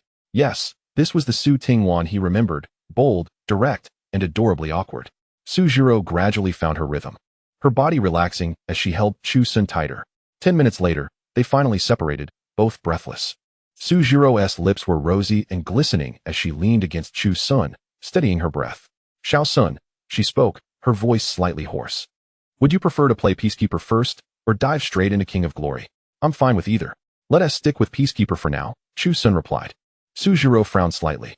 But I think I might have twisted my ankle just now. Perhaps this was a premeditated excuse to cover herself. She was uncertain whether her gaming skills could match up to her sister's notorious prowess. What if she embarrassed herself? Where? Let me see. Chu Sun immediately grew concerned. He rose from the bed, knelt on the floor, and carefully cradled Su Zhirou's foot. Her petite foot, with its fair skin and slender ankle, sent a jolt of electricity coursing through her body. Su Zhirou tensed, feeling the warmth of Chu Sun's touch as he gently massaged her ankle. The familiar scent of her favorite body lotion filled the air. Is everything all right? He asked, looking up at her. Nothing serious, Su Zhirou quickly replied, pulling her foot back, fearing that she might melt under his gaze. They grabbed their phones and began to play. 20 minutes later, the game concluded. Su Zhirou, indeed, had played terribly. But Chu Sun didn't suspect a thing due to her injury excuse. However, that was of little consequence. The atmosphere in the room had grown increasingly intimate in those 20 minutes, and that was enough. Chu Sun set his phone down, asking one last time. Are you sure you're ready? Su Zhirou rolled her eyes at him. Xiao Sun, weren't you quite the gentleman when you protected the older sister yesterday? Why are you acting so timid now? She provocatively gazed at him. Boys should be decisive and brave. I don't like cowards. Chu Sun chuckled. That is what you said. Indeed it is. Su Zhirou lifted her chin, continuing her teasing. Don't you dare back down. Come and fight me. Chu Sun smiled slightly, then swiftly removed her glasses. They began to play King of Glory. Chapter 65. Like a novice an hour later, Su Zhiro didn't want to move a single finger. Chu Sun offered her a glass of water. She accepted it and gulped it down in one breath. I'm exhausted. Truly exhausted.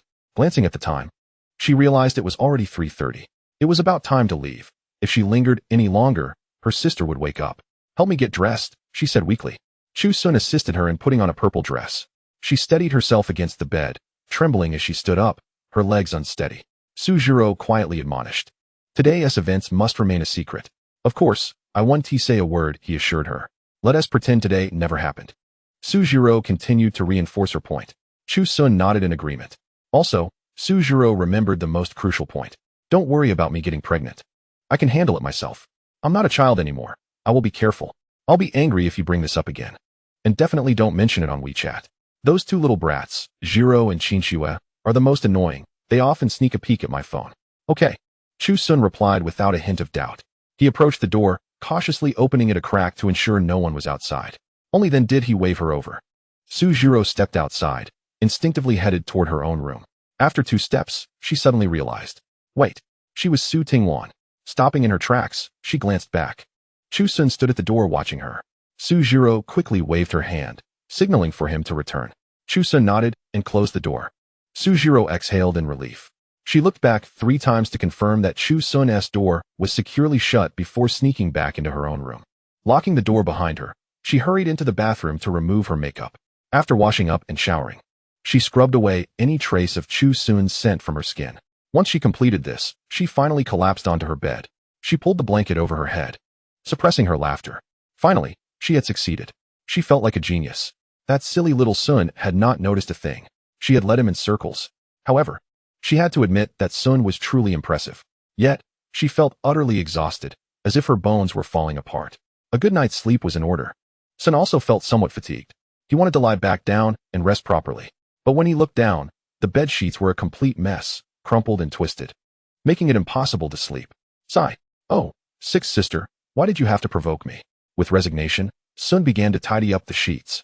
As he pulled them off, a vibrant splash of color caught his eye, striking against his vision. His movements halted. An idea sparked in his mind. He fetched a pair of scissors and carefully cut the piece of fabric free. Then, he meticulously folded it into a small square, intending to keep it safe. One day, when the time was right, he would present it as a surprise to Su Tingwan. She would surely feel both shy and touched upon seeing it. Sun placed the small fabric square into a box, hiding it deep within his wardrobe. The remaining sheets, he crumpled into a ball and tossed into the trash bag. No way could he wash that. After taking a shower, he changed into a fresh set of sheets and finally lay down to sleep. At 4 in the afternoon, the alarm clock in Su Tingwan's room rang on time.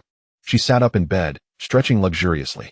After a good nap, she felt much more revitalized. She yawned, recalling a dream about Sun, where they had crossed the final line and committed a misdeed. The sensation felt incredibly real. Glancing down at her bedding, she sighed softly. How unambitious. She got up to take a shower. As she washed, she felt an incessant twitch in her left eyelid, as if something unfortunate were about to happen, or perhaps had already occurred. What could it be? She couldn't quite grasp it. After changing her bedspread and sheets, she left her room. Entering the living room, she found it empty, so she nestled onto the sofa, turned on the television, and began watching Closer to Science. Time passed slowly. By 6 o'clock, her sisters began to awaken one by one. Su Zhiro had no desire to get up. Her body ached. Feeling as if her bones were about to fall apart, she wished to sleep indefinitely. However, she feared that sleeping too soundly would raise suspicions.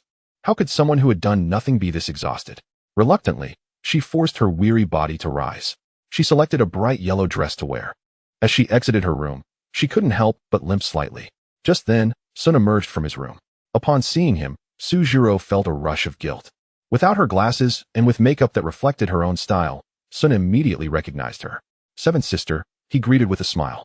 You look lovely. At his compliment, Su Zhiro straightened up, attempting to regain her composure. Oh, has your mouth turned sweet? Have you just had some candy or sweetened water? Sun did not fully comprehend her words, but he had indeed just enjoyed some sweetened water. He nodded honestly. Exactly. A smile crept across Su Zhiro's face. This little fool was too amusing. In high spirits, she reached out and linked her arm with Sun's as they descended the stairs together. Sun's gaze fell upon sixth sister, who was sprawled on the living room sofa. A pile of sunflower seed shells and orange peels cluttered the coffee table before Su Tingwan, indicating she had been here for at least an hour. Sun found it rather peculiar. Was sixth sister's stamina truly that impressive?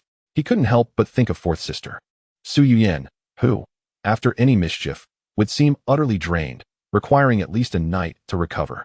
Yet, here was Su Tingwan, already lively and cracking seeds after such a short time. Though her gaming skills were lacking, in this regard, she was certainly more resilient than Zhu Yunming. Soon, it was time to prepare for dinner. That evening, the head of the Su family, Su He, returned home. Upon his arrival, he summoned Su Xiaogang to the study for a stern reprimand. What a disgrace. You've brought shame upon the Su family. Su Xiaogang hung his head, repeatedly apologizing. Until when Qing Yun intervened, saying, "All right, the child understands his mistake. No need to scold him further." With that, the incident was put to rest. At dinner time, the long dining table was laden with a sumptuous feast, a blend of Eastern and Western cuisines. There was steamed sea bass, oil-braised shrimp, roasted chicken legs, charred tomahawk steak, creamy mushroom soup, and a large platter of Caesar salad. Sun still sat beside Su Tingwan. He served her the largest piece of fish, then leaned in close to her ear, speaking in a voice only they could hear. "Eat up, you must be exhausted." They had just finished 2 rounds of games, and Sun had called a halt. In today's Peace Elite segment, she had performed poorly, lacking any gaming experience. The subsequent King of Glory segment was no better, as Sun dominated, while she merely coasted along, a passive participant. When compared to Zhu Yunming, who excelled in their duo matches, it was apparent how much more capable she was. Su Tingwan paused, surprised and somewhat puzzled, glancing at Sun. "Exhausted? What have I done to be tired? I had a delightful nap this afternoon." Yet, she refrained from voicing her thoughts. She felt a warm sweetness in her heart at Sun's concern. In return, she cut a piece of steak for him. "You should eat more too." Seated to Sun's right, Zhu Yunming watched their interaction with a smile, picking up a large chicken leg and feeding it directly to Sun. "Come on, little Sun, open wide." Her affection was utterly unreserved. Sun complied, taking a bite. Seeing his enjoyment brought Zhu Yunming immense joy. Meanwhile, Su Zhiro, across the table, observed this scene with no jealousy, for she felt victorious, savoring her soup leisurely. A smug smile graced her lips. "You all may continue playing your little games. I, Su Zhiro, am the first in the world to truly savor Sun." Chapter 66. The eldest sister's relentless pursuit of motherhood during dinner. Eldest sister Su Qiqi appeared somewhat distracted. She picked at her rice with her chopsticks, her mind preoccupied with a singular thought: how to steal something from Sun. Young and impulsive, he would surely indulge in secretive activities when alone in his room. Yet, she was uncertain when to act. It was imperative to pilfer it at the right moment. As this realization dawned on her, Su Qiqi felt a wave of shame wash over her, laughing at herself for her own absurdity. On the opposite side of the table, the atmosphere was entirely different. Su Zhiro was engrossed in peeling shrimp. Her delicate fingers danced swiftly, soon producing a pile of pristine shrimp meat before her. A small pink hill formed from the 10 or so she had skillfully shelled. Then, she pushed the entire plate towards Chu's son. Her thoughts were that he had just exhausted himself and needed a hearty meal to replenish his energy, just as one must feed a horse well for it to run joyfully in the future. Chu Sun gazed at the overflowing plate of shrimp, astonished. "Seventh sister, has the sun risen from the west?" he exclaimed, as he accepted the plate and placed a few shrimp into his mouth. Chopsticks suddenly reached over. "Hey, little son, let fourth sister have a taste too," Su Yunming declared as she swiftly snatched several pieces. No, I want some too." Su Tingwan joined the fray. "Seventh sister is biased. Why is she only peeling for little son?" Eighth sister Su Qinshua pouted, also attempting to pilfer from the plate. "Don't snatch. This is for little son." Su Zhiro feigned anger while swatting their hands away with her chopsticks. "Go on, peel your own." The dining table erupted in laughter and chatter. Chu Sun found himself encircled by his sisters, basking in this sweetness. Yet, at the fringes of this joyous scene, Su Xiaogang resembled an unwanted orphan. He silently consumed his rice, watching the group revel in merriment, feeling as though a wall separated him from them. This sight was truly jarring. When Qing Yun observed and felt a pang of compassion. On one hand, she believed that as their biological sister, her daughters should care for Su Xiaogang just as they did for Chu's son. Yet, on the other hand, she recognized that Su Xiaogang's personality and character were rather unappealing. She could not force her daughters to like him or dote on him. Nevertheless, as a mother, her heart ached. With a sigh, she placed a generous piece of meat onto Su Xiaogang's plate. Then, donning gloves, she quietly peeled a small bowl of shrimp for him. "Xiaogang, eat more." Su Xiaogang looked at the pile of food and shrimp in his bowl, feeling a wave of gratitude. "Thank you, mommy. You still love me the most." By the time the meal concluded, Chu Sun's stomach was round and full. He felt as though he had consumed not just food, but the affection of his sisters. Such a life was one that even the gods would envy. The group migrated to the living room sofa to continue their conversation, the atmosphere remaining delightful. Su Qingxue took a sip of yogurt and suggested, "We haven't worked out yet today. Little Sun, let us continue our fitness routine tonight." Chu Sun smiled, "Sure. How about swimming today? It's the best way to lose weight, bar none." The Su family estate boasted a vast indoor swimming pool, constructed to Olympic standards, with dedicated staff ensuring pristine water quality at all times. "Great. Swimming is fun," the sisters eagerly agreed. Su Qiqi, sitting in a wheelchair, sighed. "Alas, I can't swim because of my leg injury. I've wanted to learn for so long, but when you were preparing for the college entrance exam, I had no time. Now that you finally have free time, I'm injured." Chu Sun consoled, "It's all right, eldest sister, there will be plenty of opportunities. I'll teach you properly. Let us wait 40 minutes, then we can go after digesting." Just then, an unwelcome voice interrupted, "I'm going too." It was Su Xiaogang. He had sneaked in and stood in the corner of the living room, sneering. Internally, he reveled in delight. Swimming? He was an expert swimmer. Having grown up swimming in rivers and lakes, far more skilled than Chu Sun, who had been raised in a sheltered environment. Soon, in the pool, he would decisively humiliate him in front of everyone. As Su Xiaogang's words fell, the previously jovial atmosphere in the living room instantly chilled. The sisters fell silent, their lack of response a quiet form of resistance. Sensing the tension, Chu Sun spoke up to break the awkwardness. "Sure, let us all go together." Initially, Su Qiqi and Su Tingwan had been somewhat favorable towards Su Xiaogang. However, his repeated slanders against Chu Sun and attempts to sow discord had thoroughly extinguished their remaining goodwill. 40 minutes later, the group ascended to change into swimsuits. Once dressed, they gradually descended from upstairs. Chu Sun was the first to appear, clad in black long swim trunks, the kind worn by professional swimmers, snug against his physique.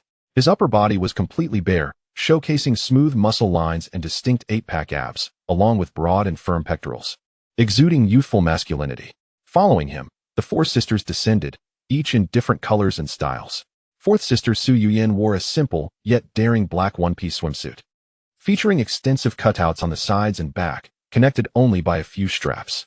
The high slit design accentuated the length and straightness of her legs, perfectly outlining the curves of her shapely rear. Sixth sister Su Tingwan opted for a deep blue two-piece swimsuit. Seventh sister Su Zhiro was the boldest, donning a bright yellow bikini with scant fabric. Eighth sister Su Qingxue, the shyest, chose a pink and white two-piece swimsuit, the upper half adorned with frills and the lower half a small skirted bottom that covered much of her. The four stunning beauties stood together, playfully critiquing each other's looks. "Wow, seventh sister, what is the difference between wearing that and being naked?" "Oh please, that is called being strategic. It looks conservative, but actually shows off the figure." Their gazes then fell squarely on Chu Sun, their eyes lighting up in unison. "Wow." Su Yuyin, Su Tingwan, and Su Zhiro approached him. "Little Sun, your physique has improved again." Su Yuyin laughed, reaching out to touch his abs, feeling the firmness and warmth. "Exactly. You look even more handsome." Su Zhiro was equally unabashed, both hands pressing against him, giving a gentle squeeze. Su Tingwan remained silent, merely reaching out to poke his chest muscles. Chu Sun, surrounded by the three sisters, chuckled shyly. Meanwhile, Su Qingxue, observing from the side, felt her face flush. She was embarrassed, knowing their parents and eldest sister were watching from the nearby lounge area. Though she had touched him before, one can never have too much of a good thing. She yearned to feel his physique again, but feared appearing too obvious. Thus, she remained stationary, secretly admiring him, her cheeks burning. The other three sisters, however, felt no shame, being unabashedly bold. They had seen even more alluring versions of Chu Sun before. For them, abs and pecs were merely trivial matters. Su Tingwan had shared some mischievous moments with him, while Su Yuyin and Su Zhiro had engaged in even wilder escapades. Hence, they felt entirely justified in their actions. Sitting in her wheelchair, Su Qiqi watched the perfectly sculpted youth by the poolside, swallowing hard. Those flowing lines and powerful muscles were incredibly tempting. Had she not endured numerous trials over the years, honing her top-tier emotional and expression management skills, she would have likely blushed furiously. While maintaining her aloof older sister facade, she keenly observed the lively scene unfolding by the poolside. Her mind began racing with analysis.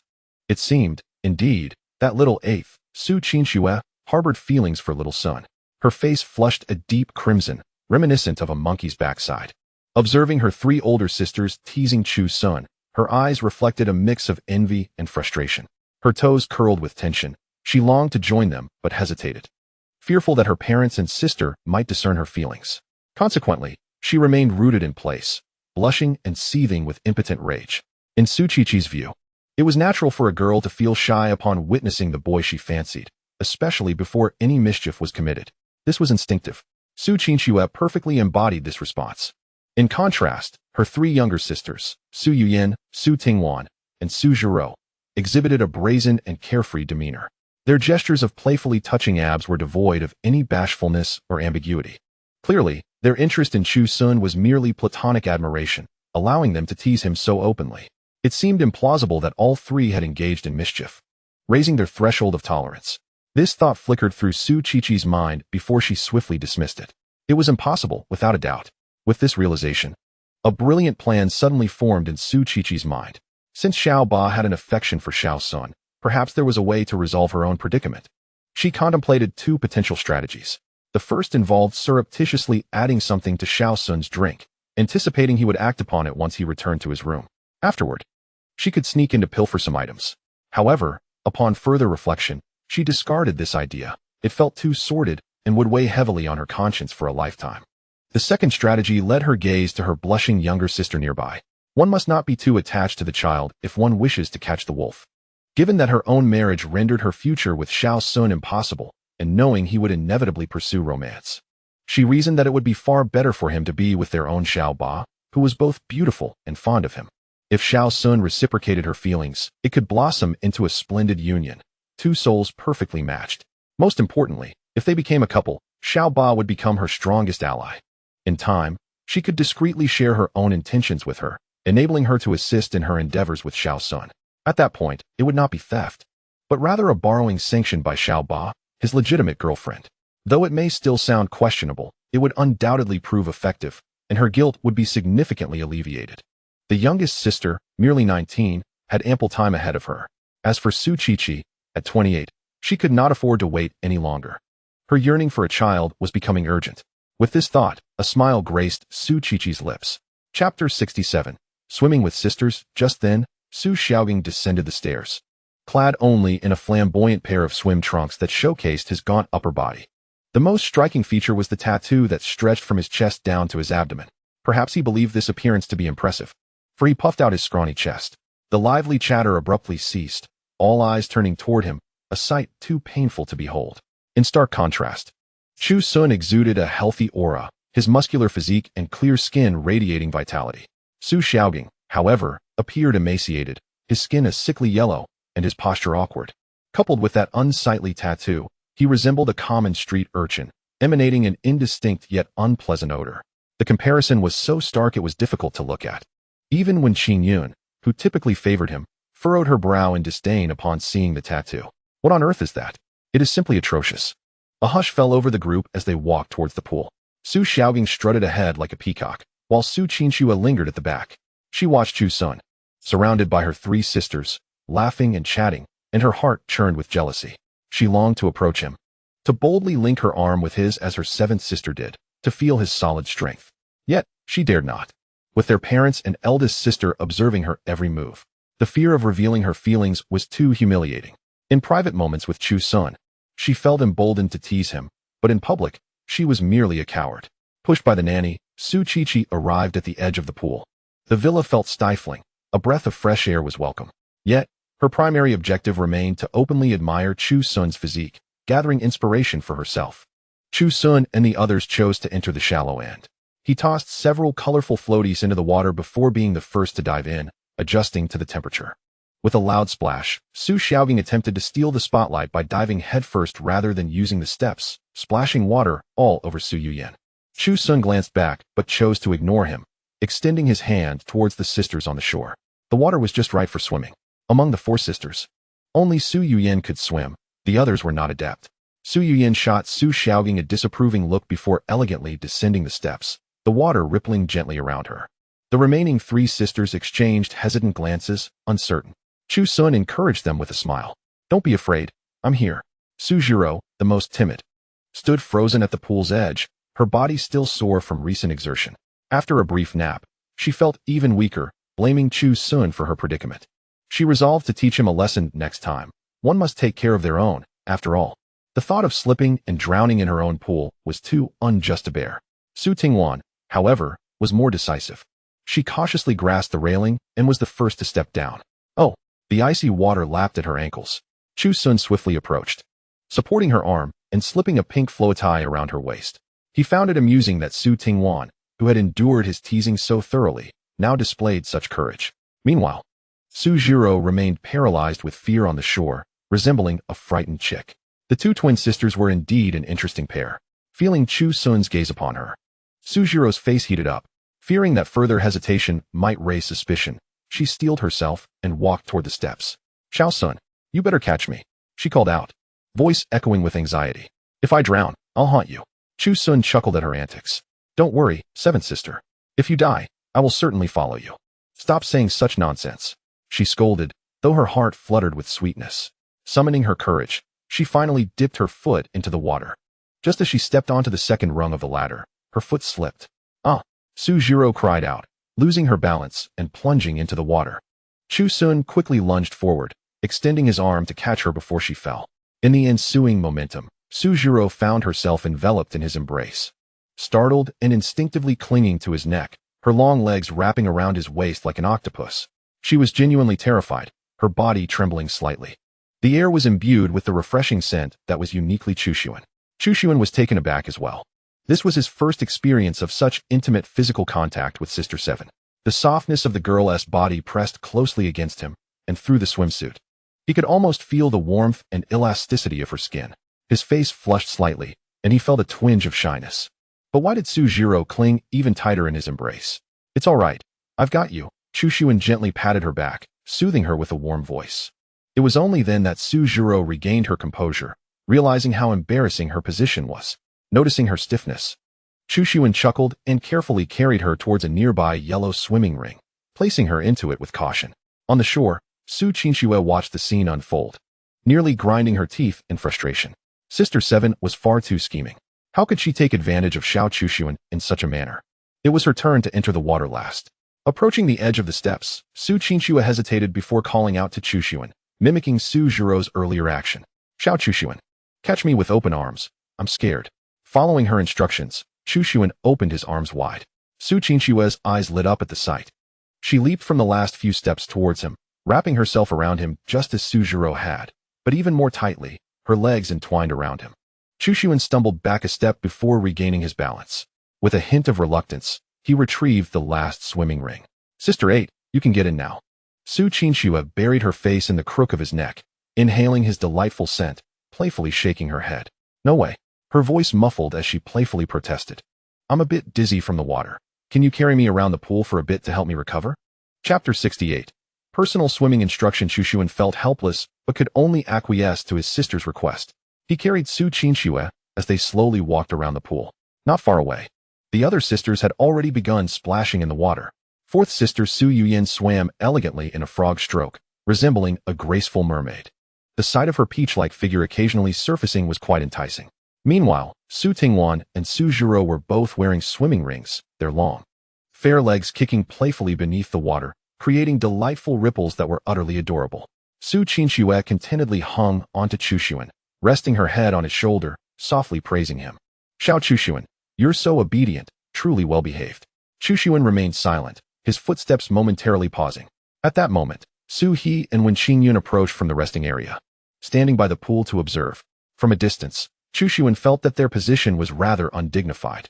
Sister 8, you should come down now. Mom and Dad are here. Su Qingxue turned to glance, but, instead of complying, she tightened her grip around him. No way, she pouted. Chushuan felt a wave of embarrassment wash over him. This position was inappropriate and could lead to misunderstandings. How about I carry you on my back instead? After a moment's thought, Su Qingxue found the suggestion agreeable. All right. She released her hold, and Chushuan turned, allowing her to drape herself over his back. Su Qingxue adjusted her posture, wrapping her slender legs around his waist, locking them in place. She felt as if she had completely taken advantage of Xiao Chushuan and secretly reveled in her victory. Chushuan could distinctly smell her youthful fragrance. Her soft warmth pressed closely against him, an astonishing sensation. Despite his reluctance, his body reacted honestly. just as Su Qinxue was basking in her triumph. She suddenly felt her foot brush against something. She froze instantly, her cheeks flushing a bright crimson. Xiao Chushuan, please put me into the swimming ring. Chushuan, equally flustered, replied stiffly, all right. He swam to the edge of the pool, retrieved a swimming ring, and placed it around Su Qinxue. This was her nature. She was bold enough to tease Chushuan when no one was around, but when it came to crossing boundaries, she would immediately retreat, her face as thin as paper, destined to suffer. In stark contrast to her and her twin sisters, Su Tingwan and Su Zhiro were direct and assertive, seizing opportunities without hesitation. Chushuan cleared his throat to dispel the awkwardness, clapping his hands to draw everyone's attention. Sister 6, Sister 7, Sister 8, come here, let's get out of the water. I'll teach you how to swim. The three sisters who couldn't swim obediently made their way to the shore. Chushuan joined them, stating, we'll start with the basics, a frog stroke. Fourth sister Su Yuyan, already proficient, continued swimming leisurely in the pool. At that moment, Su He approached. Xiao Chushuan, be strict with them, don't go easy. They're all grown up, yet they can't even learn to swim.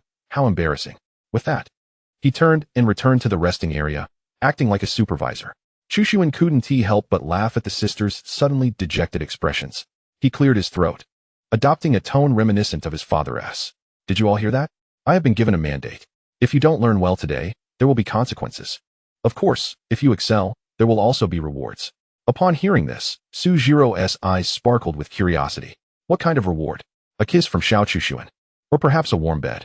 Chushuan felt his face heat up from her teasing, playfully flicking her forehead. Your reward is to eat 1 bowl less of rice. It will help with your diet. Su Zhiro pretended to sulk, covering her forehead with a pout. Chushuan instructed the three to lie on the large beach towel laid out on the ground, teaching them the hand movements first. This scene was truly picturesque. 3 delightful peaches were simply irresistible.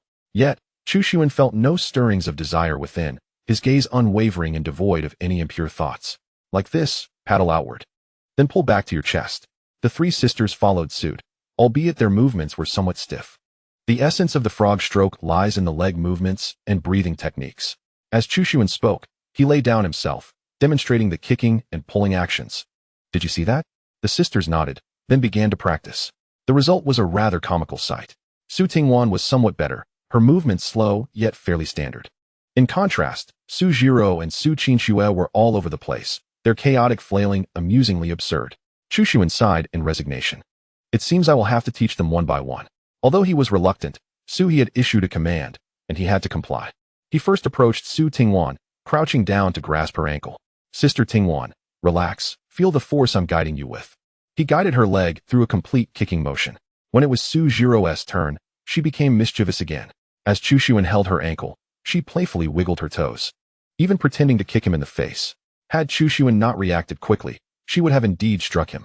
Unfazed, he continued with a straight face, guiding her through the motions.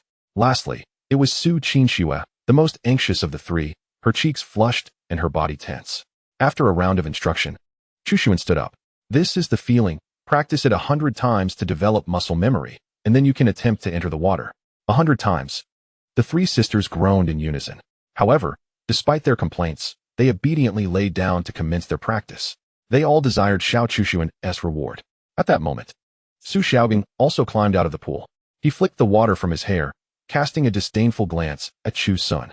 Chu Sun, I see you're not all that impressive. Why be so harsh on the sisters?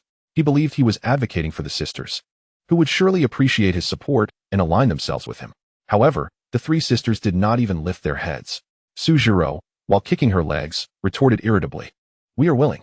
Su Xiaobing's smile froze on his face, rendering him speechless. Embarrassed and enraged, he directly challenged Chu Sun. Chu Sun, do you dare to race me? Just 100 meters, any swimming style. Before Chu Sun could respond, Su Xiaobing turned to their parents in the resting area and declared loudly, Dad, Mom, if I win this race, I'll be the one to teach the sisters how to swim. The loser cannot interfere anymore. Upon hearing this, the 3 sisters' expressions changed, for they certainly did not wish to be taught by Su Xiaobing. Nevertheless, the outcome of this contest seemed predetermined, yet Su Xiaobing brimmed with confidence. Having grown up in wild rivers, he prided himself on his swimming prowess, certain he would easily outpace Chu Sun, a sheltered young master. When Qingyun was aware of Chu Sun's capabilities, as he had won the city's youth swimming competition in the provincial youth championships for the 16-year-old category, Chu Sun had secured the championship in the 100-meter freestyle, achieving a time of 54 seconds. She pulled Chu Sun aside and whispered, "Sun, be a little lenient with Xiaogang. Don't let him lose too badly." Chu Sun nodded. "Rest assured, Auntie, I know my limits." Su Xiaogang watched them, a cold smirk curling his lips. He could hardly wait to thoroughly humiliate Chu Sun in front of the entire family. Chu Sun returned to the sisters. "Don't slack off. Keep practicing. I'll be back shortly." The three sisters responded absently, continuing their half-hearted motions, their minds already captivated by the impending race. With their parents present, they felt compelled to conceal their bias, silently cheering for Chu Sun. Chu Sun, however, exuded confidence. The two competitors took their positions on the starting block. At Su Yuyan's command, both leaped into the water, utilizing the freestyle stroke. As the race commenced, for the first 50 meters, Chu Sun deliberately controlled his speed, matching Su Xiaogang's stroke for stroke. From the shore, it appeared that neither had the upper hand. Approaching the 50-meter mark, as they prepared to turn, a flicker of malice crossed Su Xiaogang's eyes. His swimming path subtly veered towards Chu Sun, closing the nearly 2-meter gap to less than half a meter in an instant. Just as they both reached the pool wall to pivot, Su Xiaogang struck out underwater, forcefully grabbing Chu Sun's goggle strap and yanking it hard. The goggles misaligned. Icy water surged in, stinging Chu Sun's eyes. Su Xiaogang even intentionally struck his head. Since all this transpired underwater and happened swiftly, onlookers failed to discern the details. Chu Sun was forced to halt, awkwardly readjusting his goggles in the water, choking on a mouthful of water, his rhythm completely disrupted. Those on the shore were stunned. "Sun!" The sisters called out anxiously, halting their practice. Chapter 69. It's over. The truth will come out in truth. Su Xiaogang fancied his actions were subtle. But everyone present was no fool. The process was too evident. Why would someone who had been 2 meters away suddenly close the gap to half a meter before turning? And why did Chu Sun encounter a mishap the moment the distance shrank? This was no accident. It was blatant cheating. Su Jiro and Su Qinxue were so furious their faces turned pale, abandoning their practice to confront their parents in outrage. "Dad, Mom, he cheated. He deliberately interfered with Sun." Su He and Wen Qingyun also saw everything clearly, their expressions darkening to the point of fury, feeling as if they had been slapped in public. Su Xiaogang had brought them immense shame. After adjusting his goggles underwater, Chu Sun opened his eyes again. This brief delay had allowed Su Xiaogang to pull nearly 20 meters ahead.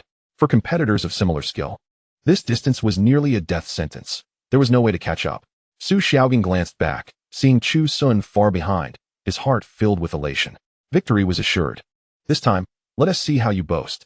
However, his glee was short-lived, as a thunderous cheer erupted from the shore. The sisters had abandoned all pretense. "Go, Sun. Come on. Overtake him. Chu Sun, you are the best. We believe in you." Even Su Qiqi, who usually sat in her wheelchair and feigned impartiality before their parents, could no longer maintain her facade. With all her strength, she shouted hoarsely, "Sun, go. Your big sister supports you. Win, and I'll reward you." The sister's encouragement acted like a stimulant. His blood surged with adrenaline. He could not afford to lose. He absolutely could not disappoint his sisters. With each decibel of their cheers, Chu Sun kicked harder. His arms sliced through the water like propellers, moving with fervor. Meanwhile, Su Xiaogang was swimming with all his might. When he glanced back, he was startled to see Chu Sun, like a dragon emerging from the water, approaching him at an astonishing speed. 20 meters, 15 meters, 10 meters. Su Xiaogang panicked and began to paddle desperately. Yet, his meager stamina, honed in the wild, couldn't he possibly compare to Chu Sun's. The distance closed at an alarming rate. Finally, Chu Sun caught up. In the moment they swam side by side, Chu Sun even had the energy to turn his head and smirk. Then, he surged ahead. The powerful water flow hit Su Xiaogang directly in the face. Chu Sun had left him far behind. Ultimately, Chu Sun touched the wall first, while Su Xiaogang lagged by a good 10 meters. "Oh, wow, I won. Sun is amazing. I'm your biggest fan." Su Qinxue shouted excitedly. Su Tingwan, not to be outdone, declared, "I'm a fan of your career." Su Jiro rolled her eyes dramatically. "Please. You were the first to lay hands on Sun. Just admit you're a fangirl." Su Qiqi weakly chimed in, "Then I'm a fan of Mom." In truth, they were all fans of his, but no one dared to admit it. Cheers erupted from the shore. Su Jiro and Su Qinxue jumped up and hugged each other in elation. Their wild celebration made it seem as if Chu Sun had won an Olympic gold medal. Su Xiaogang reached the finish line, utterly dumbfounded. He lay against the edge of the pool, gasping for air, disbelief etched on his face. How could this be? He had scored over 700 points to get into Donghai University, and now this? How could someone so physically gifted exist? Where could he hide his face? At the finish line, Chu Sun could no longer restrain himself. Does it feel good to win with such underhanded tactics? What a pity. Even cheating couldn't secure your victory over me. You're slandering me. Su Xiaogang shouted, incensed. I did nothing wrong. Do you have evidence? If you can't prove it, don't make baseless accusations. Chu Sun smirked, too weary to engage further, swimming to the shore and climbing out. The sisters immediately swarmed around him like a hive of bees. Sun, you were incredible. Absolutely stunning. Su Zhiro exclaimed, overjoyed. She cupped Chu Sun's still dripping face and, before everyone, planted a loud kiss on his forehead. My Sun is invincible. The parents observed the scene from a distance, utterly astonished. Su Xiaogang also noticed it. He watched as his sister surrounded Chu Sun like a hero. Glancing at his own solitary figure, he felt akin to a ridiculous clown, overwhelmed with shame. Su He's expression had turned ashen. He believed that his son truly needed to be educated thoroughly. If things continued this way, there would be no hope left. He beckoned Su Xiaogang over. You come here. Observing Su Xiaogang's dejected retreat, Su Zhiro and Su Qinxue, the two little rabbits, secretly made faces and gestured mockingly in his direction. When Qingyun casually glanced back, the two immediately stood straight, donning innocent expressions. Once when Qingyun turned away, they returned to their original antics, playfully punching and kicking the air. After they had moved far enough away, Chu Sun wiped his hair and addressed his three sisters. All right, the celebration is over. Have you completed the 100 movements I asked you to practice? The three sisters suddenly felt guilty. Su Zhiro, with a cunning gleam in her eyes, quickly approached him and feigned innocence. Oh, we were just focusing on cheering you on. Think about it. Without our support, you surely wouldn't have swum that fast, right? Chu Sun chuckled at her antics, nodding in resignation. Yes, you are indeed the greatest contributors. Now, can we continue practicing? Having sufficiently rehearsed their land movements, it was now time for them to hit the water for practical training. Chu Sun instructed them to put on swimming goggles. They began by learning to hold their breath, submerging their heads in the water, and then attempting to kick and paddle. The three sisters obediently complied. They lay flat on their swim rings, their bodies floating on the surface, their waists dipping down. The three round, pert curves of their hips were prominently displayed, exuding an alluring charm. Su Tingwan learned the quickest, seemingly possessing a natural talent for swimming. Most importantly, she felt an inexplicable sense of security with Xiao Sun by her side, which bolstered her confidence. In swimming, having courage is paramount. Su Tingwan felt ready. Noticing this, Chu Sun attempted to remove her swim ring. Indeed, her movements were exceptionally precise, and she maintained excellent balance. Managing to swim on her own, Su Tingwan grew increasingly excited, gradually distancing herself from her sisters while Chu Sun stayed by her side, safeguarding her. Tingwan, you swim wonderfully. You truly have a gift, he praised generously. Hearing Xiao Sun's compliment, Su Tingwan felt a rush of sweetness in her heart. Yay, I was praised by Xiao Sun. She paused, treading water, her sparkling eyes fixed on Chu Sun. So, Coach Chu, you mentioned that there would be rewards for good performance? Chu Sun immediately understood her implication. He smiled. I see, you want to discuss your reward later tonight. No, Su Tingwan shook her head. Chu Sun glanced back, noticing that the other sisters were practicing at a distance, oblivious to their conversation. Tingwan, this afternoon Su Tingwan looked puzzled. Huh? What afternoon? Chu Sun suspected she was playing coy and was about to continue when Su Tingwan, like a nimble mermaid, suddenly submerged herself underwater. The next moment, Chu Sun's eyes widened in shock. Chu Sun thought Su Tingwan had gone mad. Had she always been this brave? Moreover, hadn't she nearly cried earlier in the afternoon? How could she now be so recklessly provocative? Truly, she seemed to forget past lessons and needed to be taught a lesson once more. With her goggles on, Su Tingwan took a deep breath and dove into the water. Although she was still learning to swim, her courage was undeniable. Underwater, she opened her eyes and immediately spotted Xiao Sun. She swam with determination, her goal clear. Realizing her intent, Chu Sun's heart raced, and he quickly dodged. Just as Su Tingwan was about to grasp her target, Chu Sun swiftly caught her wrist, halting her. Underwater, their gazes locked. Su Tingwan, undeterred by her failed attempt, devised another plan. She suddenly leaned in and kissed Chu Sun on the lips. Initially surprised, he soon embraced the moment, reciprocating with a romantic underwater kiss. Eager to experience it, he guided her arms around his neck, and with his impressive lung capacity and swimming ability, he slowly descended with her to the bottom of the pool. In this deep water zone, the depth reached a staggering 7 meters. Their lips remained pressed together. Chu Sun, an adept swimmer, slightly parted his lips, allowing the cool water to fill his mouth without fear of choking. Su Tingwan, however, tightly sealed her lips. Thus, the kiss became a pursuit led by Chu Sun. In the serene blue depths, their bodies intertwined as they glided gently. Su Tingwan clung to Chu Sun, feeling that this was the most romantic experience in the world. It was only when she felt a tightening in her chest, struggling for air, that she tapped his back urgently. Chu Sun instantly understood, embraced her, and swiftly propelled her to the surface. He followed closely behind. They had been submerged for nearly half a minute. The sisters, engrossed in their own practice, remained unaware of the unusual occurrence. However, the lifeguard on the shore had been vigilantly watching the pool. Seeing two figures submerged for an extended period startled him. Just as he prepared to leap in to rescue them, the two emerged from the water, much to his relief. Floating on the surface, Chu Sun and Su Tingwan exchanged amused glances, both finding the experience delightfully entertaining. Sister 6, was that reward sufficient? Chu Sun wiped the water from his face, smiling as he inquired. Humph, Su Tingwan huffed, rolling her eyes at him. Don't think you can fool me. It is certainly not enough. With that, her hands began to wander again. In the deep water zone, Su Tingwan's feet could not touch the bottom.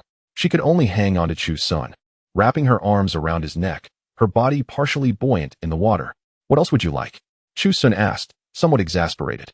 Su Tingwan leaned closer to his ear, speaking in a voice only they could hear. Nothing much, just like last time in the car. Chu Sun was both amused and exasperated. Stop messing around, Sister 6. You can't dive, what if you drown? I don't need to know how. Just perform something like synchronized swimming, like what they do on TV, she insisted. But I'm learning to swim, not synchronized swimming. What if I choke? Su Tingwan laughed at his serious explanation, poking his forehead with her finger. Silly you fool. Previously, we both made an effort, but now, I am under no obligation. This is a reward for my swimming prowess. It's unilateral. What were you thinking? Only then did Chu Sun grasp what she meant, feeling a bit embarrassed. All right, I understand. You truly are a little rascal. He retrieved another swim ring and put it on Su Tingwan. A triumphant expression spread across her face as she obediently lay on the swim ring. Exuding a sense of pride, taking a deep breath, Chu Sun plunged into the water. From beneath, he observed Su Tingwan's long legs thrashing about in the water and the pert curves supported by the swim ring. He couldn't help but think how undeniably alluring she was. Then, Chu Sun turned over underwater, adopting a reverse swimming posture. His legs executed the frog kick, fully submerging him as he commenced his dazzling performance. Indeed, Chu Sun's underwater acrobatics and synchronized swimming were quite impressive. He grasped one leg of Su Tingwan with each hand.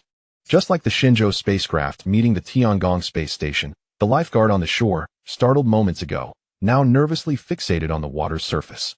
When he noticed Chu Sun had vanished again, panic set in. Where did young Master Chu go? How could he disappear again? Two lifeguards contemplated jumping into the water. Their shouts attracted everyone's attention. The sisters halted their activities, anxiously glancing in that direction. Where's Xiao Sun? Tingwan, where did Xiao Sun go? Su Yuyan called out in distress. Su Tingwan appeared entirely unashamed. Her face had grown thick-skinned through repeated experiences as she waved to the sisters, responding loudly, It's fine, don't worry. Xiao Sun is acting as the engine underwater, propelling me along. The sisters sighed in relief upon hearing this. Indeed, they observed Su Tingwan lying on the swimming ring, her hands clearly not paddling, yet the ring steadily advanced forward. Su Qiqi, holding a megaphone, exclaimed, Tingwan, you're bullying Xiao Sun again. Su Yuyan chimed in exactly. You let Xiao Sun push you underwater. Do you think he's your underwater coach? Su Tingwan chuckled. Just be jealous. At that moment, Chu Sun, utilizing the reverse frog swimming style with his face upward, resembled a human propeller, continuously pushing Su Tingwan toward her sisters. Covering a distance of approximately 40 meters. He propelled her for over a minute. It was only when they were about 10 meters away from the sisters that Chu Sun surfaced. He stood up beside Su Tingwan, grasping her swimming ring and continuing forward. Is this about enough? Chu Sun asked softly. Su Tingwan huffed. Humph, I'll let you off this time. After a pause, she lowered her voice and added in a threatening tone, But you, with your flirtatious demeanor, shouldn't think you can provoke me and then just walk away. Chu Sun retorted defiantly. Oh, come on, you rogue. You're the one who provoked me. Su Tingwan pouted, huffing. Humph, who told you to be so handsome? That face of yours appearing before me is nothing but a temptation to make mistakes. If you dare show up in front of me, I'll bully you every day. Chu Sun found her rogue logic utterly baffling. However, was this really considered bullying? He licked his lips, This experience was, to say the least, quite amusing. The two swam back to their original spot nonchalantly. Next up was Su Jiro. She learned quickly, although not as naturally gifted as Su Tingwan, under Chu Sun's guidance. She soon managed to swim a short distance without the swimming ring. Chu Sun generously praised her, making Su Jiro beam with joy like a child, splashing around in the water with even more enthusiasm. His compliments were worth more to her than a fortune. While learning, Su Jiro occasionally took advantage of Chu Sun, playfully teasing him. Chapter 71. The formal confession of Lao Ba. Next was Su Qingxue. However, she struggled considerably. The moment she removed the swimming ring, she sank, flailing about in a panic and consequently swallowing several mouthfuls of water. This was, in fact, the typical experience for an ordinary person learning to swim. Not everyone could be as talented as Chu Sun. An hour later, both Su Tingwan and Su Jiro were fatigued, prompting Chu Sun to suggest they head ashore to rest. Once the three sisters departed, only Chu Sun and Su Qingxue remained in the pool, alongside Su Qiqi, who observed quietly from a distance in her wheelchair. Su Qingxue, growing anxious, sat at the pool's edge, her delicate feet repeatedly splashing the water's surface, expressing her frustration. "Why am I so clumsy?" she muttered angrily to herself. "Everyone else can do it, but I can't." Her upset demeanor was utterly adorable, her cheeks flushed with frustration, and her lips pouting in a way that made one want to pinch them. To Chu Sun, however, it seemed less like anger and more like a display of affection. He chuckled as he sat beside her, gently ruffling her hair in an attempt to comfort the sulking little rabbit. "Don't fret, take your time. With me as your gold medal coach for one-on-one practice, aren't you happy? It's free of charge." Su Qingxue looked up, her watery eyes reflecting a mix of grievance and defiance. "You must think I'm so stupid." She crossed her arms defiantly, sitting at the pool's edge, embodying someone who had suffered a great injustice. Her voice was thick with emotion, and her eyes reddened, tears glistening as they threatened to spill over. Clearly, she felt genuinely inferior. "I don't think that at all," Chu Sun stammered, feeling somewhat at a loss. Su Qingxue was deeply insecure. Chu Sun was brilliant, scoring 730 on the college entrance examination, the highest in the province, and his athletic talent was astonishing. Surely, he preferred intelligent girls, like the sixth and seventh sisters, who learned effortlessly. Any child born to a clever girl would undoubtedly be smart as well. But here she was, struggling with everything. Her math skills paled in comparison to the six sisters, and even swimming eluded her. On shore, Su Qiqi observed the scene and wheeled herself over to offer gentle comfort. "Qingxue, don't think that way. The eldest sister can't swim either. If I were to jump in and learn, I'd be far clumsier than you. You're already better than the eldest sister." If Su Qiqi weren't injured, she would have leapt in right then to serve as a contrasting example, hoping to cheer Su Qingxue up. Encouraged by her eldest sister's words, Su Qingxue felt some of her sadness dissipate. She sniffed, raising her head to look at Chu Sun with her big, tear-filled eyes. "When you teach me, you must be patient.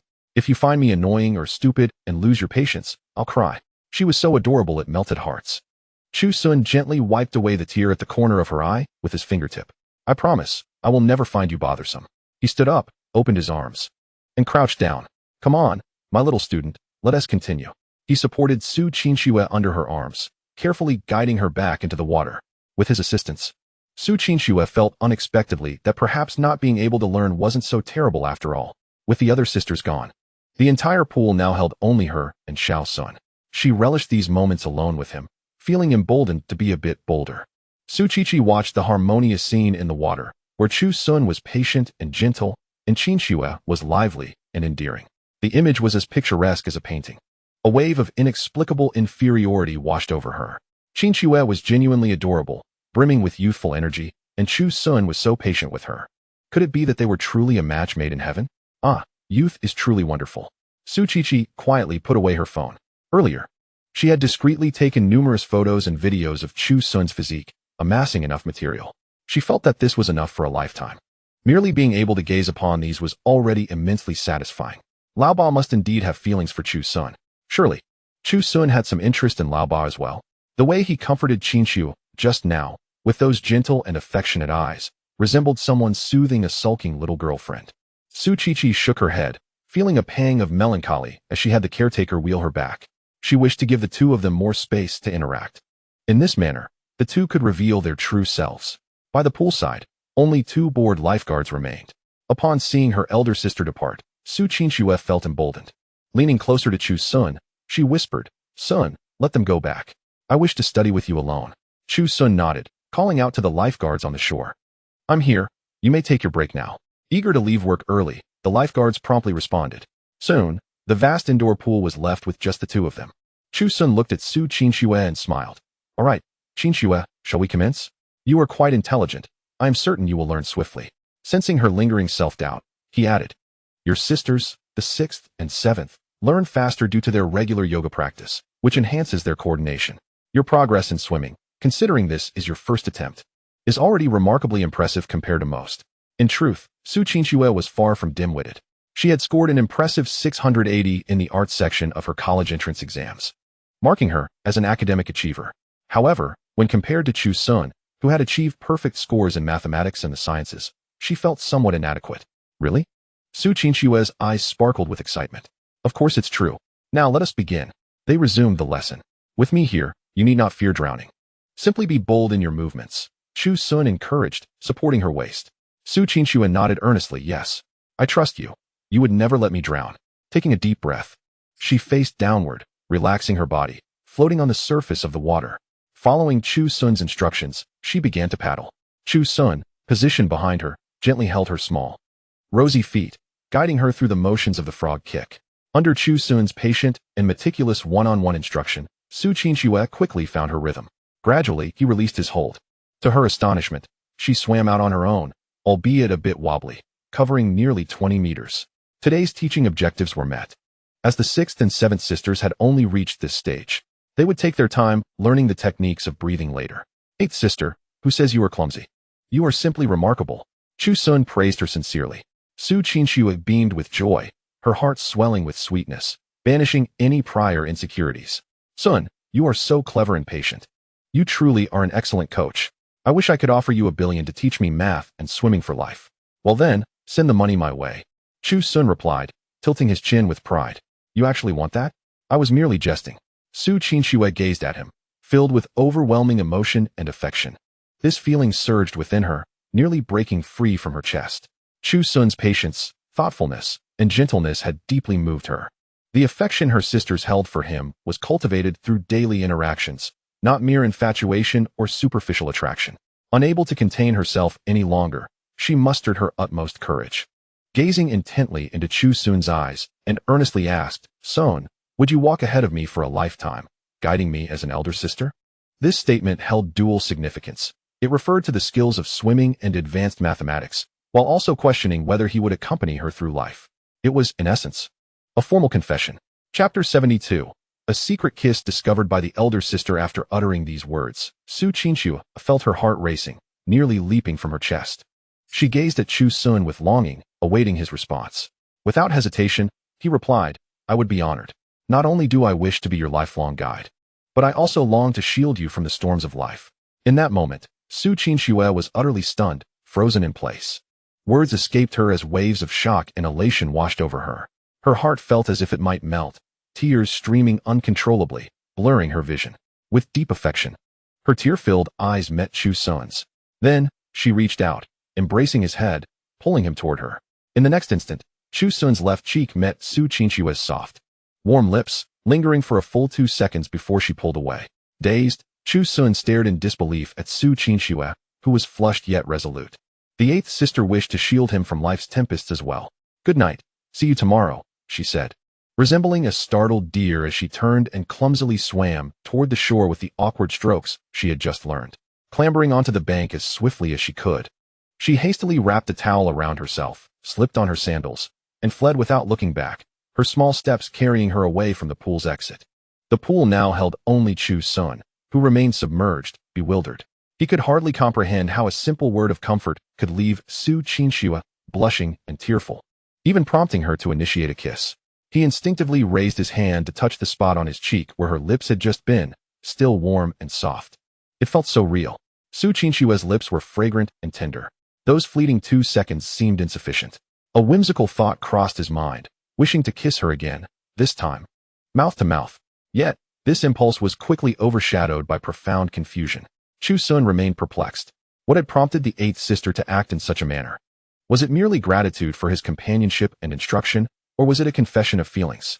With his mind swirling with questions, he emerged from the water, wrapped himself in a towel, and slowly made his way back. Meanwhile, this entire scene was observed from the third-floor balcony by Su Qiqi, who had a clear view of the pool from her room, merely 50 meters away. Setting down her phone, a smile crept onto her lips, tinged with astonishment. She had initially intended to capture close-ups of Chu Sun's physique, but serendipitously recorded this explosive moment instead. Watching the saved video on her phone, the clarity and angle were perfect. It appeared her plan was destined for success. On the other side, after the kiss, Su Qinxue was enveloped in an overwhelming mix of nervousness and shyness. Though it hadn't been a direct kiss, it was still her first. This had required all the courage she could muster. Inspired by watching her seventh sister, Su Zhiro, kiss Chu Sun on the forehead, she had found the inspiration and bravery to act. Otherwise, even with tenfold courage, she would not have dared to take that step. As she hastily returned to her room, she silently commended her significant progress. Yet, she was also consumed by fear. Fear that Chu Sun might find her lacking in boundaries, perceiving her as a careless girl. She rushed into her room and buried herself under her blankets. With her head nestled in the soft pillow, she softly encouraged herself. Xiao Sun is so kind, so gentle. He would never disdain my affectionate kiss. Yes, he certainly wouldn't. Perhaps he even desires a kiss himself. As these thoughts coursed through her mind, the tension in her heart gradually gave way to a profound sense of happiness. Her cheeks flushed, she clutched the blanket and rolled joyfully on the soft bed, feeling so blissful that she thought she might burst. She had only kissed his cheek. The next step would be his lips. She must be the first girl to kiss Xiao Sun's lips. Hee. Just as Su Qinxue was lost in her delightful daydream, a knock resounded at the door. Knock. Knock, knock. Her heart raced. Could it be Xiao Sun? Did he miss me and come looking for me? She sprang from the bed and hurried to the mirror. Hastily arranging her damp hair, she patted her flushed cheeks, took a deep breath, and rushed to open the door. Upon opening the door, she was met not by Xiao Sun, but by her older sister, Su Qiqi, who sat in a wheelchair. Elder sister? Su Qinxue closed the door and wheeled her sister inside. What brings you here? A faint, enigmatic smile graced Su Qiqi's lips, sending a shiver down Su Qinxue's spine. Oh, nothing much. Just thought I'd come by for a visit. To see you, Su Qiqi replied leisurely. Su Qinxue assumed her sister was here to check up on her, feeling a warmth in her heart. Thank you for your comfort earlier. Your encouragement has really helped me learn much more quickly. Oh, is that so? Su Qiqi smiled and countered. Is it my encouragement that has spurred your progress, or Xiao Sun's? Su Qinxue's heart skipped a beat. Why would her sister ask such a strange question? Her gaze began to falter, and she felt an overwhelming sense of guilt. Of course, it's a bit of both. She stammered. Why do you ask, elder sister? The smile on Su Qiqi's face deepened. Let me take a guess, she said, extending a finger and speaking slowly. Xiao Sun's encouragement accounts for 90%, while mine accounts for the remaining 10. Am I right? Absolutely not. It's clearly 50-50. Su Qinxi shook her head, amused by Su Qinxue's adorable stubbornness. She slowly retrieved her phone, unlocked the screen, opened her album, and selected a recently recorded video. Then, she held the phone up to Su Qinxue. Come, Qinxue, since my encouragement means so much to you, why don't you give your elder sister a loving kiss? Su Qinxue's gaze fell upon the phone screen. In that instant, the recorded moment played back in its entirety, causing her complexion to pale, devoid of color. Her mind went blank. This was it. She had been caught red-handed. Su Qinxue was utterly flustered. Caught in the act, with undeniable evidence, there was no way to deny it.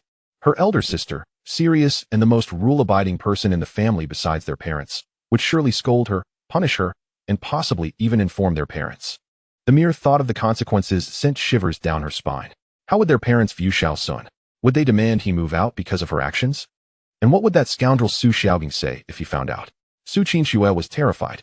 After finally summoning the courage to be bold once, was she now to be crushed so harshly? Tears welled in her eyes, and she felt on the verge of crying.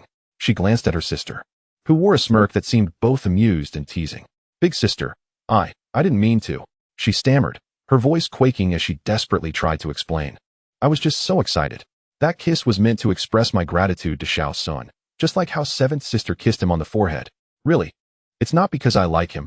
Please don't misunderstand. The smile on Su Qiqi's face widened. She found Su Qinxue's flustered demeanor endearing, especially her adamant denial. She decided to playfully tease this startled little rabbit. Oh, is that so? Su Qiqi said leisurely, gently tapping her own cheek with a finger. Then why not give your elder sister a kiss like that? Su Qinxue trembled. She approached, her damp towel brushing against Su Qiqi's wheelchair. Bowing her head, She quickly pecked her sister's cheek. Is this okay? In the next moment, Su Qiqi's smile vanished. Her expression turned serious, and her voice elevated, infused with authority. What do you mean okay? Do you think that suffices to brush this aside? The abrupt shift startled Su Qinxue, causing her to shudder. Don't think I'm unaware of your little schemes. Do you believe that since Xiao Sun has no blood relation to you, and he has even moved out, you can take advantage of him? You've grown up together. What kind of behavior is this? If Xiao Sun does not resist, does that mean you can take advantage of him? Each word struck Su Qinshue's heart like a hammer. She was frightened to tears, sobbing as she shook her head. No, no. Xiao Sun certainly isn't passive because he fears me. He treats me so well. He would never despise me. Su Qiqi watched her pitiful, trembling form, finding it utterly amusing. This little rabbit was quite the entertainer. She seized on a gap in Su Qinshue's words and pressed on. So you're admitting it? You have ulterior motives toward Xiao Sun? That kiss was not merely an expression of gratitude, was it? It dawned on Su Qinshue that she had inadvertently confessed. In her eagerness to prove that Xiao Sun was not coerced, she had indirectly acknowledged that the kiss was not innocent at all. Her face turned pale, and she lowered her head, unable to meet her sister's gaze. Su Qiqi sensed the moment was ripe. She maneuvered her wheelchair closer to Su Qinshue's side and softened her voice. Qinshue, come, squat down. Obediently, Su Qinshue complied, squatting before her sister. Tell me the truth. Do you harbor any special feelings for Xiao Sun? Su Qinshue bit her lip, her nails digging into her palms. Tears streamed down her face, making her appear both pitiable and charming. With a thick voice full of emotion, she sniffled, Elder sister, if I tell you the truth, please don't inform Xiao Sun or our parents. I'm afraid they'll force him to leave. As she spoke, she broke down completely, crying uncontrollably. Su Qiqi observed her shuddering shoulders, laughing softly, and reached out to pat her head. Silly Qinshue, your elder sister isn't that cruel. So is it true? Su Qinshue could only whisper a tiny admission. Why yes, just a little. Su Qiqi feigned a stern expression. Qinshue, you're misbehaving. Is it really just a little? Su Qinshue buried her face lower, her voice filled with grievance. It's a lot, so much that it's about to overflow. Upon hearing this, Su Qiqi finally burst into laughter. She gently stroked Su Qinshue's head and said, to be honest, you are a good child, obedient. Su Qinshue lifted her tear-filled face, brimming with remorse. Elder sister, I was wrong. I harbored ill intentions towards Xiao Sun, and I kissed him without his consent. I will apologize to him. Su Qiqi regarded her with a hint of amusement in her eyes. Silly Qinshue, how do you know Xiao Sun wouldn't welcome it? Su Qinshue, taken aback, momentarily forgot her tears. What do you mean, elder sister? Su Qiqi continued, not only can I see your interest in Xiao Sun, but I can also see that he has feelings for you. Su Qinshue was utterly stunned. She stared blankly at Su Qiqi, unable to comprehend the profound implications of her words. Xiao Sun has feelings for me. How could that be? Su Qiqi observed her dazed expression, a tender and meaningful smile gracing her lips. What I mean is, I support you in bravely pursuing the life and the person you love. Boom. These words left Su Qinshue utterly flabbergasted. Her mind felt as if it had been struck by lightning, buzzing with disbelief. Elder sister supports me? Supports me in pursuing Xiao Sun? How is this possible? Is this the same elder sister who values rules above all else? As she gazed at Su Qiqi's gentle smile, a ludicrous thought crossed her mind. Could it be that my elder sister is fishing for evidence? Su Qinshue was thoroughly panicked. The reversal was indeed too swift. Just a moment ago, her elder sister had been sternly reprimanding her, her voice severe as if she intended to cast her out of the family. Yet in an instant, she transformed into a love mentor, encouraging her to pursue Xiao Sun. Is this right? Chapter 74. The Alliance of the Eldest and Eighth Sisters. Su Qiqi extended her hand, gently pinching Su Qinshue's flushed cheek. Qinshue, you and Xiao Sun are merely a year apart. You share no blood relation, and Xiao Sun's household registration has already been moved. Legally, you are entirely free to marry. Moreover, you are a beautiful couple. Su Qinshue's heart raced. Xiao Sun will definitely like you. I can tell, especially when I was teaching you how to swim. I have seen many people, and the gaze of someone in love cannot be concealed. Su Qinshue's cheeks burned, a mix of shame and secret delight flooding her. Xiao Sun is secretly in love with me? Could it be that I, being too close to the situation, couldn't see it? In reality, my elder sister, as an observer, can clearly see that Xiao Sun likes me too. The overwhelming sensation of happiness and embarrassment made her lower her head, unable to meet her elder sister's gaze. Su Qiqi felt a wave of satisfaction as she observed this once troubled little rabbit finally at ease. Little Qinshue, not only do I support you, but I will also assist you. This revelation left Su Qingxue astounded. With her elder sister's help, her chances of winning Xiao Sun's heart would increase exponentially. Su Qingxue sensed that her elder sister was not jesting. Her gaze was sincere, and her tone resolute. Overwhelmed with emotion, she squatted down and embraced Su Qiqi's waist. "Thank you, elder sister, thank you." Su Qiqi patted her back. "All right, no more tears. However, I do have a small condition. I wonder if you can agree?" Without hesitation, Su Qingxue lifted her head. "I will agree to whatever elder sister says." Su Qiqi smiled, a triumphant glimmer in her eyes. "Well, you said it. After you and Xiao Sun become a couple, I would like to borrow something from you." Su Qingxue found this puzzling. The Su sisters lacked nothing, whatever she possessed. Her elder sister had too. "What do you want to borrow?" She tilted her head, confused. "Elder sister, what do you wish to borrow?" Su Qiqi leaned closer, slowly wheeling herself towards Su Qingxue. She whispered in Su Qingxue's ear, "Once you are together, you will surely engage in some mischievous activities, right?" Su Qingxue's cheeks flushed once more, heat rushing to her ears. Embarrassed, she lightly tapped her elder sister's shoulder. "Elder sister, what are you saying? That is certainly a matter for the distant future." Though she said this, her mind was already scheming. She envisioned that on the very first day Xiao Sun agreed to her, she would claim him entirely. She had rehearsed this scenario countless times in her mind. Su Qiqi chuckled lightly, leaning closer to Su Qingxue's ear again, her voice even softer. "What I want to borrow is..." As she spoke, she leaned back, her gaze fixed intently on Su Qingxue's reaction. Upon hearing this, Su Qingxue was completely bewildered. The shock was exponentially more intense than before. After a full half-minute, she still could not recover from the overwhelming impact. Weakly, she managed to ask, "Huh? Elder sister, are you serious?" Su Qiqi's face reddened. Although she tried to maintain her composure, uttering such words required tremendous courage. "Of course I am serious." Su Qingxue was utterly dazed. She gazed at her elder sister, who was usually so serious, calm, and composed, now blushing like a young girl. "But elder sister has a husband, doesn't she? She calls Zhang Junin brother-in-law every day. Is she planning to cheat on him?" Moreover, that was not the crux of the matter. The real issue was that the thing she desired was. This contrast was too stark. Was this still the elder sister she regarded as serious, rational, and unyielding? How could she be thinking of such things? Su Qiqi knew that if she did not speak the truth now, all plans would falter. "Sigh, in truth, your elder sister, like you sisters, is still..." Su Qingxue's heart skipped a beat as everything suddenly clicked into place. "So that is how it is." Su Qiqi's voice was laced with pain and restraint. "I do not love Zhang Junin. I do not wish to bear his children, but I desire a little baby. Only Xiao Sun is the most suitable." Su Qingxue looked at her elder sister, a mix of sympathy and shock flooding her heart. "But do not misunderstand. I am not trying to take Xiao Sun from you. I merely wish for a healthy, intelligent little baby." Her elder sister longed to be a mother. At this point, Su Qiqi could no longer contain herself. Tears streamed down her face as she spoke, her voice trembling. Su Qingxue had never seen her elder sister cry before. In her memory, her elder sister had always been the steadfast pillar of the Su family. She married a man she did not love, yet now, for the sake of a child, she was so humble. Su Qingxue felt a pang of heartache and embraced Su Qiqi once more. "Elder sister, do not cry. I will help you find a way." Su Qingxue wiped her tears, striving to regain her composure. "So how do we put this into practice?" Upon hearing Su Qingxue's willingness, Su Qiqi immediately stopped her tears. "It's simple. There are many ways. Just unleash your imagination." Su Qingxue pondered for a moment. "This matter, we cannot let Xiao Sun know, right?" "Of course not. It must remain a secret for life."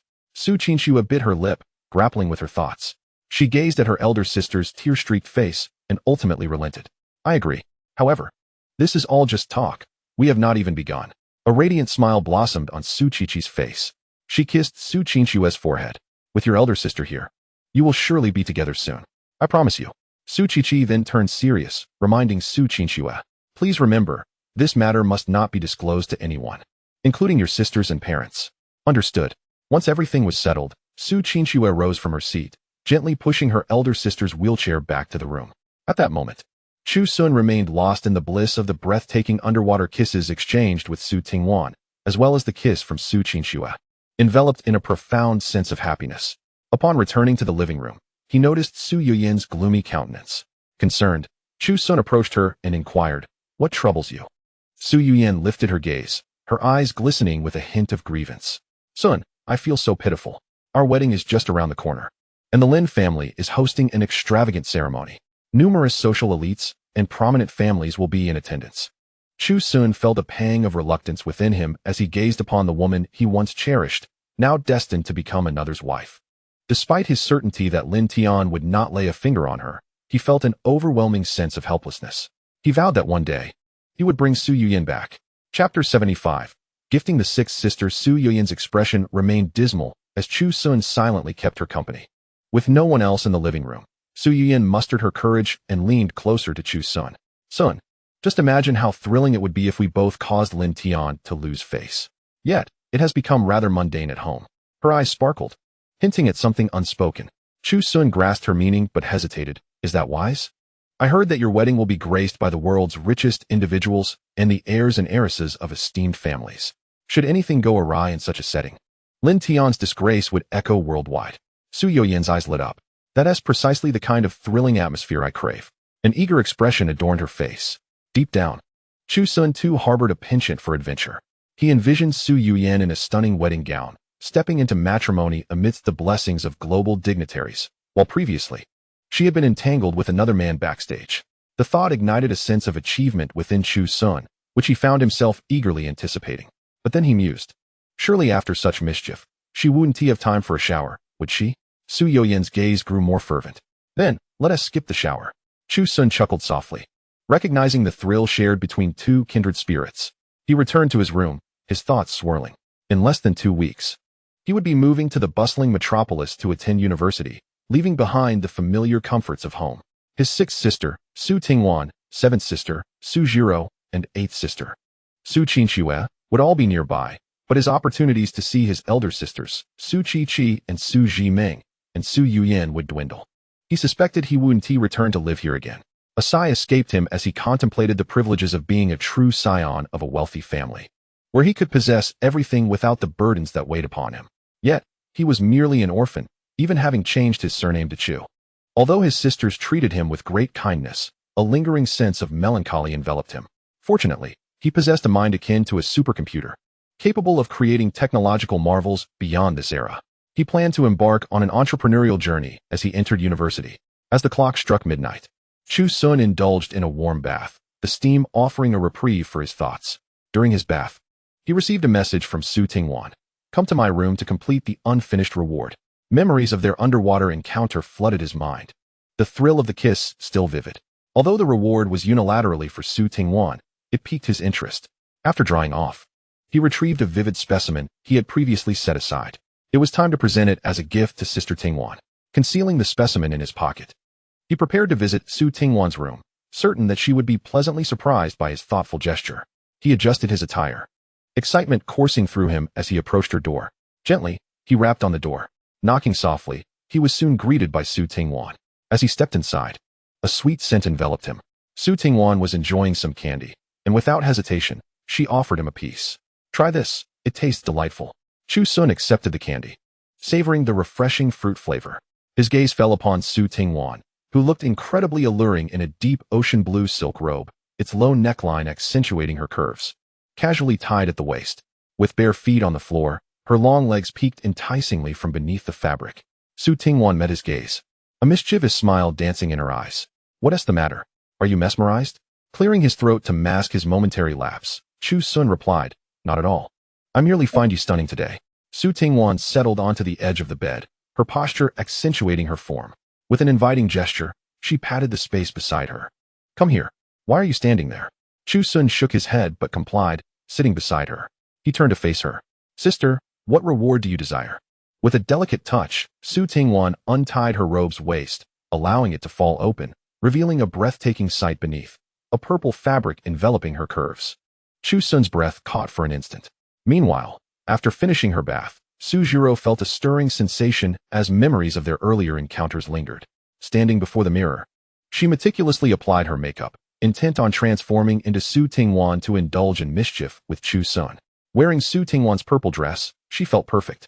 After completing her makeup, Su Zhiro approached the door to Chu Sun's room, lightly knocking. Silence ensued. She knocked again, but still, no answer. Pushing the door open, she found the room empty, a sly smile creeping across her lips. Time for a little surprise. After closing the door, she removed Su Tingwan's dress, clad only in black lingerie. Her skin pale as milk. Barefoot, she walked slowly toward the bed, tossing the dress aside. Lying beneath Chu Sun's covers, she inhaled the scent that belonged to him. Rolling onto her side, she closed her eyes, envisioning the surprise on his face upon his return.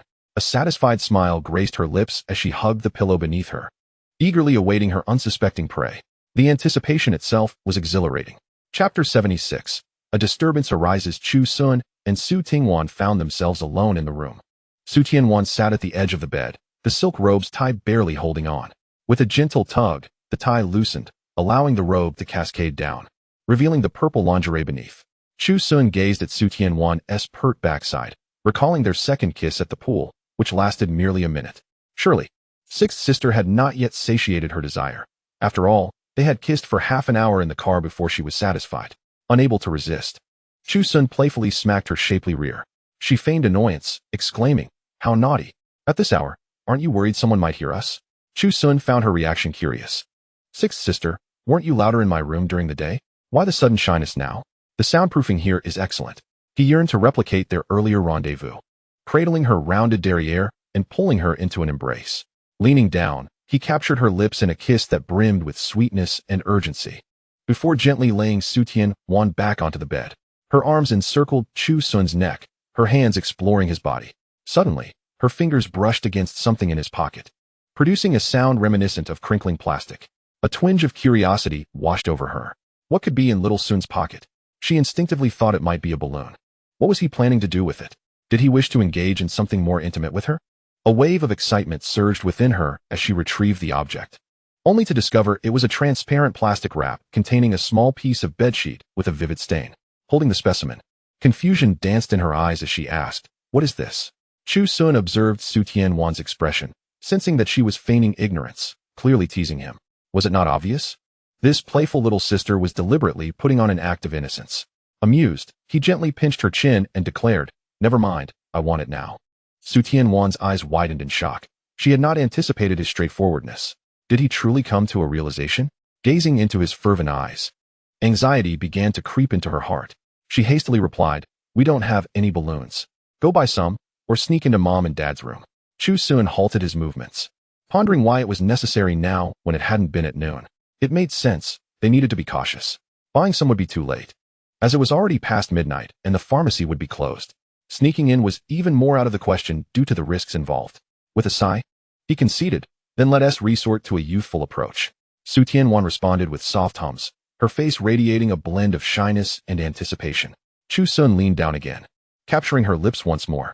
Meanwhile, in Chu Sun's room, Su Zhiro lay in bed, increasingly perplexed about why he had yet to return. She was nearly dozing off in his warm cocoon. Turning over and snuggling deeper into the covers, the room was engulfed in silence, save for the sound of her own breathing. Soon, a realization dawned on her. Perhaps he had gone to find Eighth Sister. The latter had been on the verge of tears at the pool. A tinge of jealousy stirred within Su Zhiro, but she brushed it aside, deciding to wait. She nestled into the blankets, her eyes gradually fluttering shut, her long legs intertwining beneath the quilt. Half an hour later, Chu Sun lifted Su Tianwan into the bathroom's bathtub, turning on the faucet to fill it with warm water. Su Tianwan reclined in the tub, eyes closed. Watching her, Chu Sun felt a sense of satisfaction and gently kissed her forehead, saying, "Enjoy your bath. I will be back." He then exited the bathroom and approached the bedside, noticing the forgotten specimen of the bed sheet. It was time to officially present the gift to her. Retrieving the specimen, he returned to the bathroom. "Su Tianwan here? This is for you," he announced, offering her the specimen. She opened her eyes, glancing at it with a hint of confusion as she reached out to take it. "What is this? I've been meaning to ask." Hearing her inquiry again, Chu Sun chuckled, sensing her feigned ignorance was becoming almost habitual. "Stop pretending. It's just yours." Su Tianwan was utterly bewildered. Gazing at Chu Sun's earnest expression, she struggled to comprehend his words. "Little Sun, are you hallucinating? Are you feverish?" Her voice carried a note of concern. "I'm still just a young girl." At her words, Chu Sun froze, disbelief washing over him. "What? You must be the one confused. Are you already pretending not to remember?" His tone grew urgent. "Shall we get a DNA test?" Su Tianwan, noticing the seriousness in his demeanor, felt a rising panic. She sat up in the bathtub, droplets cascading down her body. "What exactly are you talking about? I'm losing track of what you're saying. Are we even on the same wavelength?" Chu Sun's mind raced. Could it be that Su Tianwan had experienced sleepwalking? It seemed implausible. Looking into her innocent eyes, he sensed she was not lying. Taking a deep breath, he endeavored to remain calm. I mean, this afternoon, after we finished. You know, I cut this from the bedsheet. Su Tianwan's face drained of color, her body shuddering. What are you saying? I was asleep in my own room from 2 until after 4. Her voice trembled with shock. Then, a sudden realization struck her, causing her to gasp. You didn't sneak into my room, did you? Chu Sun stood in stunned silence, clutching the specimen bag, both of them locked in a gaze filled with shock, confusion, and fear. The air in the room seemed to solidify, an enormous question mark hovering above them. As a genius with an IQ of 300, Chu Sun quickly regained his composure, analyzing the possibilities. You say you were resting in your room after leaving the living room? Are you absolutely certain? Su Tianwan, frantic and neglecting the water in the tub, insisted. I'm absolutely sure. I even dreamed about you. After waking, I took a shower and changed the bed sheets. Why would I lie to you? Chapter 77. Seeking seventh sister for confrontation. Chu Sun's mind was in complete disarray. But during that time, you clearly came to my room and, you know, he lifted the small evidence bag. This is how it came to be. What reason would I have to deceive you? Su Tianwan stared at the item, utterly at a loss. Her worldview had been profoundly shaken. She struggled to recall. But aside from a vague dream, nothing surfaced. Could I have been sleepwalking? Did I really go to your room? Or did you call for me? Chu Sun replied with unwavering certainty. You snuck into my room on your own. At that moment, both of them instinctively labeled the incident as Su Tianwan's sleepwalking episode. Yet, Su Tianwan had been conscious at that time. It was impossible for her to have no awareness. Anxiously, she inquired, what did I say? Chu Sun recollected. You mentioned wanting to take the final step and that you wouldn't regret it. You claim that you do not need me to take responsibility. For you can manage your own life. Chu Sun recounted the words he had heard in the afternoon, remembering each syllable vividly. Su Tianwan, upon hearing this, was instantly infuriated. Such words could never have come from my lips. Her voice suddenly rose, brimming with disbelief and indignation. Whoever has been with me must bear the responsibility for a lifetime. That is my worldview. She glared at Chu Sun, her eyes fierce. If someone sleeps with me and does not take responsibility, I shall undoubtedly castrate him. Chu Sun regarded her fierce demeanor, his expression full of questions. This reaction was in stark contrast to the person he had encountered earlier that afternoon, who was proactive, bold, yet tinged with shyness. The one before him now was fiercely defending her sovereignty, strong, yet somewhat savage. Could it be that we were drugged? This thought flickered in Chu Sun's mind, but he quickly dismissed it. No, I remember being extremely clear-headed at that time, recalling every detail. Su Tianwan had also regained some composure. She gripped the edge of the bathtub, her mind racing. What color was I wearing? Chu Sun replied, a purple dress. I've seen you wear it before, at your mother's birthday banquet last year. Su Tianwan's heart sank abruptly. She remembered that purple dress clearly. She hastily stood up from the bathtub, drying herself off with a towel in a frenzy. She hurried to the wardrobe, flinging open the door and rummaging through it. The hangers clattered as she searched. I distinctly recall that dress being right here. Her voice quivered with a hint of tears. Why is it missing? She scoured the entire wardrobe, but there was no sign of the purple dress. At that moment, Chu Sun seemed to suddenly recall something. His pupils constricted slightly. How many pairs of glasses do you own? Su Tianwan was momentarily taken aback, instinctively answering, 1. Then she corrected herself. No, there are 2. One is an older pair with a weaker prescription, kept on the table as a backup. As she spoke, she turned towards the desk in the room. She fumbled around. But the small case where she usually kept her glasses was empty. The backup pair was nowhere to be found. At this point, both of them halted their movements. They exchanged glances across the room, seeing the same shock and disbelief mirrored in each other's eyes. An absurd yet singularly logical answer floated into their minds. If they could not deduce this, then they truly ought not to live. Almost simultaneously, they nodded, a look of realization dawning upon their faces. It was her. In Chu Sun's mind, the scenes from that afternoon replayed frame by frame. Every detail that had seemed rational at the time now appeared riddled with flaws. Connecting clearly in his mind, she had mimicked Su Tianwan remarkably well. Chu Sun's voice turned dry. He felt like an utter fool. Wearing your clothes, donning your glasses, and adopting your makeup. She even learned your unique skills. He paused, recalling certain details. However, her static talent was indeed a perfect match for yours. But her dynamic abilities were rather atrocious. Chu Sun remembered the subtle discord he had sensed that afternoon. Su Tianwan was graceful and coordinated, exuding a unique rhythm. Whereas the person he encountered lacked that quality. She was clever, claiming she sprained her ankle to mask her clumsiness, which is why I had no doubts at the time. In retrospect, it was not a sprained ankle at all. Rather, She was desperately trying to imitate Su Tingwan. She truly is a cunning little fox. After hearing Chu Sun's analysis, Su Tingwan's face turned ashen, her body trembling slightly with rage. I have often bathed with her. I know precisely what she is like. Su Tingwan's voice was icy. I remember a distinct difference between us. Chu Sun thought of another matter and chuckled softly. She came to my room the previous night to borrow something. Quite the schemer. By any means necessary, Su Tingwan added, completing his thought. Their emotions were a tumultuous mix. Chu Sun remarked, the pressing issue is that she seems to have known about our affair for quite some time, suggesting this plot has been in the making for an extended period. When did we expose ourselves? This is a crucial question. The intimacy between Su Tingwan and me has always been our deepest secret. How did she discover it? Moreover, she knew so much that she could flawlessly imitate Su Tingwan's skills to stage such a deceptive act. Could it be that she installed surveillance in my room? Chu Sun's expression darkened. If that were true, the implications would be exceedingly grave. Su Tingwan shook her head. No, she wouldn't do such a thing. Although she loves to cause mischief, she would not cross such a line. She often sneaks into my room, using my cosmetics and wearing my clothes. I recall that when we were last in the room, she might have been in my bathroom. She hid inside, listening to everything we said. That cunning little fox had been lurking in the shadows from the very beginning. She had gathered all the information and then, at the most opportune moment, launched her lethal strike. She had succeeded. She had successfully deceived herself and taken what rightfully belonged to Su Tingwan. Chu Sun glanced at Su Tingwan, finding her gaze fixed on him as well. With a cold smirk, Su Tingwan declared, let us confront her and teach her a lesson. Chapter 78. The seventh sister caught red-handed. Chu Sun was not particularly angered by the situation. After all, he was not at a loss. In fact, one could say he had profited immensely. On the contrary, Su Tingwan was seething with jealousy, nearly beside herself. She felt that after all her hard work, she had merely engaged in a youthful version of a game with little Sun, while Su Zhuro had ascended to such heights in one fell swoop. This was utterly outrageous. As an elder sister, she had yet to claim her own prize. Was her bloodline no longer effective? Su Tingwan vowed to teach Su Zhuro a lesson, making her aware that there were consequences for stealing another's man. Chu Sun and Su Tingwan walked side by side down the corridor, heading straight for Su Zhuro's room. Indifferent to how late it was or whether she was asleep. Even if she were asleep, they intended to rouse her from her slumber for a proper reprimand. However, upon pushing open Su Zhuro's door, they discovered that the room was entirely empty. The bed was neatly made, showing no signs of having been slept in.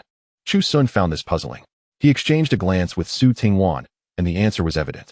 Su Zhuro had undoubtedly retreated to Chu Sun's room once again. Su Tingwan was nearly seething with rage. That little minx, she hissed through clenched teeth. Was the afternoon not enough? Is she still not satisfied after taking advantage of you at the pool? This is utterly excessive. Chu Sun found it somewhat amusing. It seems Su Zhuro is quite the vixen, her mind seemingly preoccupied with such matters. The two turned back and arrived at the entrance of Chu Sun's room. They stealthily pushed the door open and stepped inside. Upon entering, they indeed spotted a figure lying on the bed.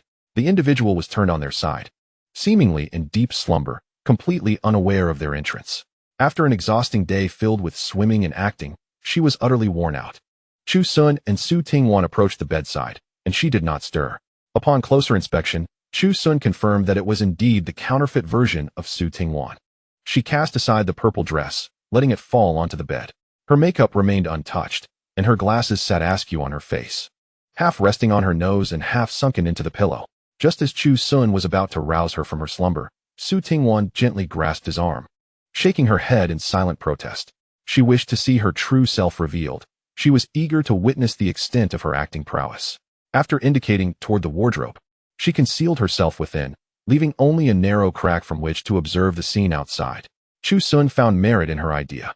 He too was curious to see how far Su Zhuro, the clever little fox, could go in her performance. He carefully scrutinized Su Zhuro's serene visage as she slept. Her beauty strikingly exquisite, resembling delicate porcelain, nearly identical to Su Tingwan. Occasionally, the little fox would murmur in her dreams, mumbling indistinctly, "Xiao Sun, come quickly. Sister Rose still wants." In her dream state, she inadvertently exposed her feelings. Chu Sun held back a smile, while Su Tingwan, hidden in the wardrobe, found the situation amusing. Observing her unguarded demeanor, Chu Sun felt a fleeting pang of reluctance to wake her. However, the thought of her misdeeds warranted her punishment. Resolutely, he lifted the blanket. To his astonishment, he discovered Su Zhuro clad in only a thin set of undergarments beneath the covers. He hastily replaced the blanket over her. The commotion stirred her from her sleep. Groggily, she rubbed her eyes, and, upon focusing her gaze, her eyes widened at the sight of the handsome Chu Sun standing beside the bed. Instantly alert, she exclaimed, "Xiao Sun, you're finally back. Where have you been? I've been waiting for you." With that, she sat up, opened her arms, and embraced his neck, planting a resounding kiss on his cheek. "Come, let's cuddle in bed. I've warmed it up for you.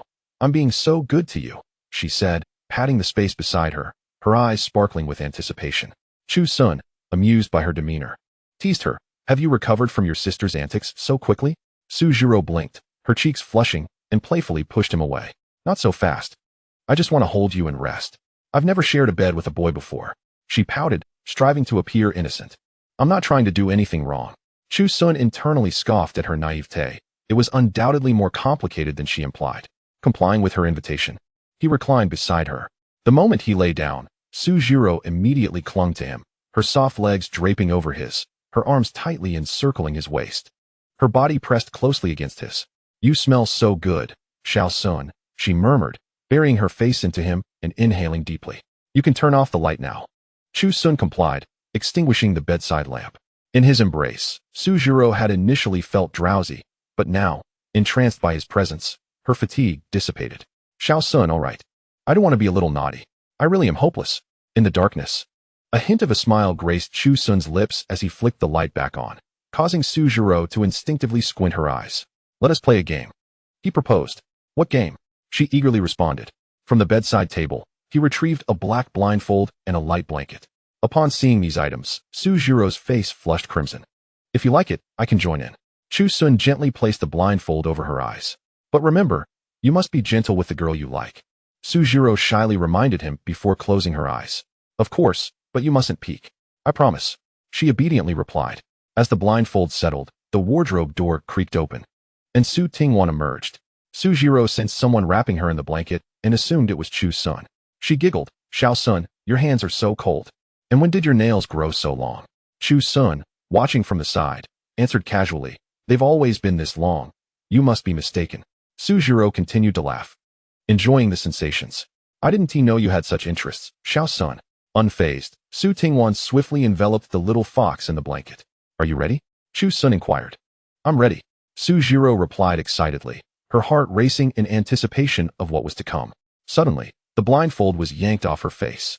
Blinded by the light, she blinked rapidly, and when her vision cleared, her smile froze upon seeing not Chu Sun, but her sister, Su Tingwan, towering over her with a frigid gaze that seemed capable of freezing her in place. Su Jiro's pupils contracted in sheer shock. "Ah!"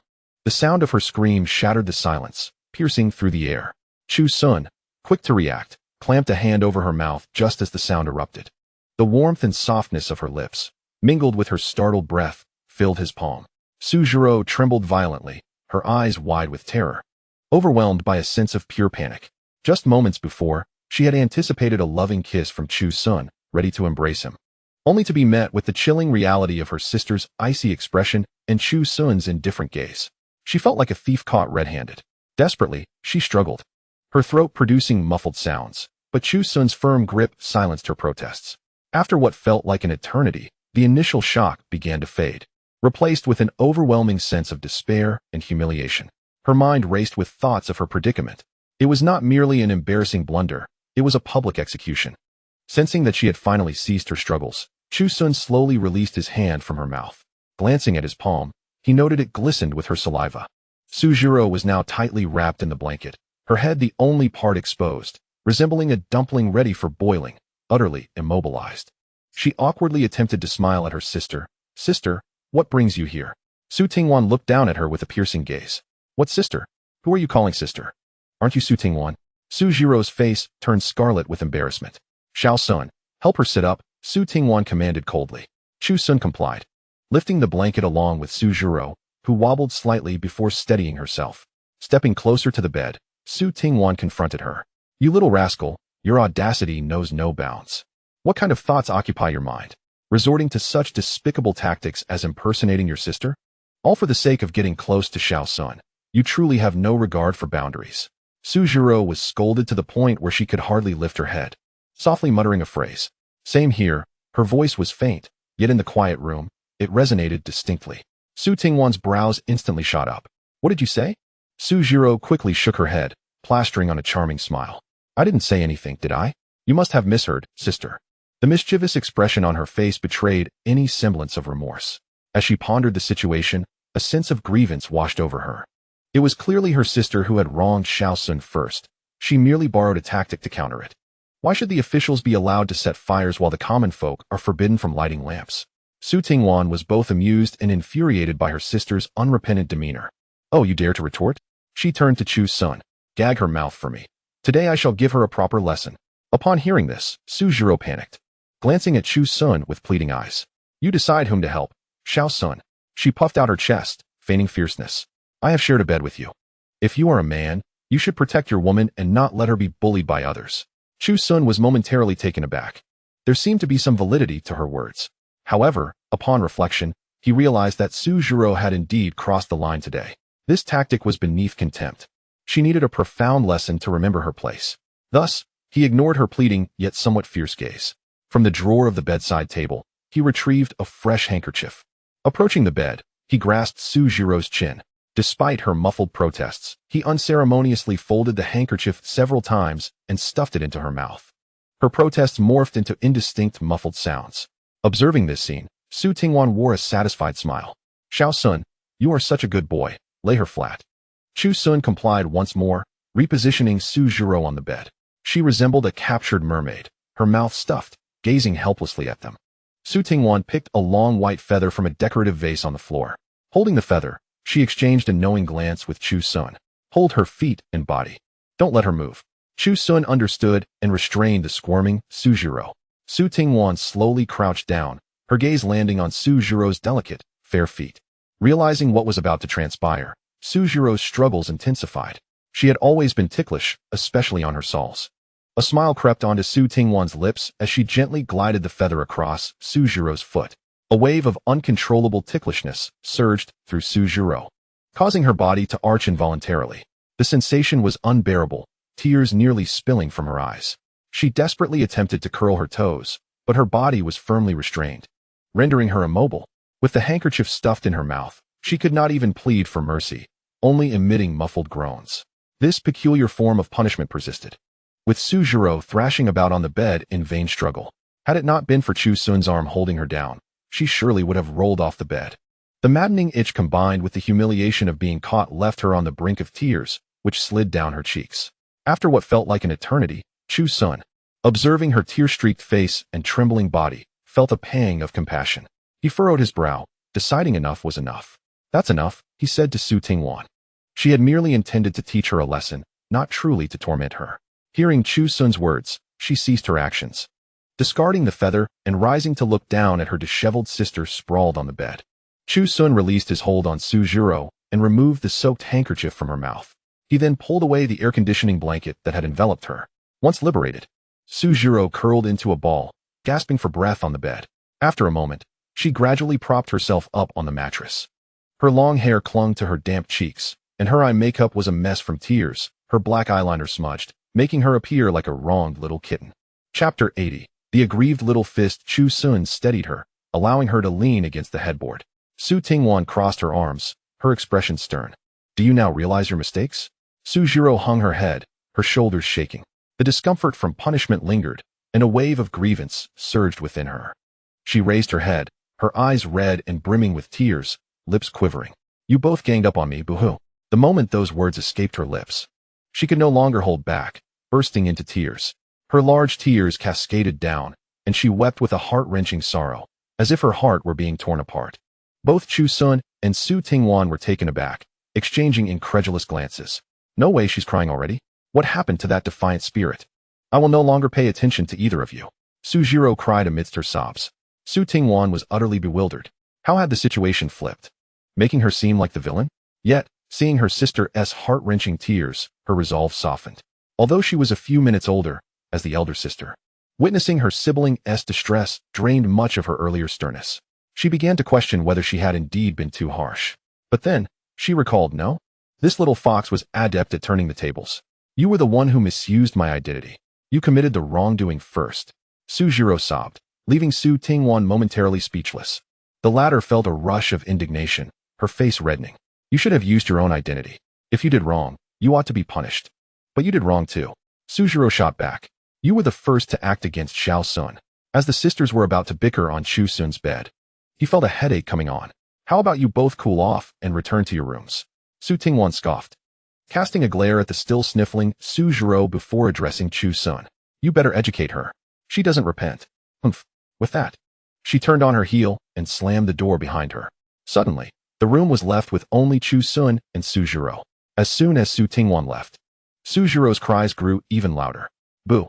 She threw herself into Chu Sun's embrace, her little fists pounding on his chest, crying so hard she could barely catch her breath. You're so bad. A big, bad person. You actually helped Six's sister instead of me. Her voice was soft yet filled with grievance, tugging at Chu Sun's heartstrings. I gave you my body, and yet you helped others punish me. Do you even care about me? She buried her face in Chu Sun's chest, her tears and snot unceremoniously smearing against him. Do you think I'm particularly easy to bully? Do you think that now that you've succeeded, you no longer need to care about my feelings? How cruel. I can no longer harbor any affection for you.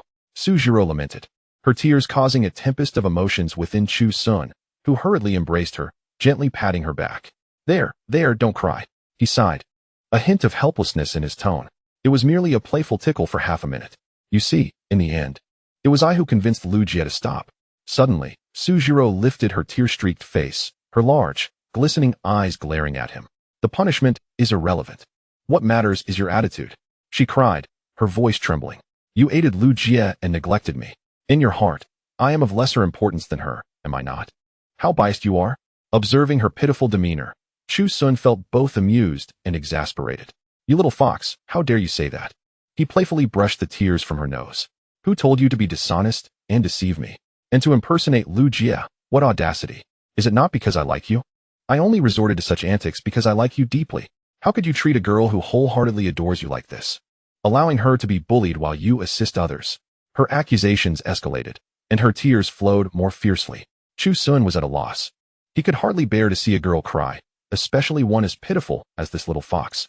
He could only soothe her with patience. All right, I was wrong. Is that enough? He clumsily wiped her tears with his sleeve. I promise, next time I will help you. Sniffling, Suzhiro gazed up at him with doubt in her tear-filled eyes. You're lying. You will surely refuse me in the future. Woo-woo, Xiaoxuan no longer wants me. After sleeping, you will abandon me for another woman. Her voice dwindled into a desperate whimper, shattering Chu Sun's heart. No, absolutely not. He quickly reassured, pulling her closer. I don't believe you. Suzhiro shook her head vigorously. Really, I swear, Chu Sun insisted earnestly. As Suzhiro wiped her nose, her sobs gradually subsided. She raised her tear-stained face, her eyes, now sparkling with clarity, cautiously inquired, Are you saying you will accept me as Suzhiro? Looking into her fragile gaze filled with hope, Chu Sun found himself unable to utter a negative reply. He solemnly nodded. Yes. Instantly, Suzhiro's eyes sparkled with joy. She gazed at Chu Sun for several seconds. This is what you said. Do not go back on your word. I shall not retract my promise. The moment she received his affirmative response, the sadness on Suzhiro's face faded. She ceased her tears, straightened her posture from Chu Sun's embrace. Still adorned with tear droplets, but now wearing a triumphant smile. Xiaoxuan is truly well-behaved. She quickly planted a kiss on his cheek, producing a loud smack. Then wiped her tears with the back of her hand, playfully leaping off the bed and dashing out of the room without a backward glance. That light and airy silhouette bore no trace of the earlier distress. Chapter 81. Twins in Jealousy. Chu Sun felt somewhat speechless. Had he fallen into another trap? This little fox was indeed cunning, too clever for her own good. Yet, he was no fool. He sensed that Suzhiro had genuinely been hurt. Her feelings of grievance and helplessness were not feigned.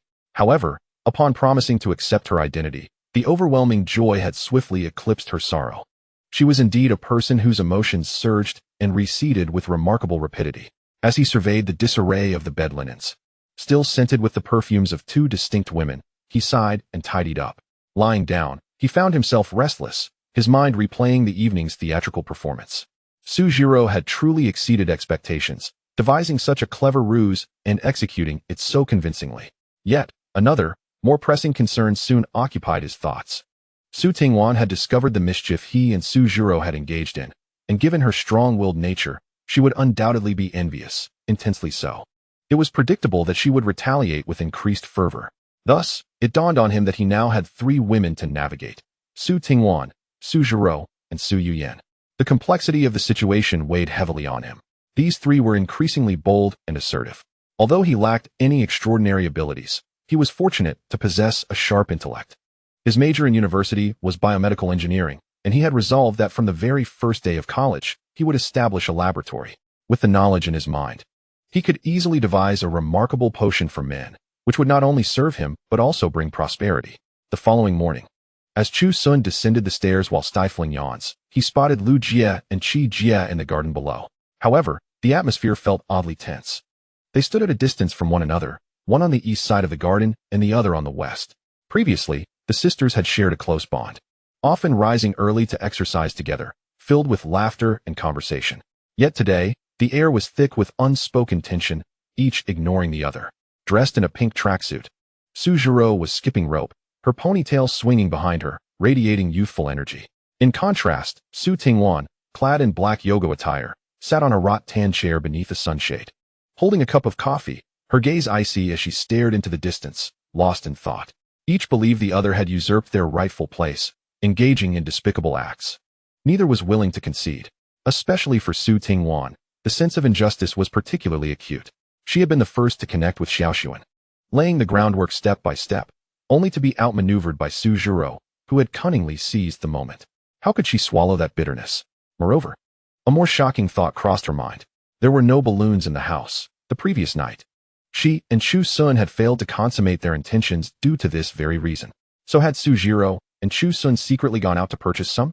Or had they pilfered from their parents' room? The mere thought sent shivers down Su Tingwan's spine. Was this woman truly so audacious? At that moment, both sisters spotted Chu Sun descending the stairs. Almost simultaneously, Su Zhiro discarded her jump rope, while Su Tingwan set down her coffee cup. Both sisters sprang up from their respective positions, hastening toward Chu Sun like eager kittens. Xiaoxuan, how did you sleep last night? Su Zhiro exclaimed, her face adorned with a sweet smile as she instinctively linked her arm with his, pressing her body against him. Did you dream of me? She teased, casting a provocative glance at the approaching Su Tingwan. Su Tingwan's expression darkened, yet she refrained from erupting. She moved to Chu Sun's other side, her tone dripping with sweetness. Xiaoxuan, are you tired? I have prepared breakfast for you, the crab roe buns you adore, and I have warmed some milk for you as well. As she spoke, she extended her hand, intending to take Chu Sun's other hand, guiding him towards the dining area. The twin sisters were clearly engaged in a rivalry, one asserting dominance through physical closeness, while the other exuded charm through her considerate demeanor. The palpable tension of jealousy nearly ignited the entire living room. Caught in the middle, Chu Sun felt overwhelmed. However, they remained oblivious to the figure lurking in the shadows of the living room, whose eyes burned with resentment and envy. It was Su Xiaogang. Last night, his parents had summoned him to the study and reprimanded him harshly. Su He, with a stern expression, chastised him for his despicable tactics, claiming he had disgraced the Su family with his underhanded behavior. Though when Qing Yun felt sympathy, she could only sigh in resignation, advising him to refrain from employing such unscrupulous methods in the future. Ultimately, his parents reached a decision. In an effort to calm him and to prevent further conflicts with Chu Sun and his sisters, they resolved to send Su Xiaogang to the Su family's estate in Africa for a period of time, where he would participate in a special examination project. Should he succeed, he would gain direct admission into one of the country's top universities. In Su He's view, this was a benevolent arrangement. Yet, to Su Xiaogang, it felt like a blatant exile. Africa? What a desolate place. Why should Chu Sun remain at home, basking in the affection of his sisters and parents, while he, the true heir of the Su family, was banished to such a location? In truth, he could have avoided this fate. Having someone else take the exam was not out of the question. The more he was reprimanded due to Chu Sun, the stronger his jealousy and hatred grew. He vowed to make Chu Sun pay dearly, ensuring his utter ruin and disgrace. Su Xiaogang's gaze darkened ominously as he retrieved his phone, sending a message to a former associate he had met during his time on the streets. He sought to acquire certain special substances, those that could strip a person of reason, leaving only their most primal instincts. If he could secretly administer such a substance to Chu Sun, even without any familial ties to these women, the consequences would be grave. His eyes swept over the women in the living room, each more beautiful and imposing than the last. They had now become pawns in his scheme of revenge. Who should be the first sacrificial victim? The eldest, Su Qiqi, was out of the question. She was too formidable, and Zhang Junin was his ally. The second, third, and fifth sisters were not home. Thus, his gaze settled on Su Yuyan and Su Qinxue. The fourth sister, Su Yuyan, was on the verge of an important marriage alliance with the Jiangnan Lin family. This union was crucial for the Su family. If, at this critical juncture, Chu Sun were to become embroiled with Su Yuyan, who was destined to become a Lin family daughter-in-law, and if this affair were to be exposed, it would bring shame upon the Su family, devastating their reputation and interests. This plan was ruthless. As for the eighth sister, Su Qinxue, she had just entered her first year of university, still embodying the innocence of a young girl. Within the family, she was cherished like an angel, beloved by all. If such a pure and adored sister, with her timid and naive disposition, were to find herself in a compromising position, she would undoubtedly be terrified and report the incident immediately. At that point, with evidence and witnesses, Chu Sun would face the consequences. Su Xiaobing felt no remorse, believing they deserved this fate. After all, who told them not to favor him, the little darling? He had overheard them cheering for that illegitimate child during swimming practice. They could protect their intimate belongings because of their pure devotion to their brothers. But what if it involved losing their innocence? In their eyes, Chu Sun would become a demon, shattering their ideals. Purity was the most cherished possession of every young woman. Who could withstand the emotional devastation of an encounter with someone they did not love? They would surely be left in tears.